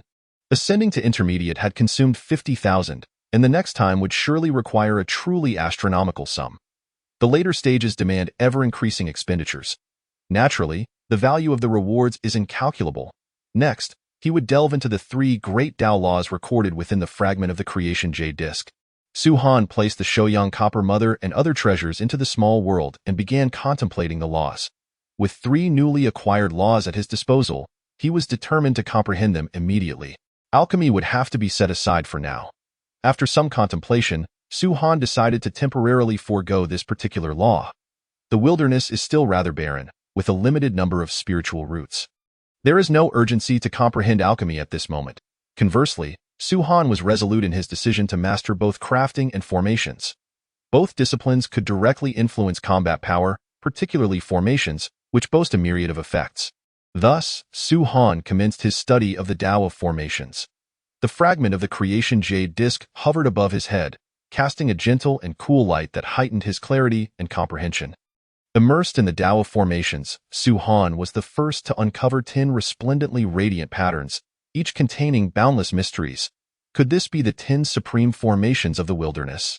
His spirit trembled as his consciousness swept through the 10 formation diagrams. Comprehending the names and purposes of these primordial top-tier formations, the extermination of a mortal sword array, the 12 capitals heavenly god slaughtering great formation, the great formation of the heavenly stars. The mere mention of these 3 formations caused a violent fluctuation in Su Han's awareness, instilling a sense of awe within him. Are these 3 formations also recorded? It is essential to note that the extermination of a mortal sword array is not only a great formation but also a spiritual treasure. The 12 capitals heavenly god slaughtering great formation requires the personal formation by 12 ancestral witches. The great formation of the heavenly stars also has equally demanding prerequisites, of course. Their power needs no elaboration, as they can even transcend the chasms of the sage realm, truly defying the heavens. Well, after all, these were once the chaotic supreme treasures, the laws inscribed within the creation jade plate. Reflecting on the origins of this enlightenment treasure, Su Han could not help but feel enlightened, and no matter how peculiar or high-ranking the formations of the primordial world may be, they cannot surpass the creation jade plate. Apart from these 3, the other formations are also remarkably formidable as Su Han examined them one by one, filled with admiration. The 10,000 Immortals formation, the 2 Instruments Dust formation, the Blood Sea Great formation, the 5 Elements Great formation, the 9 Curves Yellow River formation, the innate 8 Trigrams Great formation, the Primordial River Luo Great formation. Each one, when brought forth, could incite a fierce competition among the myriad races of the primordial world. Even the current dragon, Phoenix, and Qilin clans would find it impossible to possess formations of such caliber. I cannot comprehend them at present. Su Han attempted to understand the top 10 primordial formations. Yet it felt akin to deciphering celestial script. He was forced to temporarily abandon his efforts and turn to the introductory formations. The introductory formations, however, were unlikely to enhance my combat prowess. After browsing for a moment, Su Han decided to delve into a concealment-type formation. This formation was simple and convenient to set up, requiring no focal point and capable of moving with him at any time. Its sole purpose was to conceal one's aura and diminish one's presence. Although it did not significantly bolster combat strength, its effect was undeniably astonishing. After all, in the primordial realm, no matter how strong you are, surviving for an extended period is what truly matters. Chapter 39. The Artificer Su Han. Departing from Shouyang Mountain, having ascended to the intermediate innate sacred realm, Su Han's primordial spirit had also grown significantly stronger. His comprehension and understanding speed had seen an increase, aided by the fragments of the creation jade plate. After several millennia, Su Han reached a comprehension level of 1% regarding the path of formations. The concealment great formation, Su Han formed hand seals, and mysterious array symbols appeared around him, combining into an intricate formation. In the next instant, his aura completely vanished from the external world as he stepped outside. The concealment great formation moved with him, perpetually obscuring his aura. The effect was commendable. Su Han strode past the golden-furred rat with an air of confidence. Nodding in satisfaction, the golden-furred rat showed no reaction, evidently unaware of his arrival. In its perception, the surrounding environment had undergone no discernible change. Not only could it conceal his aura, but it also reduced his presence to that of a mere stone by the roadside. Su Han conducted a brief examination. This formation could perfectly evade the perception of Shinxian, and even a Jinxian would find it challenging to sense his existence. As for the higher-tier Tai Jinxian, further testing would be required to ascertain that Su Han exited the innate restrictions and strolled around Shouyang Mountain. Upon his return, he discovered a plethora of materials within his small world, such as Shouyang copper, Supreme Yang divine iron, and so forth. These materials were essential for crafting. Returning once more to his secluded area, Su Han began to contemplate the path of crafting. After a millennium, he had vaguely grasped a sliver of the essence of crafting, barely managing to enter the preliminary stage. However, he had yet to reach the level of mastery he had attained with formations, remaining below 1%. Crafting required practical application. Mere meditation was insufficient. Su Han spread his hands, and an exquisitely intricate talisman materialized in his palms, with faint images of myriad treasures lurking within. This was the talisman of the path of crafting he had mastered. The crafting talisman also marked the beginning of the path of crafting. Serving as the foundation of all water, come forth. With a thought, Su Han invoked the laws of water, conjuring a crystal-clear stream that floated in midair, forming a large water sphere. In the next moment, a piece of Shouyang copper materialized within the water sphere. Bobbing up and down, water refinement technique. Su Han called out, forming hand seals, and infused the water sphere with a series of talismans. This was his unique water refinement method, capable of crafting without fire. After all, he was a dragon shrimp from the East Sea, not particularly fond of flames. Moreover, possessing mastery over the laws of water, he naturally sought to devise a method for water refinement. Utilizing the crafting talisman, he could directly forge treasures through water. Within the water sphere, the crafting talismans continuously acted upon the Shouyang copper. The form of the copper gradually transformed, appearing as pliable as clay, despite being a sturdy metal, which seemed remarkable. Not long after, Su Han held the now fragmented Shouyang copper in his hands, studying it intently. His first attempt at crafting had, as expected, resulted in failure. However, to enhance his crafting skills, he would need to endure solitude and persistently practice in abundance. Of course, this also required a substantial amount of crafting materials. Fortunately, Su Han possessed ample patience and a wealth of readily available materials. The entirety of Shouyang Mountain was replete with exemplary crafting materials. It could be said to be a veritable treasure trove for any artificer. Naturally, Su Han intended to take full advantage of this, using it to hone his skills. Thus, after another millennium passed, Su Han found himself surrounded by a small mountain of discarded materials. Do not assume that the water refinement method would spare the materials from destruction. Many of the metallic essences, spiritual energy, and origins within the raw materials had been nearly depleted. Furthermore, Many materials bore crude spiritual treasure restrictions, rendering them difficult to recycle. Finally, success. Suddenly, a dazzling spiritual light erupted. Su Han joyously discovered that he had successfully crafted a low-grade post-heaven spiritual treasure. Dispelling the water sphere, a gleaming long knife landed in his hands. Through the crafting talisman, Su Han meticulously sensed every minuscule detail of the long knife's essence. After a considerable time, he let out a sigh of relief. Within the essence of the spiritual treasure, two stable post-heaven restrictions existed, showing no signs of collapse or distortion. This indicated that Su Han had officially become an artificer. He had achieved a breakthrough from 0 to 1, continuing to craft. He was certainly not content with merely a single low-grade post-heaven spiritual treasure. After many more years, Su Han had crafted hundreds of low-grade post-heaven spiritual treasures and over a dozen mid-grade post-heaven spiritual treasures. Let us focus on crafting these first. He exhaled a breath of turbid air. After so many years devoted to crafting, he felt somewhat weary. Moreover, his crafting skills had reached a bottleneck. Crafting low-grade post-heaven spiritual treasures posed no difficulty, and he could even produce mid-grade post-heaven spiritual treasures in bulk. Continuing to practice redundantly would yield little significance. Su Han cast his gaze over the hundreds of spiritual treasures, which had accumulated into a small mountain. Among them were various forms: ropes, swords, bells, tripods, plates, diagrams, flags, nails, nets, long shuttles, fine needles, pouches, large hammers, seals, long staffs, ribbons, dusters, mists, jade bottles, colorful garments, grains of sand, hand rings, countless in number and astonishingly diverse. Their auras varied greatly. Although most were primarily focused on offensive and defensive capabilities, there were also many other types of spiritual treasures. Naturally, their quality remained low, with the highest being mid-grade post-heaven spiritual treasures.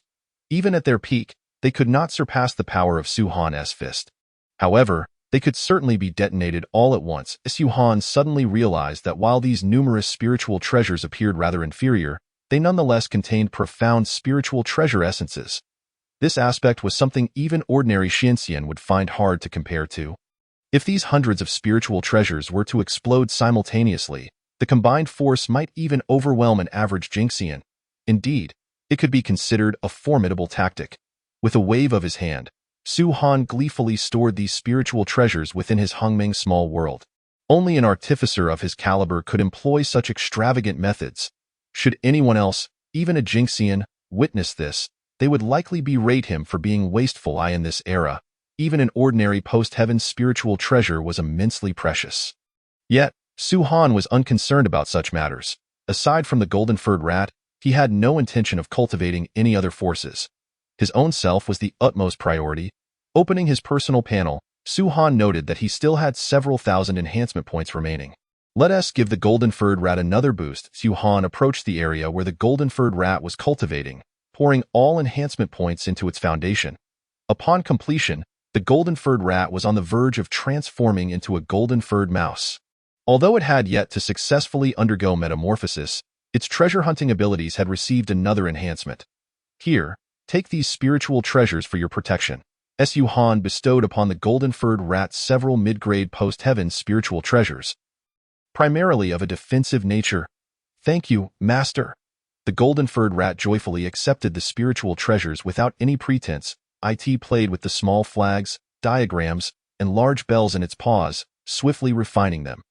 These were all protective spiritual treasures that Su Han had specially crafted for it. After all, Su Han often found himself embroiled in fierce battles against formidable foes and worried that he might fail to safeguard the golden-furred rat one day. Who knows? A moment's inattention could lead to the demise of the golden-furred rat. This was not merely a concern about whether the investment of enhancement points would go to waste. From the immense opportunities the golden-furred rat had provided him, he certainly did not wish for any misfortune to befall it. It is time to depart. Point 2 Individuals departed from the innate restrictions and descended from Shouyang Mountain, preparing to continue their journey through the primordial wilderness. Chapter 40. The Kunlun Mountain Range. The path of the laws is treacherous. Outside of Shouyang Mountain, several 100,000 miles away, Su Han cast a final glance at the majestic and towering Shouyang Mountain, a fleeting look of regret flashing in his eyes. as the third ancestral vein of the primordial realm. This mountain was truly invaluable. However, Shouyang Mountain could not be moved, and Su Han's miniature world could not contain it. Otherwise, he would have eagerly wished to enclose the entire Shouyang Mountain within, exchanging it for enhancement points. The enhancement points thus garnered could elevate his strength beyond imagination, yet he dared not dwell on such thoughts. Regrettably, only possessions that rightfully belonged to him could be exchanged. Su Han shook his head helplessly. Just as when he exchanged spiritual roots, he had to first extract them or envelop them with his magical power. It was impossible to merely touch and exchange all treasures at once. Otherwise, he could have simply exchanged the entire primordial world, rendering himself invincible. Alas, this was but a delusion, as the system would not allow him to exploit loopholes. There was nothing more to linger over at Shouyang Mountain. After one last look, Su Han departed from the region. When his realm was weak, he hardly felt it, but as his strength grew, he increasingly sensed the barrenness of the primordial realm. Even in such a grand sacred place, there were scarcely any spiritual roots, let alone the abundant celestial energy of blessed lands. Everything was in a state of evolution. In this era, all that existed was wilderness, ignorance, antiquity, and desolation. The other ordinary regions held little worth exploring. For him at this moment, the efficiency was far too low. Su Han swiftly traversed the vast expanse of the primordial land, cloaked at all times in a concealment array. The miniature version of the golden-furred mouse perched upon his shoulder, occasionally sensing some treasures and opportunities. For his former self, the gains had been substantial, but for his current self, they felt rather mediocre. Thus, Su Han resolved to purposefully seek out renowned mountains and rivers, where he might have a greater chance of obtaining opportunities. As long as he did not encounter a Tai Golden Immortal, he truly had nothing to fear. Having just visited Shouyang Mountain, he decided to venture towards another ancestral vein. The primordial realm holds 3 ancestral veins: Shouyang Mountain, Kunlun Mountain, and Buzhou Mountain. As for Buzhou Mountain, beneath it lies the ancestral land of the Qiling clan. Best to avoid that. With this thought in mind, Su Han immediately ruled out Buzhou Mountain. Although the divine mountain of Buzhou was undoubtedly the foremost sacred mountain of the primordial world and the first ancestral vein, brimming with opportunities, the stronghold of the Qiling clan resided there. How could Su Han dare to approach? As a mere offshoot of the dragon clan, should he venture to Buzhou Mountain, he would surely meet a fate of being braised or steamed. He might even end up as one of the most tragically perished innate deities. Not even a Deluo golden immortal of the dragon clan would likely dare to roam Buzhou Mountain. To be prudent, he would rather head to Kunlun Mountain. With a firm decision, Su Han soared towards a specific direction. An instinctual drive of the innate deities, to seek fortune and evade calamity, with no fear of losing his way. "Master, there seems to be a treasure over there," the golden-furred mouse suddenly exclaimed. Su Han swiftly pivoted, crossing vast swathes of marshland in mere moments. With a brief glance, he summoned his magical power, transforming it into a colossal hand that effortlessly plucked a postnatal spiritual root and sent it into his Hongming miniature world. Concurrently, he exchanged the several odd fruits born on the spiritual root. Enhancement points 7,000. Subsequently, Su Han's figure morphed into a fleeting shadow, embarking once more on his journey across the primordial expanse. As he traversed a territory inhabited by the crocodile clan, he glided through like a gentle breeze, unnoticed by any living beings. While confident in his strength, he preferred not to fly too ostentatiously. Instead, he maintained a constant concealment array, masking his presence. Only through sufficient caution could one hope to endure. Ahead, it appeared he was nearing the territory of the Lian Mountain Ape Clan. Su Han squinted, observing for a moment before promptly altering his route to steer clear of the area.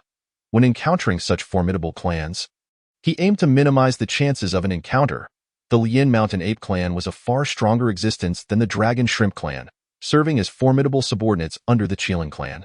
Thus, thousands of years passed. Su Han, accompanied by the golden-furred mouse, continued on towards Kunlun Mountain.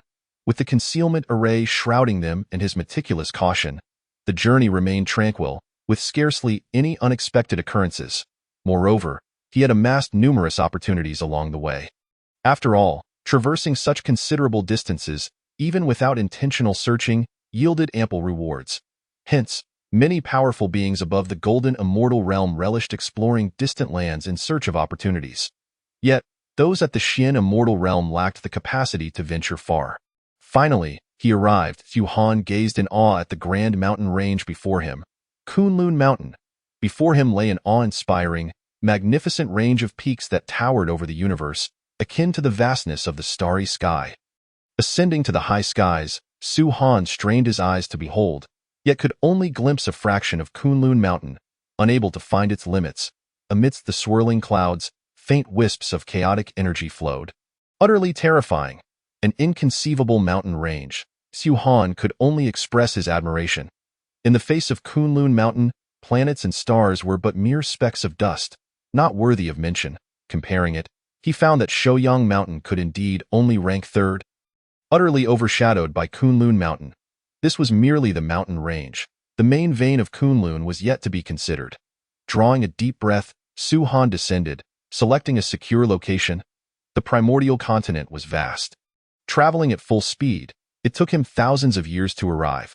Along the way, he had also accrued a substantial number of enhancement points. The laws were fundamental. Xu Han felt that the cultivation of the laws was of utmost importance. He attempted to allocate his enhancement points towards the great Tao laws to expedite his comprehension. Fortunately, the enhancement points proved effective, even bolstering his understanding of the laws. Water Law 1000 Water Law Comprehension. 1000 enhancement points raised it by 1. Xu Han raised an eyebrow and directly invested 10,000 enhancement points. Water Law Comprehension. For Xu Han pondered. It seemed that the comprehension of the laws indeed became increasingly difficult as one progressed. This was merely the beginning, and the required enhancement points showed a significant increase. In the later stages, it was almost unthinkable. Nevertheless, his strength had improved considerably. Xu Han tested the waters, finding that the power of the water law had vastly increased compared to before. Subsequently, he allocated all his enhancement points towards comprehending other laws. Instrument Law Comprehension. 4 Array Law Comprehension. 4 Chapter 41. The Path of Enlightenment. The unborn Zhuangmu the path of the laws. Repeatedly enhancing his comprehension of the laws left Xu Han's primordial spirit feeling warm and buoyant. As though immersed in the ocean of the great Tao, he even experienced a faint resonance with the innate deity's foundational source. In a moment of clarity, he seemed to glimpse the path of cultivation ahead. In the primordial realm, darkness and ignorance prevailed. The heavenly Tao had yet to emerge, and thus no methods of merit and enlightenment existed. Hongjun had not yet expounded the Tao, nor were there methods to sever the 3 corpses for enlightenment. Therefore, in this primordial time, there were only 2 paths to enlightenment. One was the path of fate and fortune. The 3 clans of the primordial realm, Ancestral Dragon, Ancestral Qilin, and Ancestral Phoenix, would ultimately wage war across the primordial expanse. Their great conflict required gathering the entire primordial realm's fortune. By consolidating the boundless fortune of the primordial heavens and earth, one could attain enlightenment. In other words, only by uniting the fortune of the primordial realm could one become a fate saint. The second method was to prove oneself through power. Here, power did not refer to brute strength, but rather the power of the laws. In other words, it was the path of the laws towards enlightenment. The 3,000 great paths, each one capable of leading to the pinnacle of the primordial realm. If one could fully comprehend any one of these great Tao laws, they would achieve the cultivation level of a perfected golden immortal. During the Dragon Han catastrophe, the Ancestral Dragon, Ancestral Qilin, and Yuan Feng reached such cultivation levels. Even the demon ancestor Luo who dared not overshadow their brilliance, resorting instead to inciting conflict among the 3 clans from the shadows. Once one fully integrated the comprehended law into themselves, they could ascend to the realm of the primordial Deluo golden immortal. Of course, while this may sound simple, the difficulty was truly unimaginable. The great Pengu, along with the 3,000 chaotic demonic gods, pursued the path of enlightenment through power, the path of the laws. This method of enlightenment was the most challenging. However, once successful, one's combat prowess would also be unparalleled. Aside from these 2 methods of enlightenment, when the witch and demon calamity period arrived, the heavenly Tao would emerge, and Hongjun would deliver teachings, introducing methods of merit enlightenment and severing the 3 corpses for enlightenment. The 6 sages of the primordial realm were all birthed through merit. The path of fate and fortune is not suitable for me.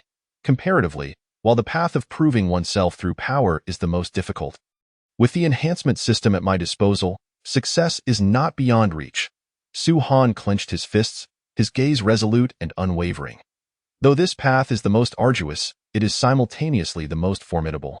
With the enhancement system in hand, if he did not dare to tread the path of law and enlightenment, it would be akin to living a life in vain. As he pondered, Su Han continued his flight towards the Kunlun Mountains. After several days, he finally crossed numerous mountain ranges and arrived at the true Kunlun Mountains, where he beheld the spectacular and exquisite scenery up close. To be precise, it was the western Kunlun. The mist and clouds intertwined, the sun and moon danced in their light. Thousands of ancient cypresses and myriad bamboo groves flourished. Rare flowers adorned the landscape, and fragrant herbs thrived. The ancient cypresses, drenched in rain, painted the mountains in lush green. The bamboo groves, veiled in mist, exuded a deep azure hue. How breathtaking! This must be the western Kunlun, Su Han exclaimed. The Kunlun Mountains are divided into eastern and western Kunlun, and he had first set foot in the latter. Eagerly, he stepped onto the slopes of the western Kunlun, where the vast and boundless atmosphere imbued Su Han's spirit, lifting him to a higher state of being. As he wandered, he occasionally glimpsed some living creatures. Unlike the vast world outside, this place radiated a sense of tranquility. The calls of immortal cranes echoed, while auspicious phoenixes soared gracefully. When the cranes cried out, their voices resonated through the 9 heavens. Where the phoenixes danced, vibrant multicolored clouds glimmered. White deer and black apes appeared and vanished, while azure lions and white elephants roamed freely. Upon closer inspection of this blessed land, it was indeed superior to paradise. My master, I sense an opportunity approaching, the Jinchang mouse declared solemnly, seemingly indicating an innate restriction. Su Han's heart jolted, diverting his attention from the grandeur of Kunlun. Following the guidance of the Jinchang mouse, he swiftly arrived before a complex, innate restriction. How intricate! It was even more challenging than the one at Shouyang Mountain. Su Han glanced at the endless array of restrictions, feeling a surge of excitement. At this moment, his mastery of formation techniques had reached level 4. The art of formations not only allowed him to set up powerful arrays, but also provided a significant advantage in unraveling innate restrictions. With the assistance of the fragments of the creation jade plate, Su Han quickly deciphered the restriction before him and stepped into its interior. Upon entering, Su Han was taken aback. The scene before him was truly astonishing. It was a riot of colors, with jade trees blossoming with celestial flowers, warm jade radiating gentle mists, and everywhere adorned with ethereal flowers and exotic herbs. The treasures of nature were extraordinary, resembling a dreamlike sacred land. Indeed, it was the first time Su Han had encountered the legendary celestial soil. He marveled, acknowledging that it truly lived up to the reputation of Kunlun. Compared to other desolate restrictions, this place could undoubtedly be deemed a realm of celestial aura. However, after a cursory exploration, Su Han discovered that the spiritual roots of this realm were similarly scarce, much like other locations. The surface environment was far more beautiful than elsewhere, yet most of the celestial flowers and divine herbs were merely ordinary spiritual entities, serving only as embellishments. Nevertheless, that was already commendable. Su Han paid it no mind and continued deeper into the restriction. There, he beheld a divine spring. The water shimmered in hues of gold, silver, and purple, sparkling and crystal clear, as though transformed from starlight.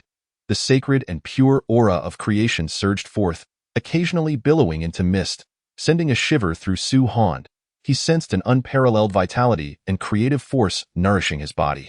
That was before Su Han could contemplate what this divine spring was. He was drawn to a sphere of spiritual light hovering above it. With Su Han's keen perception, he immediately recognized it as primal source energy. It was the source of innate sanctity. Su Han, a mid-level innate sanctity with keen awareness of primal source energy, realized that this restriction was nurturing a certain innate sanctity. Is this the essence of the utmost Yin? Su Han was taken aback. In his sensing, this was indeed a sphere of utmost Yin source energy. In the vast wilderness, there are discernible laws of the great Tao, easily recognized even by golden immortals. In this primordial realm, the Yin and Yang sources are divided into 6 types. The sun, utmost Yang, lesser Yang. The moon, utmost Yin, lesser Yin. The sun corresponds to Dijun and Donghuang, while the moon aligns with Shihe and Changxi. The utmost yang is linked to Dong Wang Gong, and the utmost yin to Shi Wang Mu. The source of utmost yin is associated with the innate sanctity of the Western Kunlun. Su Han stroked his chin, a bold conjecture forming in his mind. If he was not mistaken, the sphere of utmost yin source energy before him should be the unmanifested Shi Wang Mu. Chapter 42. Jiutian Shirong, Dingfeng Pearl, Shi Wang Mu, the foremost of female immortals. Su Han had not anticipated encountering the unmanifested innate sanctity. Shi Wang Mu was a legendary figure, esteemed as the foremost female immortal during Hong Jun's teachings and held in equal regard with Dong Wang Gong. Moreover, in contrast to the ostentatious Dong Wang Gong, she maintained a relatively low profile, successfully navigating through the calamities of the Wu and Yao, as well as the Fengshan tribulations. However, at present, Shi Wang Mu had not yet taken form. Merely a sphere of utmost yin source energy. Now that he was here, he naturally could not leave empty-handed. Gazing at the utmost yin source energy before him, Su Han acted without hesitation, preparing to refine it. What? Shi Wang Mu was a future innate sanctity, a great master. What did that have to do with him, Su Han? Furthermore, the great Tao was in retreat. The heavenly Tao had yet to manifest, and the entire primordial realm was still shrouded in chaos and ignorance. Not to mention refining the source energy of Shi Wang Mu before him. Even the source energy of the Sanqing would pose no trouble. With this thought, Su Han prepared to refine the source energy before him. But at that moment, an instinctual warning arose, and the Xianhuang Pa floated above his head. Suddenly, a deep blue jade hairpin descended as if to pierce through space, transforming into a streak of light and crashing down with great force. Almost instantaneously, boundless Xianhuang energy was pierced through. Seeing this, Su Han snorted coldly, summoning a purple lightning hammer, which collided fiercely with the jade hairpin, producing a cacophony of metal-clashing sounds. The next moment, both treasures were sent reeling backward, with the jade hairpin circling the utmost yin source energy. Moreover, another treasure, a mirror, descended, radiating boundless divine light, seemingly a defensive treasure, distorting space and enveloping the utmost yin source, in the next instant, to Su Han's astonishment. The space twisted, and the utmost yin source representing Shi Wang Mu vanished before him. What is this? A retreat? As he gazed at the disappearing utmost yin source, a sense of regret flickered in Su Han's heart. Clearly, those two treasures were Shi Wang Mu's accompanying treasures, especially the mirror, which was at least of superior innate treasure level, possessing formidable abilities to distort space. Although Shi Wang Mu had not yet taken form, these two treasures had autonomously protected their master and fled with her.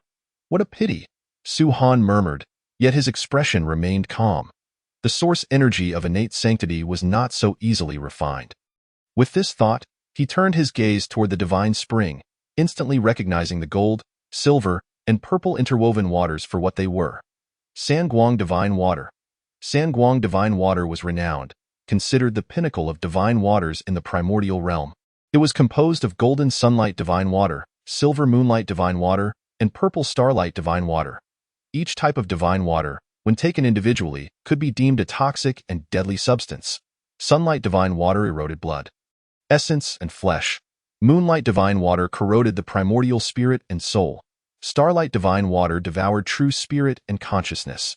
However, when the sunlight, moonlight, and starlight divine waters unified, they became the foremost healing elixir, capable of neutralizing all poisons and curing ailments deemed incurable. It could even revive the dead and restore flesh to bones. Indeed, Su Han felt elated. Although Shi Wang Mu had fled, the value of this Sanguang divine water was remarkable in this untamed era. Treasures for healing were exceedingly rare. While his shell boasted incredible defensive capabilities, supplemented by the Xianhuang Pa, he could not claim to be entirely safe. Should he suffer severe injuries or poisoning, it would spell great trouble. Moreover, not only that, as a top-tier divine water, Sanguang divine water greatly benefits the growth of spiritual roots and the evolution of worlds. I must collect it. Su Han's magical energy surged forth as he joyfully gathered the entire pool of Sanguang divine water into his small world. Are there any more treasures? After collecting all the Sanguang divine water, Su Han glanced at the bottom of the pool and was momentarily taken aback. There, a mound of golden yellow soil lay, emanating a faint yellow spiritual light. Jiutian Shirong. Su Han was astonished. He had not expected such a bountiful harvest. Jotian Shirong, known as the ancestral source of earth, was the top-tier divine soil. Its status rivaled that of Sanguang divine water. With this mound of Jotian Shirong, one could continuously produce a wealth of spiritual soil, an extraordinary marvel. A single grain of this soil carried the weight of mountains and rivers, swelling with the wind, transforming in myriad ways and possessing boundless utility to it could even serve as a defensive treasure, repelling external attacks. Similarly, like Sanguang divine water, Jotian Shirong, as a top-tier divine soil, significantly enhances the growth of spiritual roots and could even promote the evolution of worlds. Mine. All mine. Su Han collected all the Jotian Shirong without reservation. The Queen Mother of the West has fled, and the coveted source of the Taiyin has eluded my grasp. Let this divine water of the three lights and the nine heavens soil serve as compensation for her departure. After completing these tasks, Su Han thoroughly scoured the entire restricted space, and without further hesitation, stepped beyond its confines. Once Su Han departed, a mass of purest essence silently hovered in the air, reappearing in its original location amidst the distortion of time and space. Gazing upon the barren, pockmarked restricted area that resembled a place ravaged by a beast, the essence emanated strange and mysterious waves. With the acquisition of the divine water and the nine heaven soil, Su Han's spirit soared. After meandering through the western Kunlun Mountains for several centuries, the Jinmao rat sensed an opportunity once more. Your treasure-hunting abilities have truly grown stronger, Su Han marveled. Naturally, he felt that this also stemmed from his own fortuitous destiny, being accompanied by the extraordinary aura of a mid-level innate divine being, which far surpassed the mundane. The two returned to another innate restriction, which was less intricate than that of the Queen Mother of the West. Su Han assessed the situation and promptly set to work on dismantling it. Before long, having successfully unraveled the barrier before him, he stepped inside, in stark contrast to the Queen Mother's domain. This place appeared desolate, with only a scant few postnatal spiritual roots emerging from the ground. Su Han welcomed all that he encountered, transplanting each of these roots into the Hongming world, until he eventually halted. Here lay the core of the restriction, and ahead of him floated a peculiar mass of gray essence. This gray essence instilled a sense of foreboding within Su Han, hinting at an aura of misfortune. After a moment's contemplation, he discerned that it was a manifestation of innate calamity. Adjacent to this calamity essence, a cerulean orb circled around it, within which the faint sound of howling winds could be perceived, a truly extraordinary sight. Could this be the calamity transcending immortal of the future Fengshen era, and his companion's spirit treasure, the stabilizing wind pearl? Chapter 43, Two Rare Treasures, the Innate Banana Tree. Though the calamity transcending immortal is not renowned in the Fengshen saga, his disciple Li Jing is undoubtedly a figure of great fame. Furthermore, he himself maintained a wide circle of friends, placing his bets on both sides of the conflict, befriending the Stone Lady of the Intercept sect and the Great Master of Spiritual Treasures of the Chan sect. Later, witnessing the burgeoning strength of the Chan sect, he decisively lent the stabilizing wind pearl to a disciple, breaking one of the 10 absolute arrays, the Wind Howl Array. Once the Fengshen saga concluded, he joined the Western Church, becoming the Lingji Bodhisattva during the calamity of journey to the West. It must be said, the calamity transcending immortal epitomizes the archetype of one who quietly amasses fortune. Although his fame is modest, every choice he made was astute, ultimately leading to his successful navigation through the calamity, granting him eternal freedom. With a swift motion, Su Han grasped the cerulean orb, and in the next moment, a surge of knowledge flooded his mind, causing him to momentarily startle. Indeed, this orb was the illustrious stabilizing wind pearl, and Su Han was taken aback to discover that it was, in fact, an ancient treasure of the primordial the primordial realm. Each treasure possesses unique attributes. Some treasures are even on par with innate supreme treasures. The god-slaying spear wielded by the future demon ancestor Luo, who, for instance, is an ancient treasure forged from the root of the chaos blue lotus, blended with the chaotic malice, exhibiting unparalleled lethality, rivaling innate treasures and capable of injuring even the primordial saints. Moreover, the renowned falling treasure coins from the Fengshen saga can directly cause even the finest innate spiritual treasure, the sea-calming pearl, to plummet. The purpose of the stabilizing wind pearl is straightforward. It can still all winds within the primordial realm, making it particularly effective against foes who wield wind-manipulating abilities in battle indeed. Su Han accepted the stabilizing wind pearl and then turned his gaze towards the mass of calamity essence before him. As one who mastered the art of weapon forging, his expression gradually shifted as he contemplated the calamity essence. One may lose in one area, but gain in another. While he did not acquire the purest essence from the Queen Mother of the West, this calamity essence seemed a worthy alternative. If utilized in forging, it might yield unexpected surprises. The calamity essence, once refined, could create a unique treasure capable of bestowing misfortune and calamity upon adversaries. From the perspective of forging principles, Su Han quickly surmised the potential treasures that could be crafted from the calamity essence. It is akin to a shooting star, possessing unique effects that are undeniably advantageous. He approached, channeling his power to envelop the calamity essence. In the next moment, Su Han sat cross-legged, a symbol of the great Tao manifesting subtly on his brow, conjuring countless treasures. In an instant, he summoned a long blade, crafted by his own hands, for he could not bring himself to use an innate treasure for this purpose, as that would be a tremendous waste. Innate treasures, what are they but products of primordial creation, imbued with undying spiritual light? Should he forge one, it would lose its innate essence and be reduced to a mere postnatal treasure. Like the tragic tale of the golden-winged Great Pong, which transformed its innate yin-yang essence into the postnatal yin-yang qi bottle, thereby sacrificing its foundation. Otherwise, had it harnessed the yin-yang essence to manifest the yin-yang annihilating divine light, it would have undoubtedly reached heights rivaling that of its brother, Kong Xian. Su Han sat in meditation, merging the calamity essence into the long blade. The forging symbols in his hands radiated light, ensuring a seamless fusion of the two. This blade was a postnatal low-grade spiritual treasure, possessing rather mediocre effects and weak offensive capabilities. Yet Su Han paid it no mind. This blade merely served as a vessel for the calamity essence. As the long blade absorbed the calamity essence, it gradually became somewhat translucent, subtly vibrating. It radiated a deep, ominous glow, imbued with a hint of misfortune.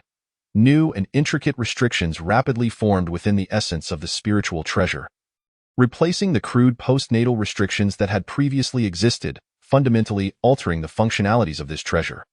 Another ancient treasure?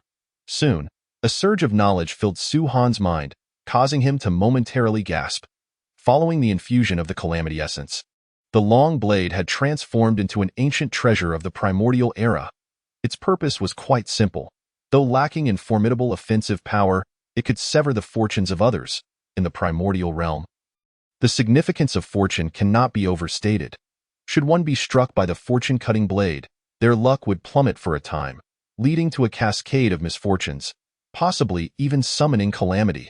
Since it can sever the fortunes of others, it shall henceforth be known as the fortune-cutting blade. Su Han gazed with satisfaction at the fortune-cutting blade hovering before him, gripping it firmly. The blade emitted a faint, dark glow, revealing no hint of sharpness. Its body did not appear to be forged of metal, but rather resembled a jade-like material, presenting itself as a disgrace among divine weapons, likely unworthy of even a celestial being's regard. However, should its true capabilities become known, it would undoubtedly incite great trepidation among the powerful. Now, I too possess two of these unreasonable ancient treasures. Su Han caressed the fortune-cutting blade, filled with delight. Though its apparent grade remained that of a postnatal low-grade spiritual treasure, its core had undergone a complete transformation. Anyone who believes this is merely a flimsy, worthless spiritual treasure may find themselves facing dire consequences. It is evident that this is a treasure well suited for cunning individuals. Su Han felt even more exhilarated. However, the fortune-cutting blade could only diminish one's fortune for a limited time, and its effects remained uncertain. After a moment of contemplation, Su Han resolutely invested tens of thousands of enhancement points into it. Fortune-cutting blade 1000, fortune-cutting blade 1000, fortune-cutting blade 1000. According to Su Han's perceptions, the effect of the fortune-cutting blade indeed became more pronounced. The enhancement points did not amplify the blade's offensive power but instead augmented its ability to reduce the opponent's fortune. Could it truly function this way? Su Han was suddenly astonished to discover a change in the blade's effects. With a single strike, the blade could sever a foe's fortune, temporarily enhancing his own. He was overjoyed. This enhancement highlighted the blade's capabilities even further, lowering an enemy's fortune while temporarily boosting his own. Moreover, with continued enhancements in the future, the duration of the boost would lengthen, potentially achieving permanent effects. At that time, how much fortune could I accumulate? Su Han's heart raced with excitement as he carefully stored the fortune-cutting blade within his Zifu. Shortly thereafter, he departed from this innate restriction. After a brief exploration of the western Kunlun Mountains, he obtained additional spiritual roots, materials, and other treasures of heaven and earth. Having thoroughly scoured the western Kunlun, it was time to venture to the eastern Kunlun. Su Han would not stubbornly persist in one location, for that would be dreadfully inefficient. If he was fated to encounter treasures, he would not force the issue. Accompanied by the Jimao rat, he journeyed towards the eastern Kunlun Mountains. Decades later, in the eastern Kunlun, Su Han once again unraveled an innate restriction and discovered a treasure. He stood before a primordial banana tree, his eyes widening in astonishment. This was the first innate spiritual root he had ever acquired. The primordial banana tree boasted four enormous leaves, each adorned with intricate innate patterns that revealed the mysteries of earth, water, fire, and wind. Feeling the extraordinary aura of the Tao, Su Han's heart surged with emotion. Chapter 44. The Maturation of the Banana Fan. The restrictions deep within Kunlun Mountain. In the primordial world, the innate banana tree held a unique significance, akin to the innate gourd vine. The four banana leaves that grew upon it were, in fact, four spiritual treasures, each corresponding to earth, water, fire, and wind. The great sage, Laozi, acquired the sun banana fan, capable of summoning various divine flames, such as the supreme divine fire of Lu Ding and Lu Jia, assisting him in alchemy. The ancestor of the underworld obtained the Taiyin banana fan, which could unleash the terrifying Taiyin gale, later falling into the hands of the ninth princess of the Azura clan. The Rakshasa maiden, also known as Princess Iron Fan. The Taiyin gale she wielded was so formidable that even Sun Wukong could hardly withstand it, demonstrating its terrifying might. The remaining treasures were the Earth Banana Fan and the Water Banana Fan. After a slight attunement, Su Han perceived the presence of Earth's malevolent energy in the depths of the 9 netherwater concealed within. Ultimately, each banana fan possessed immense power, their quality all ranking among the upper echelon of innate spiritual treasures. Each banana fan was a top-tier innate spiritual treasure. When combined, the convergence of earth, water, fire, and wind would likely reach the level of an ultimate innate treasure. Su Han's eyes glowed with fervor. This was undoubtedly his strongest trump card. An ultimate innate spiritual treasure. Each one alone was sufficient to intimidate the primordial world. After all, beyond this lay the realm of innate supreme treasures. Even the current 3 ancestors, and even the future Western 2 saints, did not possess a single innate supreme treasure. However, these 4 banana leaves had yet to mature. Suddenly, Su Han furrowed his brow.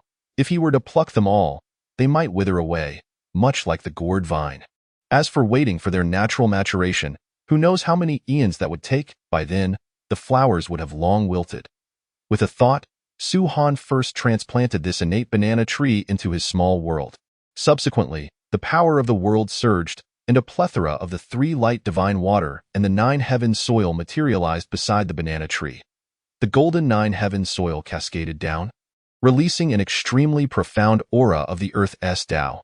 The essence of the Earth's primordial source caused the innate banana tree to tremble and emit resplendent radiance. At the same time, the 3 light divine water nourished the tree, circulating boundless life force and transformative power. The innate banana tree rapidly absorbed a significant amount of transformative energy, solidifying its root source instantaneously and even beginning to grow. The root source directly connected with the origin of the small world.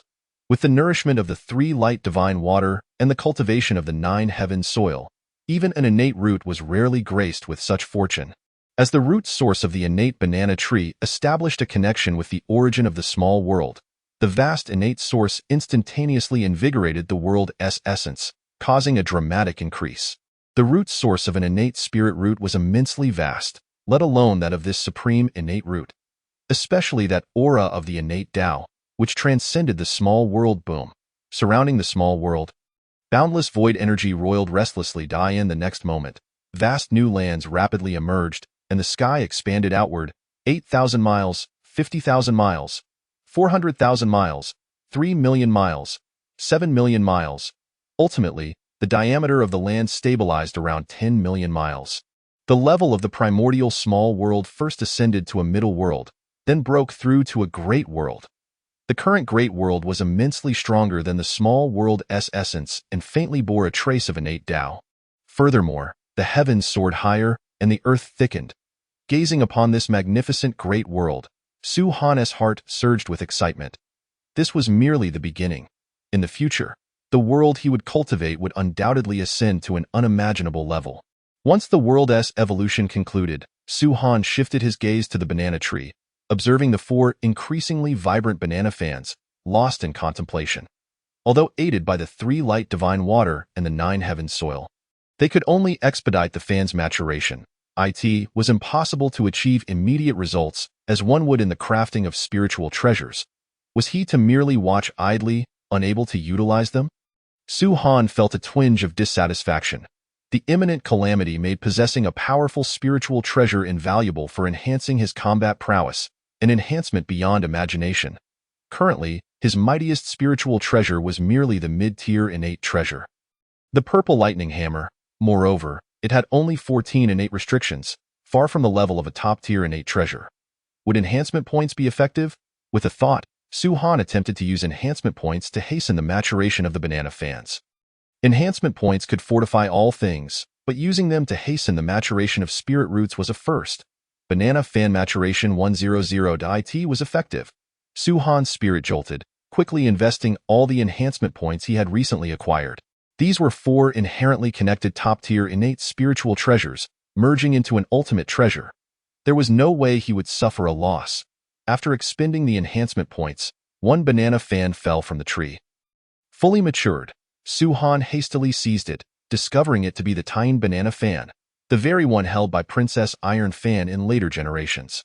Without a moment's hesitation, Su Han unleashed his mana, hastily commencing its refinement. Mysterious innate restrictions naturally resided within its essence, infused with his mana. Soon, he completed its preliminary refinement, the Tian banana fan, an upper-tier innate spiritual treasure. Wielding the colossal banana fan, Su Han felt the surging power it contained and was immensely pleased. As expected of a top-tier treasure, its might surpassed even that of the purple lightning hammer. After a brief comparison of the 2 innate treasures, he couldn't help but reflect. The purple lightning hammer was purely a violent, lethally destructive treasure, yet its attack power fell short compared to the banana fan. This disparity illustrated that even a single grade difference in spiritual treasures could yield a considerable gap in the hands of a golden immortal. It would undoubtedly be a formidable weapon. With this fan in hand, his power surged once more, and I wonder if the ancestor of my lobster clan possesses any upper-tier innate spiritual treasures, Su Han pondered. He suspected that the newly ascended lobster ancestor might not possess such treasures. After all, an ordinary Tai golden immortal would likely only wield an inferior innate treasure. Even within the dragon, phoenix, and Qilin clans, top-tier treasures were exceedingly rare. At the very least, during this time of calamity among ferocious beasts, Su Han did not believe the 3 clans were particularly wealthy. Unfortunately, for now, he could only make use of this single banana fan. He cast a wistful glance at the innate banana tree within his inner world.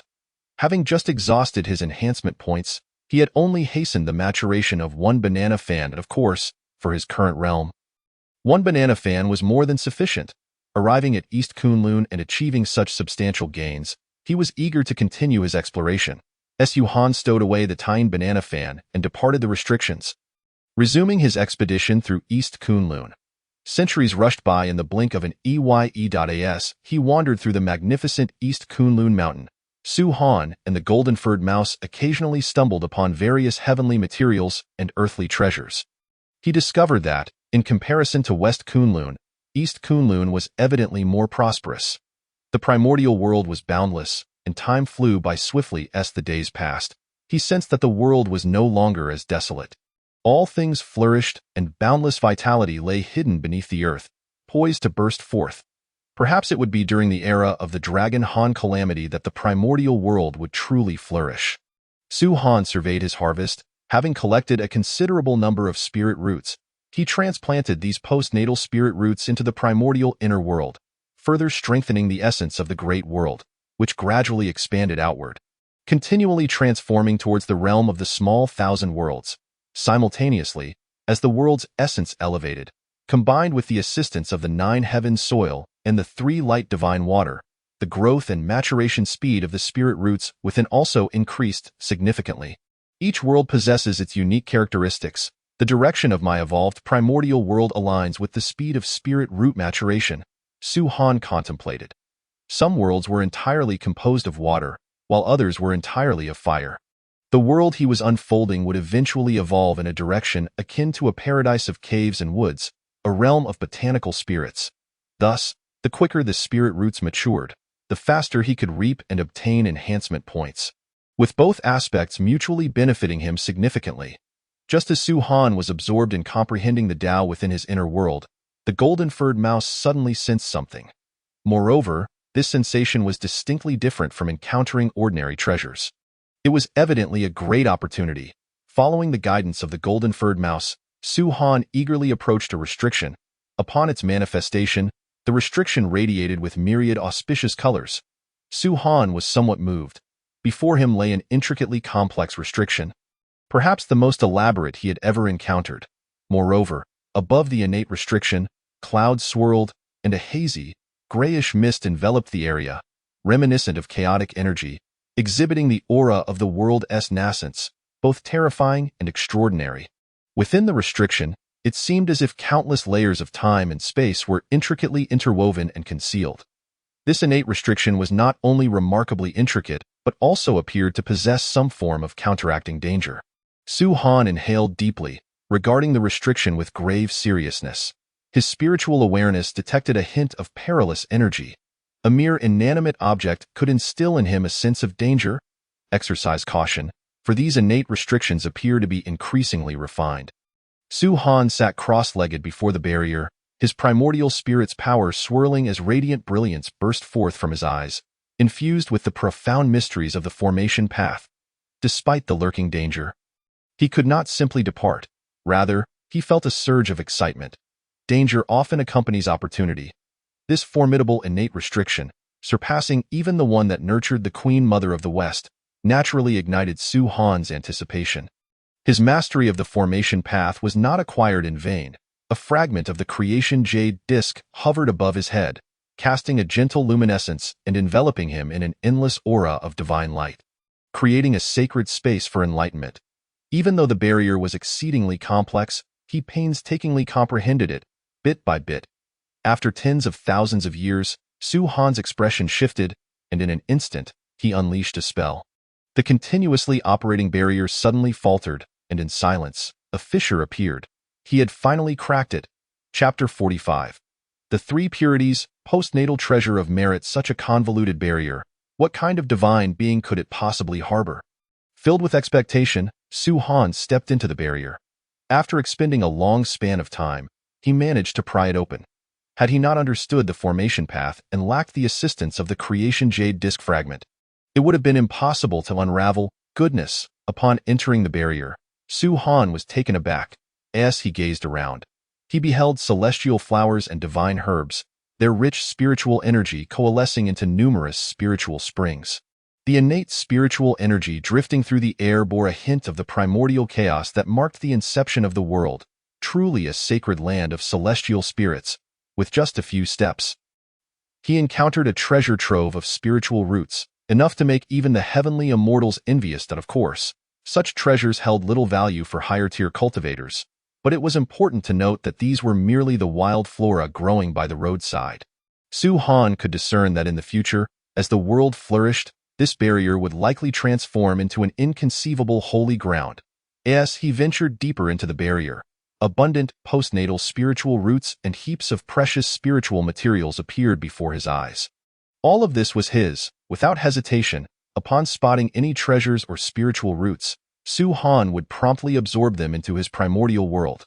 Occasionally, he even stumbled upon a rare innate spiritual root. Though they were all of the lowest grade, they remained exceedingly precious, worthy of being clan treasures. Su Han possessed only one innate spiritual root, the innate banana tree. Qingling flower, Xianyang pine, Baijie fruit tree, celestial spirit ginseng, Tianxiang stone, Tai Su divine iron, and luminous celestial gold, Numerous postnatal spiritual roots mingled with several innate spiritual roots, quietly flourishing in this land. The ground's spiritual soil was also the legendary she soil. While it couldn't be compared to the 9 heavens she soil, it was still quite rare and precious, a sight seldom seen. He cleared it all away. Su Han's magical power surged forth, transforming into a torrential river. Wherever he passed, be it spiritual roots, flowers, fruits, or divine materials, he harvested them all. Even the she soil beneath his feet was excavated without a trace left behind. Boom! With the abundant spiritual roots, particularly the few innate ones, planted into the primordial world, its essence began to swell dramatically. The chaos energy shattered, transforming into a more expansive and solid earth. The grade of the great world rapidly ascended, poised to soar to an entirely new level. The elevation of the world's tier was not merely a matter of increased area, but rather a fundamental transformation. Su Han observed as his personal world evolved swiftly and chose to disregard it for the time being. Allowing it to metamorphose, he eagerly flew towards the core region of the barrier. Just then, he halted and gazed ahead. There, boundless primordial yellow mother energy descended, circulating with immense protective power. The source of this primordial yellow energy emanated from a small tower, hued in deep yellow.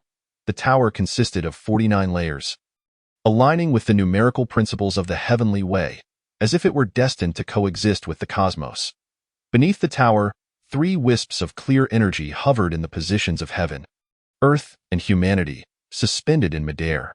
Between these 3 wisps of clear energy, gentle celestial light and energy flowed, sometimes converging, sometimes dispersing, illustrating the profound domain of the Tao. From the Tao emerged 1, from 1 emerged 2, from 2 emerged 3, and from 3 emerged all things.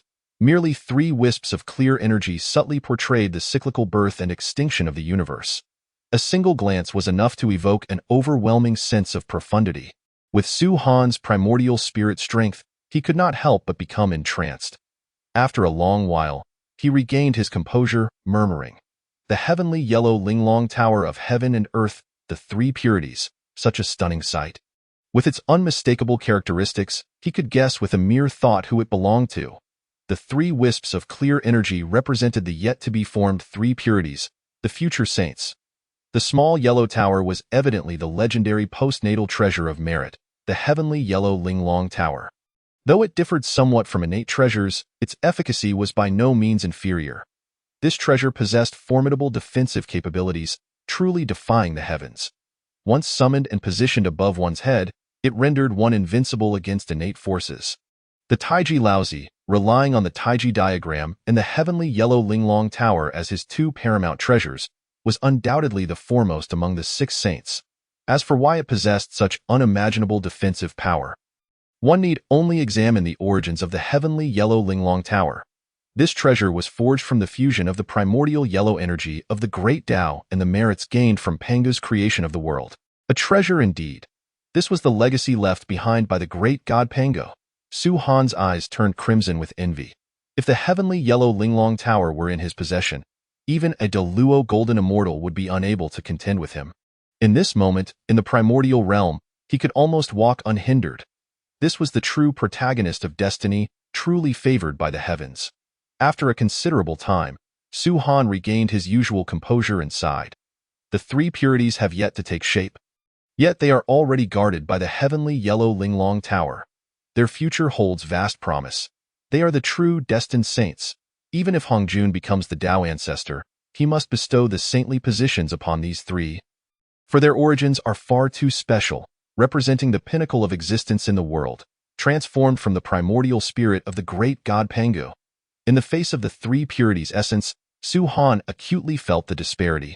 Even though he possessed enhancement points that theoretically could allow for continuous strengthening, he was uncertain when he might acquire an innate treasure. Su Han cast a lingering glance at the heavenly yellow Linglong Tower and the 3 wisps of clear energy before turning to leave. While he was undeniably envious, with the protection of the treasure, he could do nothing against the 3 purities. As for breaking through the defenses of the postnatal treasure, the heavenly yellow Linglong Tower. That was an absurd dream. Even a Deluo golden immortal would likely be left helplessly staring. Yet, he could not allow the opportunity within this barrier to slip away. Su Han once again scoured the entire barrier, leaving no stone unturned. All the celestial flowers, exotic herbs, spiritual roots, spiritual soil, and even the underground veins were thoroughly stripped bare. Otherwise, it would be a disservice to the tens of thousands of years he had spent painstakingly unraveling the barrier. Only after the space within the barrier appeared utterly barren did Su Han cease his efforts. Subsequently, he exchanged a staggering 200,000 enhancement points, experiencing a sudden windfall. Moreover, with the transplantation of the innate spiritual roots, the primordial world finally completed its elevation, reaching the tier of a minor thousand worlds. Su Han's consciousness hovered above the primordial world, gazing down upon the minor thousand worlds, which spanned over 100 million miles in diameter. His spirit felt as though it had been cleansed. The sensation of possessing every inch of this vast and boundless world was indescribable. Generally speaking, even seasoned golden immortals find it challenging to possess a minor thousand world. Su Han was fortunate to have acquired several innate spiritual roots, allowing the primordial world to ascend swiftly, particularly the innate banana tree, which provided the most significant assistance and continued to guide the minor thousand world in its slow expansion. Chapter 46. The Birth of Spiritual Treasures. Two formidable foes in a world exceeding 100 million miles. Even a golden immortal would not perceive it as cramped, Su Han mused quietly. Naturally, the quality of a minor thousand world was immensely inferior compared to that of the primordial realm. The strength of the heavenly order was also incommensurable. Once these spiritual roots bore fruit, he could exchange them for another round of enhancement points. Su Han's gaze shifted to the myriad of spiritual roots within the primordial world. A faint smile gracing his lips, these would yield a continuous stream of benefits. Beyond these, within the barrier, Su Han also acquired some precious spiritual materials, all of which were excellent for refining weapons. To traverse the path of weapon forging, one must practice diligently. The consumption of various materials is, of course, inevitable. Next, he would continue to enhance himself and strengthen his origins. Su Han reflected. An innate, upper-grade spiritual treasure would suffice for the time being. However, having just encountered the three purities and witnessed the transcendent essence of the mysterious Tao, he felt somewhat stimulated. His origins were still woefully inadequate. If his origins grew stronger, the heavens would surely arrange opportunities for him. With a decisive breath, Su Han poured all his enhancement points into strengthening his origins. Contrary to his expectations, he did not ascend to a higher-grade innate divine origin. However, Su Han sensed a distinct enhancement in his essence. His primordial spirit became clearer, and his speed of cultivation and comprehension surged once more. It was only a matter of time before he ascended to a higher, or even top-tier innate divine origin. Su Han silently mused, his heart filled with unwavering certainty. After this round of enhancement, he felt a deepened affinity with the laws of the universe. Of course, there was also the enhancement of his physical form and spiritual power. Yet such improvements were scarcely sufficient to yield immediate increases in combat prowess at the level of golden immortals. The comprehension of the laws was paramount, followed closely by the mastery of divine abilities. As one ascended through the ranks of cultivation, the disparities grew more pronounced, defying mere quantification by multiplicative factors. Currently, Su Han's divine abilities could amplify his strength by several hundred times. Nevertheless, this augmentation paled in comparison to the celestial powers of star-related techniques. Let alone the laws of water. It was time to depart. Su Han stepped beyond the restrictions, taking a brief tour of the eastern Kunlun Mountains. Upon realizing the inefficacy of his search for opportunities, he left Kunlun behind, accompanied by the Jinhua mouse, to continue his journey across the vast expanse of the primordial continent. With no particular destination in mind, Su Han wandered aimlessly, absorbing the diverse sights of the world, gradually enriching his understanding and cultivating his essence. After all, every law leaves its mark within the cosmos. One day, while traversing a great marsh, Su Han suddenly halted, turning his gaze to the sky, where a beam of spiritual light shot upward. Radiating an infinite essence of metal, a primordial spiritual treasure was manifesting. Su Han, having acquired several such treasures, instantly recognized its significance. However, he had never witnessed such a grand event surrounding the emergence of a primordial treasure before. The spiritual light surged skyward, drawing in a torrent of celestial energy to showcase its brilliance. creatures within a radius of millions of miles were captivated by its allure. The marsh sprawled over vast stretches, teeming with countless beings, among which were two powerful races, the Thunder Ox tribe and the Winged Serpent tribe. The commotion of the treasure's appearance naturally stirred them.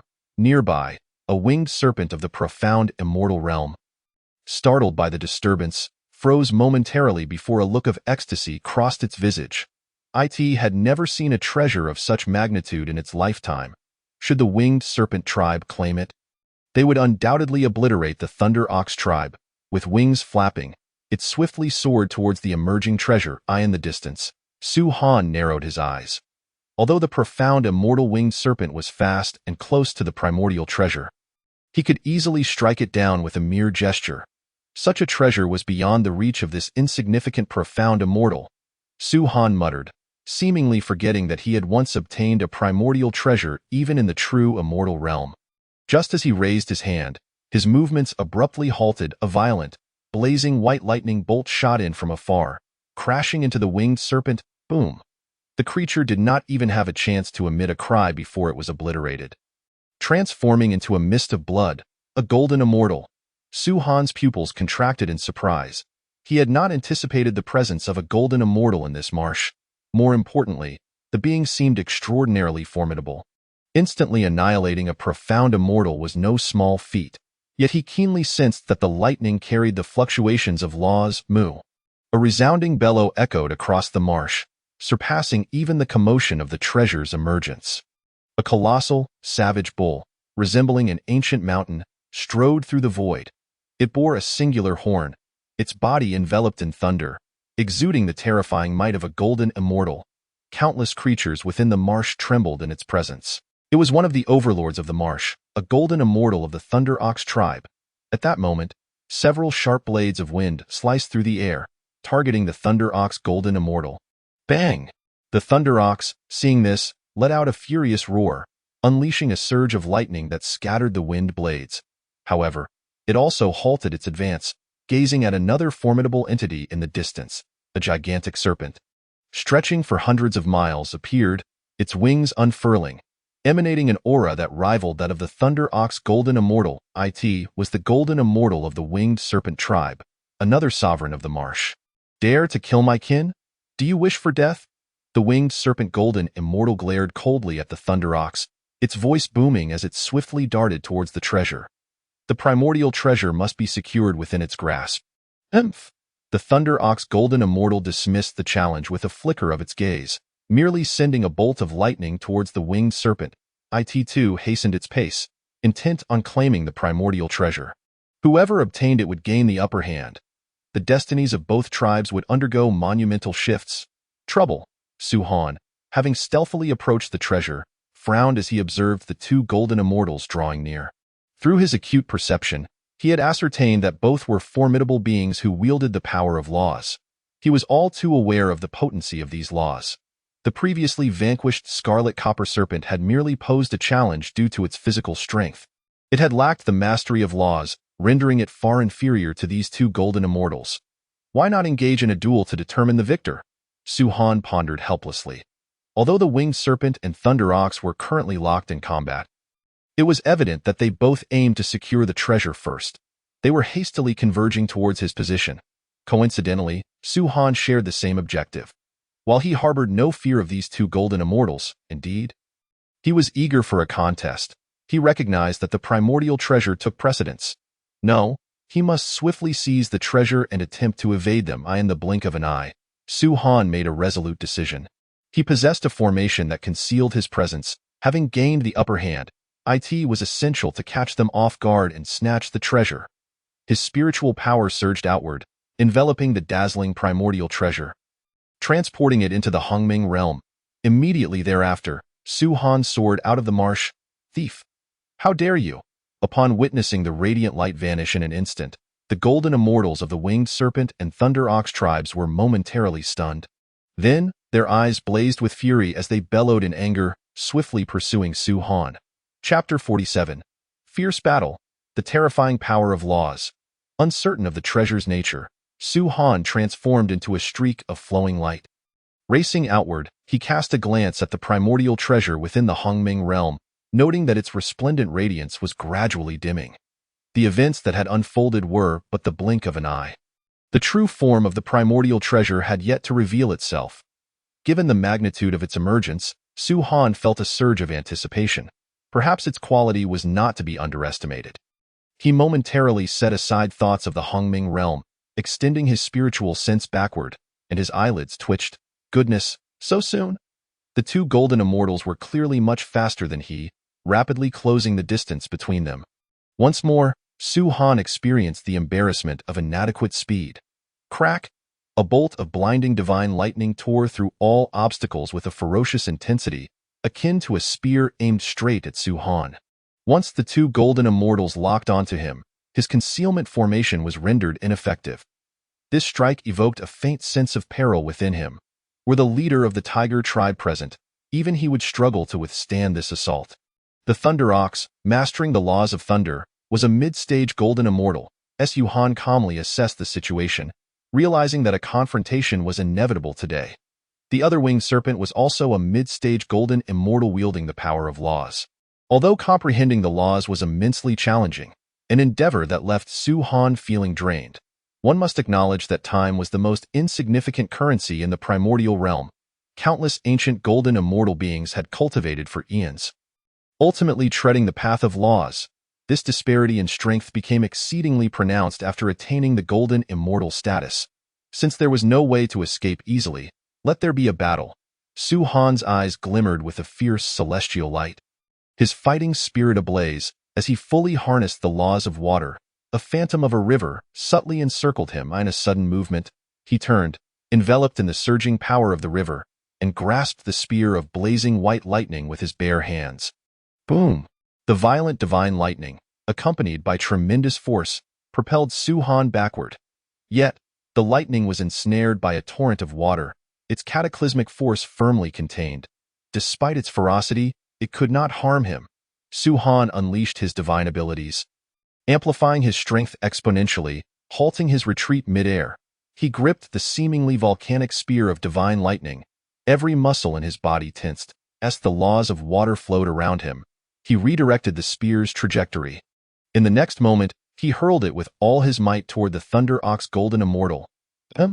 This fellow also wields the power of laws. The Thunder Ox's heart raced with alarm.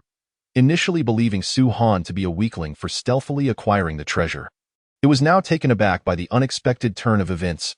However, it would never relinquish the primordial treasure. Its eyes sharpened, the horn atop its head glimmered, releasing a bolt of white lightning. Boom! A violent clash erupted between the two bolts of lightning, creating a thunderous cacophony. It was as if stars had exploded, enveloping a radius of 10,000 miles in a tempest of lightning, annihilating all in its wake. Meanwhile, just as Su Han had flung the spear of divine lightning, a fierce gale rushed toward him from the side. The winged serpent appeared beside Su Han, its maw agape, brewing a tempestuous wind that threatened to unleash a torrent of razor-sharp wind blades upon him in the next instant. What incredible speed! Su Han felt a shiver in his heart. The winged serpent clan's golden immortal was swifter than the thunder bull, arriving at this location in the blink of an eye. The law of wind, perhaps in an instant, Su Han turned his gaze towards the winged serpent, his pitch-black eyes profoundly deep, resembling two black holes exuding a captivating allure. Soul capture. Su Han activated the long-unused divine ability, immobilizing the winged serpent's primordial spirit. Under the assault of the foreign energy on its primordial spirit, the serpent's magical power faltered, compelled to cease its offensive. The tempestuous wind that had been raging in its maw became lodged in its throat, gradually dissipating. With a swift turn of his body, Su Han stepped into the void, suddenly appearing beneath the winged serpent's head. Why lobster claw? I haven't used this in ages. Streams of water coalesced around Su Han's fist, taking the form of a lobster claw, glinting with a terrifying edge. This was his conjuration of the water law, manifesting a model of his own lobster claw, indistinguishable from his true form. Intricate, profound patterns adorned the water giant pincers, akin to exquisite spiritual treasures. Then, with an upward hook, he struck the winged serpent's chin with a resounding impact. Damn it! The winged serpent, enraged, regained its senses in an instant. It had just been caught off guard by the rare primordial spirit technique.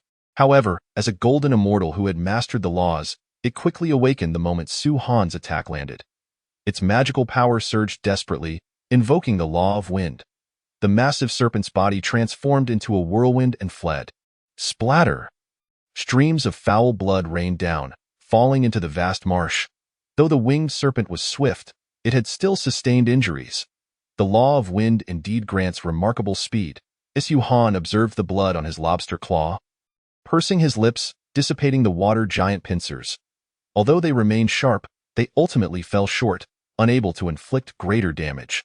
Caught off guard, he had only managed to lightly wound the winged serpent. Then, Su Han stood proudly in the void, facing the furious winged serpent and thunder bull simultaneously. After the brief exchange, he was convinced that he was not inferior to either. Of course, without relying on spiritual treasures, he might encounter some difficulties. Having to prioritize defense, the law of water offers superior defensive strength. Hand over your innate spiritual treasures, spare your life. The thunder bull roared, charging forward like a war chariot of the thunder god. Hiss! The winged serpent, bearing a deep scar on its jaw and bleeding profusely, glared fiercely at Su Han. With a flap of its wings, it transformed into a tempest once more, darting around Su Han. Its form a blur. Purple lightning hammer! Su Han shouted, summoning the purple lightning hammer without hesitation. Infused with the magical power of a golden immortal, it radiated resplendent purple divine light. Under the augmentation of the law of water, he swung it forcefully forward, boom, boom. The fully unleashed purple lightning hammer, bearing the might to shatter worlds, traced a river-like arc through the air, simultaneously blocking the attacks of both the winged serpent and thunder bull. An innate spiritual treasure? Could this be the recently emerged treasure? The winged serpent was taken aback, astonished that its assault had been effortlessly repelled by Su Han. Judging by its power, it was likely a mid-grade innate spiritual treasure. A thunder attribute mid-grade innate spiritual treasure. The thunder bull, seeing this, was overjoyed, perfectly suited for its prowess. Thus, the three golden immortals engaged in an intense battle amidst the void. The purple lightning hammer, driven by the magical power of the golden immortals, was extraordinarily violent, its might rivaling that of the thunder bull in Su Han's hands. It flowed effortlessly, like a masterful brushstroke on canvas. Under the control of the law of water, it transitioned between softness and firmness. Achieving remarkable finesse, illusory rivers manifested around him, perfectly blocking all attacks from the thunder bull and winged serpent. No matter how ferocious the winds and thunder, their overwhelming power and unparalleled speed could not breach Su Han's defenses. For a time, thunderous booms resounded as countless clashes ensued, with lightning and wind blades occasionally shooting forth. Each flicker could annihilate a mystic immortal. The immense shockwaves radiated outward, reducing countless distant mountains to rubble. Within 100,000 miles, the heavens and earth dimmed, and the vast marsh trembled in fear. Any golden immortal who had mastered the laws could influence the celestial phenomena, swiftly annihilating the entire marsh. Chapter 48. The Might of the Banana Fan. A single strike to kill. How infuriating. This fellow possesses a mid-grade innate spiritual treasure. He is utterly indomitable. The winged serpent and thunder bull felt an overwhelming urgency. But their combined might proved futile against this nascent golden immortal. Such disgrace. Truly, the mid-stage golden immortal possesses considerable strength. Su Han too felt the adversaries were quite formidable. He remained predominantly defensive, lacking in offensive capability. The soul capture technique was somewhat ineffective against them. Star count? In the next moment, Su Han's eyes seemed to coalesce into a sea of stars. A vast primordial star power descended, augmenting both himself and the purple lightning hammer. Bang! The power of the purple lightning hammer surged dramatically, nearly toppling the thunder bull with a single blow. Starlight cascaded like water, merging with the purple lightning to form a lightning-water compound, appearing deceptively gentle.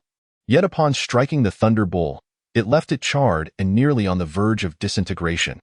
Even though it had mastered the thunder attribute laws, it struggled to withstand the ferocity of the lightning water. This was the might of Su Han's purple lightning hammer, enhanced by the law of water and the star count technique. Crash! The lightning flowed like water, coursing through the vicinity of the winged serpent. However, the winged serpent's speed was too great, allowing it to evade the assault. How has he grown stronger again? The winged serpent retreated repeatedly, unwilling to engage further, its gaze towards Su Han tinged with a hint of terror. This unfamiliar golden immortal had an endless array of hidden cards. Roar, the thunder bull, on the verge of fury, noticed the winged serpent seemed ready to flee and felt a sudden chill. It truly seemed they could not overcome this foe. Although the injuries sustained were not severe, who could endure such a battle for long? The thunder bull too began to contemplate retreat, backing away in the void repeatedly. Thinking of fleeing? Su Han raised an eyebrow, a low chuckle escaping his lips as he lowered his gaze. His magical power subsided, his entire being dimming. The starlight faded, and the purple lightning hammer returned to its ordinary state, being reabsorbed into his body. The previous battle, though exhilarating, had depleted a considerable amount of his magical power. This fellow is running low on magical power? The winged serpent and thunder bull exchanged glances, revealing a glimmer of excitement. Indeed, this mere early-stage golden immortal, even if capable of various explosive maneuvers, how long could he sustain it? The depth of his magical power could hardly compare to theirs. The two golden immortals abandoned their retreat, simultaneously displaying sinister grins. Next, this individual shall pay a bloody price. He must leave behind his life and spiritual treasures. Neither of them possessed a single low-grade innate spiritual treasure. How could this brat be worthy of a mid-grade treasure? Suddenly, a massive banana fan appeared in Su Han's hand. He took a deep breath and fiercely waved it towards the thunder bull and winged serpent. Whoosh! In an instant, 100,000 miles of territory was engulfed by a tempestuous gale. Under Su Han's deliberate control, the banana fan did not directly blow the thunder bull and winged serpent away. Instead, it confined them, using the relentless gale to shred them apart. It was as though a wind of desolation from the depths of the universe sought to strip all life of its vitality. Roar! The immense agony engulfed the hearts of the thunder bull and winged serpent, forcing them to wail in torment. Their massive forms were gradually stripped away by the gale, revealing bloody flesh and sinew beneath. It looked horrifically brutal, far exceeding the power of the purple lightning hammer. Despite their desperate attempts to channel their magical power and invoke the laws, they could only barely push the gale back 3 feet. In mere moments, their magical shield shattered. The Tian banana fan is indeed an upper-grade innate spiritual treasure. The potency of this was on an entirely different level compared to Su Han's prior attacks. It was a qualitative difference, one that could not even be enhanced by the star count technique. Hiss! Su Han inhaled sharply, even he was somewhat taken aback by the banana fan's might. The winged serpent and thunder bull appeared utterly wretched. They looked as if they were being flayed alive. Truly, the banana fan lived up to his high expectations. Of course, Su Han understood that given the strength and immense vitality of these two golden immortals, it would likely require several more strikes to eliminate them. There was even a faint chance they might escape. Blood sacrifice. The winged serpent's eyes turned bloodshot as it ignited its vital essence. In that moment, its grasp of the law of wind seemed to intensify, even finding a sliver of life amidst the terrifying gale.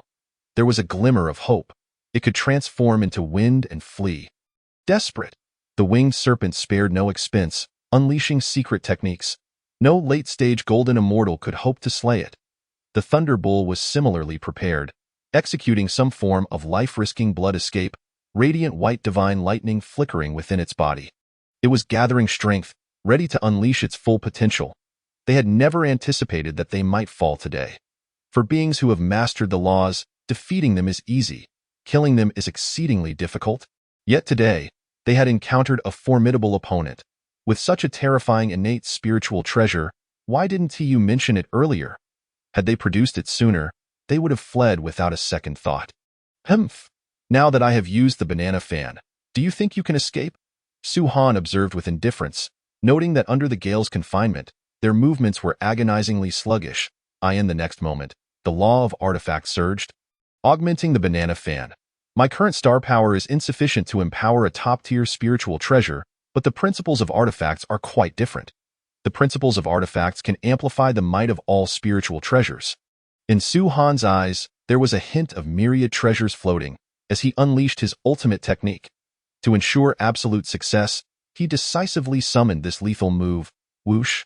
The gale of the crow suddenly turned ferociously violent, as if it could sweep away the sun and moon, upending the very cosmos. The bodies of the thunder bull and winged serpent became indistinct in the gale, subtly taking on elongated forms. In the void, all matter was reduced to fine powder, even dispersing into primal energy, presenting a scene of chaos. The space fell into a deathly silence, terrifying beyond measure. The techniques of the two mid-stage golden immortals were instantly interrupted. And after a wretched howl, their bodies could no longer withstand the assault, being directly shredded into a rain of blood. Splash! Su-Han ceased to channel the banana fan, and the boundless rain of blood gradually descended upon the vast expanse of the lake, saturating the surroundings with a stench of blood. Enhancement points 120,000. Enhancement points 120,000. Terrifying. Su-Han gasped in astonishment, hardly daring to believe that he had slain two mid-stage golden immortal powerhouses who wielded the power of principles. Such an achievement would surely be hard to believe, even for late-stage golden immortal experts. It can only be said that it is indeed worthy of being a top-tier innate spiritual treasure. Of course, the credit for this lay significantly with the principles of artifacts. Let us see what spiritual treasure I have obtained. With such a commotion upon its emergence, it must be something remarkable. After the battle, Su-Han finally had time to examine the newly acquired spiritual treasure. As the power of the world fluctuated, a gung gold longsword unexpectedly appeared in his hand. An innate gung gold sword. A low-grade innate treasure? Su-Han was taken aback. After all that fighting, I only received this low-grade innate treasure.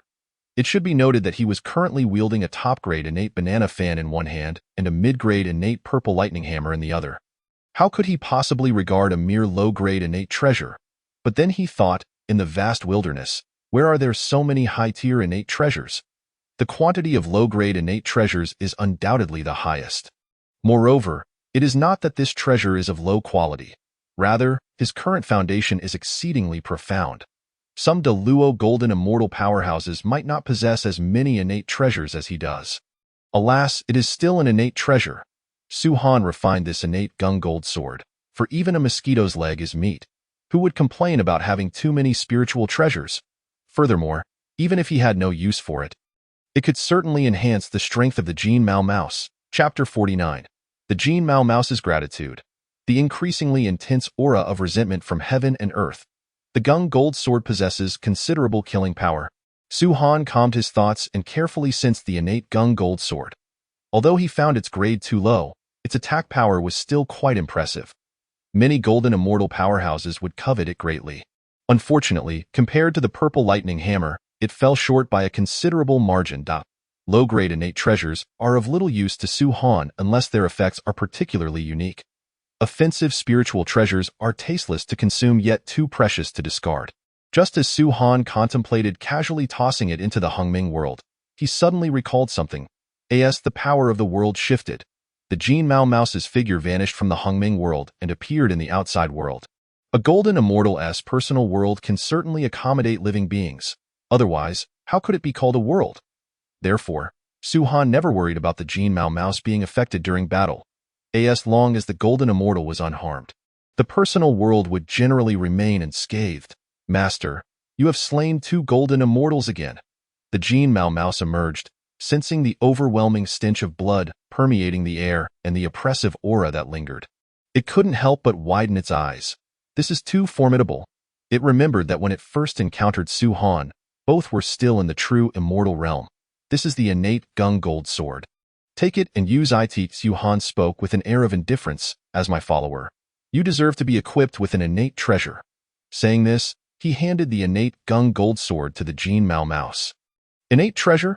The Jin Mao Mouse was bewildered, unconsciously taking the innate gung gold sword into its hands. A unique innate Tao rhythm awakened the Jin Mao Mouse from its stupor, yet it still wore a dazed expression. It was merely a little mouse of the Xian immortal realm. How could it be worthy of an innate treasure? The Jin Mao Mouse looked at Su-Han, who remained calm, feeling immensely touched. It had accompanied Su-Han for countless years and had long since devoted itself wholeheartedly to being Su-Han's servant. With abundant cultivation resources at Su-Han's side, it had received numerous opportunities to advance its bloodline. Where else could it find such good fortune in the perilous and dark era? And today, Su-Han actually bestowed upon it an innate treasure. Before this, it had not even dared to dream of such a thing. The Jin Mao Mouse now felt utterly devoted to Su-Han, yet it hesitated to accept the innate Gung gold sword, saying, "Master, innate treasures are precious. You should keep it for yourself. Stop with the nonsense. I possess the even stronger purple lightning hammer and the banana fan." "You know this well enough," Su-Han waved his hand, interrupting. Most of his spiritual treasures and roots were sensed by the Jin Mao Mouse, which had contributed significantly to his achievements. Why would Su-Han feel distressed over a mere low-grade innate treasure? "It is precisely the type of sword-type treasure you are accustomed to," Su-Han continued. With a smile that was neither a smile, "You originally wielded a flying sword and even attempted to kill me." The Jin Mao Mouse's expression faltered. "All right, go refine the treasure now," Su-Han instructed. "Then stay in the Hongming world and watch over those spiritual roots." He then decided to return to the Eastern Sea, as it had already been quite some time since he embarked on this journey. Afterward, he placed the Jin Mao Mouse back into the Hongming world. Casting one last glance at the vast lake, he paid no heed to the terrified winged serpent and thunderbolt clans. Just moments ago, his divine sense had swept across the lake, revealing no valuable items. Su-Han was not surprised. As a golden immortal, valuable items were typically kept within their personal worlds. Once they perished, their personal worlds would merge into the chaotic void. He currently lacked the means to intercept a golden immortal's personal world. Whoosh! Su-Han once again enveloped himself in a layer of concealment, swiftly heading toward the eastern sea of the vast wilderness. Throughout this journey, he had no intention of allowing the Jin Mao Mouse to sense treasures anymore. The time spent traveling had already been lengthy, and Su-Han was reluctant to waste any further time. He had not forgotten that they were still amidst a calamity. This was merely a brief period of calm. Should he truly let down his guard, his demise would likely follow closely behind. Boom! Su-Han's entire being radiated with a water-blue aura of magical power, gradually increasing his speed. Although he had not traveled at full speed to conceal his presence, he consciously practiced his principles of power. He was nearly in constant use of the principles of water. Over time, Su-Han's mastery of the principles of water subtly deepened. His comprehension of the principles gradually surpassed level 4. At a certain moment, he suddenly halted, pressing down on the escape light, frowning as he gazed towards a scene within a forest. Some unremarkable creatures, who should have been peaceful in nature, were engaged in brutal slaughter. Kill! Countless sounds of killing erupted, blood and bones flew about, infusing the entire forest with a frenzied atmosphere. In the wilderness, conflict and struggle were nothing out of the ordinary. However, Su-Han sensed an underlying anomaly. Was the number of creatures engaged in battle along this route not excessively high? Su-Han fell into contemplation. At the same time, his divine sense enveloped vast swathes of forest. Many creatures bore eyes tinged with crimson, exuding only pure murderous intent. Even those celestial beings born of flora and fauna wore fierce expressions, as if they could hardly wait to smash their enemies' skulls to pieces. Su-Han continued to observe the unfolding situation, gradually resonating with their spirits. Kill, kill, kill. Countless creatures' spiritual consciousness quietly echoed with the call for slaughter, even slightly affecting Su-Han. In a daze, he faintly perceived layers of black malevolence wafting through the heavens and earth. Omnipresent and increasingly dense. The malevolence of the cosmic calamity? Su-Han suddenly awoke, as if a bolt of lightning had struck his mind, revealing certain truths. The transcendent essence of innate divinity alerted his spiritual senses, making him aware of a chilling crisis. Upon further investigation, he clearly saw that within the spirits of those creatures, there was indeed a faint layer of malevolence. The malevolence of calamity obscured their spirits, causing many creatures and cultivators to become impulsive and easily enraged.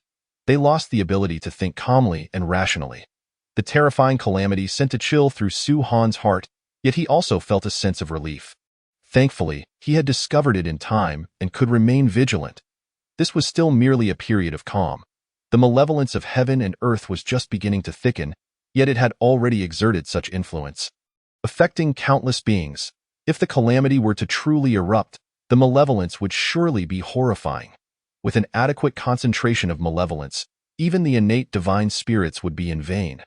they too would lose their rationality, succumbing to chaotic impulses. Indeed, even the innate divine spirits of the Deluo golden immortal realm could be tainted by the calamity, unable to escape.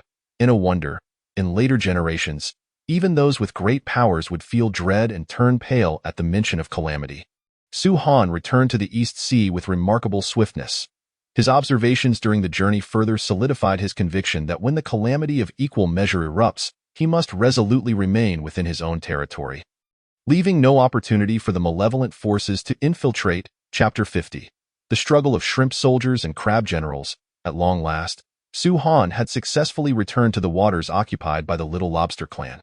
He first undertook a thorough inspection of his domain before proceeding to the clan's territory, eager to gather information regarding the current state of affairs in the vast primordial world. The ferocious beast calamity had yet to subside, and he hoped that the three clans would refrain from further conflict. Su Han had no desire to become embroiled in such perilous warfare. The consequences of a bloodbath could prove unpredictable. Upon arriving at the stronghold of the Little Lobster clan, he sensed a palpable tension in the atmosphere. Numerous shrimp soldiers exuded an air of grim determination, armed with various weapons, causing Su Han's heart to tighten. He hastily sought out several leaders at the Golden Immortal level for a discussion. It turned out that the conflict was not with the Dragon, Phoenix, or Qilin clans. Su Han let out a sigh of relief, albeit with a hint of exasperation. The tension among the Little Lobster clan was due to a struggle with the Crab clan. Su Han rubbed his brow, shaking his head in resignation. As a subordinate race under the Dragon clan, the shrimp soldiers and crab generals often found themselves at odds, each vying for greater status and resources. In terms of strength, both clans were roughly equal. However, in most encounters, the Little Lobster clan had suffered slightly, leaving the lobsters feeling quite indignant. Let them fight it out. After all, it was not on the same scale as a battle against a powerful race. After pondering for a moment, Su Han felt a flicker of intrigue regarding the strength of the Crab clan. As a leader among the Little Lobsters at the Golden Immortal level, it was imperative that he take action. However, given the nature of the conflict between the two clans, it was unlikely to escalate to extreme levels. Thus Su Han was not particularly apprehensive about participating in this skirmish. Quickly, we must set off immediately to contend for a newly discovered spiritual land. A voice suddenly rang out. Su Han and the surrounding Little Lobster leaders looked up to see an elder leader hastily approaching. Newly discovered spiritual land. Does it require golden immortals to contest for it? Su Han inquired with surprise. The so-called spiritual land referred to places rich in spiritual energy, potentially abundant in cultivation resources, making them quite significant for the clan. The highest beings of both clans, our clan's shrimp ancestor and crab ancestor, are both at the Great Luo Golden Immortal level. Such strength cannot be mobilized for this. A nearby Little Lobster leader explained. The Tai Golden Immortals also serve as the backbone of the clan. They too cannot engage in this conflict to avoid depleting the clan's vitality. Losing even one would be a tremendous loss for the clan. Upon hearing this, Su Han nodded in understanding. Although Golden Immortals were formidable in their own right, within a large clan, it was the Tai Golden Immortals that truly served as pillars of support. As the conversation progressed, several Little Lobster leaders joined the elder leader, swiftly flying toward the location of the spiritual land. Naturally, Su Han would not break away and instead accompanied them. Ordinary spiritual lands might suffice for the shrimp soldiers to contend over. But the elder leader sternly declared, however, this particular spiritual land is substantial in scale, necessitating the involvement of a golden immortal leader. We cannot permit those crabs to take it. Indeed. The Little Lobster leaders nodded, eager for the challenge. Will our two clans engage in conflict without the Dragon clan intervening? Su Han suddenly inquired in a low voice. The elder leader glanced at him and chuckled. The Dragon clan oversees numerous subordinate races, and conflict is unavoidable. In fact, this may not be a bad thing. It serves to hone the strong and strengthen the overall prowess of the clan, as long as the top-tier Great Luo Golden Immortals do not intervene. The Dragon clan will remain uninvolved. Su Han silently nodded. With this understanding, he felt no more reservations. The Little Lobster leaders moved swiftly, traversing vast expanses of sea until they arrived near the spiritual land. Upon looking up, they beheld a contingent of over a dozen Crab Clan Golden Immortal leaders soaring toward them. As both sides met, the air crackled with hostility. Without further ado, Each side sent forth a leader to do battle. "I shall go first," a little lobster leader declared, charging forward. Su Han had no objections. It was an opportune moment to gauge the strength of the opposing clan. The relationship between the two clans was one of contention, yet there lingered an unspoken camaraderie, a stark contrast to the life-and-death struggles with external races. Boom! The two golden immortal leaders clashed in combat. After only a few exchanges, they revealed their true forms. With the enormous crab and lobster engaging in a titanic struggle akin to colliding mountains, clang! The sound of their pincers clashing resonated like the ringing of metal, as both forces strained against each other, causing the ground to fracture and sending tremors through the waters, scaring sea beasts miles away into submission. In the arena of golden immortals, the low-ranking shrimp soldiers and crab generals were not even granted the privilege to spectate. Thus, only the golden immortals engaged in this battle. "This situation does not bode well," a little lobster leader muttered. Su Han too perceived that the little lobster leader seemed to be at a disadvantage against the crab. The crab leader was significantly larger and more robust. "What a hefty crab. I wonder how it tastes," Su Han mused with a peculiar thought. Before long, the little lobster leader was defeated. The massive lobster was unceremoniously overturned by the giant crab, its pincers nearly disemboweling it. "Ha ha ha, the shrimp soldiers are nothing but this," the crab leader jeered, causing the faces of the little lobster leaders to darken. "Such arrogance." Su Han raised an eyebrow, intrigued. Stepping forward with confidence, he declared, "Allow me to have a go. You seem to be a newly appointed leader. Are you capable?"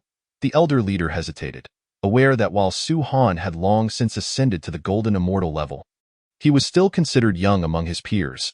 "Just wait and see." Su Han dismissed the concerns, his figure flickering as he positioned himself opposite the giant crab. "Isn't it too early for a mid-level golden immortal to engage?" The crab leader mocked, seemingly relishing the prospect of an easier opponent. Su Han let out a cold chuckle. Without transforming into his true form, he advanced and unleashed a punch. His blood surged, and his mana roared, forming a massive claw of a lobster before him.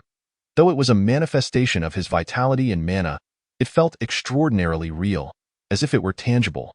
With raw power, the formidable claw surged forward. Devoid of any embellishment, only pure strength. "Attacking me with mana directly?" the crab leader scoffed. While the mana of a golden immortal was indeed powerful, close combat remained the norm in battles of the same realm. Even if vitality infused the mana, it would not significantly enhance its strength. The crab's pincers swung forward, aiming to effortlessly shatter Su Han's mana claw. Yet, upon contact, the crab's eyes nearly bulged out. The force within Su Han's mana claw dwarfed its own, akin to a meteor crashing down. After a brief stalemate, the crab leader felt its pincers nearing the brink of fracture. Boom! Soon, it could no longer withstand the force and was sent flying. It spun through the air before landing painfully on the ground. "What?" The leaders of both sides gasped in astonishment. With a single strike, the victor was determined. Chapter 51. An unbroken string of victories. Not a single competitor worthy. Ordinary crabs are far inferior to my bloodline. Su Han ignored the astonished gazes of the leaders on both sides, his expression one of indifference. With his innate divine heritage, he possessed the right to look down upon ordinary beings from every angle. To earn his earnest attention, one must at least surpass him in realm. Otherwise, relying solely on physical prowess and mana, he could effortlessly sweep aside the weaker opponents of the same level. "Humph, I'm coming." A booming voice echoed as an even larger crab surged forth. A mid-level golden immortal. Su Han glanced at it and beckoned with a finger. "Let me see your skills." He was resolute in his intent to make a name for himself. Only by doing so could he enhance his significance within the clan and garner greater rewards, especially in this battle that represented the clan's honor. It was an excellent opportunity to potentially win the favor of the lobster ancestor and receive preferential resources. "You are merely a golden immortal at the initial stage. How dare you be so arrogant?" The crab leader, incensed by Su Han's disdainful demeanor, erupted in laughter. With 6 agile legs transforming into phantoms, it appeared before Su Han in an instant, its massive pincers crashing down like a mountain. Seeing this, Su Han radiated a dark red glow, instantly transforming from his human form into his more powerful lobster manifestation. He raised his claw to block, securely supporting the crab's pincer. No matter how fiercely it pressed down, it could not descend even a fraction. Ha, too weak, too weak. Su-Han laughed heartily, channeling his divine power and feeling his bloodline surge. His strength multiplying. For him, the consumption of divine power was minimal. With a mighty swing of his lobster claw, he effortlessly sent the colossal crab flying as if it were a mere toy. What? The crab leader was utterly bewildered, as an unparalleled force sent it flying, rendering it incapable of controlling its form. Before it could touch the ground, Su-Han had already instantaneously shifted to hover above the crab leader. The lobster's pincers glimmered with a crimson radiance, intricate patterns emerging, causing the massive claws to emit a chilling gleam as they were aimed at the crab leader's shell with a powerful thrust. A resounding clang echoed. The tremendous metallic reverberation rang out, and the crab leader spat out a mouthful of blood, its body plummeting to the seabed like a cannonball, shattering the earth beneath it. Coughing violently, the crab leader expelled blood, its entire being in turmoil. The force of that strike had been overwhelming. The sheer impact alone had inflicted internal injuries. It harbored no doubt that, without the protection of its sturdy shell, it would have been pierced right through. Indeed, Su-Han had thrust with the sharp tip of his pincers, rather than simply striking down. Ignoring its internal wounds, the crab leader trembled as it gazed at its shell. A deep, narrow pit had formed where the lobster's pincers had struck, nearly penetrating through, while numerous alarming cracks radiated outward, resembling fragile porcelain on the verge of shattering. Shell. The crab leader was engulfed in darkness. It could hardly fathom that its shell would one day face such a fate. To repair the fractures would demand an incalculable amount of resources, not to mention countless years. Even if it were to be restored, it would likely bear eternal scars. Why were its pincers so formidable? The crab leader stared in trepidation at Su-Han's dual pincers. Not only it, but the other leaders were equally astonished. Even I, capable of effortlessly defeating my opponents, would struggle to inflict such damage on a crab shell. The elder lobster leader regarded Su-Han with a grave expression, pondering, "It seems this young one has undergone a mutation. The lobster pincers possess such sharpness, and no wonder it is so powerful at the initial stage of the golden immortal realm." Whoosh! After flipping the great crab onto the ground, Su-Han refrained from further attacks and landed instead. Inflicting damage upon the crab generals was to be expected, yet killing them might only invite more trouble. Su-Han naturally opted for restraint, having just tested the sharpness of his massive pincers to his satisfaction. The mid-level innate sacred pincers were no trivial matter. Once I grow stronger, perhaps both my pincers and shell will rival those of innate spiritual treasures. Suddenly, a crab leader resembling a large river crab soared toward him. Emitting a buzzing sound, "It appears you are a mutated lobster. You are formidable, worthy of being my adversary." Its cultivation was also at the mid-level of the golden immortal realm, yet Su-Han sensed an underlying fluctuation of laws emanating from it, its aura far surpassing that of the previous crab leader. "How dare they call me a mutated lobster?"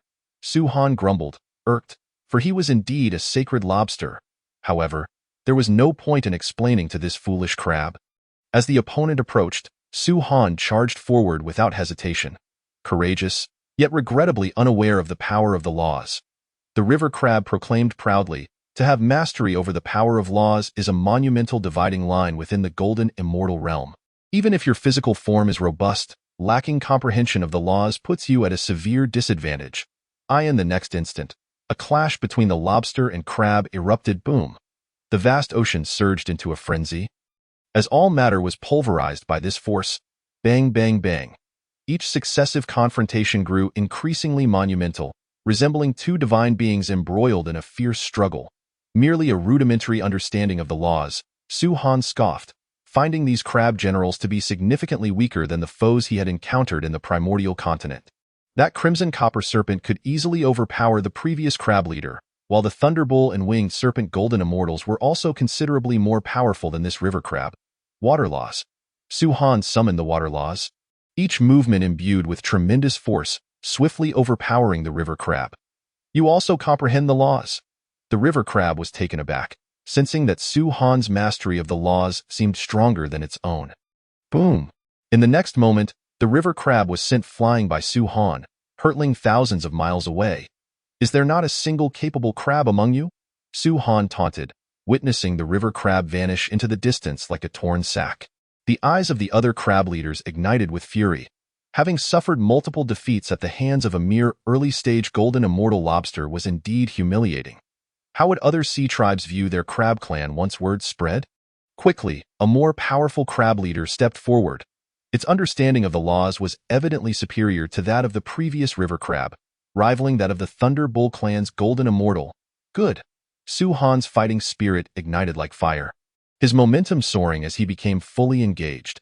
When wielding the purple lightning hammer, his strength was on par with the combined assault from the Thunder Bull and Winged Serpent golden immortals. Utilizing the star number divine power, he could even surpass them. However, using an innate mid-grade spiritual treasure was somewhat ostentatious, not necessary for this encounter. Su Han was determined to rely solely on his own prowess in battle. In an instant, he activated both divine power and the star number technique. The primordial star power surged within him, elevating his strength beyond the limits of an ordinary golden immortal. It was as though he was immersed in a cosmic sea, enveloped in a layer of ethereal starlight, as he engaged in combat with the astonished crab leader. Chapter 52. The breakthrough of the laws shattering the arena water laws, primordial true water, Su Han shouted. As the boundless ocean churned, transforming into vast expanses of primordial true water at his command. These resembled mountains of water, thoroughly suppressing the crab leader. With mastery over the water laws, he could effortlessly create primordial true water. After all, the water laws could evolve all waters of the world. Additionally, with the primordial true water net, he could easily decipher the form of primordial true water and conjure it from thin air. Compared to the past, the primordial true water he wielded now was 1,000,000 times stronger. A single drop bore the weight of a mountain. Impressive. The crab leader's eyes flickered with astonishment, realizing it had underestimated Su Han. The river crab had fallen too swiftly, failing to adequately gauge Su Han's might. Summoning its own law power, it attempted to disperse the layers of heavy water with formidable authority. Yet, primordial true water was limitless, perpetually suppressing it. Furthermore, Su Han's massive pincers came crashing down, booming with the might to reverse rivers and seas, striking the crab leader's pincers and sending tremors through its entire being. Had it not been for its slightly higher comprehension of the laws, it would have likely been defeated in an instant. Bang! Clang! The two engaged in a fierce and intense battle. Su Han grew stronger with each blow, driving the crab leader into a retreat. Moreover, his understanding of the water laws surged rapidly, soon breaking through once more. Water laws comprehension. 6. Indeed, during his journey back to the East Sea, Su Han had gained considerable insights. Having grasped the water laws at level 5, he was even close to level 6. Thus, compared to his battles against the Thunder Bull and Winged Serpent, Su Han had grown even stronger. Soon after, the water laws underwent another breakthrough. Rushing torrents flowed like dragons, boundless in power, ensnaring the crab leader and continually augmenting Su Han's strength. Moreover, the water laws indeed proved more potent within the ocean. Su Han's eyes sparkled with divine light as starlight converged upon his massive pincers, enveloped by an abundance of primordial true water. Subsequently, they came crashing down upon the crab leader's head, rendering its vision a kaleidoscope of stars. As the crab leader regained its senses, it beheld the glimmering cold light of the lobster pincers poised before it. Shimmering with an icy radiance, a trickle of cold sweat forming, I concede. The crab leader spoke bitterly. Su Han looked at its retreating figure, satisfied with his own strength. His mastery of the laws was no less than that of his opponent, and his foundational power far surpassed theirs. Thus, his victory was a natural outcome. Then, facing the remaining crab leaders, Su Han's spirit soared as he exuded an even more formidable aura. Who else dares to challenge? Our clan has birthed such a prodigy. The lobster leader's eyes gleamed, astonished by Su Han's prowess, their hearts filled with joy. Perhaps in a few years, Su Han could become a Tai golden immortal. In stark contrast, the crab leaders were in disarray. This young one was so ferocious. Who would dare to quell its arrogance? The elder crab leader's expression darkened. This genius of the lobster clan was clearly stepping upon their crab clan's prestige. Such a transgression could not be tolerated. Without waiting for the other crabs to deliberate, it turned to a nearby individual, saying, "You shall go." The other leaders are no match. Very well. The designated leader nodded and immediately transformed into its true form.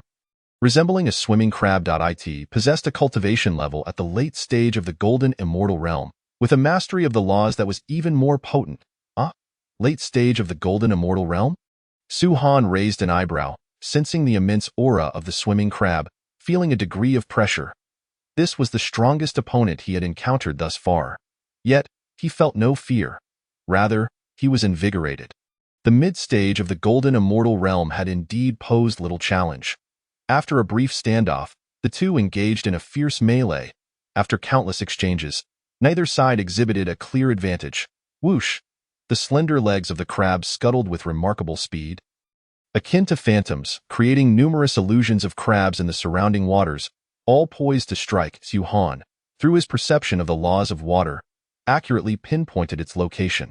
He continuously condensed starry water cannons and unleashed them forcefully. Soul capture. Suddenly, with a fierce glare, Su-Han froze the crab in place. Subsequently, he summoned a long-unused acquired spiritual treasure, a net of spiritual energy, expanding from small to large as it flew toward the crab. 1 yuan true water net, go. Su-Han's laws of water resonated with the 1 yuan true water net, amplifying its power tremendously. In an instant, it enveloped the crab, binding it tightly. Although the crab's strength was not formidable, its speed was astonishing. Su-Han needed to find a way to restrain it. Despite the acquired spiritual treasure being somewhat outdated, the net was exceptionally compatible with the laws of water, exhibiting formidable binding power even against golden immortals. In a moment of confusion, the crab broke free from the soul capture and discovered itself ensnared in the massive net. It began to struggle frantically, under the ravaging force of a golden immortal. The 1 yuan true water net emitted a groan of distress, straining against the burden. Even with Su-Han's magical power and the laws of water, it began to falter. Laws of artifacts. Su-Han's expression shifted. And without hesitation, he summoned the power of a second law. Whoosh! The 1 yuan true water net was enhanced by the laws of artifacts, shimmering with brilliance. Its binding force and resilience surged dramatically. The quality of the invoked 1 yuan true water escalated another level. With the combined might of the laws of water and artifacts, even an acquired spiritual treasure could unleash extraordinary power. The crab was immediately ensconced within a heavy water sphere, pressed down with relentless force. It struggled desperately as if caught by a fisherman, but to no avail. Only when Su-Han delivered a crushing blow did the creature's struggles cease, leaving it dazed. Clearly, this crab leader of the late golden immortal realm had been defeated. Su-Han sighed in relief. This battle had required considerable effort. Not employing innate spiritual treasures, he had already unleashed his maximum potential. Naturally, even if faced with stronger foes, he was confident of holding his ground. It had lost. Were there any stronger adversaries? Having vanquished several opponents in succession, Su-Han's momentum surged, targeting the many crab leaders. Upon witnessing Su-Han's triumph over the crab, the assembly of crabs fell into silence. They exchanged glances before turning their attention to the foremost crab elder. The unspoken message was clear. It is your turn. In the contest for a spiritual domain, they could not afford to send their entire clan. Only these leaders had come.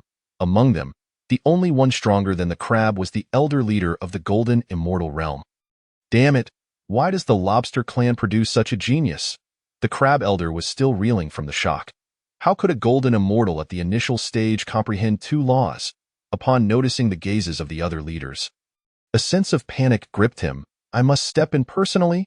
To be honest, Su-Han was too enigmatic. With an endless array of hidden cards, if he personally intervened and faced another defeat, the crab clan would be utterly humiliated. Having been overwhelmed by a mere initial stage golden immortal lobster. Furthermore, even with the strength he currently displayed, he was unsure if he could subdue Su-Han. The crab elder quickly made a decision. Retreat. Chapter 53. The Lobster Ancestors Audience with the Western Demon Clan. After exchanging a few harsh words, the leaders of the crab clan fled in disgrace. The ownership of the spiritual domain naturally belonged to the lobster clan. This time, you have made great contributions to your clan, enhancing its reputation significantly. The elder leader of the lobster clan beamed with joy, praising Su-Han profusely. Such formidable talent heralded a bright future. Perhaps he would even attract the attention of the elders. The elders he referred to were the stalwarts of the lobster clan, the Tai Golden Immortals. Other lobster leaders displayed envy, but also deemed it reasonable. Su Han was a genius capable of comprehending two laws at the initial stage of the Golden Immortal realm. His strength was overwhelmingly dominant within the Golden Immortal ranks, far surpassing that of the lobsters. Almost as if they belonged to different species, Su Han smiled faintly, choosing not to comment. He showcased his immense power to highlight his innate talent, thereby elevating his importance within the clan. After all, it was a clan overseen by a great Luo Golden Immortal, truly a formidable entity. Subsequently, everyone gradually returned to their clan territory, while the management of the spiritual domain was left to others. Having consecutively defeated several Golden Immortal crab generals was no small feat. A Tai Golden Immortal appeared before Su Han, offering praise. Su Han humbly accepted, then began to claim his rewards, primarily concerning the expansion of territory, which extended over billions of miles. This was undoubtedly a top-tier achievement among the Golden Immortal leaders. With the expansion of territory, the resources available to Su Han would also increase significantly, accelerating the pace of resource exchange and strengthening. By the way, the ancestor wishes to see you. After that, the Tai elder changed the subject. The ancestor? Su Han's heart trembled. He had not expected the lobster ancestor truly wished to meet him. Without hesitation, he followed the elder to the ancestral grounds of the lobster clan. Soon, he encountered a hazy figure whose appearance was indistinct. A halo hovered behind its head, expounding on profound truths, exuding an aura of transcendence. Su Han had seen the ancestor before. As he stood in close proximity to a great Luo Golden Immortal for the first time, Su Han felt a twinge of nervousness and promptly bowed. Quite impressive. You have the potential to become a Tai. The lobster ancestor scrutinized Su Han closely and nodded. The elder's voice was aged yet laced with encouragement. I have created a cultivation method known as the lobster ancestor's decision, which is an advanced technique of the lobster soldier's decision you have been practicing today. I shall impart it to you. Practice diligently. The ancestor pointed into the void, and a beam of radiant light emanated from his fingertip. Merging into Su Han's mind, I've already mastered the lobster ancestor's decision, Su Han thought with gratitude, but inwardly felt a tinge of disappointment. After reviewing the technique passed down by the ancestor, he found little difference from his practiced lobster ancestor's decision. Later, you may visit the clan's treasure house to claim a few acquired top-grade spiritual roots, the ancestor added. Thank you, ancestor. Su Han finally revealed a genuine smile. Acquired top-grade spiritual roots were quite valuable. He had not expected the lobster clan to bestow upon him an innate spiritual root. Any innate spiritual root was a treasured possession of the clan. Generally speaking, it was even more precious than a comparable innate spiritual treasure. Go forth and strive to achieve the great Golden Immortal realm as soon as possible. After leaving the ancestral grounds, Su Han proceeded to the treasure house to claim the top-grade spiritual roots, which were then planted in the Hongming world, carefully tended by the Jinhua mouse. Subsequently, Su Han returned to his territory to harvest a bounty of resources. He resolved to maintain a low profile, as the impending calamity was fraught with danger and could erupt at any moment. He had no plans to venture out for additional journeys. In the vast wilderness, in the Western realm, destruction and creation formed a peculiar balance, nurturing some unique existence. The spiritual energy of heaven and earth surged with a certain dark hue, bearing a foreboding essence. This was the domain of the Western Demon Clan, shrouded in mystery, rivaling the Dragon, Phoenix, and Qilin clans. At its helm was the reincarnated Demon Lord Rahu, the embodiment of slaughter. Beneath the Demon Lord were the four great Demon Kings, each comparable in strength to great Luo Golden Immortals. Below them were the Tai Golden Immortal level Demon Generals and the advanced Demon Soldiers corresponding to the Golden Immortal realm. Quickly, it is time for us to set forth, the Demon Lord commanded. Infiltrate the three clans. Numerous demon soldiers came and went, transforming into various clan appearances. This was one of the characteristics of the Demon Clan, adept at the art of transformation. They obeyed the Supreme Demon Lord's orders, infiltrating the three clans to await the opportune moment to instigate a war among them.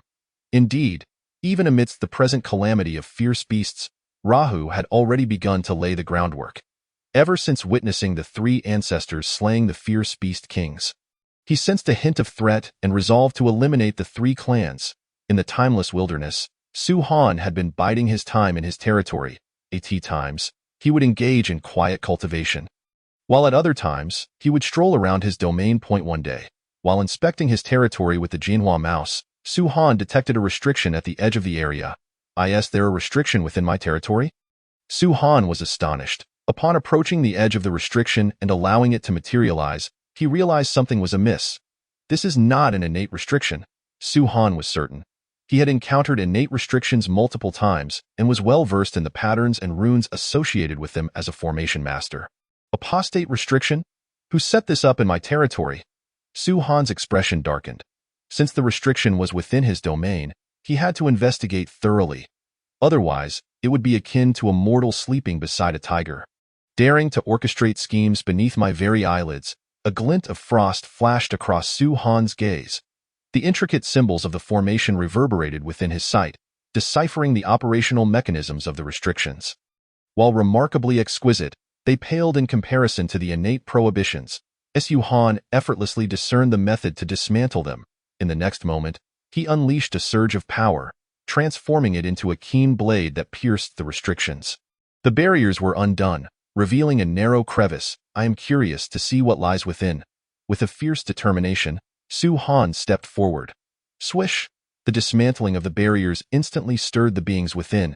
Inside the formation, two entities of the golden immortal realm abruptly turned their heads, spotting Su Han's entrance, their expressions morphing into bewilderment. How did this fellow detect our concealed celestial demon array? Moreover, he has managed to unravel it. The two demonic beings exchanged puzzled glances. Their aim was to infiltrate the Eastern Sea Dragon clan, preparing to strike from this vantage point. Yet, with this individual having stumbled upon their plans, they resolved to eliminate him. One of the demons darkened his expression, speaking ominously, "Our clan's scheme must not be revealed." The other echoed this sentiment, exuding a chilling intent to kill. Chapter 54. The Great Battle Against the True Dragon and Qilin. The reversal of the lobster with an ominous demeanor, Su Han stepped into the formation.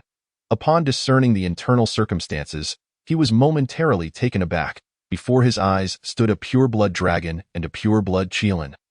Both golden immortals, engaged in a lively discussion, seemingly conspiring together. Were these two clans not sworn enemies? How could this be? Su Han was thoroughly astonished. This scene was entirely unexpected. From the bloodline auras of both parties, he could clearly ascertain that they were indeed pure-blood true dragons and Qilins. Having encountered both races on the battlefield before, he pondered. Could it be that these two races maintained a cooperative relationship? As Su Han contemplated, the two golden immortals were likewise stirred by his presence. They abruptly turned to face him, their eyes gradually filling with murderous intent. This is bad. Trouble is brewing, Su Han sensed the killing intent, his expression shifting. While these two golden immortals posed no threat to him, their backgrounds were formidable. Confronted with the pressure of the Dragon and Qilin clans, even a great Luo golden immortal would likely hesitate. Now, with these two evidently plotting something nefarious and having crossed paths with him, did they intend to silence him? As Su Han's thoughts raced, he realized the two were already advancing towards him with lethal intent. Resolving his indecision in an instant, he made up his mind. Since they clearly aimed to kill him, what other option did he have? Though Su Han was cautious, he was not one to cower. With the barriers in place, what was there to fear? Su Han regarded the advancing true dragon and Qilin with a cold smirk. Dare to conspire quietly and seek my life. Today, let us see what capabilities the pure-blood beings of these apex races possess. A flicker of murderous intent coalesced in his eyes, intensifying with each passing moment. Lobster soldier? You dare not kneel. The true dragon bellowed, its voice tinged with indifference. Tioit, a golden immortal, appeared no more than a servant. This was a complete display of the dragon clan's dominance, even more so than other true dragons, exhibiting an audacious arrogance. Boom.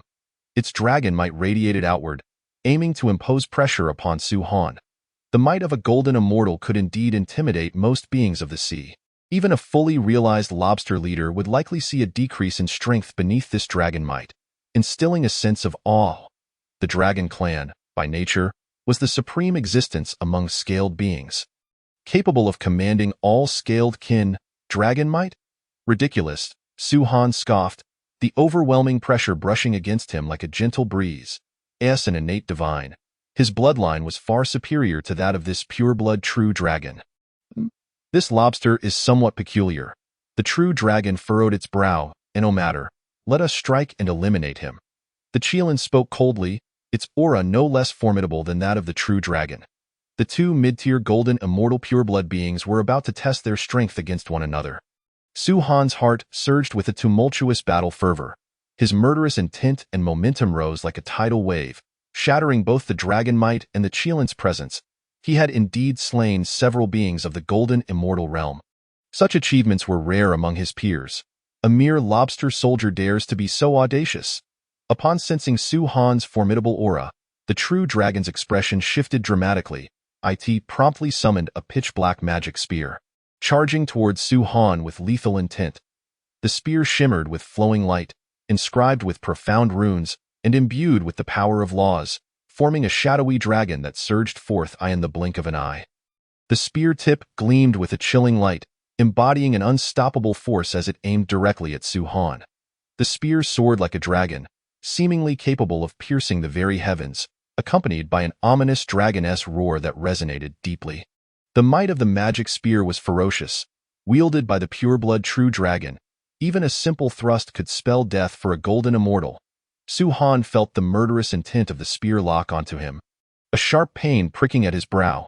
Without hesitation, he summoned the purple lightning hammer, channeling the power of laws to deflect the incoming strike. Clang! The purple lightning hammer collided with the spear, redirecting its trajectory.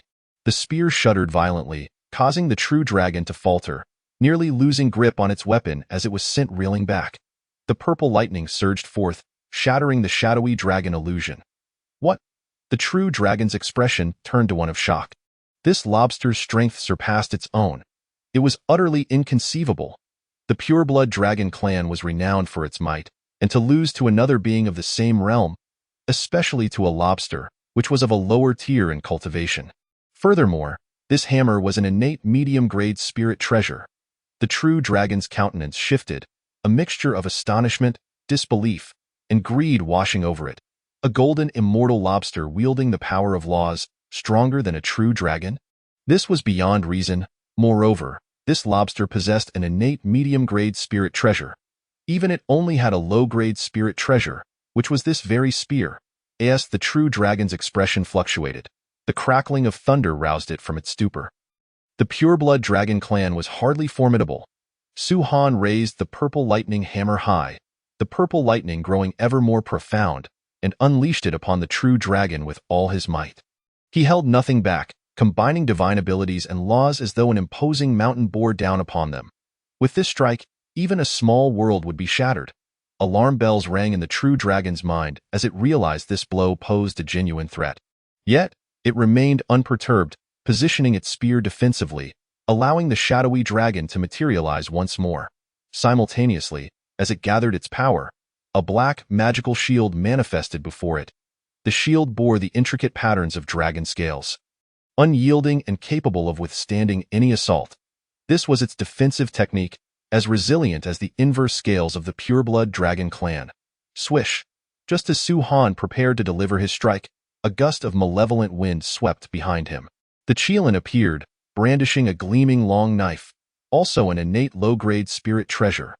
The knife sang softly, imbued with a deep-seated malevolence and a myriad of killing intent. Merging with the blade, it struck like thunder. The blade's light flashing, poised to slice through Su Han in an instant. Xian Huang Cloth, activate! Su Han did not turn back to defend. Instead, he willed forth the Xian Huang Cloth, which he had not utilized in some time. An increasingly dense flow of Xian Huang energy enveloped him, further bolstered by the power of the laws, significantly enhancing his defenses. Bang! The radiant long knife swept past him like a cascading galaxy. Crashing into the Xian Huang shield. It did not cleave through but instead emitted a thunderous roar. Su Han staggered slightly but paid no heed to the Qilin, as the purple lightning hammer continued its descent towards the true dragon. Another innate spirit treasure. Both the true dragon and Qilin's expressions shifted dramatically, an ominous premonition rising within them. Boom!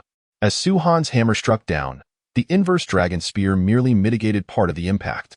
Subsequently, It collided with the inverse scale shield, causing it to tremble violently as cracks rapidly spread across its surface.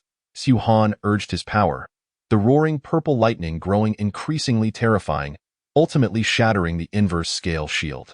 PFF.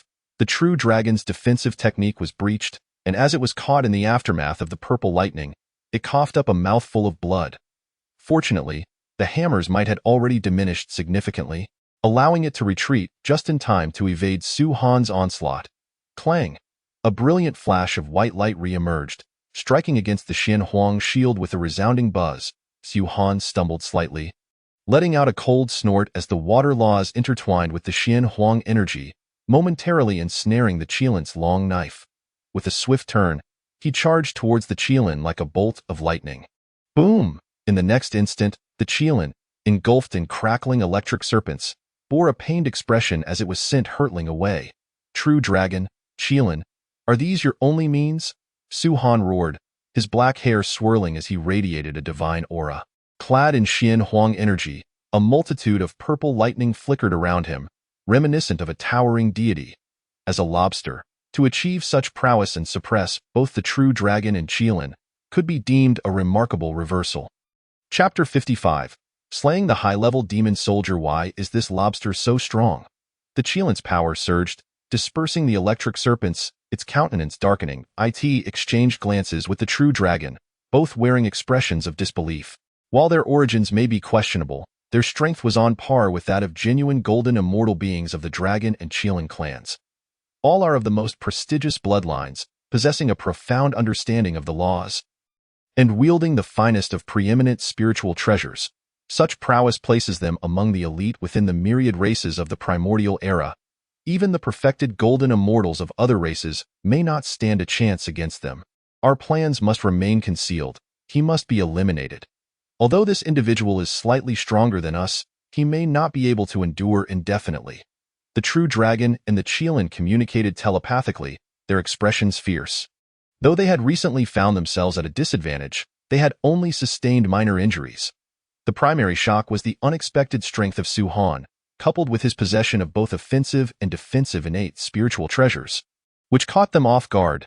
A mid-stage golden immortal, yet significantly more formidable than the late-stage crab leader encountered previously. Xu Han's aura was unparalleled, yet he secretly mused that these two pure-blood beings of top-tier races were indeed terrifying. Their physical bodies, magical power, and speed were entirely distinct from those of other races, placing them among the closest to the innate divine. Moreover, their comprehension of the laws was exceptionally high, surpassing Xu Han by a considerable margin. Xu Han's advantage stemmed not only from his superior strength, but also from the might of the purple lightning hammer and the Xian Huang cloth.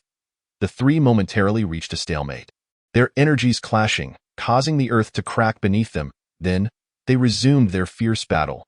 The spear danced like a dragon, its chilling brilliance appearing in fleeting moments, resembling countless snowflakes spiraling through the air. Unleashing a barrage of strikes, the demonic blade gleamed, slicing through the air with resplendent arcs of light, akin to a cascading waterfall of blades directed towards Xu Han.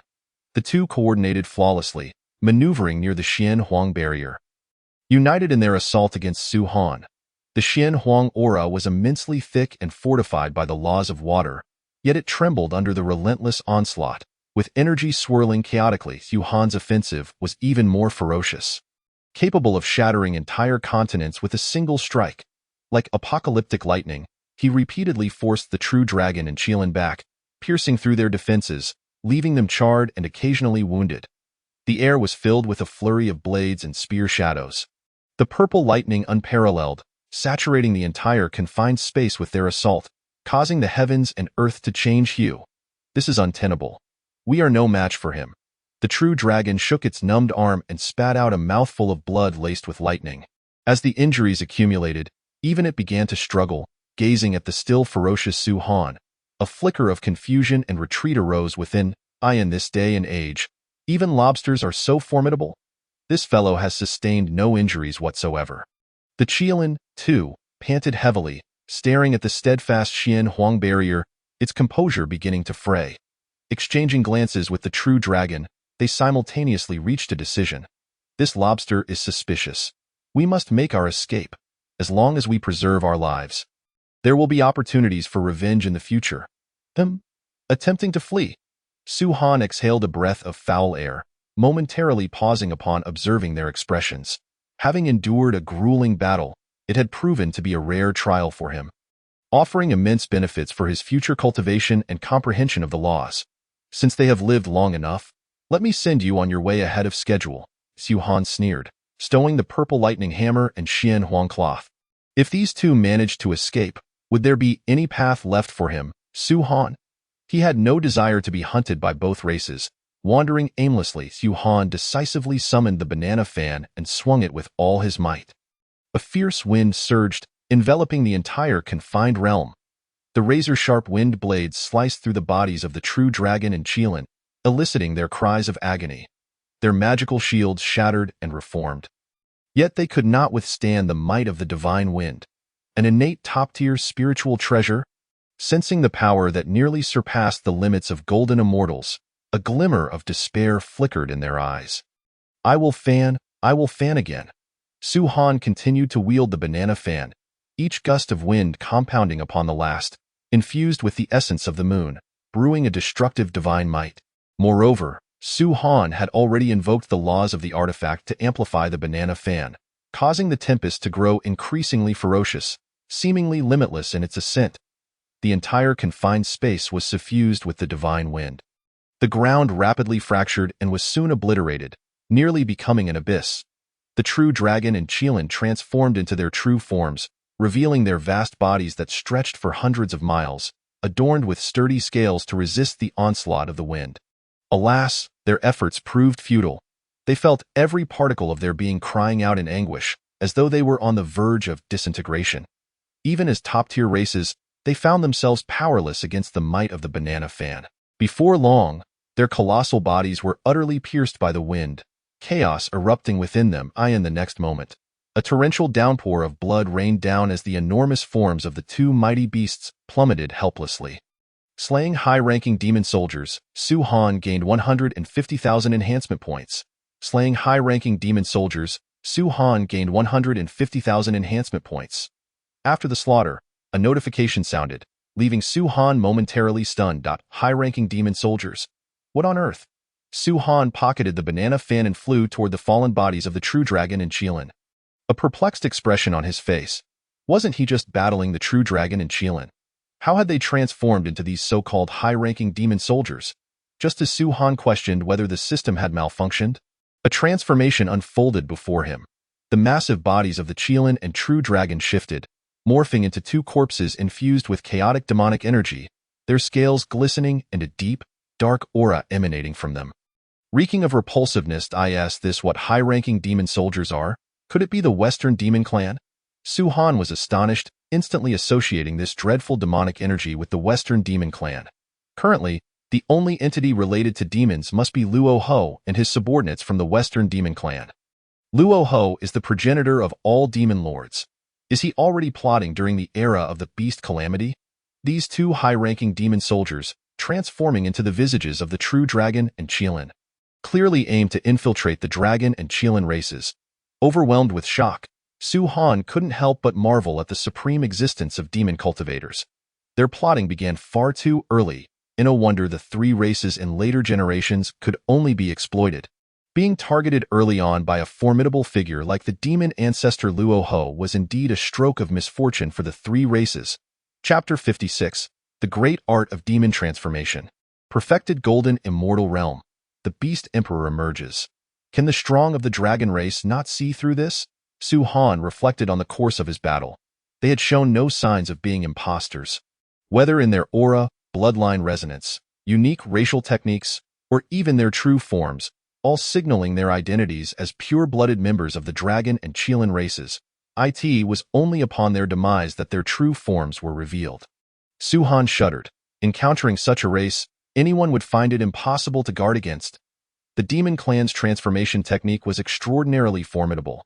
Consequently, he resolved to exercise even greater caution. Fortunately, he had no affiliations and had never dared to trust anyone.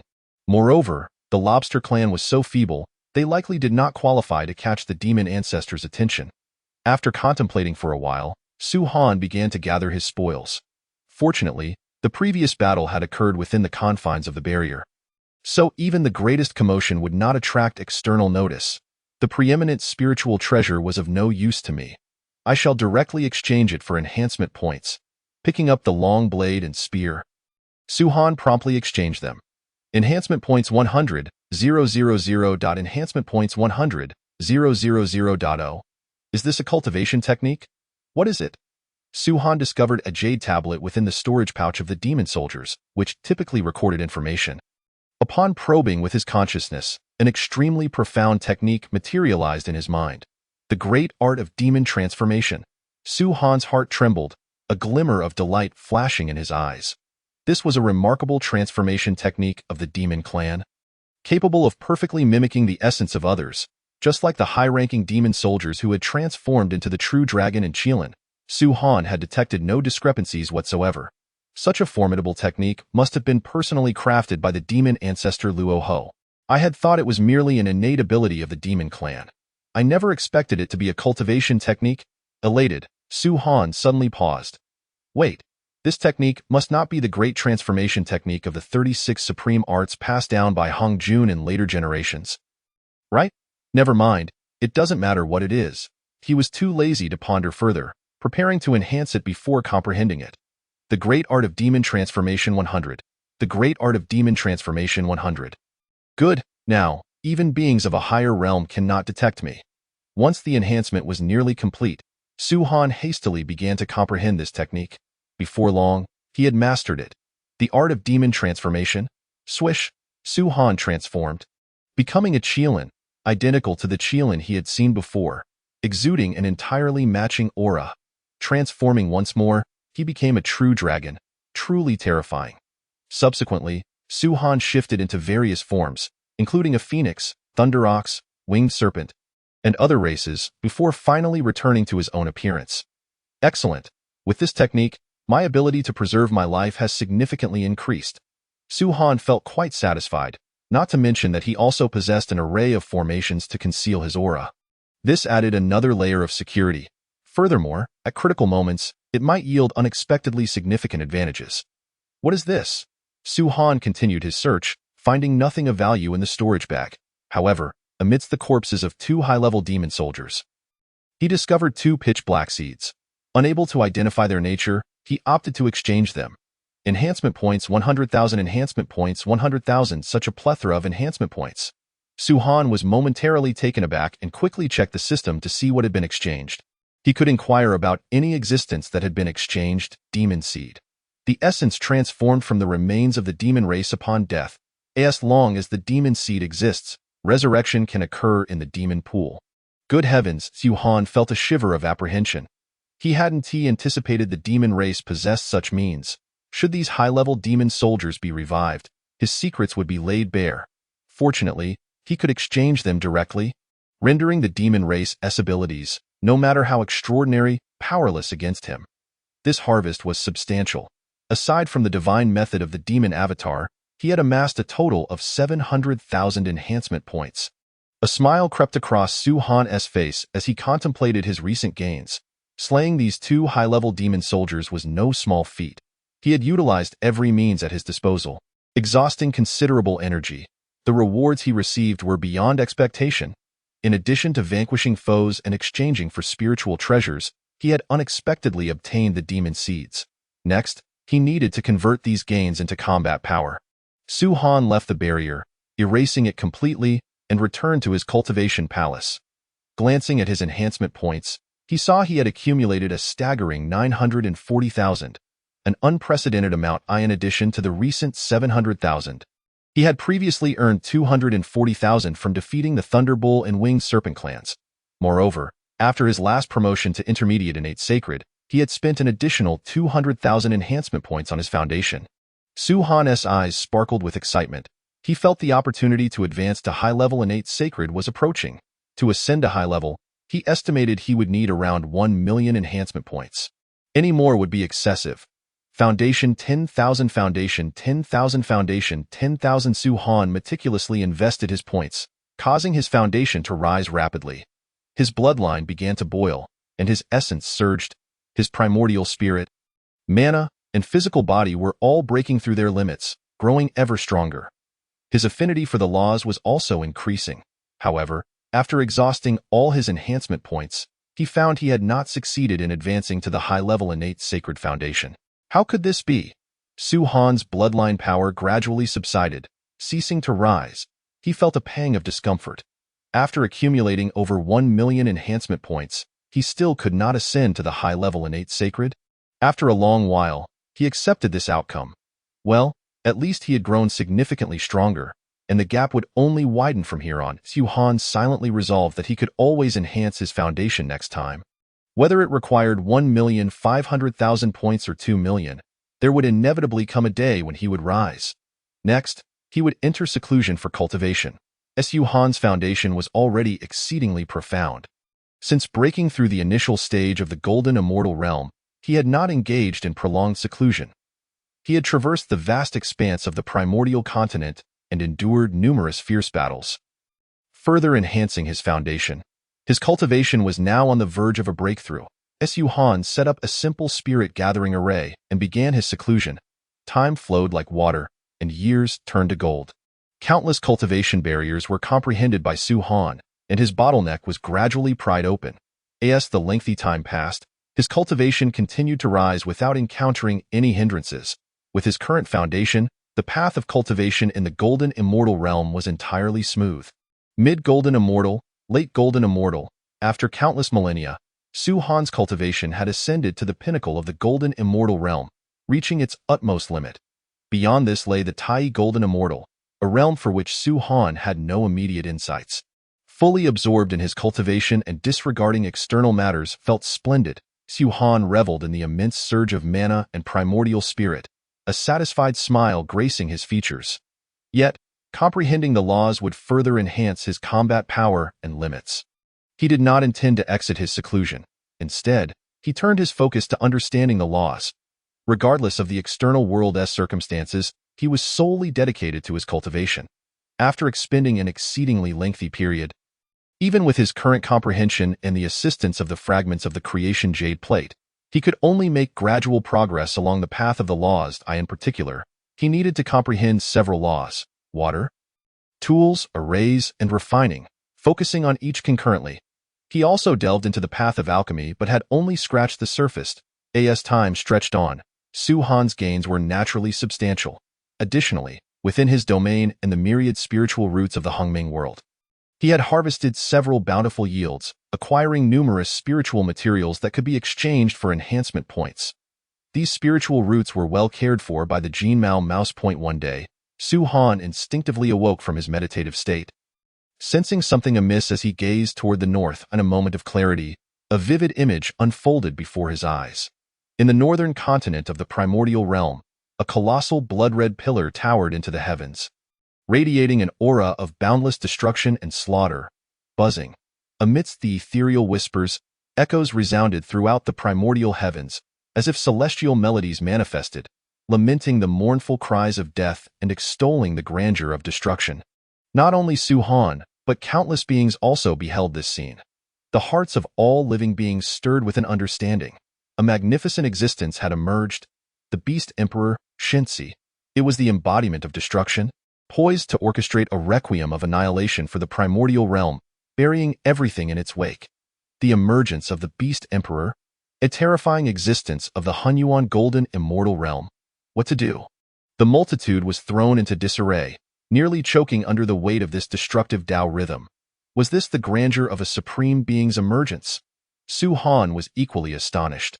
This Beast Emperor, Shinzi, far surpassed the 4 previous Beast Kings. Though his realm was vastly inferior, and he could only perceive a fleeting image, the stark difference was unmistakable to him. Who would dare confront this Beast Emperor? Su Han couldn't help but ponder. The ferocious beasts were the enemies of all beings. Anyone would harbor animosity toward them. Perhaps the 3 ancestors would intervene, Su Han mused, hoping they could vanquish it. As for Luo Ho, Su Han knew all too well that it would be a stroke of luck if he didn't cause further chaos. And as for Hong Jun, his whereabouts were entirely unknown. Apart from Su Han, the myriad beings were also filled with trepidation. If such a formidable Beast Emperor went unchecked, the fate of the heavens and all living beings would be dire indeed. The emergence of the Beast Emperor sent tremors throughout the entire primordial realm. Powerful innate sacred beings gazed upon the figure of the Beast Emperor with trepidation. A ferocious Beast Emperor of the Hunyuan Golden Immortal Realm? Such power seemed to necessitate the intervention of the three ancestors. A great Luo Golden Immortal lamented, acutely aware of the disparity in strength. Having struggled against the previous Beast King, he could hardly contend with the Beast Emperor. Shinsi. The other innate sacred beings shared similar sentiments. Yet, some remained unconvinced. With a great whoosh, a figure enveloped in dark spiritual energy tore through the void, arriving at the northern continent of the primordial realm. I, the ancestor of the mixed Kuan, have come to slay you, beast. The ancestor of the mixed Kuan bellowed, unleashing an overwhelming aura. He was among the oldest of the innate sacred beings, and now stood as a formidable Hunyuan Golden Immortal. Upon witnessing the emergence of the Beast Emperor, he sought to slay it and seize the fortune. If the three ancestors could slay the Beast Kings, then surely he, the ancestor of the mixed Kuan, could vanquish the Beast Emperor. What? Someone has actually cultivated to the Hunyuan Golden Immortal Realm. The innate sacred beings were astonished, incredulous. Aside from the three ancestors who had broken through to the Hunyuan Golden Immortal through immense fortune, this was the first time they witnessed someone surpass the great Luo realm. They could only marvel at the depths of the primordial heavens, wondering how many great powers lay hidden within. The ancestor of the mixed Kuan and others were equally perplexed, choosing not to intervene, instead observing to see who would emerge victorious in the confrontation between the ancestor of the mixed Kuan and the Beast Emperor. Shunzi.it was highly likely to be a spectacular battle of epic proportions, reminiscent of the previous clash between the three ancestors and the four ferocious beasts. As the beings of the primordial realm looked on with anticipation. The blood-red light pillar gradually faded, revealing the blurred figure of the Beast Emperor, Shinsi. Beside it, a battle spear floated, exuding an aura of slaughter and destruction. The spear's tip caused the very fabric of space to rip apart. Unable to withstand its brilliance, this was its accompanying spiritual treasure, the god-slaying spear. The Beast Emperor, Shinsi, gazed at the ancestor of the mixed Kuan with an expressionless visage, its eyes devoid of life, infused with an utterly pure essence of destruction. The ancestor of the mixed Kuan felt a jolt of fear in his heart, igniting a flame of anger within him. He immediately launched an attack, unleashing a torrent of mana. The dark spiritual energy surged, transforming into an unparalleled divine ability, directed toward Shinsi. The potent divine ability was capable of overturning mountains and seas, shattering stars, yet Shinsi appeared unaffected. It coldly regarded the ancestor of the mixed Kuan, gripping the god-slaying spear and thrusting it forward into the air. Boom. Vast swathes of space collapsed, shattering like glass, with only the god-slaying spear remaining as the solitary entity in the cosmos. This single weapon shattered the void, obliterated realms and severed the laws. The endless profound spiritual energy was instantaneously pierced by the god-slaying spear. An immeasurable killing intent erupted forth, resembling mountains and seas, shattering all offensive maneuvers of the ancestor of mixed Kuan. Merely through its overwhelming might, the ground below transformed into a land of utter devastation, one that would take countless years to recover. Such is the power of the god-slaying spear. Driven by the cultivation of a god-reversing mixed Yuan Golden Immortal, the laws resonated exceptionally well, unleashing an unimaginable force. Billions of layers of murderous light converged, and the might of the god-slaying spear remained undiminished as it thrust directly towards the ancestor of mixed Kuan. Countless fissures in the void appeared, extending for tens of thousands of miles, reaching the edge of the heavens, resembling abyssal chasms intent on devouring the entire universe. A sense of dread enveloped the ancestor of mixed Kuan as his pupils constricted violently. His spirit trembled, and his true essence warned him. His own onslaught was unexpectedly dismantled with ease. Faced with this strike, he felt akin to a lamb awaiting slaughter, left with no choice but to present his neck for execution. Impossible! The ancestor of mixed Kuan's magical power surged uncontrollably. He spared no effort to activate his desperate protective spells. Simultaneously, he executed a supreme escape technique, striving to flee from this place through a vast spatial displacement. However, the god-slaying spear advanced ominously, transforming into the mightiest offensive force of the world, piercing through all barriers of the ancestor of mixed Kuin as though tearing through a mere piece of paper. Under an endless radiance, the void shattered, and time came to a standstill as the grand laws retreated in fear. In a single thrust, it seemed to sever eternity itself. The ancestor of mixed Kuin, in despair, realized he had been thoroughly locked onto by the god-slaying spear. Time and space were immobilized. His exquisite escape technique disintegrated before it could even be invoked. Even the threads of causality were ensnared by an indescribable killing intent, rendering him helpless against fate. It was as if no matter how far he fled, to the heavens above or the depths below, he could not escape the retribution of the god-slaying spear. Would a single thrust lead to death? A fleeting thought crossed the mind of the ancestor of mixed Kuin. The next moment, he was pierced through by the god-slaying spear, pinned to the void. Boom!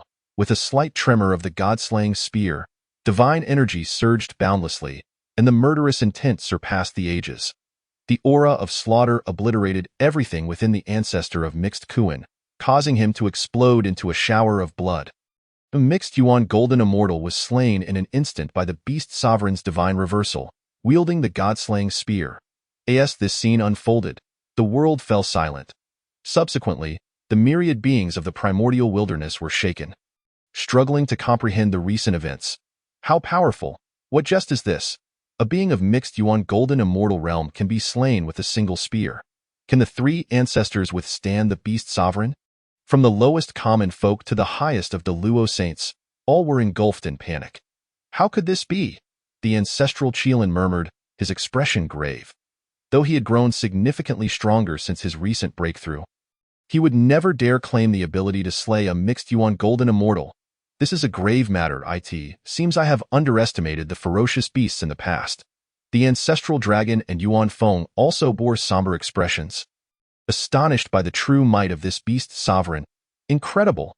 The ferocious beast sovereign is far too formidable. To slay a mixed Yuan golden immortal with a single strike. Su Han gazed in shock at the scene unfolding in the void, a sense of foreboding creeping into his heart. Following the customary actions of ferocious beasts, this beast sovereign would likely commence a bloody purge of the primordial wilderness, unleashing a reign of terror. The true catastrophe was about to arrive. Su Han took a deep breath. It appeared he would soon have to engage in battle against the ferocious beasts. However, contrary to his expectations, the beast sovereign who had just slain the ancestor of mixed Kuin did not lead the ferocious beasts in a rampage across the primordial wilderness. Instead, with a single command, all the ferocious beasts were summoned back into the depths of the northern continent. The visual spectacle in the void began to fade in the depths of the northern continent. A dense gathering of ferocious beasts returned to their lairs, yet the ominous aura of calamity throughout the primordial wilderness intensified 100-fold. The entirety of the primordial realm appeared shrouded in a blood-red veil, foretelling a future drenched in bloodshed. All beings of the primordial wilderness felt an unprecedented tribulation looming on the horizon, an ominous blade of doom hanging above them, waiting to descend. Chapter 58. The five Qi returning to origin and a return to the deep sea. The beast sovereign summoned all the ferocious beasts back to their lair, plunging the primordial wilderness into a brief period of tranquility. I must seize the opportunity to break through. Su Han understood that this moment was undoubtedly the calm before the storm. He needed to capitalize on every chance to rapidly enhance his own power. Currently, he had reached the perfection of the golden immortal realm, and his next step was naturally to ascend to the Tai golden immortal realm. Gathering the essence of the five elements of heaven and earth and condensing the five Qi within his chest was the path to cultivating the Tai golden immortal realm. Su Han recalled the teachings of his cultivation journey. The Tai golden immortal realm differed from the golden immortal realm. It represented a transcendence built upon the pinnacle of the golden immortal level. The so-called five Qi within one's chest consists of the five elemental origins: metal, wood, water, fire, and earth. This is a path of cultivation that the vast majority of beings must traverse, as long as one can condense one complete Qi. They would enter the early stages of the Tai golden immortal realm. Condensing 2 would lead to the mid-stage, 3 to the late stage, and 4 would yield the perfection of the Tai realm. Should one successfully condense all 5 Qi, returning to origin and forming auspicious clouds above their head, They would be akin to a pseudo-Deluo golden immortal, or referred to as a quasi-Deluo. At that point, their magical power would be nearly limitless, free from the worry of exhaustion. The circulation of the 5 chi would create a small world of its own, rendering one comparable to a vast universe. With each movement, they could unleash boundless strength, altering celestial phenomena. Moreover, should they open the 3 flowers atop their head, they would smoothly ascend to the true Deluo golden immortal realm. Yet, he remained unaware of the profound mysteries that the Deluo golden immortal held. Recalling the scene of the 3 ancestors battling the 4 ferocious beasts, Su Han couldn't help but feel a surge of longing. Soon, he ceased his arduous closed-door training and chose to venture forth. Continuing his journey, to ascend to the Tai golden immortal realm, he must condense one of the 5 elemental essences of heaven and earth, which would require external treasures and opportunities for assistance. Relying solely on arduous training would yield no results for an eternity. Taking advantage of the current tranquility of the primordial wilderness, he set out to explore. Accompanied by his golden-furred mouse, Su Han traversed the eastern sea. He naturally aimed to first condense the essence of water.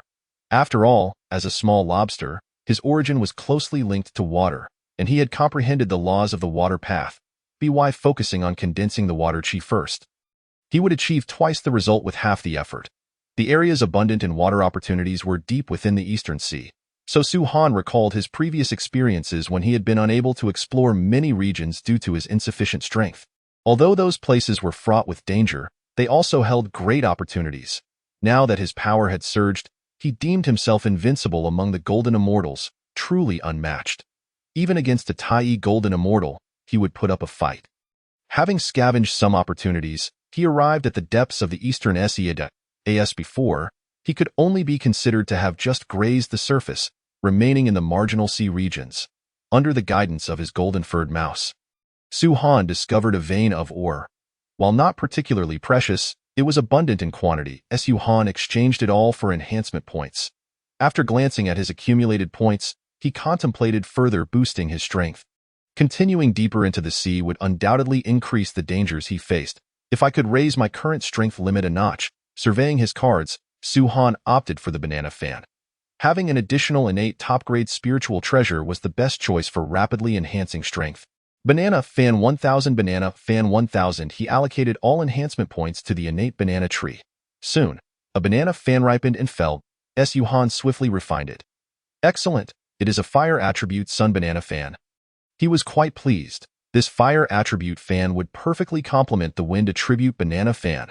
The synergy between these 2 powerful innate top-grade spiritual treasures would likely yield astonishing results. With his secret weapon further enhanced, Su Han confidently ventured deeper into the eastern sea. Decades later, he arrived at a peculiar location where the essence of water was exceptionally concentrated, and the laws of the water path were extraordinarily active. It was akin to the source of an ocean, suffused with an ancient and profound atmosphere. The eye of the eastern sea. Su Han's expression turned grave. He had approached the vicinity of the eye of the eastern sea. Even before getting close, he felt an overwhelming pressure. Creak, creak. Su Han emitted agonized groans under the immense burden, his flesh and bones trembling, beset by tremendous strain. Even with his perfected golden immortal physique, he found it challenging to endure. At this moment, he felt as though he were bearing the weight of an entire ocean. This cursed place is not where a small lobster should linger. I must leave. As Su Han prepared to depart, he suddenly noticed a dazzling azure light blooming ahead. It illuminated the dim area around the sea eye entirely. A treasure is emerging. His spirit surged as he beheld a blue orb slowly rising. Radiating brilliance, endless water spiritual energy swirled around it, making it appear as if it were the essence birthed by the eye of the seed. A tremendous opportunity. Seeing such a commotion, Su Han disregarded everything else and charged forward. He summoned the Xianhuang cloth to shield himself, isolating the pressure of the deep sea. He seized the blue orb and tossed it into the Hongming world without a moment's thought, then turned and fled. He merely happened to encounter the emergence of the treasure pearl first. This does not imply that this expanse of sea is devoid of others. Even in such a harsh environment, other beings undoubtedly exist. Most importantly, the creatures near the sea eye are remarkably powerful, for only the strong can survive here. unable to endure the immense pressure of this place.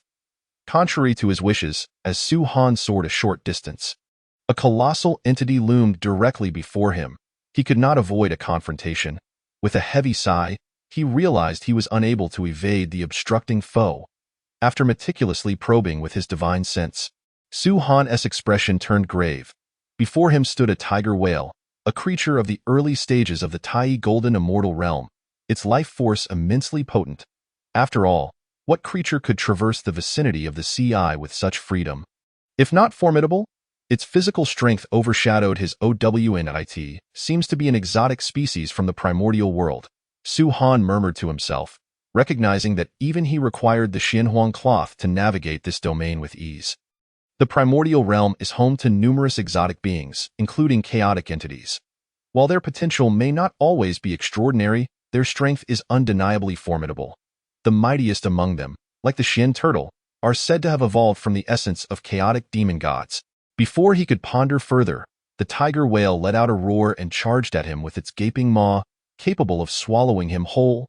Thunder rumbled, transforming into a spear of lightning that struck the exotic tiger whale's body, causing its flesh to rend and burn. Su Han, wielding the purple lightning hammer, unleashed a torrent of purple electricity that extended for thousands of miles.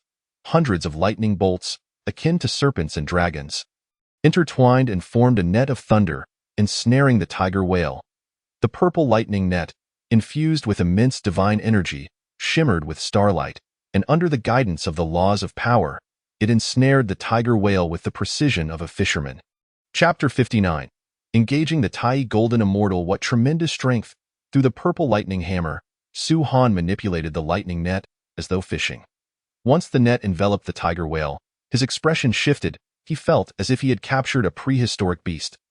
Struggling against its terrifying might, the tiger whale thrashed violently, and within mere breaths, it shattered the purple lightning net completely. However, the net did not dissipate entirely. Instead, it transformed into countless raindrop-like bolts of lightning, piercing toward the tiger whale from all directions. This wave of attack was sufficient to annihilate most golden immortals. Even high-level demon soldiers would be left on the brink of death. Yet, as the torrential lightning rained down upon the tiger whale, it merely inflicted superficial wounds. Many areas of its body turned charred black, faint traces of blood visible. However, these injuries were utterly trivial compared to the tiger whale's vast form. Its life force remained overwhelmingly strong, showing no sign of decline. Infuriated, it lashed its tail, propelling itself towards Su Han like a released arrow. The savage and fierce aura emanating from it was enough to make ordinary golden immortals tremble, rendering them defenseless. Truly, it is a Tai Golden Immortal, an anomaly of the heavens and earth. Moreover, it wielded the power of laws. Su Han took a deep breath, gripping the purple lightning hammer tightly, and swung it at the charging tiger whale. He did not flinch. He intended to confront it head-on. As a being of innate sanctity, endowed with multiple innate spiritual treasures, how could he fear this tiger whale? A torrent of magical power surged forth. As the purple lightning hammer radiated blinding divine light, resembling a star of thunder, the Xianhuang Qi transformed into mist, enveloping Su Han. Able to withstand all attacks, in the next moment, the two forces collided, sending shockwaves throughout the vast sea. The tiger whale, ferocious, shattered the Xianhuang defenses, wielding vitality far exceeding the limits of a golden immortal, carrying the might to overturn the seas. The protective mist formed by the Xianhuang cloth was torn layer by layer, nearly obliterated. Fortunately, Su Han's magical power was exceedingly profound, almost on par with Tai, far exceeding his strength during the early stages of the golden immortal realm. The Xianhuang energy flowed endlessly, akin to the membranes of the universe, successfully intercepting the tiger whale's assault. Of course, the sheer force of the impact still sent Su Han flying. Yet, in that instant, the resplendent purple lightning hammer struck the tiger whale. Roar! The tiger whale cried out in agony. Suffering a long-awaited heavy blow. It was as if struck by an ancient star. A gaping wound with a diameter of several tens of miles appeared on its body. The purple lightning hammer unleashed dense bolts of lightning, transforming into countless lightning serpents that burrowed relentlessly into the tiger whale's flesh. Where they passed, vast amounts of vital essence were obliterated, unable to withstand their might. Humph. While this creature possesses formidable physical strength and magical power, it lacks the assistance of spiritual treasures. Su Han remained unscathed, yet was propelled away like a tossed ball. Moreover, his comprehension of the laws was not inferior to that of the tiger whale. He focused his thoughts, allowing his form to stabilize mid-air, pivoting to charge at the tiger whale once more. However, upon seeing the tiger whale, his expression abruptly changed. The tiger whale, now brimming with magical power, its vital energy surging, desperately expelled the purple lightning from its body. Simultaneously, it opened its mouth and expelled a small porcelain vial. The vial rapidly expanded, shimmering with brilliance, radiating divine splendor, and aimed directly at Su Han. At the mouth of the vial, a vortex appeared, unfathomably deep, as if leading to another world, a mid-grade innate spiritual treasure. Sensing the aura of the vial, a thought flashed through Su Han's mind.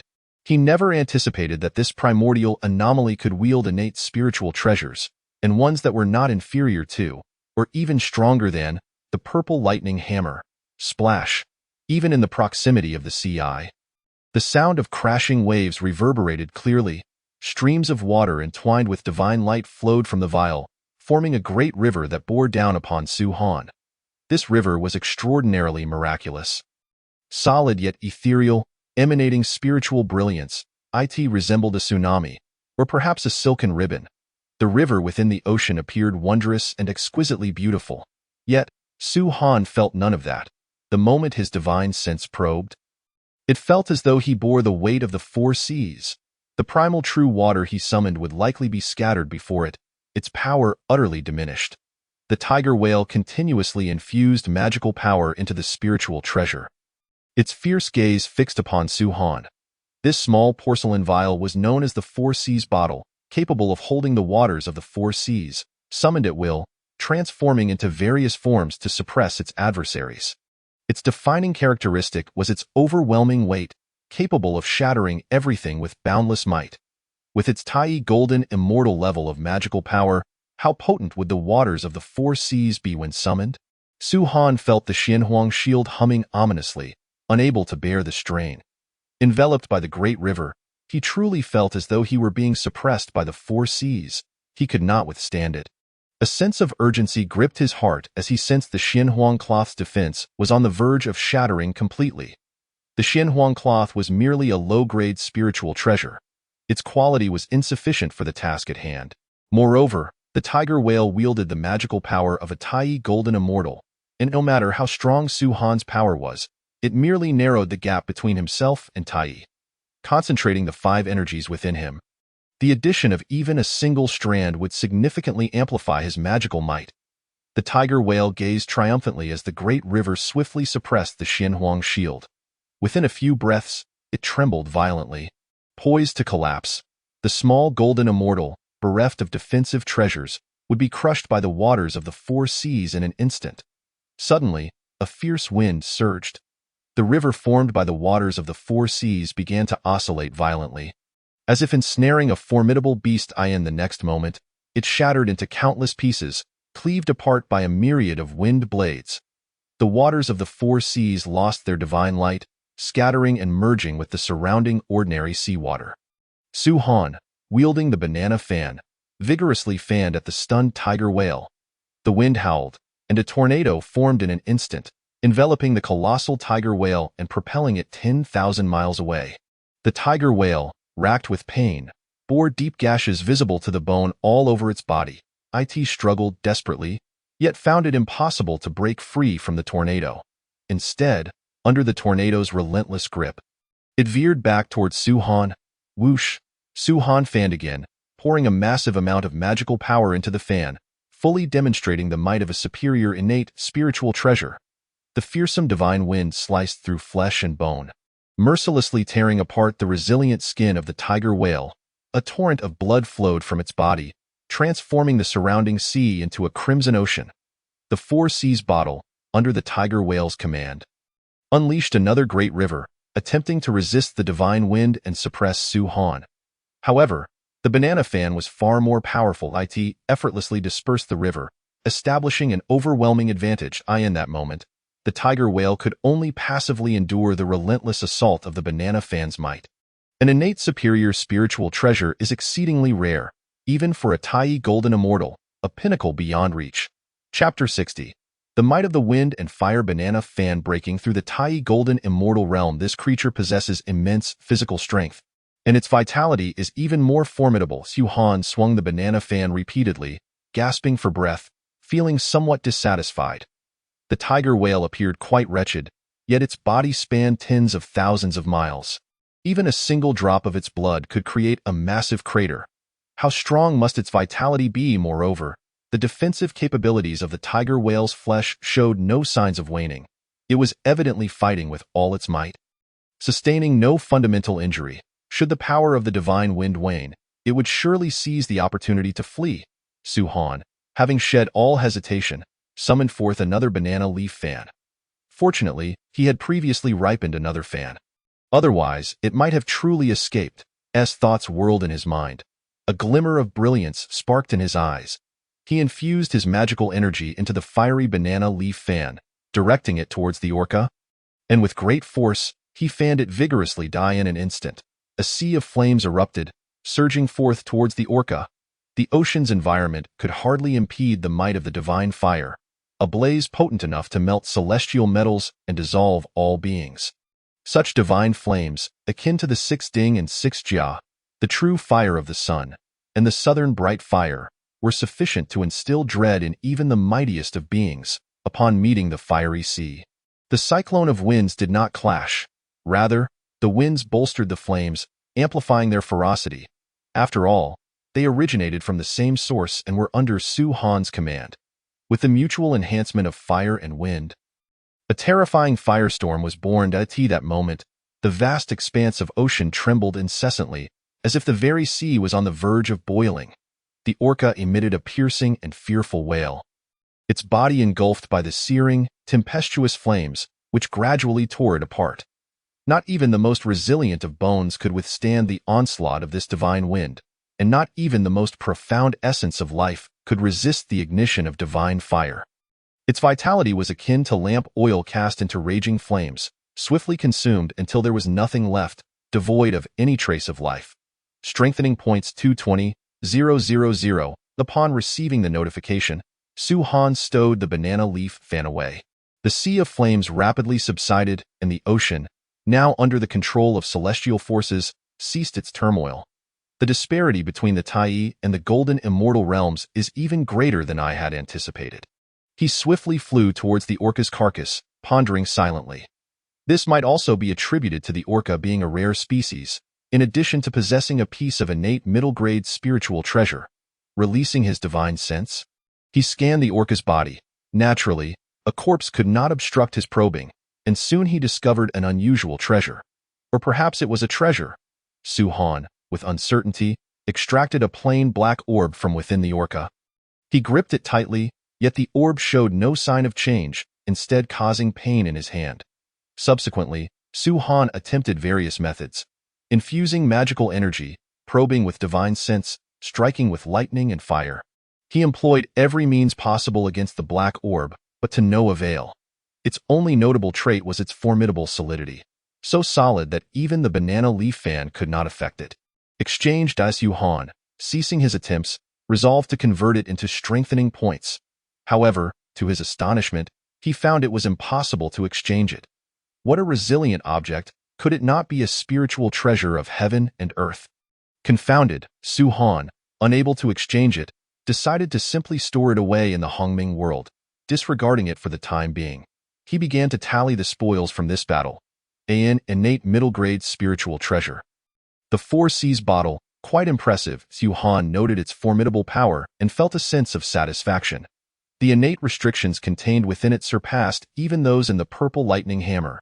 He promptly refined it and absorbed it into his being. Afterwards, Su Han discovered some treasures and spiritual roots within the orca's internal storage space. Finding nothing that particularly dazzled him, he opted to exchange all of it. Strengthening points 600, strengthening points 700. The orca's corpse harbored such immense vitality and divine energy. Su Han's eyes sparkled as he attempted to exchange the orca's body as well. Strengthening points 150, 000'd. Such a plethora of strengthening points. Su Han marveled, not expecting the body to possess such high value. Truly, it was a primordial aberration of the Tai Golden Immortal level. Finally, and most importantly, he retrieved the newly emerged spiritual treasure from the Hongming world and began its refinement. The innate 5-element spirit pearl, water spirit pearl. Su Han exclaimed in delight, astonished by the serendipity of acquiring such a rare spiritual object. The power of the water spirit pearl was commendable, but more crucially, it held immense utility for Su Han at this stage. The innate 5-element spirit pearl was formed through a fortuitous convergence of the primal elemental essence. Each pearl encapsulated a tremendous source of power. This particular water spirit pearl contained a vast reservoir of water essence. Su Han could absorb the water essence within, condensing the energies of Ren water or Gui water, thereby accelerating his ascension to the Tai Golden Immortal realm. Hence, he felt that this spiritual treasure had arrived at a most opportune moment. Having barely arrived in the depths of the Eastern Sea, he encountered a monumental opportunity to break through to Tai. Seeking a secure location, he promptly departed from the Eastern Sea's depths. Uncertain of the dangers lurking in the vicinity, it was clearly unwise to attempt to break through there. Soon, he arrived at a safe expanse of ocean. Finding a secluded spot, he set up defensive formations and commenced his cultivation. The water spirit pearl floated before Su Han, radiating a gentle blue glow, akin to the essence of the sea. Within it lay an abundance of water essence. Drawing upon his magical energy, Su Han slowly extracted the water essence from the water spirit pearl, allowing it to merge into his being. The gentle water essence, infused with profound principles, was the quintessence of the world. Upon integrating it into his body, Su Han immediately felt a wave of comfort. Every cell felt as though it were immersed in a spring, undergoing a cleansing process.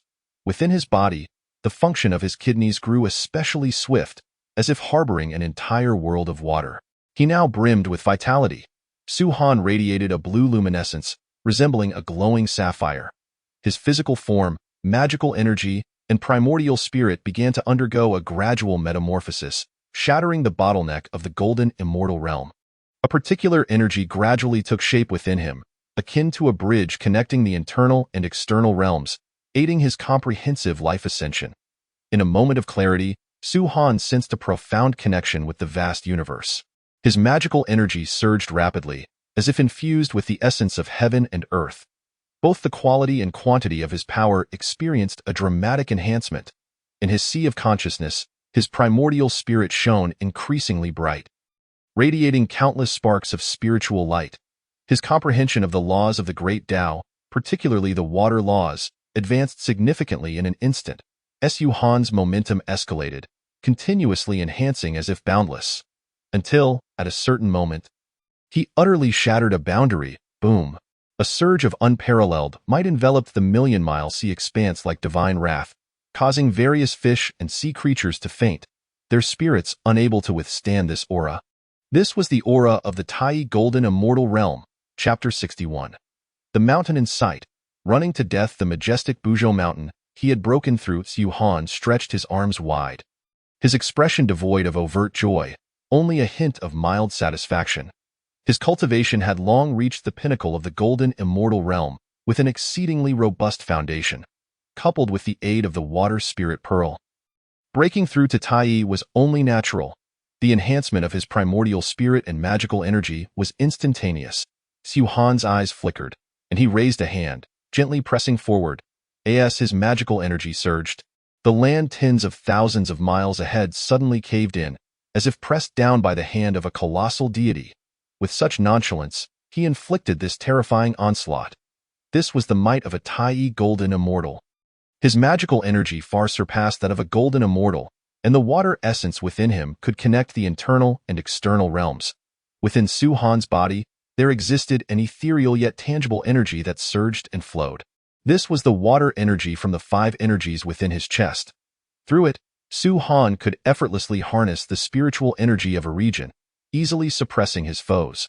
Moreover, his current comprehension surpassed his golden immortal days, significantly increasing his efficiency in grasping various laws. This was the benefit of a higher realm, allowing him to look down upon lower beings from all angles. Besides this, Su Han's physical form had naturally grown stronger, albeit the extent of the enhancement paled in comparison to other aspects. This disparity illustrated that as one's realm ascended, the role of the physical body diminished. Generally speaking, the primordial spirit was of utmost importance.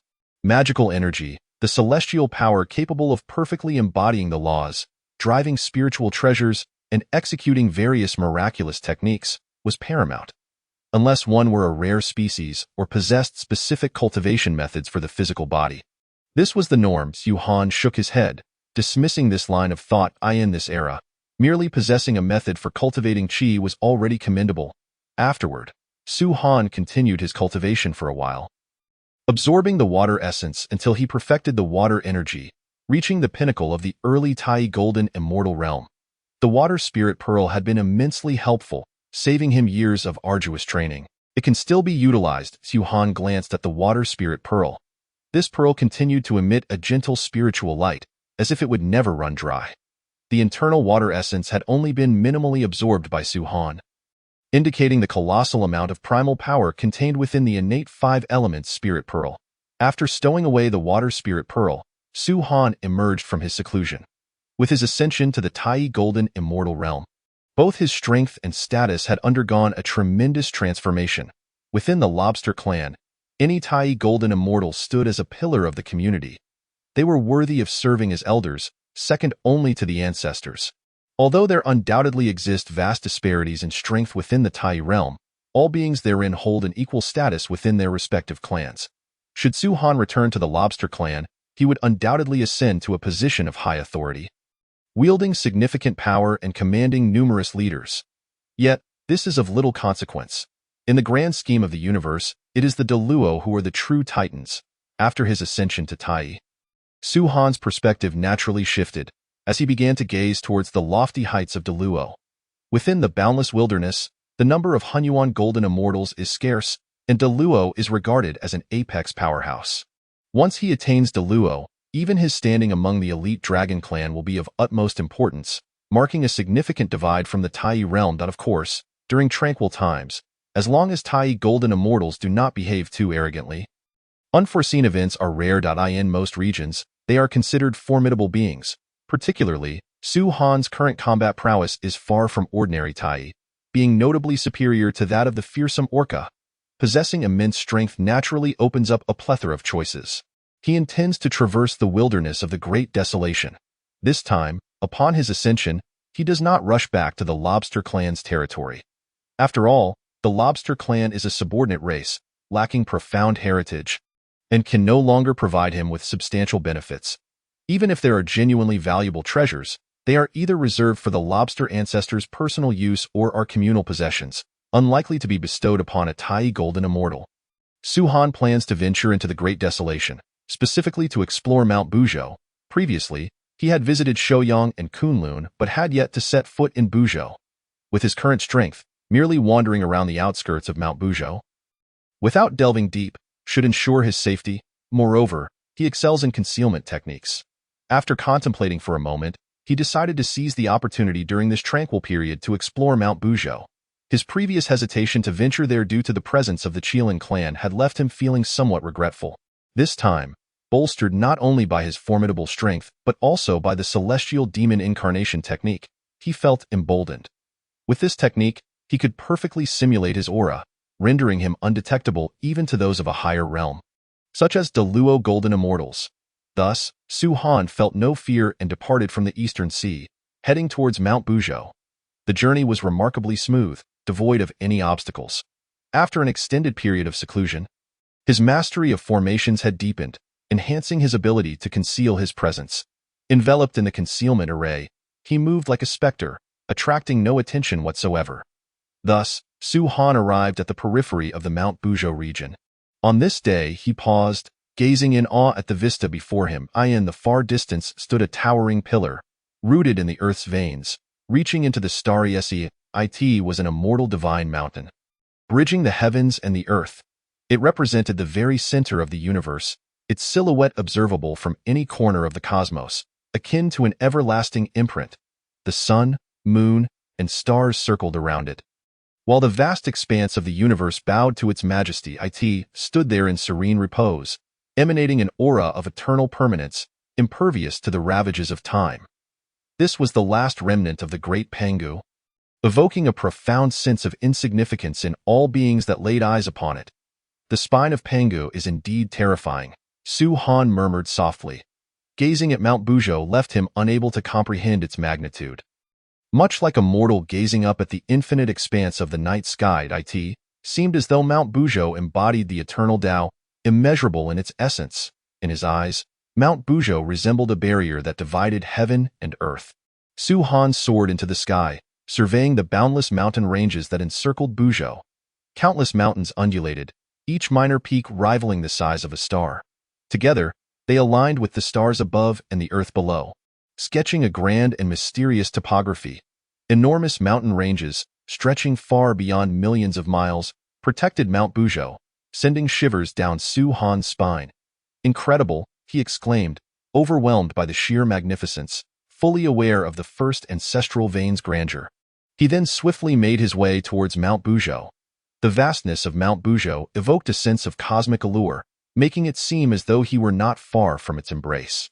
Yet, to Su Han's dismay, even after traversing countless trillions of miles, the mountain appeared unchanged, as if he had not moved at all. It was only after he crossed into this realm that he truly understood the meaning of gazing upon a mountain while racing with a horse. This was still with the speed of a Tai golden immortal. He was grateful he hadn't attempted to reach Bujo earlier. With no other option, he pressed on.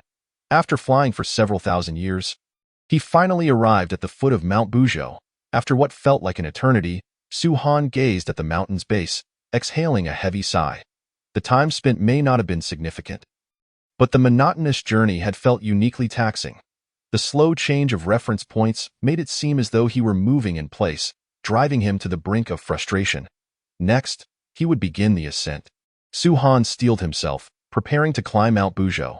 Just then, he furrowed his brow, sensing a golden immortal aura approaching the foot of the mountain. A fire Qilin. Upon looking closer, he discovered a pure-blood fire Qilin in the early stages of golden immortal. The fire Qilin strolled leisurely towards Mount Bujo, unaware of Su Han's presence. Enveloped in the concealment array, his presence was so minimal that even this minor golden immortal could not detect him. A prime opportunity. With a thought, Su Han emitted an exceedingly faint aura. Who goes there? The fire Qilin, drawn by the subtle energy, cautiously approached Su Han's direction. The aura was feeble, and given that the vicinity of Mount Bujo was the Qilin clan's stronghold, the fire Qilin felt no concern for its safety. Upon nearing Su Han, a glimmer flashed in its eyes. Soul capture. The fire Qilin froze, its eyes dimmed and devoid of life. Its primordial spirit was ensnared by an overwhelming force. Although the soul capture technique had become less effective against formidable foes, it remained undeniably potent against those of lower realms. Su Han flicked his fingers, unleashing a torrent of magical energy. A water-blue blade shot forth, its keen edge reminiscent of a lobster's claw, instantly piercing through the fire Qilin. The fire Qilin's eyes flickered, yet the threat of death failed to break the hold of the technique in the next moment. Its life essence was utterly obliterated. Thud. The fire Qilin's lifeless body fell to the ground. A mere early-stage golden immortal, even as a pure-blood Qilin, could not withstand Su Han's casual strike. Such was the terrifying prowess he now possessed. After lethally dispatching it, Su Han's magical energy infiltrated the fire Qilin's form. Utilizing the celestial demon incarnation technique, he adjusted his magical frequency, gradually assimilating the essence of the fire Qilin. Transformation. Before long, Su Han transformed into a fire Qilin. In appearance and aura, he bore no distinction from the one that lay on the ground. Both were early-stage golden immortals, and even the surface strength and magical fluctuations were identical. He tested his abilities and found that, aside from certain specific techniques, he could flawlessly replicate the combat traits of the Qilin clan. The celestial demon incarnation technique was indeed fearsome. Su Han could not help but marvel. Especially after the enhancement, even Deluo golden immortals would not perceive any anomaly in him. Is there any danger now? Su Han triumphantly strode towards Mount Bujo, now embodying a fire Qilin, unrecognizable even to those of the Deluo realm. Of course, a higher realm, such as the Hunyuan golden immortal, would certainly be able to see through his disguise. However, among the Qilin clan, there was but a single ancestral Qilin. If he were to encounter such misfortune and cross paths with the ancestral Qilin, he would accept it as fate. Thus, Su Han reached the foot of Mount Buzhou. Upon arrival, he immediately felt an overwhelming pressure. This vast aura, while easily bearable, imparted a sense of awe to any being. "The mountain looms high," Su Han murmured, experiencing a hint of suffocation as he approached the base. It was easy to imagine how terrifying the pressure would be atop Mount Buzhou, or even at its pinnacle. Mount Buzhou seemed to be a celestial path leading to the apex of the Tao. The higher one ascended, the more terrifying the pressure became. The ascent began. With great anticipation, Su Han commenced his climb of Mount Buzhou. This pressure would serve to temper and refine his body and spirit. Furthermore, as the first ancestral vein, the opportunities atop the mountain were bound to be extraordinary. Step by step, he ascended, discovering that the innate spiritual energy on the mountain was so rich that it nearly transformed into spiritual liquid. Aside from that, there seemed to be no spiritual roots, as if all growth was forbidden. Yet, he remained unfazed. What wondrous mysteries might Mount Buzhou conceal? Su Han, recalling the myriad legends from his past life, was inevitably filled with boundless anticipation. Concepts such as the primordial merits of creation, the spine of Pangu, the cosmic measuring rod of Hongming, the gourd vine, and the azure lotus of transformation captivated him immensely. Even the most mundane of these treasures held a profound allure for him. Just as he began his ascent, an imposing Yinyang Qilin descended from above, coming face to face with him, a Deluo golden immortal. Feeling the overwhelming aura that emanated from this being, Su Han's heart skipped a beat, and his body tensed involuntarily. He could hardly fathom his misfortune. Having barely begun his climb, he encountered such a rare Deluo golden immortal. Even among the Qilin clan, the Deluo were few in number, regarded as some of the most formidable beings. He hoped fervently that the heavenly demon avatar technique would prove effective. With a slight gulp, Su Han nervously regarded the approaching Yinyang Qilin. Whether the heavenly demon technique would be genuinely useful remained to be seen. "Little one, have you come to ascend Mount Buzhou to hone your skills?" The Yinyang Qilin inquired in a deep, resonant voice, exuding a warmth that made Su Han feel at ease. Eye in its eyes, Su Han appeared as a fiery Qilin of the golden immortal realm, and the sense of kinship stemming from their shared bloodline was unmistakable, leaving no room for doubt. "Greetings, esteemed elder. I indeed have come to Mount Buzhou to temper my body," Su Han replied with a bow, wary of saying too much lest he reveal his true identity. However, he felt a wave of relief wash over him. It seemed he was in the clear. Ambition is commendable," the Yinyang Qilin remarked with approval. "Mount Buzhou exerts immense pressure, making it an exceptional place for refining one's physical form. It is greatly beneficial even to Deluo golden immortals." Approaching Su Han, the Qilin waved its hand, and several beams of light materialized in the air. "Since our paths have crossed fortuitously, I cannot deny you some parting gifts. Accept this." Upon hearing the Qilin's words, Su Han gratefully accepted the treasures, exclaiming, "Thank you, esteemed elder, for your generous gifts. Continue your ascent, and diligently refine yourself." The Yinyang Qilin encouraged before descending the mountain. With a sigh of relief, Su Han finally relaxed. He had narrowly avoided a potential disaster by facing a Deluo up close, and instead, he had been bestowed with treasures, a fortunate turn of events indeed. He climbed the mountain with great delight. Though the treasures were not particularly precious, decent for a golden immortal, but rather ordinary for him, he felt grateful for the unexpected gains. More importantly, he had tested the efficacy of the heavenly demon avatar technique, which brought him genuine joy. This heralded a promising omen. He would continue his climb. With fervor, Su Han ascended, hoping to seize some extraordinary opportunities.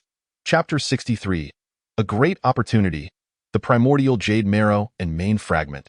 Jinmao Mouse, come forth. Su Han summoned the Jinmao Mouse, allowing it to sense the treasures and opportunities around. Above him, the Xinhuang cloth radiated light, shielding him from the oppressive force of Mount Buzhou.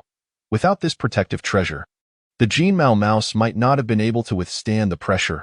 "Master, I cannot sense any opportunities whatsoever," the Jinmao Mouse exclaimed, its eyes wide with astonishment as it surveyed the surroundings. The legendary Mount Buzhou was utterly terrifying. Even with the spiritual treasure's protection, it could still feel the overwhelming aura of boundlessness, leaving it somewhat breathless. Why treasure-seeking ability is utterly useless here. The despondent treasure mouse lamented. Although its ability to locate treasures was remarkably distinct from spiritual sensing, it was entirely ineffective on Mount Bujo, marking a first for it in its perception.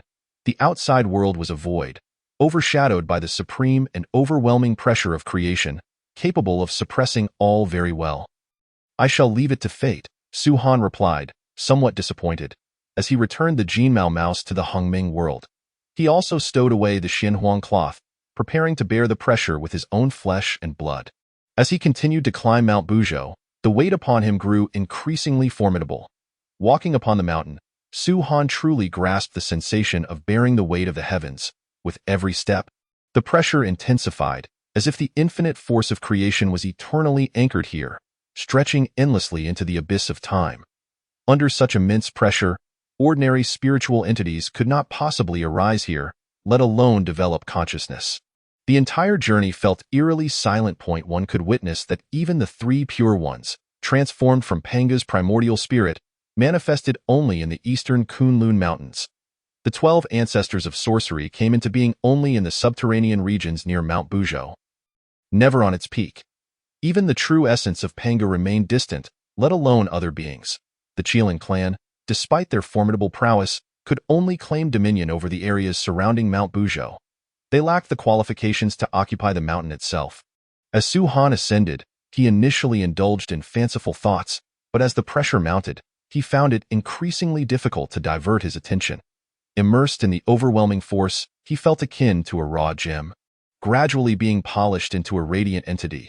His physical form underwent tremendous refinement, reaping immense benefits.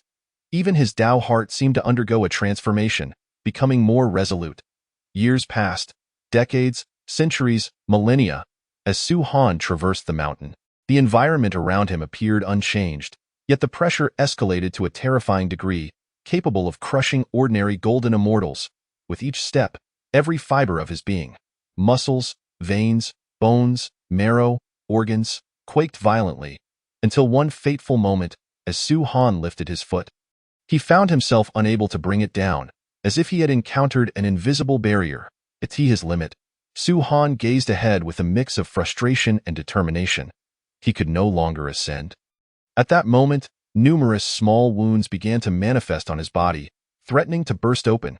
He hastily retreated a few steps, finally managing to catch his breath. After consuming some 3 light divine water, his wounds swiftly healed. Climbing to the mountainside, Su Han realized his physical form had undergone significant refinement, an undeniably substantial gain. Yet, he felt a tinge of dissatisfaction. Though his body had grown considerably stronger, he had gleaned no other opportunities. Do I have no fate with the treasures here? Or are there simply no treasures to be found? Su Han lamented, feeling a stark contrast between his expectations and reality. After all, this was the primordial ancestral vein. Yet, the benefits he received paled in comparison to those acquired in Kunlun Mountain and Shouyang Mountain.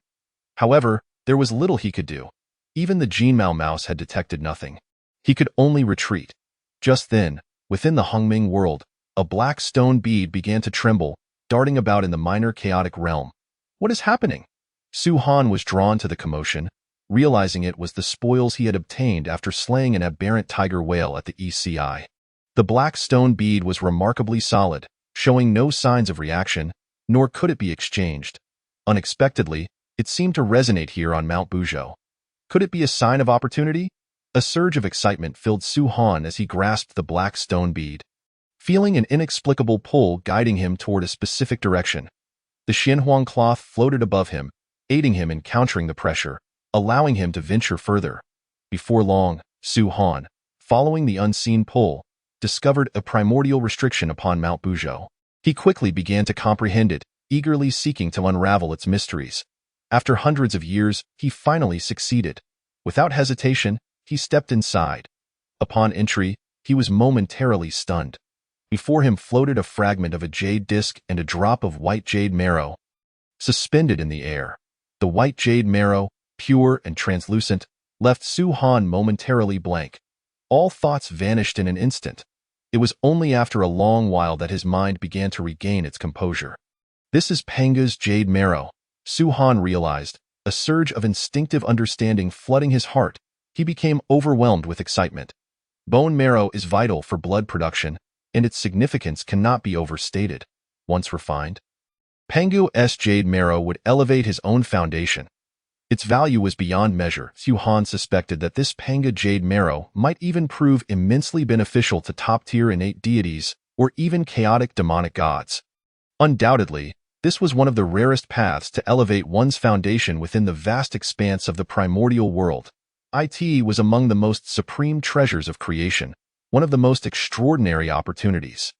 The Panga jade marrow undoubtedly ranked alongside Panga's essence blood in terms of value. With utmost care, Su-Han stowed it away in the Hongming world. To refine it, his physical form would need to ascend to the level of Deluo Golden Immortal, or even Hunyuan Golden Immortal. Attempting to refine it now would likely result in catastrophic consequences. As for exchanging it for reinforcement points, Su-Han would never consider such a precious treasure for direct exchange, let alone the Panga jade marrow. Who could guarantee that the intermediary within the system wouldn't impose exorbitant fees, rendering the endeavor futile? It was wiser to hold on to it for now. Should an urgent situation arise, he could exchange it then. With the Panga jade marrow safely stored, Su-Han turned his hopeful gaze toward the jade disc fragment beside him.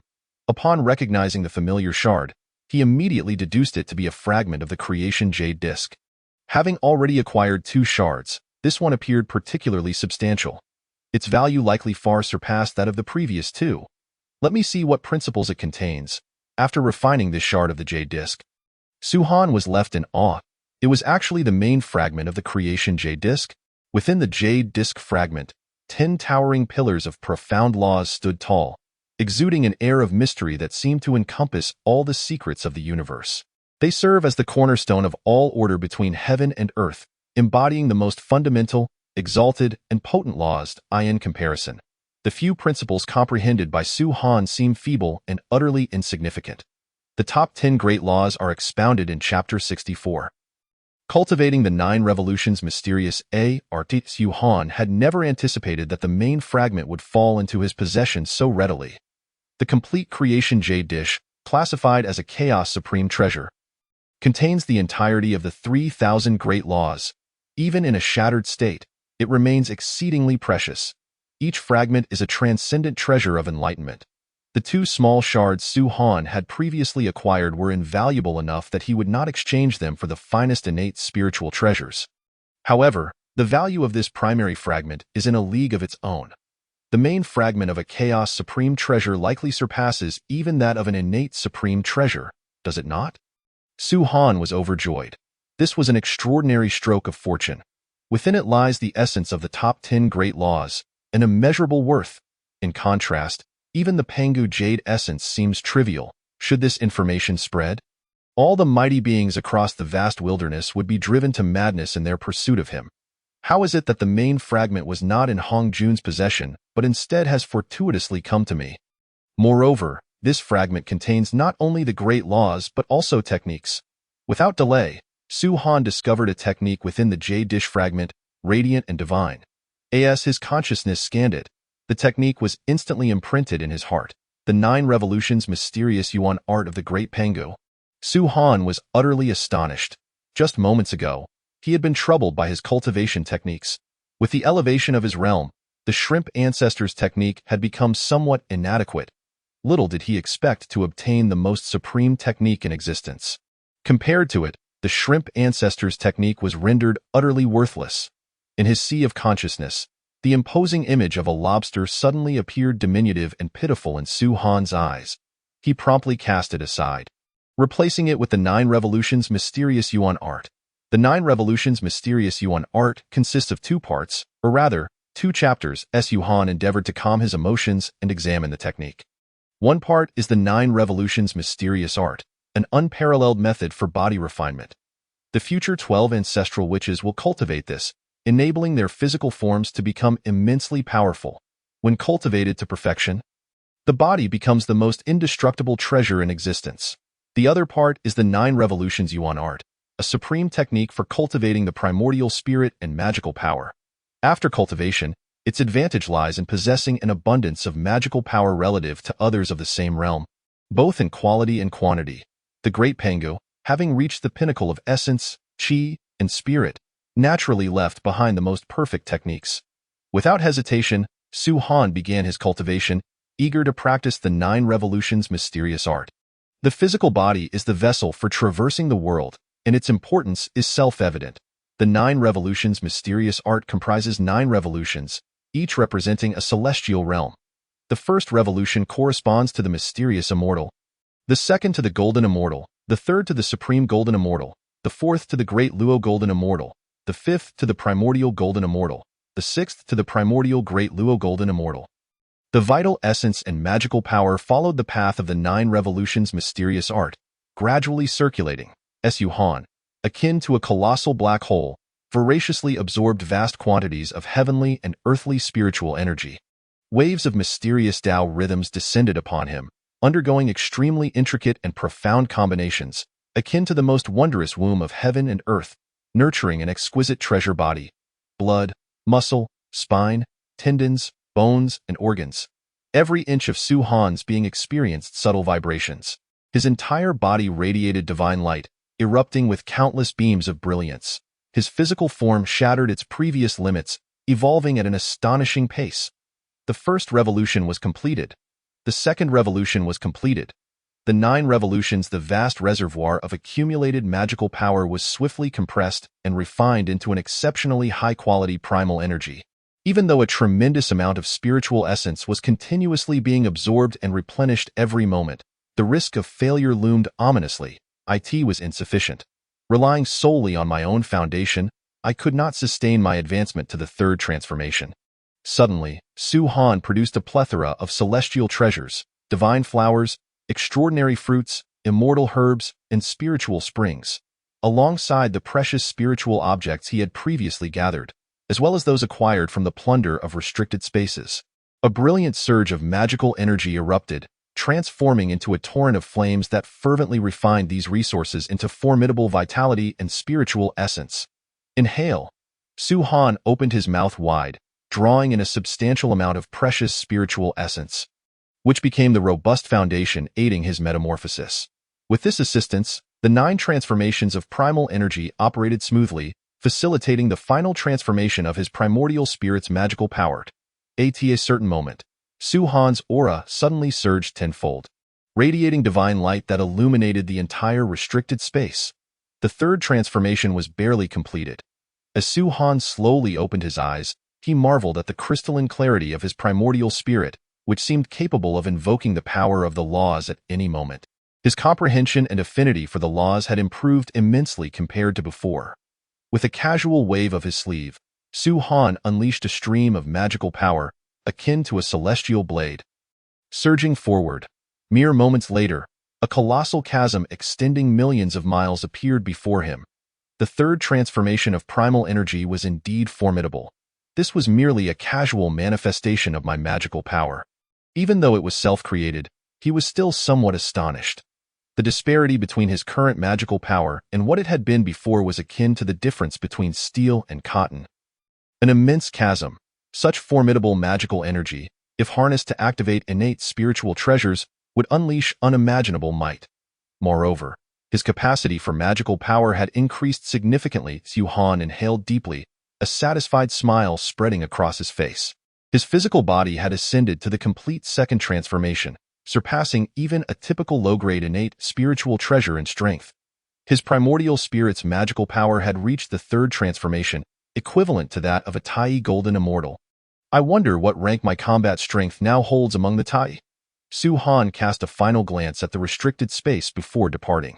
Upon reaching the slopes of the Buzhou mountain in the outside world, the pressure that had once suffocated him was no longer unbearable. That, of course, he could not disregard the pressure entirely. Even a Luo Golden Immortal would find that an impossibility. Let us continue onward. With a carefree attitude, Su Han explored the mountainside, but encountered little of note, the surroundings appearing somewhat desolate. Never mind. The pressure increases significantly higher up, making further ascent impossible.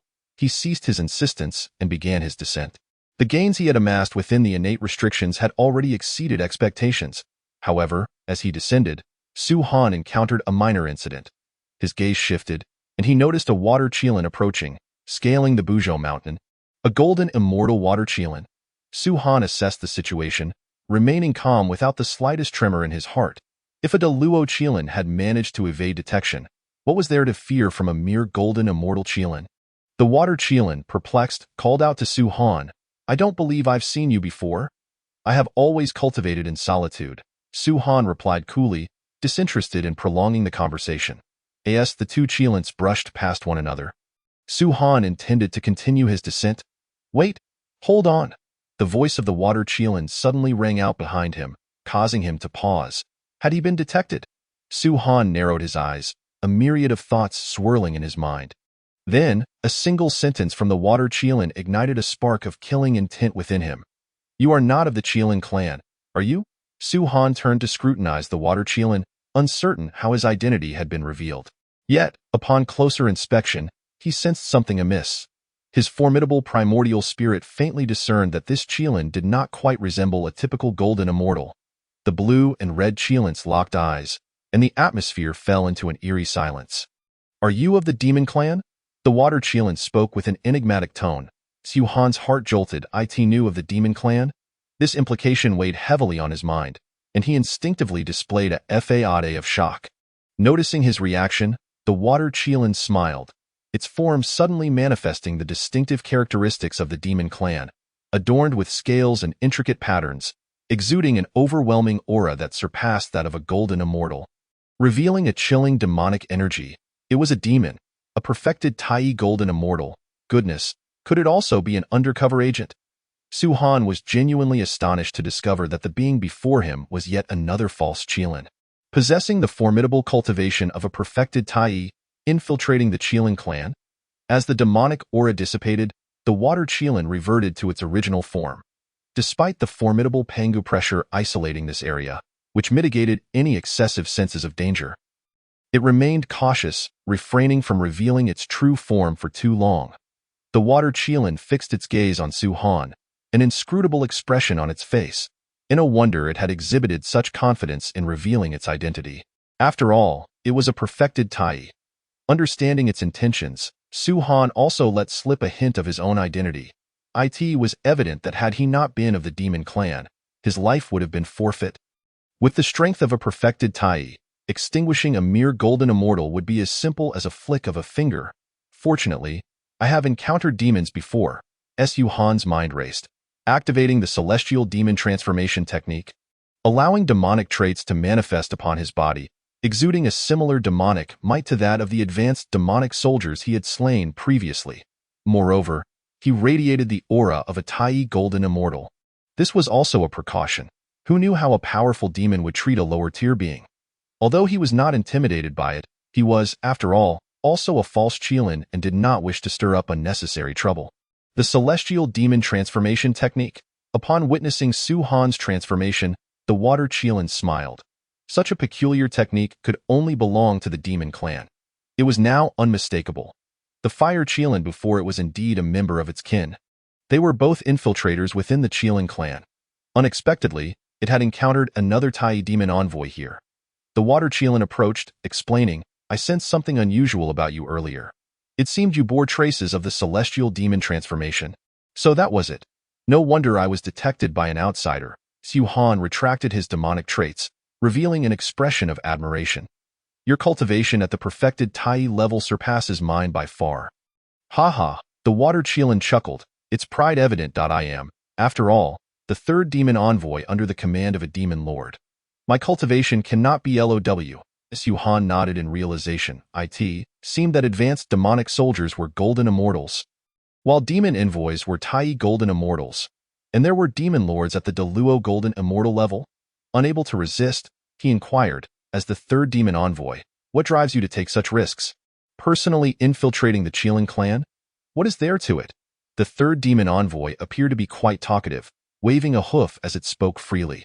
"Even the demon lord himself has personally gone undercover among the three dominant races."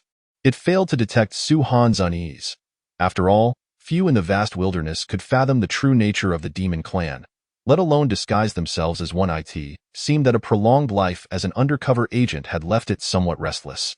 Upon encountering a fellow kin, it could not help but chat animatedly. Su Han occasionally chimed in, gleaning bits of information about the demon clan from its words, his astonishment growing. The demon clan had even dispatched the Luo golden immortals to infiltrate the three races. The depths of the wilderness were indeed unfathomable. With the great catastrophe of Long Han drawing near, he realized he needed to maintain a low profile and hasten his strength. After exchanging a few words with the third demon envoy, Su Han opted not to prolong the conversation, as little useful information could be derived from it. "Continue your ascent. I shall take my leave," he said dismissively, preparing to depart. Perhaps they would meet again in the future. The third demon envoy watched Su Han's retreating figure, feeling somewhat unsatisfied. Its naturally loquacious character had been stifled, as this disguised fire Qilin seemed preoccupied with important matters, unwilling to engage further. "Farewell, Buzhou Mountain." As Su Han made his way down, he glanced back at the seemingly celestial path of the Buzhou Mountain, departing from the area.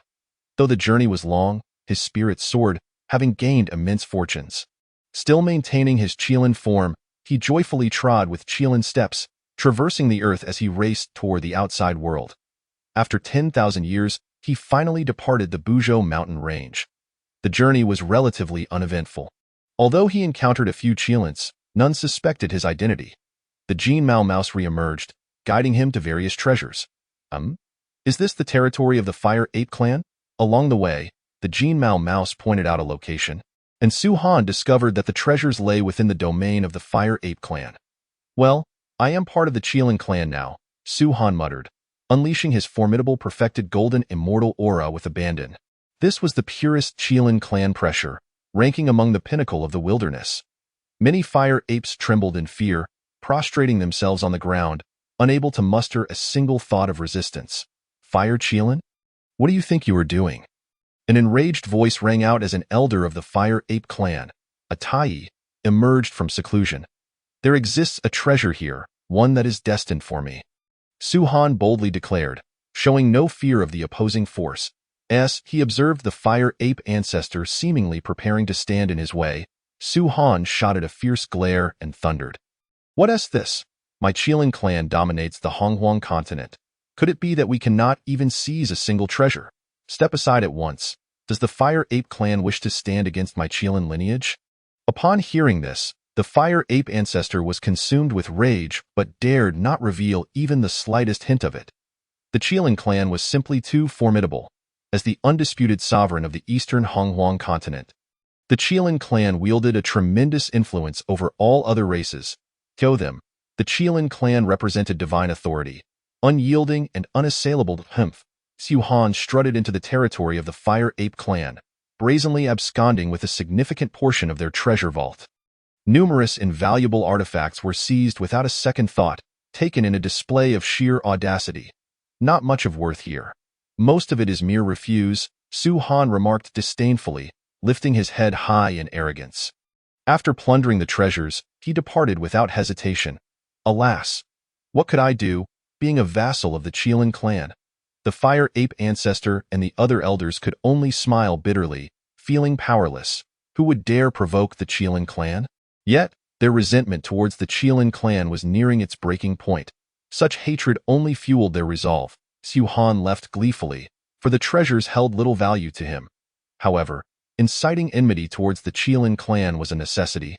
Given that his own lineage, the Little Lobster clan, stood on opposing sides, he recalled how the Little Lobster clan had suffered grievous losses in their battles against the Beast clan. Future conflicts were inevitable. So why not lay some traps for the Qilin clan? The Renwater Chicken clan. This item resonates with me. The Teng Snake clan, handed over. Amidst chaos, Su Han transformed into the Qilin Demon King, leveraging the Qilin clan's prestige to seize numerous exquisite treasures from various clans. After a fruitful exchange, his gains were considerable. Naturally, all he pilfered were from the subordinate clans of the Qilin clan. The robbed clans could only seethe in silence, their grievances directed at the Qilin clan, yet none dared to retaliate. Within the Qilin clan, some heard of these events, yet they remained indifferent. Such was the tyrannical nature of the Qilin clan. They were even more domineering than Su Han himself. All treasures and riches of the eastern continent rightfully belong to the Qilin clan. Chapter 67. The Cataclysm Unleashed. The alliance of hundreds of clans Su Han had never before been so audacious. Rather than employing the concealment array, he deliberately displayed his might among the various races, relishing the power that came from being backed by a dominant lineage. However, he was ultimately not a true Qilin but rather a little lobster from the Eastern Sea. At this moment, he had arrived at the shores of the Eastern Sea. Transform. Once again reverting to his true form, Su Han plunged into the Eastern Sea. If he maintained his Qilin appearance, he would surely be besieged. Soon, he returned to the Little Lobster clan, his presence as a Tai Golden Immortal stirring quite a commotion within the clan. "You rascal! The last time we met, you were merely at the early stage of the Golden Immortal realm. How has it been such a short time, yet you've already attained Tai?" The lobster ancestor summoned Su Han once more. Astonished, in truth, many millennia had elapsed, yet the higher the realm, the longer the cultivation required. Progressing smoothly to Tai was already a remarkable feat. "It was merely luck," Su Han replied, maintaining his composure. Facing the lobster ancestor at the Deluo level, he no longer felt any trepidation. Strength breeds confidence. "I shall impart to you the complete lobster ancestor's techniques. This is the cultivation method for the Tai stage." The lobster ancestor bestowed upon him the comprehensive cultivation method. Su Han glanced at it with indifference, casting it aside into a corner of his consciousness. With the 9-turn Xian Yuan skill at his disposal, no other technique could capture his attention, the difference between them akin to that between diamonds and gravel. This postnatal supreme spiritual treasure is also quite decent. The lobster ancestor then gifted Su Han a formidable halberd, capable of channeling Tai-level magical power. Su Han expressed his gratitude and nonchalantly accepted it. Tossing it into a corner of the Hongming world, preparing to exchange it for enhancement points, he couldn't spare a glance for even the most mundane innate spiritual treasures, let alone a postnatal one. Yet, he understood that the foundation of the Little Lobster clan was limited. The quantity of lower-grade innate spiritual treasures was exceedingly scarce, requiring the Tai elders to earn merit for their procurement. They could not be simply distributed. Moreover, while some treasures may have been forged postnatally, lacking the innate quality, their potency was still commendable. As a lobster elder, the fortune he could enjoy was significantly greater than that of a mere leader. "Now, you have also ascended to a high position within the clan." After bestowing the rewards, the lobster ancestor observed Su Han's calm demeanor, feeling somewhat perplexed. These rewards, while not overly extravagant, should still hold some value. Right? After all, they were merely the Little Lobster clan, not a top-tier power, and as the ancestor, he personally came to present these treasures. Should the younger generation not be more excited? Cough, your territory has also expanded considerably. Go take a look. The lobster ancestor waved his hand, signaling Su Han to depart. Leaving the ancestral ground, he was respectfully guided to his territory by a golden immortal commander. "Elder, this is your domain." The lobster commander gestured towards the vast expanse of territory stretching over millions of miles. Quite the substantial area, Su Han acknowledged, finding this land grant to be quite generous. There would certainly be plentiful spiritual roots within, allowing for further gains. "Now, I shall enter seclusion to stabilize my realm." Su Han waved his hand, dismissing the lobster commander. Scanning his surroundings, he noted each lobster captain leading squads of lobster soldiers patrolling his territory. Without lingering, he began his secluded cultivation. He had not forgotten that the calamity of fierce beasts was far from over. Currently, the malevolent aura of the calamity permeated the heavens and earth, so dense it was nearly visible to the naked eye. One could never tell when the beast Emperor Shan and I would suddenly emerge. It was prudent to tread carefully to eye in the endless passage of time. Su Han's cultivation progressed further. He barely stabilized his powers at the 3rd turn of the primordial technique and began to comprehend the laws one by one. His training time was still relatively short, leaving the understanding of laws as a weak point. Although his vitality and spirit were formidable, the true path ahead lay within the comprehension of laws. He could not afford to slacken even for a moment in this pursuit. Fortunately, his foundation was excellent, and coupled with the insight of the 3-turn primordial spirit, his progress in the laws was not slow. Many millennia passed. One day, Su Han felt a stirring within. Awakening once more, he gazed northward. The beast Emperor Shun and I had re-emerged. Su Han's heart tightened, knowing that the most perilous moment of the fierce beast calamity was about to unfold. All beings of the Honghuang turned their attention toward the northern continent. There, the beast Emperor Shun and I stood tall in the void, flanked by only 3,000 fierce beasts. Powerful auras surged skyward, resonating in unison. With just a few breaths, they stirred a tempest of spiritual energy that swept across the heavens and earth. Each fierce beast seemed to harbor a world within, exuding the power to shatter the cosmos and bury all in its wake. The weakest among them were already at the peak of the Tai Golden Immortal Realm, 3,000 in total, their cold eyes glimmering ominously. Among them were also numerous Deluo Golden Immortal level fierce beasts. At the forefront stood 8 fierce beast kings, each at the pinnacle of Deluo Golden Immortal, no less formidable than the 4 fierce beasts of yore. Such might was enough to instill dread in any clan. Even the 3 dominant races could not compare. How had these fierce beasts grown so powerful? An innate deity demon employed divine powers to assess the situation, exclaiming in shock. His voice trembled slightly. It seems the beast Emperor Xianni's earlier command for the fierce beasts to return to their lairs was merely a guise for nurturing them. Another interjected quietly, indeed, Shun Inai has cultivated these fierce beasts through a method akin to raising goo. It was true. Shun Inai had gathered countless fierce beasts within their lairs, inciting brutal battles and mutual consumption of their essence. Ultimately, this had birthed the strongest 3,000 fierce beasts. Kill. Shin Inai wielded his battle spear. Emitting a chilling sound of slaughter, under his lead, the 3,000 fierce beasts surged towards the Honghuang continent. They were the calamity of this era, the harbingers of destruction. The fierce beast forces were overwhelmingly powerful. They must unite. Witnessing the might of the fierce beasts, everyone felt a surge of urgency. Whether from the 3 races or the innate deities, all were deeply wary of the fierce beast's power. Yet, they also coveted the fortune they could bring. However, any single faction would be crushed by the fierce beasts, rendering them incapable of resistance. Soon, numerous Deluo Golden Immortal innate deities emerged from their seclusion, converging together as if by unspoken agreement. The Dragon, Phoenix, and Qilin clans once more stood united. Under their leadership, the strongest among the innate hundreds of clans gathered, forming the alliance of hundreds of clans to combat the fierce beasts. Chapter 68, The Death of Shun and I. 2 god-slaying spears on the Honghuang continent. The strong from the innate hundreds of clans forged an immense and relentless army, stepping through the spatial rifts torn by the mighty, descending upon another realm. A vast tide, limitless and endless, surged forth against the ominous horde of fierce beasts. The army was densely packed, with even the weakest among them being Tai Golden Immortals. As for those below the Tai Golden Immortal rank, they had not been summoned. Even within the ranks, Golden Immortals would merely be slaughtered in a one-sided massacre.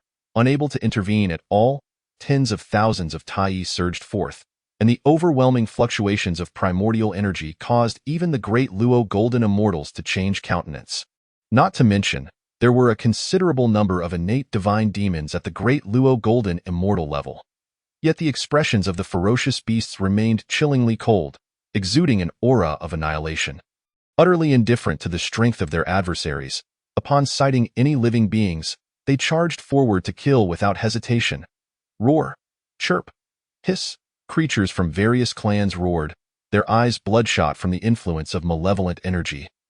Engaging in fierce battles with the ferocious beasts, the vast majority of these beings were colossal, as massive as mountains, sweeping across the void and causing the earth to tremble incessantly. A fierce clash erupted between the 2 sides, rendering the heavens and earth pale and dimming the sun and moon. Boundless divine energy surged, causing the space within billions of miles to tremble as if it could scarcely bear the strain.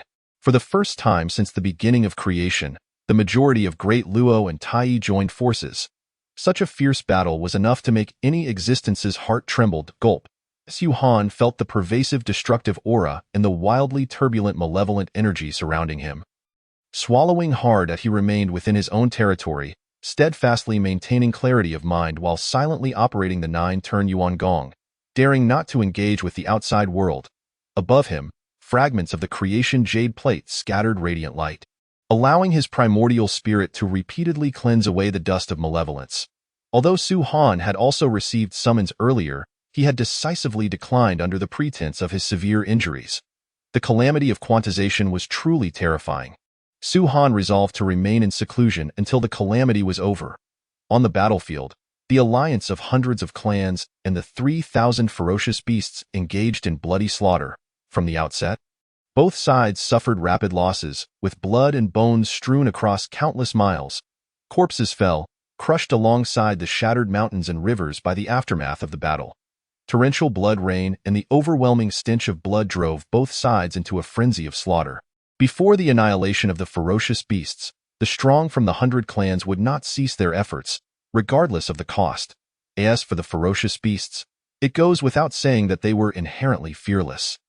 Led by their beast king, willing to bleed their last drop to fulfill their mission of total destruction, amidst the endless slaughter, the passage of time became indistinct, with an increasing number of corpses revealing the horrific scene of the calamity. One by one, the ferocious beasts fell, their decline becoming ever more apparent. Despite each beast being formidable, with powerful physiques and remarkable recovery abilities, they could not withstand the sheer numbers of the strong from all the primordial races. An uncountable array of divine abilities and spiritual treasures bombarded them, and even the mightiest of ferocious beasts could not endure. Roar. A ferocious beast king emitted a heart-wrenching wail as it was besieged by over a dozen great Luo-perfected beings. Among them were dragons, phoenixes, cheilants, and many more innate divine demons. As the ferocious beast king fell, even more great Luo golden immortals surged forth, their eyes bloodshot, employing all manner of tactics to unleash an onslaught upon it. In that instant, the battered beast king, its flesh and blood shattered, could hardly discern who truly represented the merciless calamity. Of the 3,000 ferocious beasts, more than half had already perished, and the rate of death only accelerated as time passed. Above, the beast king, who coughed blood, observed these scenes with unblinking eyes, devoid of any fluctuation. It was the sovereign of slaughter and destruction, born to enact annihilation. Even this beast king was nearing its end. The ancestral dragon breathed a sigh of relief, as several of the mixed Yuan golden immortals had finally dealt a severe blow to the divine sovereign. Of course, the divine sovereign's power was also absolute, leaving them all wounded. Be cautious. This fellow is exceptionally strong, and it may yet retaliate. A mysterious figure, stepping upon the Taiji, spoke. This being was an innate divine holy entity at the mixed Yuan golden immortal level. Without a clan. Indeed, it was the spear in its hand that drew the attention of the phoenix, who gazed warily at the divine sovereign's god-slaying spear. The phoenix bore a still bleeding wound inflicted by the spear, which, despite its ability to undergo rebirth, could not heal in the short term. Heh, are you wary of my god-slaying spear? The divine sovereign observed the 6 mixed Yuan golden immortals before it, their gazes fixated on the god-slaying spear, and chuckled softly. To be able to fight against 6 mixed Yuan golden immortals to this extent speaks volumes of my power. Why most crucial reliance is this spear of slaughter.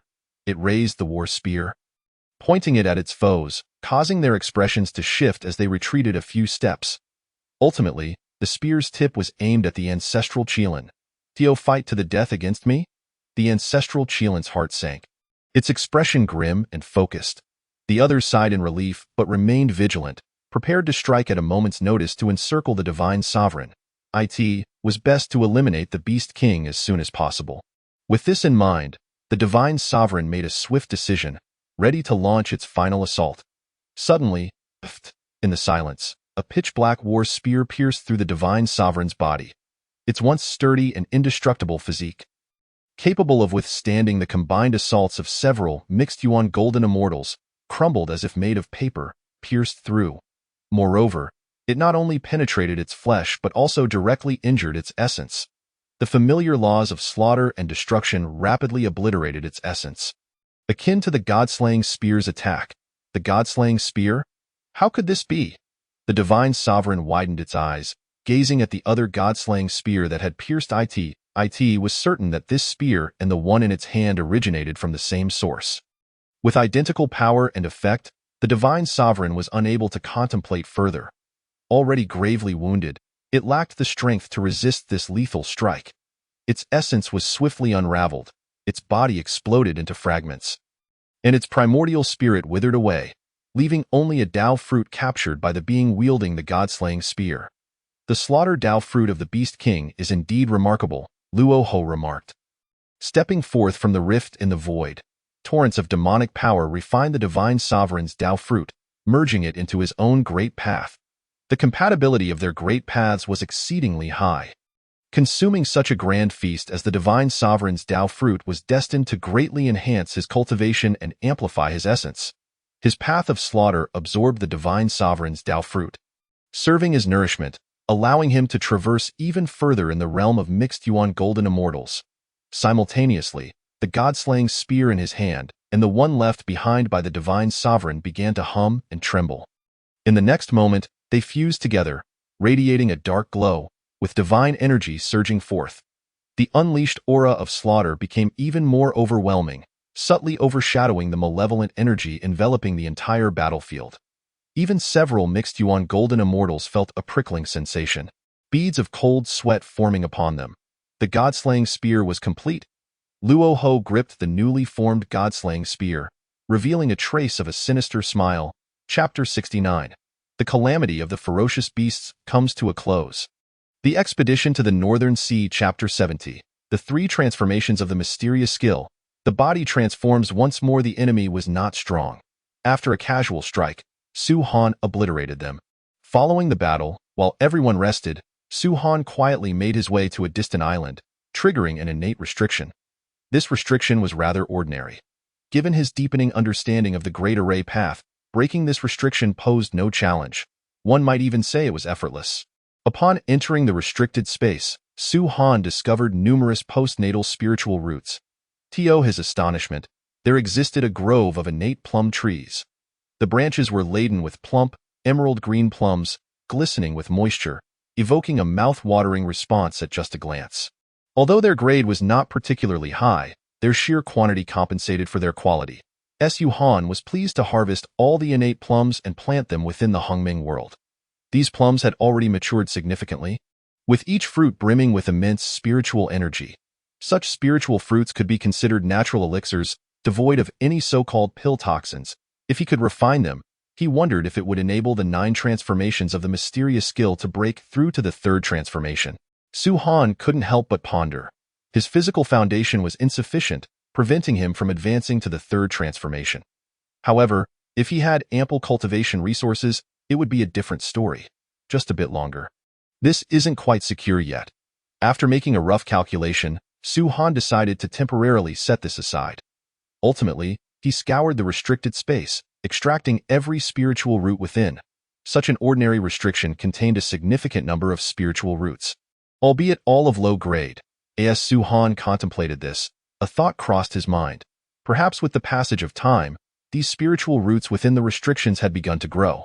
Unlike before, where most areas were desolate, only a few extremely precious items existed. Having left this place, Su Han returned to the team, and soon, they set off once more towards another sea region. A subordinate race of the Dragon Clan. Their duty was to traverse the entirety of the Northern Sea. Let all the races of the North Sea submit to the dominion of the Dragon Clan. Su Han, casually paddling along, rarely took action. After all, as his strength increased, the method of acquiring enhancement points through slaying enemies became increasingly arduous. Even defeating a golden immortal yielded scant enhancement points, leaving him devoid of motivation. Moreover, the number of Tai golden immortals was rather limited. Under the pretext of scouting the North Sea races, Su Han occasionally ventured out in search of treasures. After several millennia, he had amassed a considerable amount of enhancement points. On this particular day, in a certain underwater location of the North Sea, a faction of Su Han's Little Lobster clan was engaged in a confrontation with the North Sea Tuna clan. With a whoosh, a fully realized golden immortal tuna charged forth, radiating golden light and enveloped in the sharp and fierce principles of gold, resembling an invincible divine spear aimed directly at Su Han. Such recklessness! Su Han cast a fleeting glance, his expression utterly unchanged. The tuna leader, seemingly driven mad by witnessing the defeat of his clan, sought to make a desperate attempt to inflict damage upon this Tai elder. However, how foolish to think a golden immortal could harm a Tai. Without displaying an ounce of aura, Su Han extended a single pristine finger, flicking it towards the oncoming tuna leader. Crack! A tremendous force, capable of shattering a small world, struck the tuna leader, producing a sound akin to metal fracturing. In the next moment, its body was cleaved in two and sent flying, rapidly devoid of life. The tuna leader was effortlessly dispatched by Su Han's mere flick. How utterly deluded! He glanced at his finger. Finding not a single mark upon it, a perfected second transformation physique was beyond the tuna's capacity to inflict harm. Bored, Su Han observed the battlefield, occasionally unleashing a surge of magic to eliminate any fleeing tunas. The golden mongoose sensed the presence of an opportunity within the restrictions. As the dust settled on the battlefield, after issuing several commands, Su Han made his way directly towards the location of the opportunity. Once he successfully located and breached the restriction, Su Han discovered some innate wood element spiritual roots within. Additionally, at the center of the restriction lay a crystalline treasure orb, exuding a copious amount of wood element spiritual energy. An innate 5-element spiritual orb, the wood spiritual orb, a flicker of delight surged through Su Han. Within this restricted space, the wood principles and Tao rhythms were exceptionally vibrant, gathering a wealth of wood essence. The value of these innate low-grade spiritual roots alone rivaled that of an innate plum grove. Furthermore, the presence of the wood spiritual orb was invaluable. With this orb, I can condense the energy of the emu and break through to the mid-Tai stage. Su Han collected it. The last time, he had successfully advanced to the initial Tai stage thanks to acquiring the water spiritual orb, and these spiritual roots had already borne numerous mature spiritual fruits. Scanning with his divine sense, he felt the surging vitality contained within and promptly made a decision. Here, I shall cultivate the 9 transformations' mysterious art and break through to the 3rd transformation. A multitude of plums were extracted, and he plucked the wood element's spiritual fruits. As his magic surged forth, he refined them all, swallowing them into his body. The vast spiritual energy was potent enough to burst a Tai golden immortal. Yet within Su Han's body, it sought to wreak havoc, relentlessly surging. However, under the operation of the 9 transformations' mysterious art, they could only be utilized to temper Su Han's physique and replenish his bodily essence. Having already reached the perfected 2nd transformation realm, he swiftly broke through the bottleneck under the onslaught of immense resources. The 3rd transformation of the mysterious art. Su Han let out a long roar, his blood and chi resonating to the heavens, causing even the innate restrictions to tremble as if on the verge of collapse. In the briefest of breaths, the vast expanse of the void stirred into a whirlwind. Exhaling forcefully, the earth for thousands of miles was swept by a tempest, leading one to ponder whether a formidable beast had taken residence here. The 9 transformations' mysterious art had reached a physical realm comparable to that of a Tai golden immortal. And even among beasts of the same rank, none could surpass my physical prowess. Su Han was brimming with confidence. Relying solely on his physical strength, he could undoubtedly subdue any formidable opponent of the same realm. Of course, excluding certain uniquely effective spiritual treasures. With a thought, he summoned the purple thunder hammer, the sound of thunder rumbling forth. In the next moment, the purple thunder hammer struck against his chest, boom. The resounding clash erupted, waves of energy radiating outward, yet Su Han stood unwavering at his position. His chest bore a slight reddening, but in an instant, it returned to its original state. Physical strength is nearly on par with that of an innate mid-grade spiritual treasure. Su Han felt a surge of bravado. With the 3rd transformation of the mysterious art, even a Deluo golden immortal would find it challenging to obliterate him. Only now did he feel a modicum of confidence in fleeing from a Deluo golden immortal.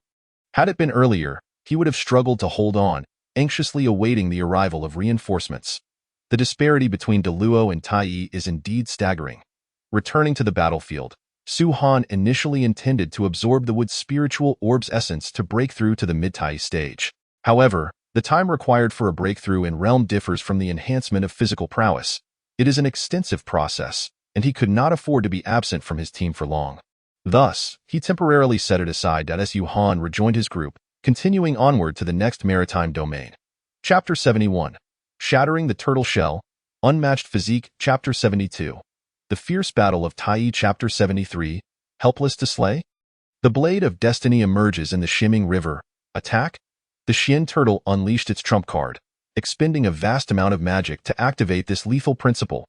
Su Han sought to retreat, but it was already too late. The few magical beams he managed to conjure were instantaneously devoured by the shimming true water.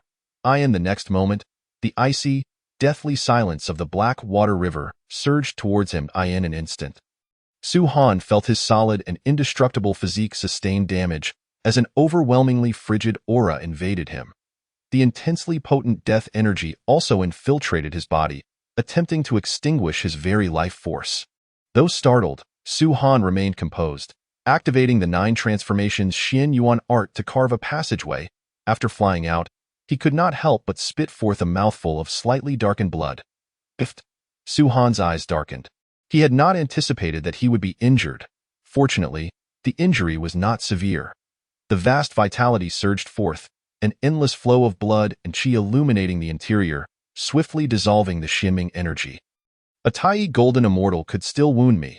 I must not underestimate my opponent, Su-Han silently admonished himself. Having previously, even the great Luo Golden Immortal would find this tortoiseshell to be quite a challenge. Su-Han, relying on the formidable power of his innate high-grade spiritual treasure, found it easy to defeat it, yet killing it was an impossibility. It still lives. Su-Han realized that the defensive capabilities of this turtle shell were indeed not to be underestimated. Previously, he had effortlessly shattered the shell, primarily because the strength of the Xian turtle was vastly inferior to his own. Should he allow it to escape like this? Su-Han felt a twinge of unwillingness.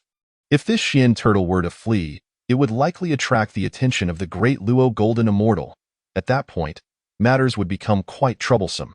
However, it seemed he was out of options.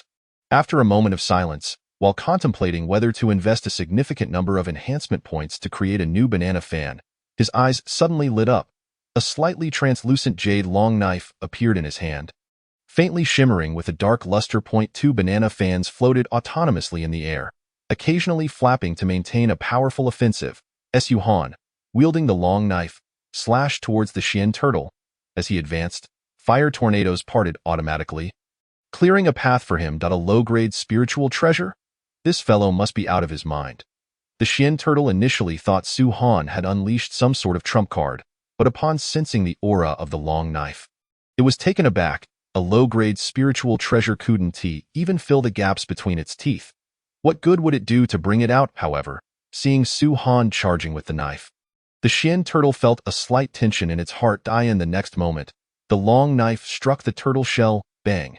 After a dull sound, nothing happened.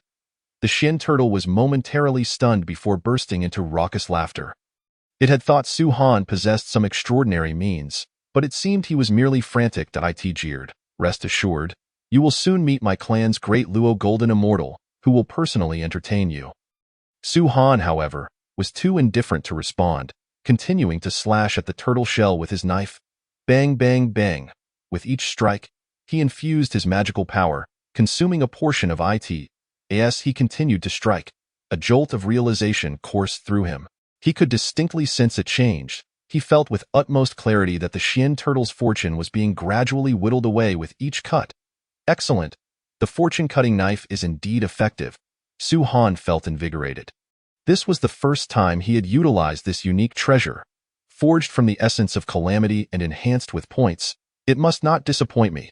He swung the knife like a torrential downpour, quickly losing track of how many times he had struck. A vast amount of fortune was being siphoned away, and the Xian turtle seemed to sense something amiss. It ceased its laughter, a sudden wave of intense unease washing over it, as if calamity was imminent. No, wait, what have you done? The Xian turtle stammered. Su-Han ignored it, wielding the fortune-cutting knife, striking down repeatedly. At a certain moment, he had an epiphany and abruptly halted, distancing himself from the Xian turtle. Nearly there, he sensed that the Xian turtle's fortune was likely running low. An instinctive feeling told him that the Xian turtle was about to face a significant change. Chapter 74. Misfortune Strikes Like Lightning. Chapter 75. Mid-Stage Tai. Chapter 76. Ancient Heavenly Court. Chapter 77. Tai Perfection. 5 Qi Returning to Origin. Chapter 78. Gungjin Dynasty. A Single Punch Shatters Tai Perfection. Chapter 79. The Gifted Golden Mane Mouse. Encounter with the Qingqiu Clan. Chapter 80. Overbearing Combat. Chapter 81. Qingqiu's Gratitude. The Golden Spirit Fruit Tree. Chapter 82. The Sorrow of Gung Jin's Ancestor, the Lunar Goddess Wang Shu. Chapter 83. Wang Shu's Gift, Three Immortal Islands, Chapter 84, Pure World White Lotus. Sea Calming Pearl, Huang Zhongli, Chapter 85, The Flesh of Great Luo, The Law of Power, Chapter 86, Time Respected, Space Reigns, Chapter 87, The Might of the Great Luo Golden Immortal, Chapter 88. The Law of Power demonstrates its divine might in the high skies. A black gale swirled, sweeping across the heavens, quickly enveloping Su Han within. The Gale Ancestor's display showcased his mid-stage Great Luo Golden Immortal prowess, with boundless magical power. His training had spanned an astonishingly long time. And being an innate divine being, he had already mastered 60% of the power of the laws. Thus, the gale he unleashed was among the most supreme divine winds in existence, vastly superior to those born of nature. Even numerous Tai Golden Immortals would be reduced to mere fragments beneath this gale, unable to mount any resistance. However, Su Han merely scoffed. He stood with his hands clasped behind his back, seemingly employing no means at all, allowing the ferocious black storm to envelop him. Clang, clang, clang. In an instant, the sound of countless metal clashes echoed. The gale sliced against Su Han's flesh as if it were a long knife striking against iron, sparking a flurry of sparks. Yet, it left not a single mark upon him. What? The Gale Ancestor was taken aback. He had previously sensed that Su Han seemed to specialize in physical prowess, with a weaker primordial spirit. Yet he had not anticipated his physical form to be so unfathomably strong. This recent attack, while not a true trump card, was indeed his full effort. A disconcerting thought flashed through the Gale Ancestor's mind. Could his body be made of some kind of ore? Celestial metal? Before he could ponder further, an overwhelming surge of vitality erupted, shaking the very heavens and earth. Su Han fully showcased the realm of his physical form, his aura akin to a true dragon sweeping through the 3,000 worlds, fierce and domineering. Boundless vitality dispersed the surrounding gale, the principles of power running through it all. He extended a hand, as white as jade, with veins visible as if they were profound law patterns. It appeared unremarkable. Yet anyone who beheld it would sense the boundless strength contained within. His palm seemed to harbor a vast world, directly thrusting outward. In an instant, the infinite vitality surged forth like an ocean, suppressing everything in its path. The black gale storm crumbled inch by inch, retreating before him. With a single strike, Su Han shattered the entire gale domain. Such formidable power of the laws, how could it be? The Gale Ancestor felt a tremor in his heart. Su Han's strike left him breathless. He understood that the opponent's strength far surpassed his own, resulting in this situation. How had this person tempered his flesh? And what was this power of the laws? The Gale Ancestor's expression fluctuated, a sense of retreat blossoming in his heart. Yet, in the next moment, his gaze sharpened, and a fierce determination surged within him. He had to earnestly contest for the banana fan. The disparity in cultivation levels could not merely be compensated by strength. Since you possess a formidable physical form, I assume your magical power cannot perfectly wield high-grade spiritual treasures. The Gale Ancestor summoned a gray cloth bag, which expanded with the wind, transforming into a pocket the size of 100 miles. This was his high-grade innate spiritual treasure, the Wind Seed Bag. Whoosh! The powerful Great Luo magic surged within, and the Wind Seed Bag unleashed a fierce gale, continuously converging like a great river spanning the universe. With his magical power and the principles of wind, combined with the Wind Seed Bag, even golden immortals of the same level would not dare to underestimate him. In the blink of an eye, the Gale River reached Su Han, and in the next moment, it was about to strike him. A trivial skill. Upon seeing the Gale Ancestor summon a high-grade spiritual treasure, Su Han's expression remained indifferent, showing no sign of change. Great Luo Golden Immortals were all extraordinary. This was something he had anticipated. But what of it? He formed a fist seal and stepped forward, delivering a powerful punch.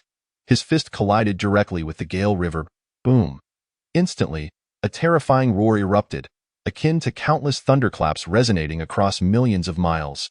Everything within 10,000 miles disintegrated into dust from the impact of this blow. Within 1,000,000 miles, regardless of land, mountains, flora, or fauna, all were shattered into fragments. The Gale River unleashed by the Gale Ancestor through the Wind Seed Bag appeared to be composed of wind, yet not even the finest divine steel could match the solidity of a mere wisp of gale. As it converged into a river, It became as substantial as solid matter, its divine might unmatched. However, under Su Han's punch, the Gale River trembled violently. After a brief stalemate, it exploded apart. No matter how potent the Gale River's destructive power was, how could it withstand the might of the law of power? Countless gales howled, causing innumerable mountains to collapse. Giant trees, rocks, and everything else turned to dust. Terrifying, terrifying. Was this the battle of great Luo golden immortals? The power of a sovereign was truly divine might at this moment. Even countless cultivators, far beyond 100 million miles away, turned pale, frantically fleeing, wishing they had been born with a few more legs. In the face of this cataclysmic aftershock of battle, even the most abundant of beings were but mere weeds. On the battlefield, Su Han stood in the void, utterly still, amidst the chaotic gales swirling around him. His black hair danced wildly, and his clothes fluttered. Defeating him was no trivial task, Su Han meticulously comprehended. This was his first battle since attaining Great Luo. After this clash, he was certain that the opponent's strength was indeed far inferior to his own. With merely his physical form and the principles of power, he could firmly suppress the Gale ancestor. Subsequently, both sides exchanged blows several times. Regardless of the sharp attacks unleashed by the Wind Seed Bag, Su Han countered them head-on. Moreover, if the Gale ancestor had not dodged swiftly, he would have been affected by the overwhelming force of Su Han's punches. Damn it, am I to retreat? The expression on the face of the venerable Guofeng was one of discontent. He had discerned that he was seemingly no match for his opponent. Should he retreat, not only would he fail to seize the opportunity before him, but he would also unwittingly provoke a formidable adversary. Furthermore, the foundation he had painstakingly established could very well be obliterated. If he fled, what favorable outcomes could the Guofeng dynasty expect? Naturally, he could attempt to outlast his opponent, for he was in the mid-stage of the Great Luo, his magical power immense. Yet, he dared not gamble. If he were to be drained before his opponent, the risks would escalate significantly.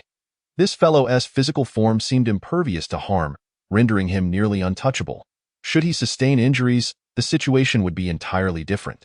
With a begrudging countenance, Guofeng made the decision to withdraw, his thoughts racing. As long as the Green Mountains remain, one need not fear the absence of firewood. Our fates are now entwined. I shall return to settle the score. With a venomous remark left in his wake, he turned to leave, feeling no immediate danger. Even if he could not triumph, he was confident in his ability to depart at his leisure. Among the great Luo golden immortals, defeating one another was feasible, but killing was an entirely different matter. No one had yet succeeded in escaping his grasp. Su Han had been gradually familiarizing himself with his own combat prowess. Upon witnessing the Guofeng patriarch's ominous words signaling his retreat, he decided to no longer hold back. With a flicker of spatial fluctuation, Su Han's figure vanished from sight. Chapter 88. The Wind Stabilizing Pearl, Slaying the Great Luo. Chapter 89. The Earthly Membrane. Chapter 90. Soaring Through the Stars, the 7 Stars of the Big Dipper. Chapter 91. The 7 Killing Swords of the Big Dipper, the Might of the Sea Calming Pearl. Chapter 92. Consecutively Slaying 7 Great Luo Golden Immortals. Chapter 93. Return of the Lobster Clan Leader. Su Han. Chapter 94. The 12 Petal Flower Blooms, an awe-inspiring phenomenon shaking the primordial world. Chapter 95. Revisiting the Unreachable. Chapter 96. The Pinnacle of Creation, the 24-Petal Primal Blue Lotus. Chapter 97. Ascending to the Middle Thousand Worlds. Comprehending the Path of Creation. Chapter 98. Creating Life, Evolving Beings. Chapter 99. Refining the Pangu Jade Marrow, Terrifying Energy. Chapter 100. Supreme Sacred Footprints, a brand new personal panel. Chapter 101.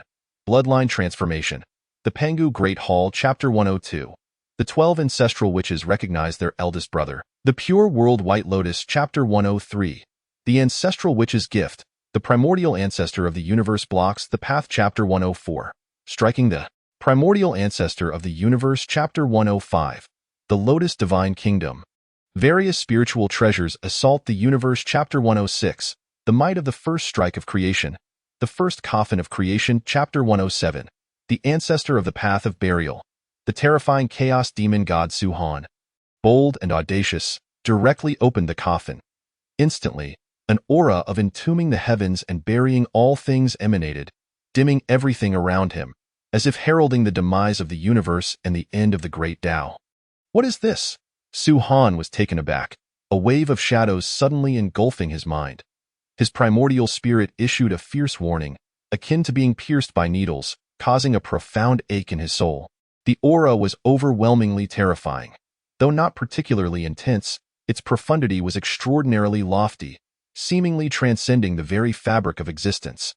Instinctively, Su Han summoned the Qiyun, and amidst the swaying of the 12-petal three flowers, his instinctively trembling primordial spirit steadied. Upon closer inspection, he discovered within the coffin a glimmering soul, entwined with pure chaotic energy. A remnant soul. He recognized it as a fragment of a living being's spirit post-mortem.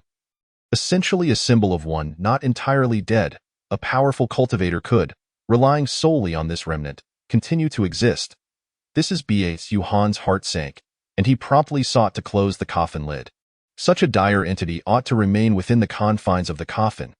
He had initially believed that no matter how extraordinary the essence of the lamp was, it was merely a coffin.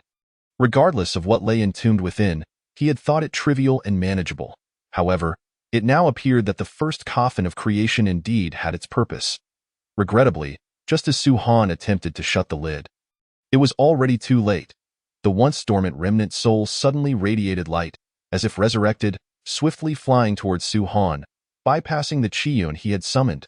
In an instant, it infiltrated his sea of consciousness. Within Su Han's consciousness, it revitalized, a tremendous aura blossoming forth, entombing the heavens, the earth, and the Tao, burying all things. I, the ancestor of the path of burial, have returned to life. Ha ha ha. The entity self-identified as the ancestor of the path of burial emerged within Su Han's consciousness. Laughing uproariously, imbued with a deep, sinister charm, a melodic whisper resonated within the sea of consciousness, chaotic and disordered. This was the symphony of chaotic laws, a chaos demon god? Su Han was astounded. This entity was undoubtedly the remnant soul of a chaos demon god. He had sensed this chaotic vitality before in fearsome beasts, but compared to the ancestor of the path of burial, those beasts were merely touched by the residual glow of chaos. Even the beast emperor, Shun Ni, paled in comparison to the chaos demon god. Why has the chaos demon god not perished completely? He found himself in a stupor. This prank had escalated far beyond what he had anticipated. Was there any hope of survival after the remnant soul of the chaos demon god had entered his body? Stay calm. It is merely a remnant soul, he reminded himself, noting that its power was clearly far inferior to that of its original form. Su Han forcibly steadied himself. Although the presence of the ancestor of the path of burial instilled a profound sense of crisis, it was not overwhelmingly powerful, at least not beyond comprehension. I possess the primal blue lotus of creation. I refuse to believe I cannot vanquish you, he vowed with determination, just as he was about to wield his treasure when a sudden epiphany struck him, with the intrusion of the remnant soul of the ancestor of the path of burial. His bloodline surged with energy, producing the sound of pearls cascading on a jade plate, coalescing into a foundational mark. Simultaneously, Su Han's primordial spirit began to emanate the aura of the Pangu bloodline. The 9 transformations of the mysterious origin technique activated fully, gradually manifesting a towering giant's figure within his sea of consciousness. This giant wielded a divine axe, standing tall and imposing. The atmosphere was grand, desolate and sacred, as if the unreachable mountain had come to life. The aura of the supreme sovereign flowed, as if with a mere gesture, it could sever the great Tao and attain eternity. Pango? The voice of the ancestor of the path of burial trembled. Laden with palpable fear, upon witnessing the manifestation of Pango, he reacted as a mouse would to a cat, quaking with an involuntary shudder that resonated deep within his soul. Indeed, other chaos demon gods would likely share a similar reaction. Pango, an unparalleled force from the age of chaos. One individual nearly exterminated all the demon gods. Thus, merely encountering the visage of Pangu caused the ancestor of the path of burial to feel a phantom pain in his soul. As if he were reliving the moment of being struck down. Humph, let us see your arrogance now, Su Han's spirit scoffed. He found himself in a most peculiar state, half integrated with the image of Pangu. Acting on instinct, he had inadvertently manifested the image of Pangu. Perhaps it was the chaotic aura that had provoked this transformation. Suddenly, the image of Pengu seemed to awaken, uttering the sounds of creation. Sending the ancestor of the path of burial into a frenzy, his very essence threatening to unravel, nearly causing him to lose his composure in his terrified gaze, the image of Pengu brandished the divine axe. Swinging it forth, "I shall fight you," the ancestor of the path of burial exclaimed, seemingly mad, desperately conjuring the Tao of burial, manifesting a deep abyss before him. Yet, this was utterly futile against the axe of Pengu. It sliced through the ancestor of the path of burial as effortlessly as a hot knife through butter. The ancestor of the path of burial parted his lips, yet no words of farewell escaped before his will was irrevocably obliterated. This time, he was utterly and completely annihilated. Following the demise of the ancestor of the path of burial, the image of Pengu gradually dissipated. Su Han's consciousness returned, still in a daze. The recent experience with the image of Pengu deepened his understanding of the first strike of creation, sharpening his insight further. Even he experienced a peculiar illusion, as if he could directly extinguish that ancestor of the burial. Of course, such thoughts arose primarily because the ancestor was indeed not very powerful. He was merely a remnant soul. Initially, he could suppress Su Han solely due to his extraordinary essence. If this being truly possessed strength, it would be impossible to eliminate him with just a shadow of Pengu. Su Han exhaled lightly, his heart still tinged with trepidation. Had it not been for his Pengu bloodline, the outcome might have been uncertain. Who could tell if the creation Green Lotus could withstand the invasion of the demon god? This encounter also unveiled to Su Han the terrifying aspects of those chaotic demon gods. Chapter 107. A Bountiful Harvest. The Tao-Preaching Lobster Clan. Chapter 108. Setting a Small Objective. Becoming a Saint. First. Chapter 109. The Scheme of the Ancient Heavenly Court. Targeting Wangshu. Chapter 110. The Abbot's Immortal Island. The Primordial Measuring Scale. Chapter 111. The Starfruit Tree. The Ziwei Imperial Seal. Chapter 112. The Creation Divine Fist. Su Han's Strength. Chapter 113. Progressing in the Laws. The Four Divine Demons of Earth, Water, Fire, and Wind. Chapter 114. Ascending to the Primordial Golden Immortal. Chapter 115. The Sun and the Moon. Farewell to Wangshu. Chapter 116. Bestowing Treasures to Wangshu. Two Unexpected Visitors. Chapter 117. The Ancestor of the Universe Strikes. The Might of the Universe Cauldron. Chapter 118. Clash of Supreme Treasures. Severely Injured Universe. Chapter 119. The Great Array of the Heavenly Stars. Forging the Sun and Moon Banner. Chapter 120. The Starry Skies Menace. Chapter 121. The Behemoth of the Starry Sky. The Primordial Golden Dueling. Chapter 122. The 36 Heavenly Worlds. A Significant Increase in Power. Chapter 123. The Fifth Transformation of the Profound Art. Revenge Not Delayed. Chapter 124. The Great Power of the 36 Heavenly Worlds. Assault on the Universe Dynasty. Chapter 125. Bare-handed Confrontation with the Innate Supreme Treasure. The Great Severing Technique. Chapter 126. Slaying the Ancestor of the Universe. The Footsteps of the Chaotic Demon God. Chapter 127. The Ranking of the Junior Chaotic Demon Gods. Shockwaves from All Directions. Chapter 128. Defying Innate Abilities. Facing the Ancestral Dragon. Chapter 129. Forming an Alliance with the Ancestral Dragon. Transactions in the South Sea. Chapter 130. The South Sea Overlord Lobster. Changes in the World. Chapter 131. The Emergence of the Tao, Wangshu in Peril. Chapter 132. Who Dares to Steal My Tao Partner? Chapter 133. Su Han's Three-Day Battle. The Hand of Heaven. The Stolen Heaven Map. Chapter 134. A Terrifying Onslaught. Unmatched. Chapter 135. The Blade of Destiny. Slaying the Three Heavens. Chapter 136. The 33 Heavens. Tao Partner Wangshu. Shiha and Changshi. Chapter 137. The Golden-Haired Rat in Danger. Daughter of the Yuan Phoenix. Be My Mount. Chapter 138. The Ancestor of 10,000 Phoenixes. Confronting the Yuan Phoenix. Chapter 139. The Difficult Path of Cultivation. The Boundless Sea of Blood. Chapter 140. A Great Battle Against the Zombie King General. Chapter 141. Physical Combat. The Coffin Suppresses the General. Chapter 142. Purifying the Sea of Blood. The Ancestor of the Underworld River Su Han summoned a coffin, the true body of the burning lamp, now his spiritual treasure. The coffin opened, resembling a black hole, exuding the aura of burying the myriad worlds and all things. In an instant, it trapped the severely injured general within. Bang. Once the coffin lid closed, the previously trembling coffin immediately fell silent. An invisible force acted upon every inch of the general's body, and the gravely wounded general could no longer resist the suppression of the coffin. His body became motionless, and even his will succumbed to a lethargy.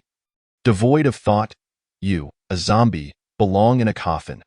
The coffin floated before Su Han, constantly connected to his magical power. This spiritual treasure, though seemingly unremarkable, truly deserved its title as the first coffin of creation. In the past, it had even suppressed the remnant soul of the chaotic demon god, the ancestor of burial. At this moment, to suppress a severely injured zombie king was more than sufficient, of course. This was also related to their respective strengths. If it were a fully powered primordial Great Luo Golden Immortal, even if he lay inside, Su Han would be unable to suppress them. But now, with the gravely wounded general, he had no chance to turn the tables against Su Han. Next, it was time to refine the general's blood. Su Han rubbed his hands together, filled with anticipation. The coffin merely temporarily suppressed the general, rendering him immobile. The subsequent actions were crucial. He was not suppressing the general to keep him as a collectible. The blood was exceedingly foul, rife with intensine energy, malevolent energy, and death energy. Purifying it into pure essence blood was precisely the forte of the Purifying World White Lotus. Su Han summoned the 12th grade Purifying World White Lotus, enveloping the coffin. Endless purifying divine light burst forth, holy and flawless, pure and unobstructed. Both spiritual treasures were under Su Han's perfect control, and the purifying light smoothly merged into the coffin, illuminating the general's body. Sizzle, sizzle, sizzle.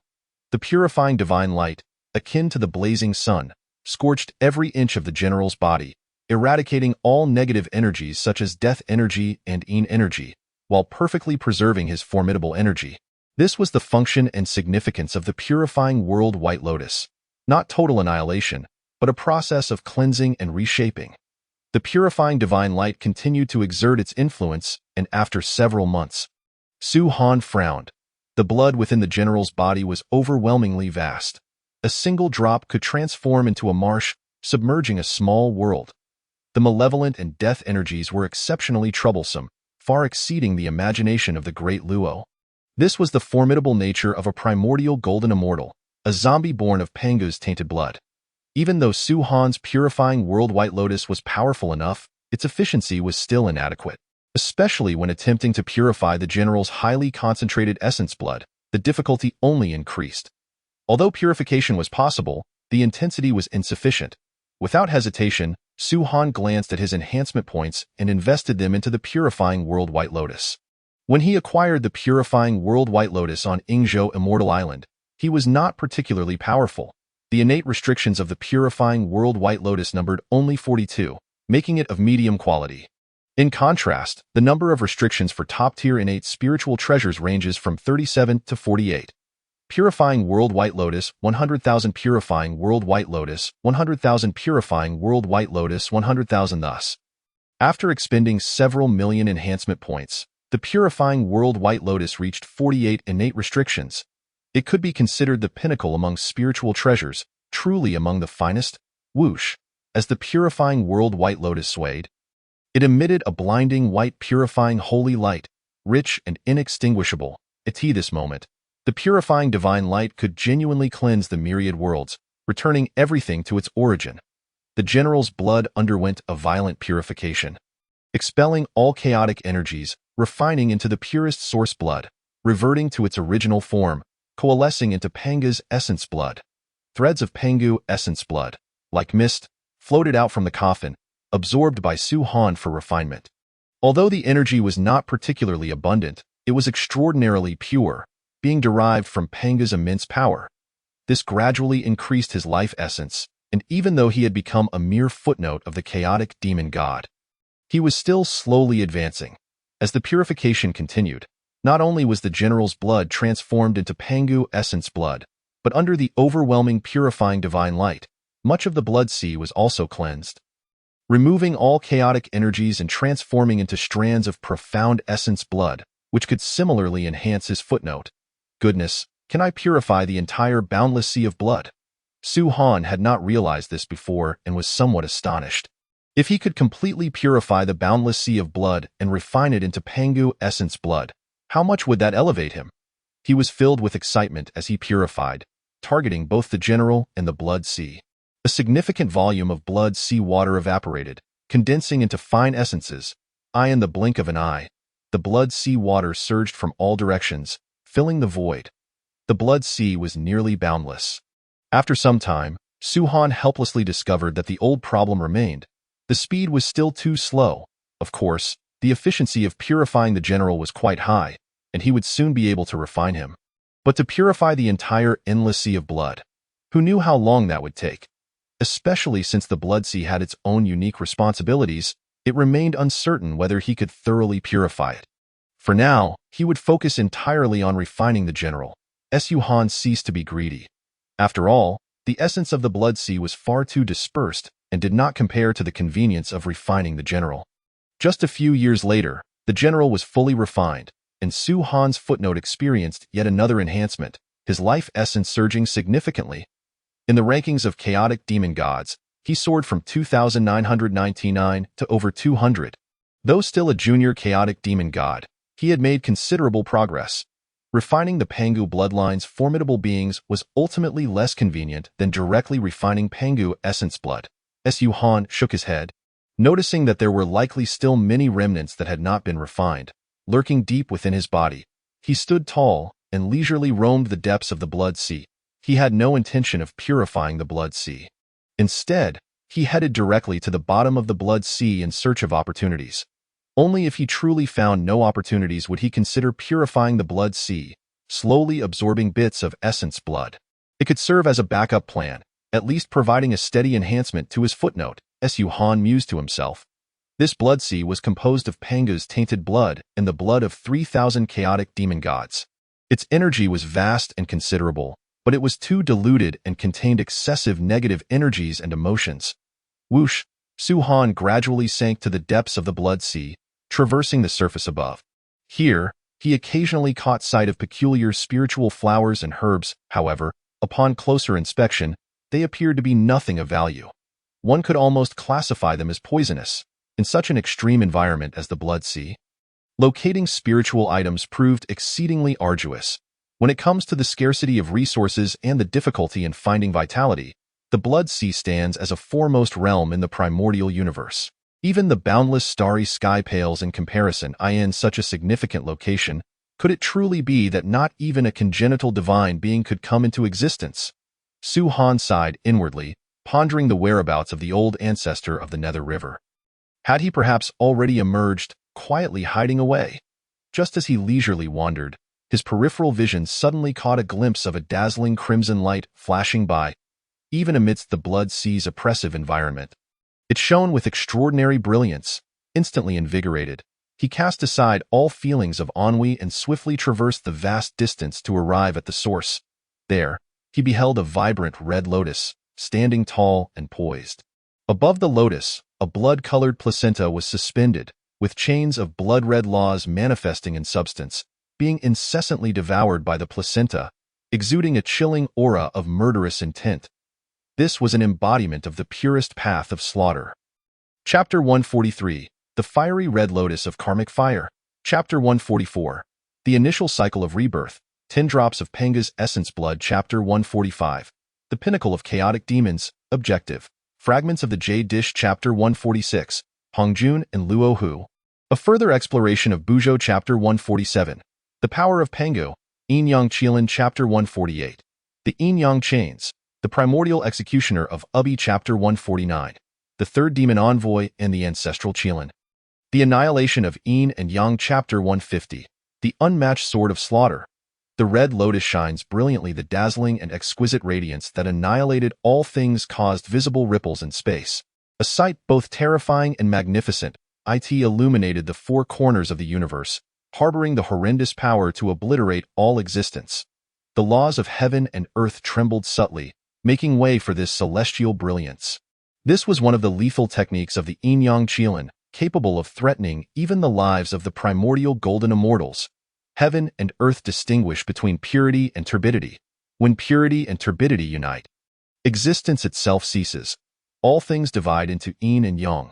When yin and yang merge, all things are obliterated. The eyes of the yin-yang Qilin sparkled as it focused intently on Su Han, observing how he would respond. Oh, a supreme spiritual treasure of the path of yin and yang, combined with the great way of yin and yang. Su Han remained unfazed, gazing calmly at the approaching celestial radiance, standing firm and resolute. Although the speed of the celestial brilliance was astonishing, it was nonetheless precisely captured by his divine sense, vividly reflected in his eyes. Such an assault was indeed worthy of his attention. The two swords in his possession flew from his hands like two soaring dragons. While he did not cultivate the path of slaughter and could not amplify the spiritual treasures as the yin-yang Qilin did, his magical power was undeniably formidable. The innate spiritual treasures could be activated simply with magical power. Whoosh! As the twin swords spun, their tips pointed directly at the celestial radiance, gleaming with brilliance. The murderous intent surged to unprecedented heights. The edge of the swords, aimed at the celestial light, began to annihilate everything in its path. Even the omnipresent laws of heaven and earth let out a mournful wail, as if they were on the verge of being extinguished. Swish! The two swords glimmered, unleashing a sword light that was both surging with lethal intent and profoundly sacred. The pressure of the sword light swept across the four directions, causing the myriad mountains below to tremble, struggling to bear its might. In the next moment, the sword light, infused with the power to sever the heavens and shatter the myriad realms, collided with the celestial brilliance. Clang! The sword light and celestial radiance faced off, releasing boundless splendor. Beside Buzhou Mountain, it was as though another sun had emerged, scattering divine light across the universe. After a brief yet intense standoff, the two forces entwined and opposed each other before erupting in a cataclysmic explosion. Boom! The terrifying sound reverberated, akin to countless volcanoes erupting in unison, accompanied by the roars of innumerable ferocious beasts. The oppressive energy surged forth, engulfing the vast mountainous expanse below. In the wake of such overwhelming power, all things were annihilated. Like a colossal dragon coiling among 100,000 mountain ranges, they shattered into dust. At the center of the collision, the scene was even more horrifying. Vital energy boiled, presenting a bizarre and surreal spectacle, destabilizing the very fabric of space, which rippled like waves, distorting uncontrollably. The continuous roar of the air echoed. A torrent of surging vital energy pushing both Su Han and the yin-yang Qilin away. After their initial clash, neither had decisively triumphed. Interesting, Su Han's eyes gleamed as he reclaimed his twin swords. Slicing through the tumultuous residual energy, he then continued his advance towards the yin-yang Qilin. Humph! The yin-yang treasure bottle, slay. Upon seeing this, the yin-yang Qilin let out a booming shout, its own battle spirit ignited. The treasure bottle gleamed, once again releasing a radiant celestial brilliance that illuminated the cosmos. Su Han's gaze shifted. He had no intention of engaging in another clash of forces. This attack was indeed formidable, likely capable of inflicting some minor injuries upon his physical form. Nevertheless, Su Han pressed on, seemingly devoid of any defensive intentions. Beneath his feet, a red lotus platform suddenly emerged, blooming with 12 crystalline petals. The red lotus swayed, its karmic flames flickering, exuding an enchanting beauty. Another supreme spiritual treasure? The expression of the yin-yang Qilin shifted. In the next moment, the annihilating celestial light surged forth, striking the petals of the red lotus. The petals trembled, steadfastly repelling the celestial brilliance. Boom! The celestial light exploded, dispersing boundless destructive vital energy, yet it was utterly unable to affect the karmic fire red lotus. Not only that, but as the karmic flames blazed intensely, they even consumed the very vital energy as fuel. Within the annihilating celestial light, countless tiny yin-yang talismans danced and flowed. Yet they were ensnared by the karmic flames, gradually incinerated, extinguishing all lethal intent and transforming into pure, unblemished spiritual energy of heaven and earth. This was merely an ancillary effect of the karmic fire red lotus. At this moment, Su Han had already set foot upon the red lotus, relentlessly advancing towards the yin-yang Qilin without slowing. What? Such formidable defensive power! The yin-yang Qilin's expression twitched, disbelief etched upon its face. Its nearly full-powered assault had proven ineffective against Su Han, while he boldly approached wielding those two menacing weapons, yin-yang chains. Seal heaven and earth! The overwhelming murderous intent bore down upon the Yin-Yang Qilin, snapping it back to reality. It had no time to hesitate, issuing a sharp command as its hand gestured in a different incantation. With a rustling sound, the Yin-Yang chains suddenly expanded, splitting into 81 strands, fully spreading out in their interwoven form. They resembled a colossal net binding the heavens and earth. Buzz. The black and white Yin-Yang chains, manifesting the great way of Yin and Yang, imposed an unparalleled binding force upon all laws, vital energy, matter, and space. The winds ceased to blow, the waters stood still, as everything fell into a serene stillness. Only at the center did the karmic fire blaze fervently. The radiant red lotus slowly advancing, a trivial skill. The immense pressure was entirely isolated by the karmic fire red lotus.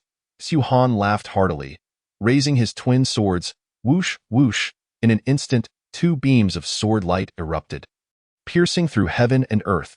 The sword light quivered violently, transforming into hundreds of fine sword energies. Each strand of sword energy bore the sharpness to cleave through the cosmos, shaking the sun and moon. Like a tempest of sword energy, it instantly filled the vast void, creating a realm of swords. Clang, clang, crack, crack. The cacophony of countless collisions rang out, and in merely a few breaths, dozens of Yin-Yang chains snapped apart. The main body of the Yin-Yang chains buzzed and trembled, once again sent flying. You too shall taste my sword. Xu Han let out a long howl, his entire being radiating boundless brilliance. The movements of his twin swords were obscured, as waves of sword energy shot forth, tracing profound trajectories. This is bad, disrupting Yin and Yang. A sense of urgency gripped the Yin-Yang Qilin, prompting it to swiftly employ its divine powers. The Yin-Yang treasure bottle also unleashed its might, showering down countless streams of Yin and Yang energy. Under the manipulation of the Yin-Yang Qilin, it instantly fortified its defenses. The surrounding heavens and earth seemed to reverse, creating an exceedingly strange spectacle. A multitude of sword energies were twisted, colliding, erasing, and canceling each other out. Yet still, numerous sword energies broke through the protective barrier of the Yin-Yang divine powers, piercing inward. Only then did the Yin-Yang chains manage to block them at close range, allowing the Yin-Yang Qilin to breathe a sigh of relief.